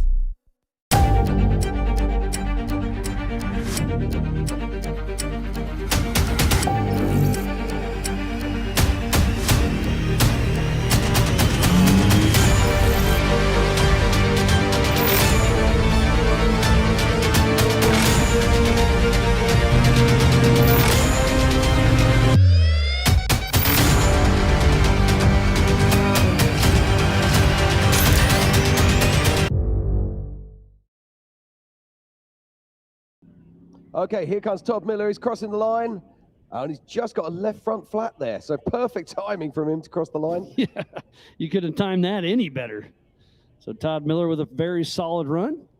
And then up next is the 45-31 of Sean Rance and Chuck Richardson, who got third place in class last year at King of the Hammers out of Aztec, New Mexico with Mud Nut Racing. He's in a 1976 Ford Bronco Jesse Haynes fabrication chassis.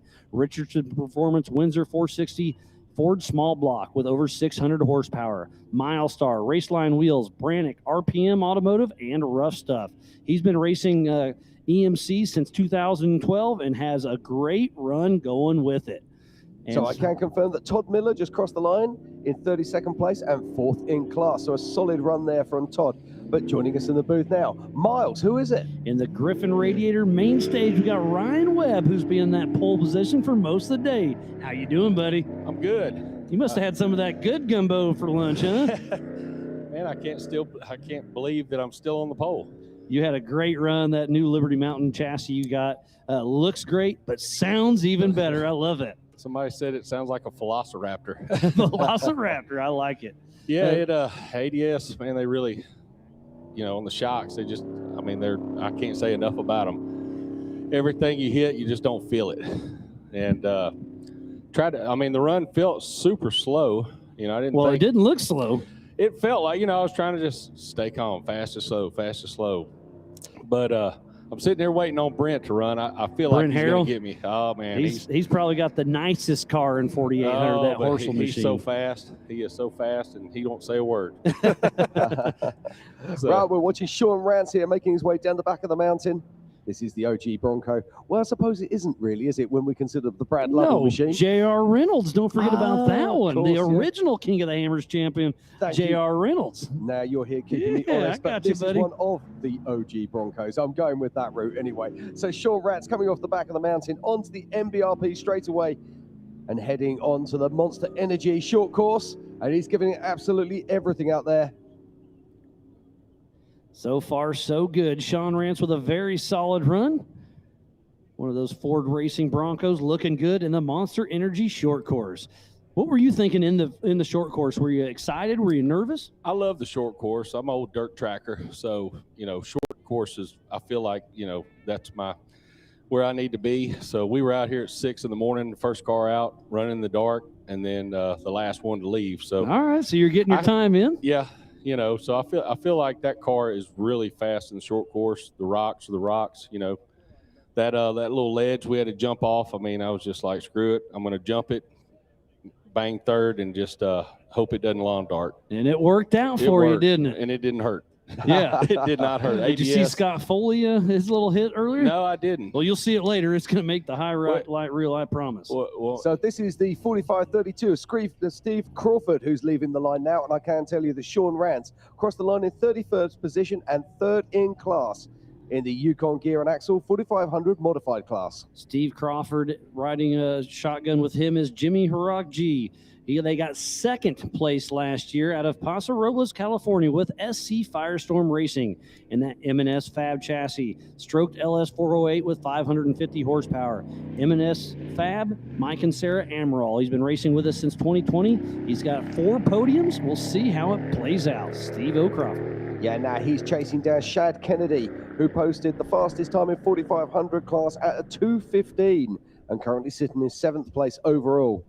What can Steve Crawford do? Can he endanger that time with Shad Kennedy and take the bragging rights in the 4,500 class? And I think we only have one more in the 4,500 class before the 4,800 Brannick Motorsports Legends class cars take off. And you look a little nervous, buddy. I'm sweating it a little bit. I really don't want to start on the front, to be honest with you. I like somebody to chase. I like a rabbit. But Austin Thompson said that same thing earlier, and then luckily enough, Derek got him, and then you got him. Well, so. you know what? It's all on Chris now because he's got to lead the way. Yeah. I'm just driving. But you got my pit crew all angry at you because y'all went to commercial on my run. They're like, what the heck? So we got. I didn't do it. We got to show a replay. Well, I hadn't even seen it. Hey, well, I think you'll. It's find only that this is a great $25 for premium, buddy. I know. Well, maybe I'll twist their arm. You can replay it once you go to the. Oh yeah, it's on YouTube now. So Oh, okay, now this is looking really good. This is Steve Crawford, and he is hanging it out all over the place here, chasing down that time as Shad Kennedy. As he hits the NBRP straightaway, straight into the Monster Energy short course. Steve Crawford with a great run for the 4,500 Yukon Gear and Axle Modified class. Yeah, so our fastest time right now is, of course, Ryan Webb with a 2:06. Oh, and he blows the berm. Oh, no, he blows the berm. Keeps That's her on gonna all cost him 4. that. We saw Trent Roberts take a little tumble in that same exact spot. Oh, he's got a left front flat tire. That's why. So if he can hold it together and keep a modest run here, that's definitely going to slow him down. Yes, he comes over the final Yukon launch. He's got to ease and tease this car across the finish line. That final right-hander is going to be a little bit tough with that left front flat tire. As he crosses the Griffin radiator, start-finish on a flat. You kept all your tires underneath you, didn't you? Solid as rock. Kenda. Great sidewalls. Man, it's an awesome tire. Can't say enough about it. All right, and up next, the 218 of Dan Wyrick. So Steve Crawford crossed the line in 39th overall and 8th in class.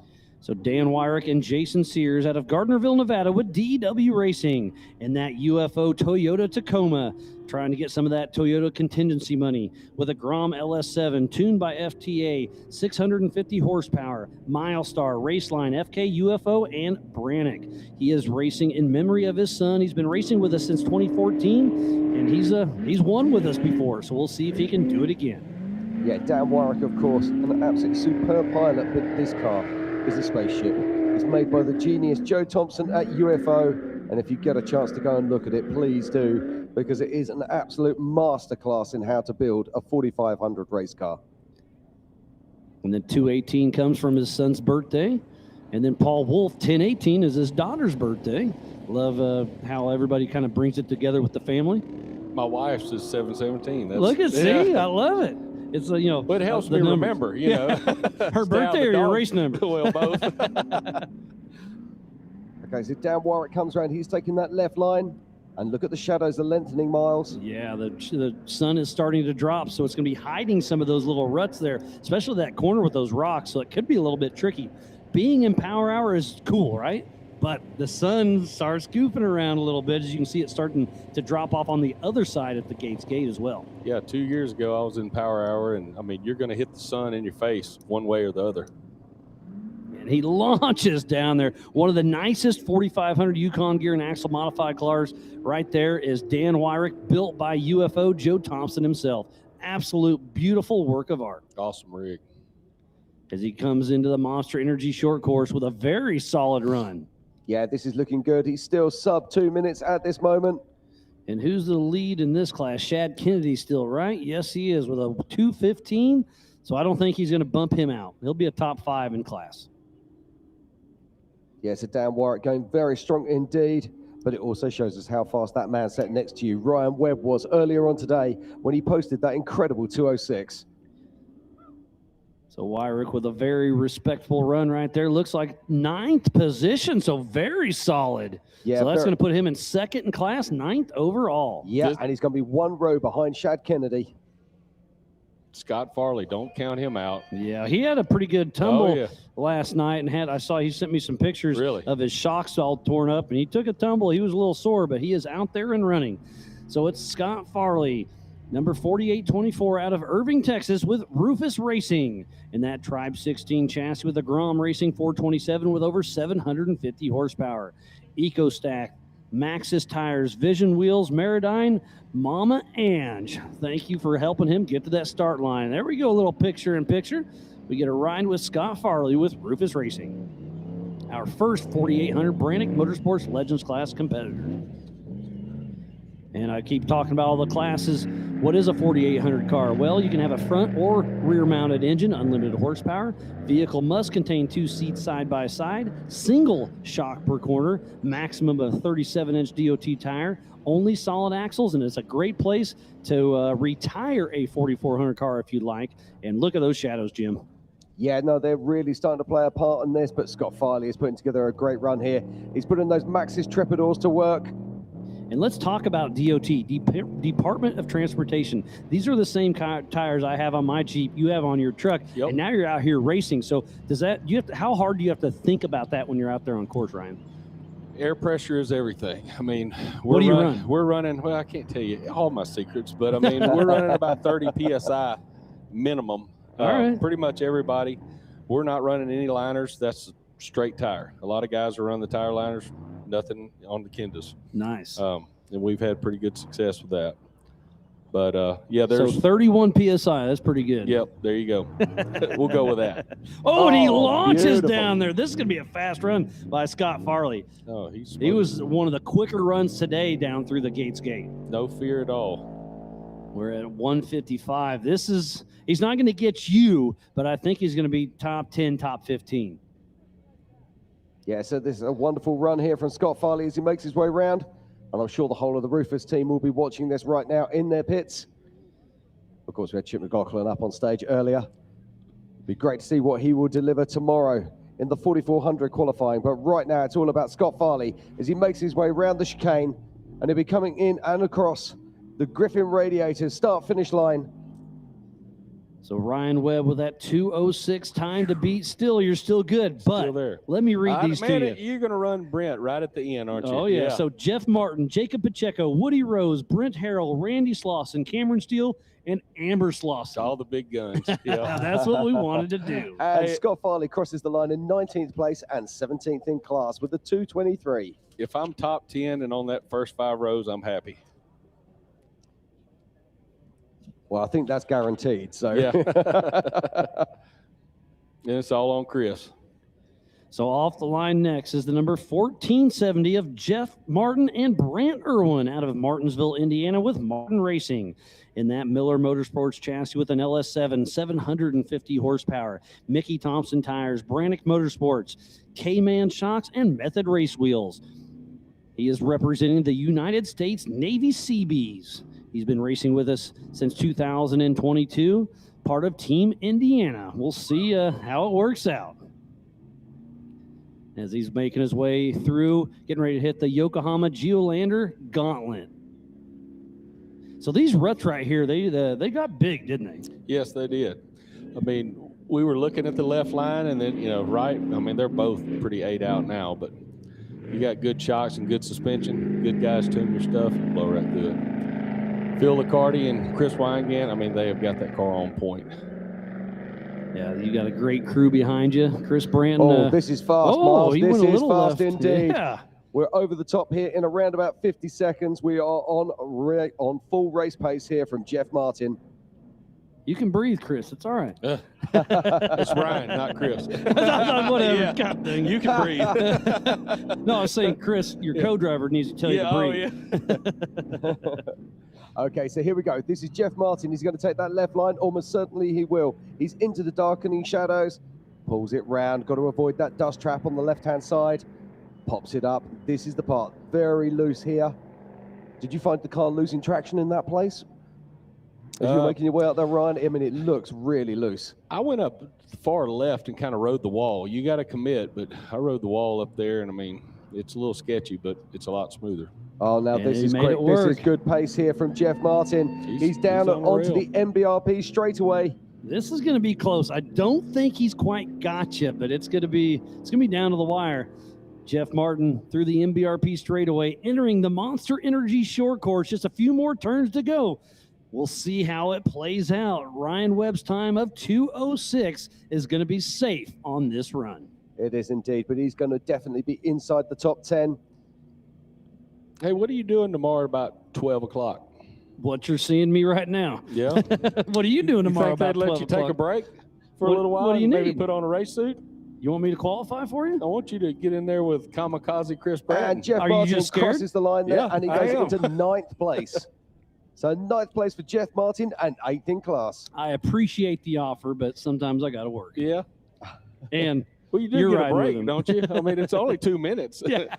And while my Well, 2 minutes and 6 seconds. Well, yeah, there you go. So while my good buddy Miles here works out his social life, we'll go back to the racing.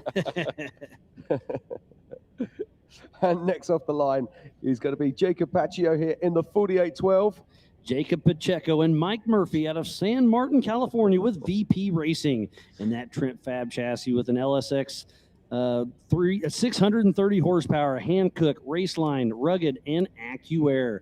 He's been racing with us since 2012. He started in the 4600 Curry Enterprise stock class, but he has been winning a few times, and it'll be exciting to see how he plays it here in the 4800 Brannick Motorsports Legends class.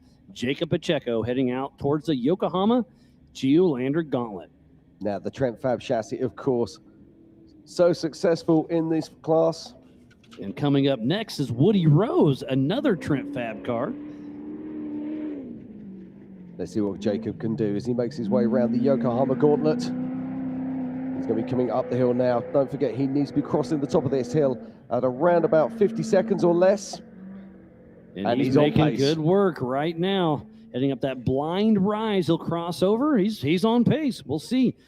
The next few climbs will be very important for him. And it's a controlled crash landing as he makes his way down this sand hill. This is where we saw Mitch Guthrie Jr. roll his UTV yesterday. No such problems here for Jacob. As he's going to hit the rock line, he's going to go left. Yes, he does. Why didn't you go up the middle? It's too sketchy. Risk Chris versus reward. wouldn't let you? Yeah, he no, wasn't I in like there. this. Oh, you were solo. Okay. Yeah. I'm liking this. Jacob's line here was absolutely exceptional as he came up through that far side. Can he hold the pace? This is really where you win it and lose it. As he drops through the Gates gate, he's got to be careful here. Yeah, he's a little bit untidy. He's bleeding a bit of speed. He Yeah. checks up, playing a little better safe than sorry. That will cost him. That will cost him a top 5 place for sure. But it's looking like this could be hovering around that 10th or 12th position over the Yukon launch and into the Monster Energy short course. Ryan, who do you want to thank for helping you get up here in that pole position for now? Can we do like half and half? Let's do it. Kenda Tire, Liquid Moly, SCS Gearbox, Maximum Transmission, JE Reel, Raceline Wheels, FK Rodians, USD Sticky, Certified American, and Willwood, Ron Davis Radiator, Wizzo, Liberty Mountain Fab, Wizzo's Fab Suspension Shocks. He does a little bit of everything. And Jacob Pacheco there comes in 10th overall and 9th in class with a 2:17. Great run for Jacob Pacheco. But yeah, it's great. You got a lot of great partners behind you, Ryan. And my you're wife, still my sitting wife there. and kids. But I've seen her before. She is real. You brought Yeah, her she to a is couple real. of Okay, races. and off the line right now, this is none other than Woody Rose. Out of Sparks, Nevada with Trent Fabrication in that Trent Fab top shelf chassis with an LX 440 with over 700 horsepower, ATO Turbo 400, brand new Kumo tires, Raceline wheels, and FK. This is Derek and Lisa Trent's son, the Trent Fab company themselves. So great to see him out here. He's got 3 wins and 9 podiums with Ultra 4 USA, and he was the Western champ back in 2022. This young man can drive. Yeah, this young man is so impressive. I get excited every time I see him on the race course. You never quite know what to expect. He had a big crash in Vegas to Reno, so I'm glad he's okay and able to get that Trent Fab car look at back this! online. Look at this! He's crossing over the top there at under 45. This is going to be quick. Great run by Woody Rose. We'll see. Maybe sneaking up on Ryan Webb's time. 2:06.5 is the time to beat of old Ryan Webb.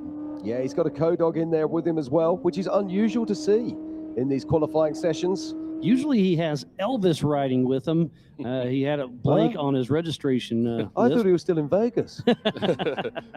No, we were there Saturday. I didn't see him.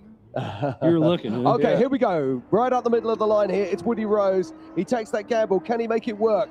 Come on, Woody, get it to the top, and he does. Great drive here from Woody Rose. We'll see if that plays into his favor or not. It's looking like he's got a great time. We'll see how fast he can come through the Gates gate and into that MBRP straightaway. Woody Rose has a great run going and finally showing us a little action as he launches off that last little waterfall. Yeah, he's put a little bit of time somewhere. The trouble with that central rock line, it's been covered with dust all day. You've got to burn that dust off of there. And he took that chance. Let's hope it pays off for him. Over the Yukon launch, gets a little some bit hang rested. time there. Comes This is around the looking corner in good. the Monster Energy short course. Woody Rose has a great run going, but he's going to miss the top of the pole. Here's indeed. This is looking like it's going to be something between sort of 10th and 15th. But I love the fact he dared to gamble. I love the fact he dared to take a chance. And Woody Rose crosses the line. And he Great goes into run. 10th position with a 2:16. Just bumps out Pacheco. So, man, the 4,800 Brannick Legends class is looking good. Oh, here's the one you were worried about. So before Brent I forget, Harrell. all my buddies that came out and helped me for weeks on end, you know, we don't have a big pit crew. All my guys, they volunteer, take their vacations. Man, I mean, you know, it takes a crew of people to do this. I want to thank all of them. Absolutely. So off the line now, Brent the Iceman Harrell with Waylon Campbell riding shotgun, number 56 out of Onsville, Oregon with team change order. He's in a Horschel chassis with a Ford Clip. Danzio LS7 with over 700 horsepower. Nitto tires, Fox, Rigid, Brett Schmidt Trucking, and L&L Ornamental. He's been racing with us since 2020. He's got 3 wins and 7 podiums with Ultra 4, and Ryan's a little nervous about it. No, I'll be happy to do it. You want him, okay. Oh, he's a solid kid, man. And I can say kid because I'm 50 and he's, I don't even know how old he is. He's I'm going to say late 20s. Yeah. Oh, look at this. Look at this. He's through the gate there at over 45 seconds. This is very fast indeed from Brent Harrell. Paul Horschel built him an amazing machine. We'll see Brent's dad, Brett, racing tomorrow or qualifying tomorrow. So no slouches in the desert and the rocks. It's going to be interesting. Brent Harrell is on a blistering pace. He is indeed. This is very quick indeed. He takes that left line. Why wouldn't you? Yeah, after we watched Woody Rose run a great run, he did take that center rock line, but he proved it wasn't faster as he gets a little crossed up there. Yeah, this is what I mean. It's all about the line as you come through there. You've got to hold that momentum going up the hill. To be fast, you have to bounce through at the right pace. You get very unfortunate there, and that will cost him a couple of seconds. As he makes it through the Gates Gate, Brent Harrell launches through, getting ready to hit the MBRP straightaway. Yeah, he stopped by camp the other day, him and his dad, and he said, yeah, I can bump that. He looked at my back tire. I said, so you're saying you're going to be behind me, right? I like it. Oh, getting a little hang time there. Brent Harrell. Oh, is he going to blow it? No, he saves her. Gets her shut down. Brent Harrell in the Monster Energy short course launching over the Yukon launch. He is going for it. But your time's safe. You're there. Yeah, it just didn't seem that fast. I'm not up here tooting my own horn because it did not, you know. Well, it looked smooth as fast, like you said. Smooth as fast. I tried to be calm. And gets all sorts of slideways and kisses the banner at the Griffin Radiator. See, he's mad at me. That's the second time today that barrier's been kissed a little bit. So Brent Harrell, he crosses the line in 9th position and 8th in class. Now, I'm wondering if he had a problem because that just didn't seem quite right. I wonder if he had a broken shaft or something because he was Seems like all the over steering that was course. a little, yeah. So, okay, so that's Randy Slauson, obviously a 3-time king Sitting on the start line right now. And just getting a little chatter through my PCI race radio. It sounds like we're going to hold the start for just a moment. They're probably going to go check the finish line to make sure everything's still safe for 3-time King Randy Slauson. And what a fantastic view of this iconic bomber car. These cars were built to race here in Johnson Valley. Randy designed absolutely every single part of this chassis and developed it over the years and makes 2 defined different chassis, one for 4800 and also one for 4400. Only very subtle differences, shock absorber placement. And they really are a work of art. Can't wait to see it go to work very shortly as we just wait for our race officials just to make sure that course is straight. He won the Yokohama Everyman Challenge just a couple years ago. And he's won the King of the Hammers Unlimited class 3 times. He is the only competitor who's raced all 20 years of the Griffin Radiator King of the Hammers powered by Optima batteries. He was a co-driver in 07 and has raced since then. Now, is this the new portal car? I don't think the portal car got finished because that was Scott Foley, if my memory's corrected. And they said he was not running portals as of now, so they must have bailed on it last second, and they'll get it going later. Yeah. So what are you thinking right now with your helmet on? You're ready to go, and then they just hold you. I mean, I actually dozed off on the starting line in the stage and just try to just chill out, you know, don't get too wound tight. Just, you keep the car running, I assume, right? Yeah, the air conditioning, you know, this is California sun. I'm from Louisiana, so we get hot. So if you are just joining us right now, this is the 20th anniversary of King of the Hammers, and we are here right now for the Griffin Radiators King of the Hammers powered by Optima batteries. And we got a special thing for you, Ryan. Here's your run from earlier. You were asking for it, so take it live, and Hammer King Productions brought it to you, so walk us through your run. You're going to make a lot of people happy at home. So Ryan, talk us through these bends. What's going through your mind right now? Smooth as fast. Just trying to not blow the tires off and just be smooth, not make mistakes. I wish we had the audio because, man, it sounded good. I could hear it from the booth. Yeah, I told Chris, I said, just let me go by myself. He wanted to ride with me. I was, just trying to stay calm. And, I mean, just trying to just be good and smooth. And put your tires right exactly where you want them. Coming over this blind rise is so difficult, I feel like. Yeah, it was, and actually I was going to go left so I could kind of just punch it through there and not worry about that drop off. But God, it looks like I know what I'm doing, but I really don't. I mean, it's no, it's obvious you do. You're still the pole setter. Man, it's the car. I'm gonna tell you, you get a good car with a good suspension, that is the key. So I could look like that too. You could. I mean, it's all car. I mean, there's a little bit. I'm just the monkey behind the wheel, but the shocks, those guys that do all that stuff, that's my hat's off to them. They'll make you look like a rock star. Liberty Mountain Fab, they killed it on this one. Also, Wizzo, he headed up the shocks. They both kind of double teamed it on this. But Kuntz Racing Engines, they built my motor. These are the old James Cantrell headers. We kind of brought them back to life. I don't remember what his name of his rig was, but he put them on Marketplace. And I said, man, if they'll fit, I said, let me just see. But he had them backwards. I wanted him to go out the front. But it's 8 into 1, 3-inch pipe. It sounds so good. It's a ripper. I think Sean That's James Cantrell's old headers, right? Yeah. What was the name of that car? The rental, right? The rental. Yeah. I know Sean Roski in Bowling Green. He said it sounded like a Velociraptor chasing him. That's where you debuted it.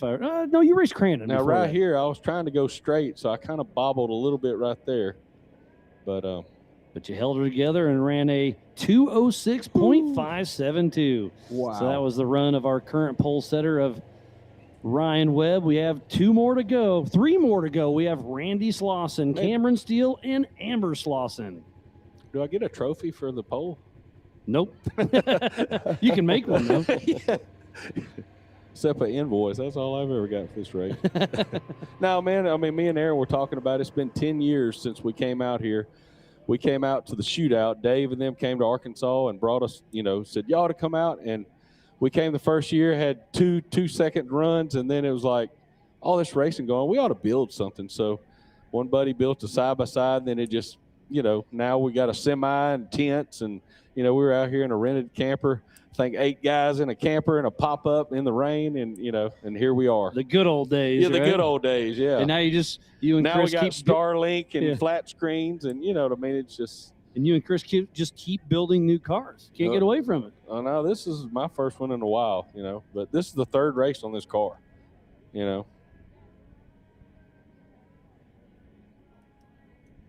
Waiting for a race update from Race Ops. But yeah, if you take a quick lunch, I'll have your fire suit, Hans, and helmet out the back. Put you in there with old Kamikaze. Why do you call him Kamikaze? Was that from qualifying a couple years ago? Yeah. I mean, bring that replay up if you want to see a replay. He busted my lip, and I wanted to get out of the car, and then they said, the guy flipped at the end. They said, you got to redo the race. And I said, I want out.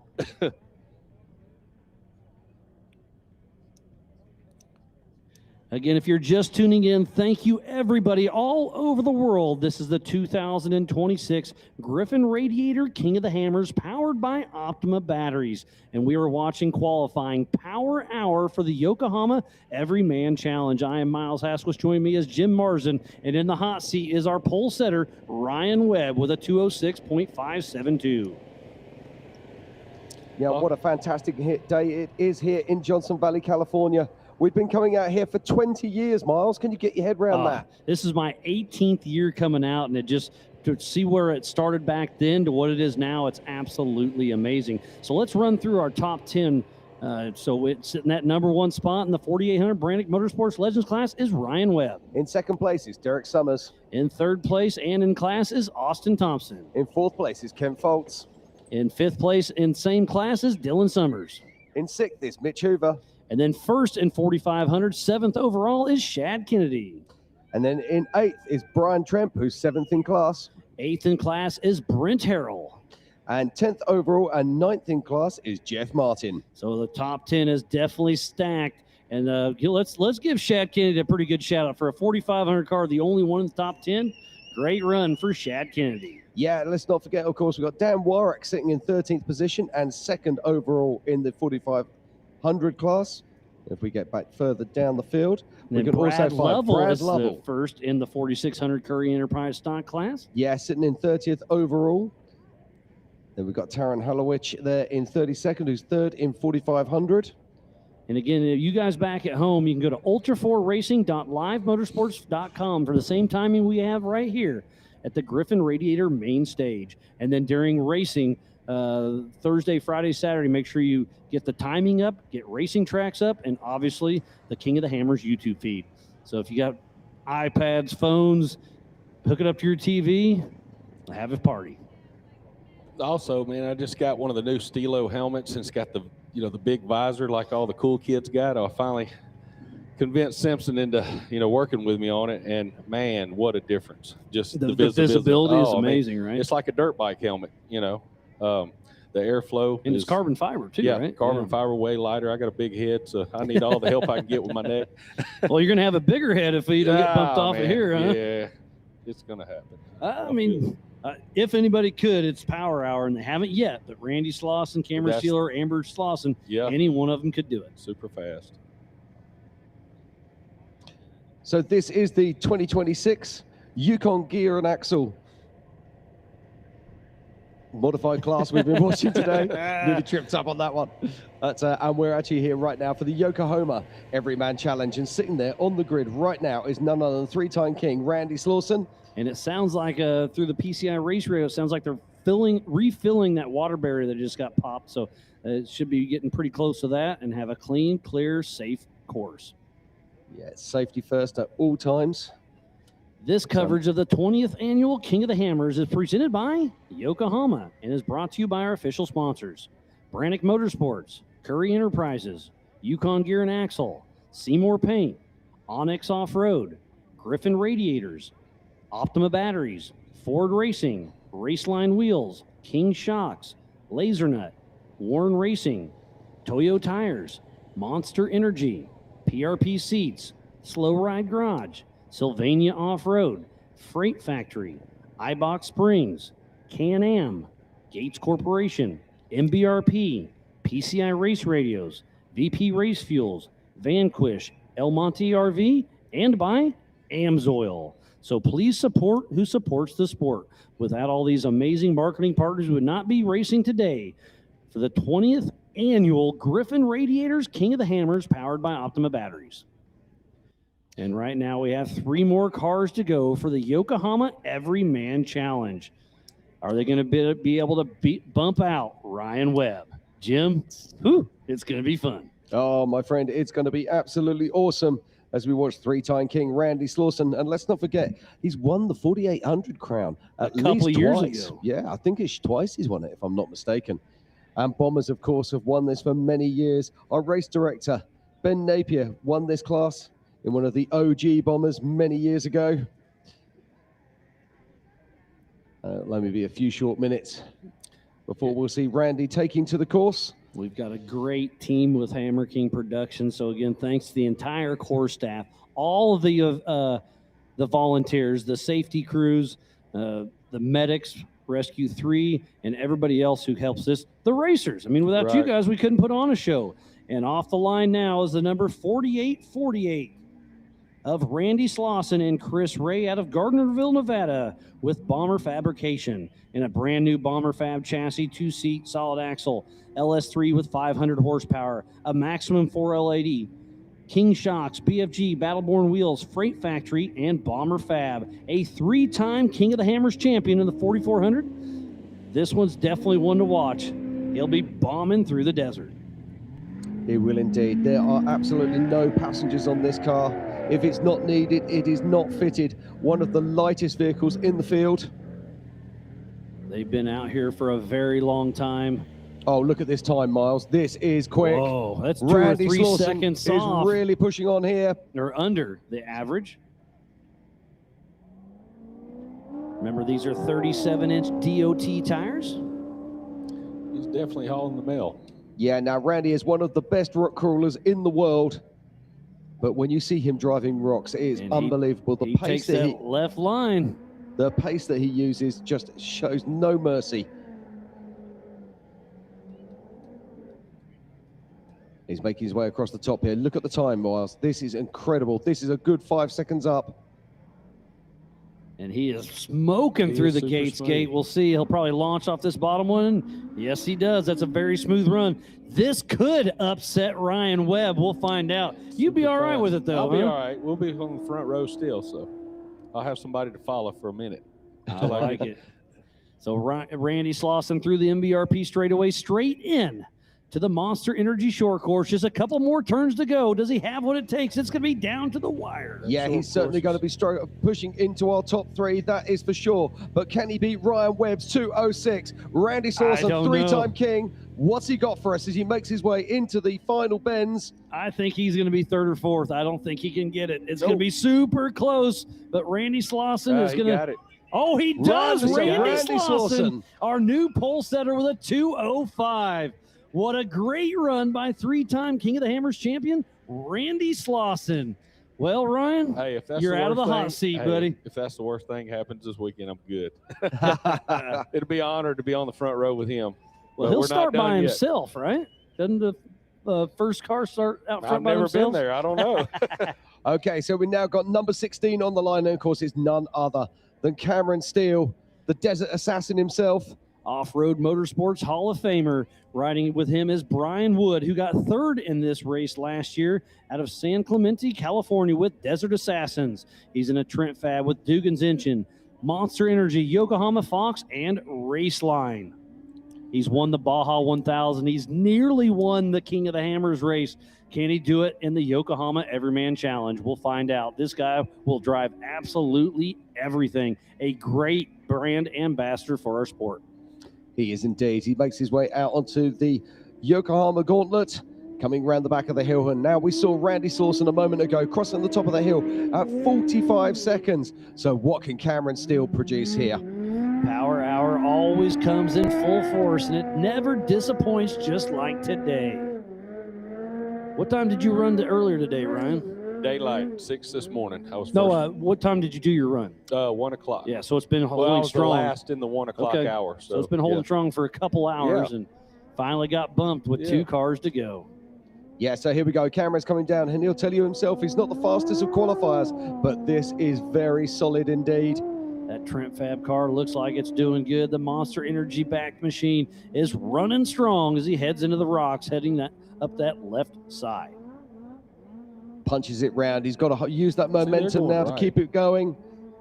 Steps off the gas just for a brief second, but he's back on it hard as he makes his way across the top of the hill. I reckon he's about 6 seconds behind where Randy was right now. We'll see him race the UTV Hammers Championship presented by Can-Am, the Yokohama Everyman Challenge, and the 4400 Unlimited Race of Kings. So he'll be a busy man for the next few days as he launches down the Gates Gate into the NBRP straightaway. So he'll be going over the Yukon launch at any moment and then onto the short course. The Monster Energy back machine is here in Hammertown. We'll see where he's going to be. I'm going to say probably top 10, maybe 15. Yeah, this is looking pretty good. Is this the last car? No, we still have Amber Slauson, Randy's wife. So here we go. This is So you can't Cameron leave us Steele. yet. He's just got to make his way around the chicane and then through the Griffin start-finish arch. And this is About a looking 220, I'm going to guess. Yeah, no, goes into 8th position. Nice run by Cameron Steele, the Desert Assassin. Yeah, a very solid run there from Cameron Steele. But our pole sitter right now, if you missed it, is Randy Slauson with an incredible 2:05. Now, Miles, that makes me very happy because this morning we said, what time are we going to get? We guessed the 2:05 and we were did. both right on the money. And that never happens. I thought it was Hey. about 2. Yeah. Everybody can get lucky, right? Oh, Yes. Now, So last but not least, it's the number 70 of Amber Slauson, who got second place, nearly winning last year with Tom Liu riding shotgun out of Gardnerville, Nevada with Two Stone Racing. And that Bomber Fab chassis with an LT1 with 460 horsepower, Freight Factory, King, Bomber Fab, BFG, and Trail Ready. She came as a volunteer back in 2014. Started racing in 2020 in the old Samurai, so great to see her stepping up to the bomber car and having some fun. We'll see if she can be the queen tomorrow. So here we go. Amber Slauson is off the line. And she's the last to run in the Yokohama Everyman Challenge qualifying here today at the 20th anniversary of the Griffin Radiators King of the Hammers, powered by Optima batteries. And Checkpoint Dolly, her mom's one of our long-standing volunteers that's been out here even longer than I have. She was on the lake bed probably 1 month ago. Their family absolutely loves King of the Hammers, and it's great to see where she's taken her career and putting on a show for everybody here in Hammertown and all over the world for the 2026 Griffin Radiators King of the Hammers, powered by Optima batteries, our last car in the Yokohama Everyman Challenge. Yeah, and she's laying it down. This is a solid run as she comes up across the top here. She's around about 2 seconds off race pace now, but that can be found in other areas of the course. Come on, Amber, what have you got for us? Great pace. Tom Liu's keeping her calm and steady. He helped build the short course earlier on in the week, but now he gets to get out there and have a little bit of fun. I think he's going to race. He's raced with us before. I think he's going to come back next year and have some fun. We'll see. And as the shadows lengthen here in Johnson Valley, Amber Slauson picks her way around the left-hand line, back into the sunshine as she punches it up the rocks. Gets an unlucky jump there, but she makes short work of it. This is a very solid run, but I don't think she's going to beat her husband, Randy. No, that's for sure, but this is looking likely. It's going to be somewhere between 10th and 20th position, I'm guessing. He was definitely on a mission. Never met the Amber's guy. through the Gates Gate. You haven't, huh? No. He's a little bit quiet, a little shy, but a very genuine, nice guy. Yeah. Now, the interesting thing is he's just had a pre-run for his 4400 car tomorrow. Yes, perfect. So he set the pole for the Yokohama Everyman Challenge. Can he set the pole for the 4400 Race of Kings? Time will tell as Amber Slauson makes it into the Monster Energy short course. Gets a little bicycle there, but back on the gas. A couple more turns. They're going to wrap up the Yokohama Everyman Challenge qualifier. But tonight at 5 p.m. is the KOH Kids, so we still have more action for everybody here on site and back at home. So here we go, Amber Slauson coming around the final bends, and she will be coming through the Griffin Radiator start finish. She takes the flag. And let's just see where she sits. So Amber Slauson is our final runner and rider here. Looks like 30th position with a 2:29. Yeah, 33rd overall and 30th in class. So a great run there from Amber Slauson.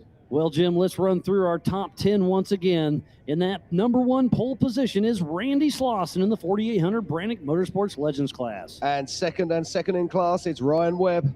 And third in class is Derek Summers. And fourth in class is Austin Thompson. And then fifth is Kent Foltz. Then it was our early pace setter, Dylan Summers. And then in seventh spot is Mitch Hoover. And we saw him on track a moment ago in Cameron Steele in 8th position. And that 9th spot, first in the 4500 Yukon Gear and Axle Modified class, is Shad Kennedy. And in 10th overall and 9th in 4800 Legends class, it is Brian Tremp. And here's a little rewind of Randy Slauson's fastest run of the day. We saw Ryan Webb's run a little bit ago. It was great, but it wasn't this quick. So Ryan got his wish to start behind Randy. Hey, it's an honor to be on the front row with that guy. He had such a good run going right here at the Yokohama Geolander Gauntlet. Yeah, if I'm not mistaken, he'll be starting on his own. Well, usually the first row goes out on their own and then the second row. So it's usually second and third go out together. Got somebody to pass. There you go. I like your style. Some dust to chase. Yes. Well, hopefully we'll have a little wind. But this was absolutely perfect. Textbook here from Randy Slauson. He keeps the wheels on the ground all the time, maximum traction. And he shows us why he's a 3-time king. He comes out here a lot and just does a lot of test and tune. I was lucky enough to ride with him probably 3 or 4 years ago. And man, I was in his 4800 car and I said, how much faster the 4400? He said, it's definitely faster, but not night and day difference. And I was absolutely blown away. Well, in my defense, this is the first time this car has ever been in the desert. It raced short course twice. This is the third race on it. That's awesome. Out of the box. Well, you're doing good. You did something right. Did something right. As he makes it through the Gates Gate, Randy Slauson, our pole setter, who will take off number 1 position on Friday morning at 8 a.m. for the Yokohama Everyman Challenge. Pressure's off, Chris.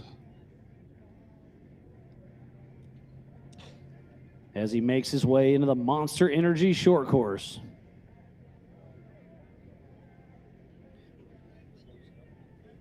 So Randy Slauson, this was our pole sitter today, as we're just watching a replay of his run, and what a run it was. We saw Ryan Webb laying down an incredible run earlier today, pushing back Derek Summers. But this was the big one. This was Randy Slauson. He made it across the line. Well, it's been a wonderful day of qualifying. The Yokohama Everyman Challenge is over. Thank you, everybody. Had so much fun, Jim. What a show. Yeah, absolutely. It's been incredible. This is the 20th anniversary of the Griffin Radiators King of the Hammers, powered by Optima batteries, and the action is just getting going. Tonight at 5 p.m., we still have the Youth 170 KOH Kids. It's been a great time. The racing is, the qualifying's over. We still have a little bit of racing yet to go. Jim, what do you got? We do indeed. And do not forget to join us tomorrow at 8 a.m. as we get ready for the 4400 class, who will be qualifying. And there'll be power hour at 3 p.m. tomorrow afternoon. Do not miss that. It's going to be absolutely epic. So from the entire Hammer King production crew, I'm Miles Haskowitz with Jim Marsden. We've had a great day of qualifying. Be sure to tune in at 5 p.m. tonight, but we're going to sign out and throw it to a highlight reel.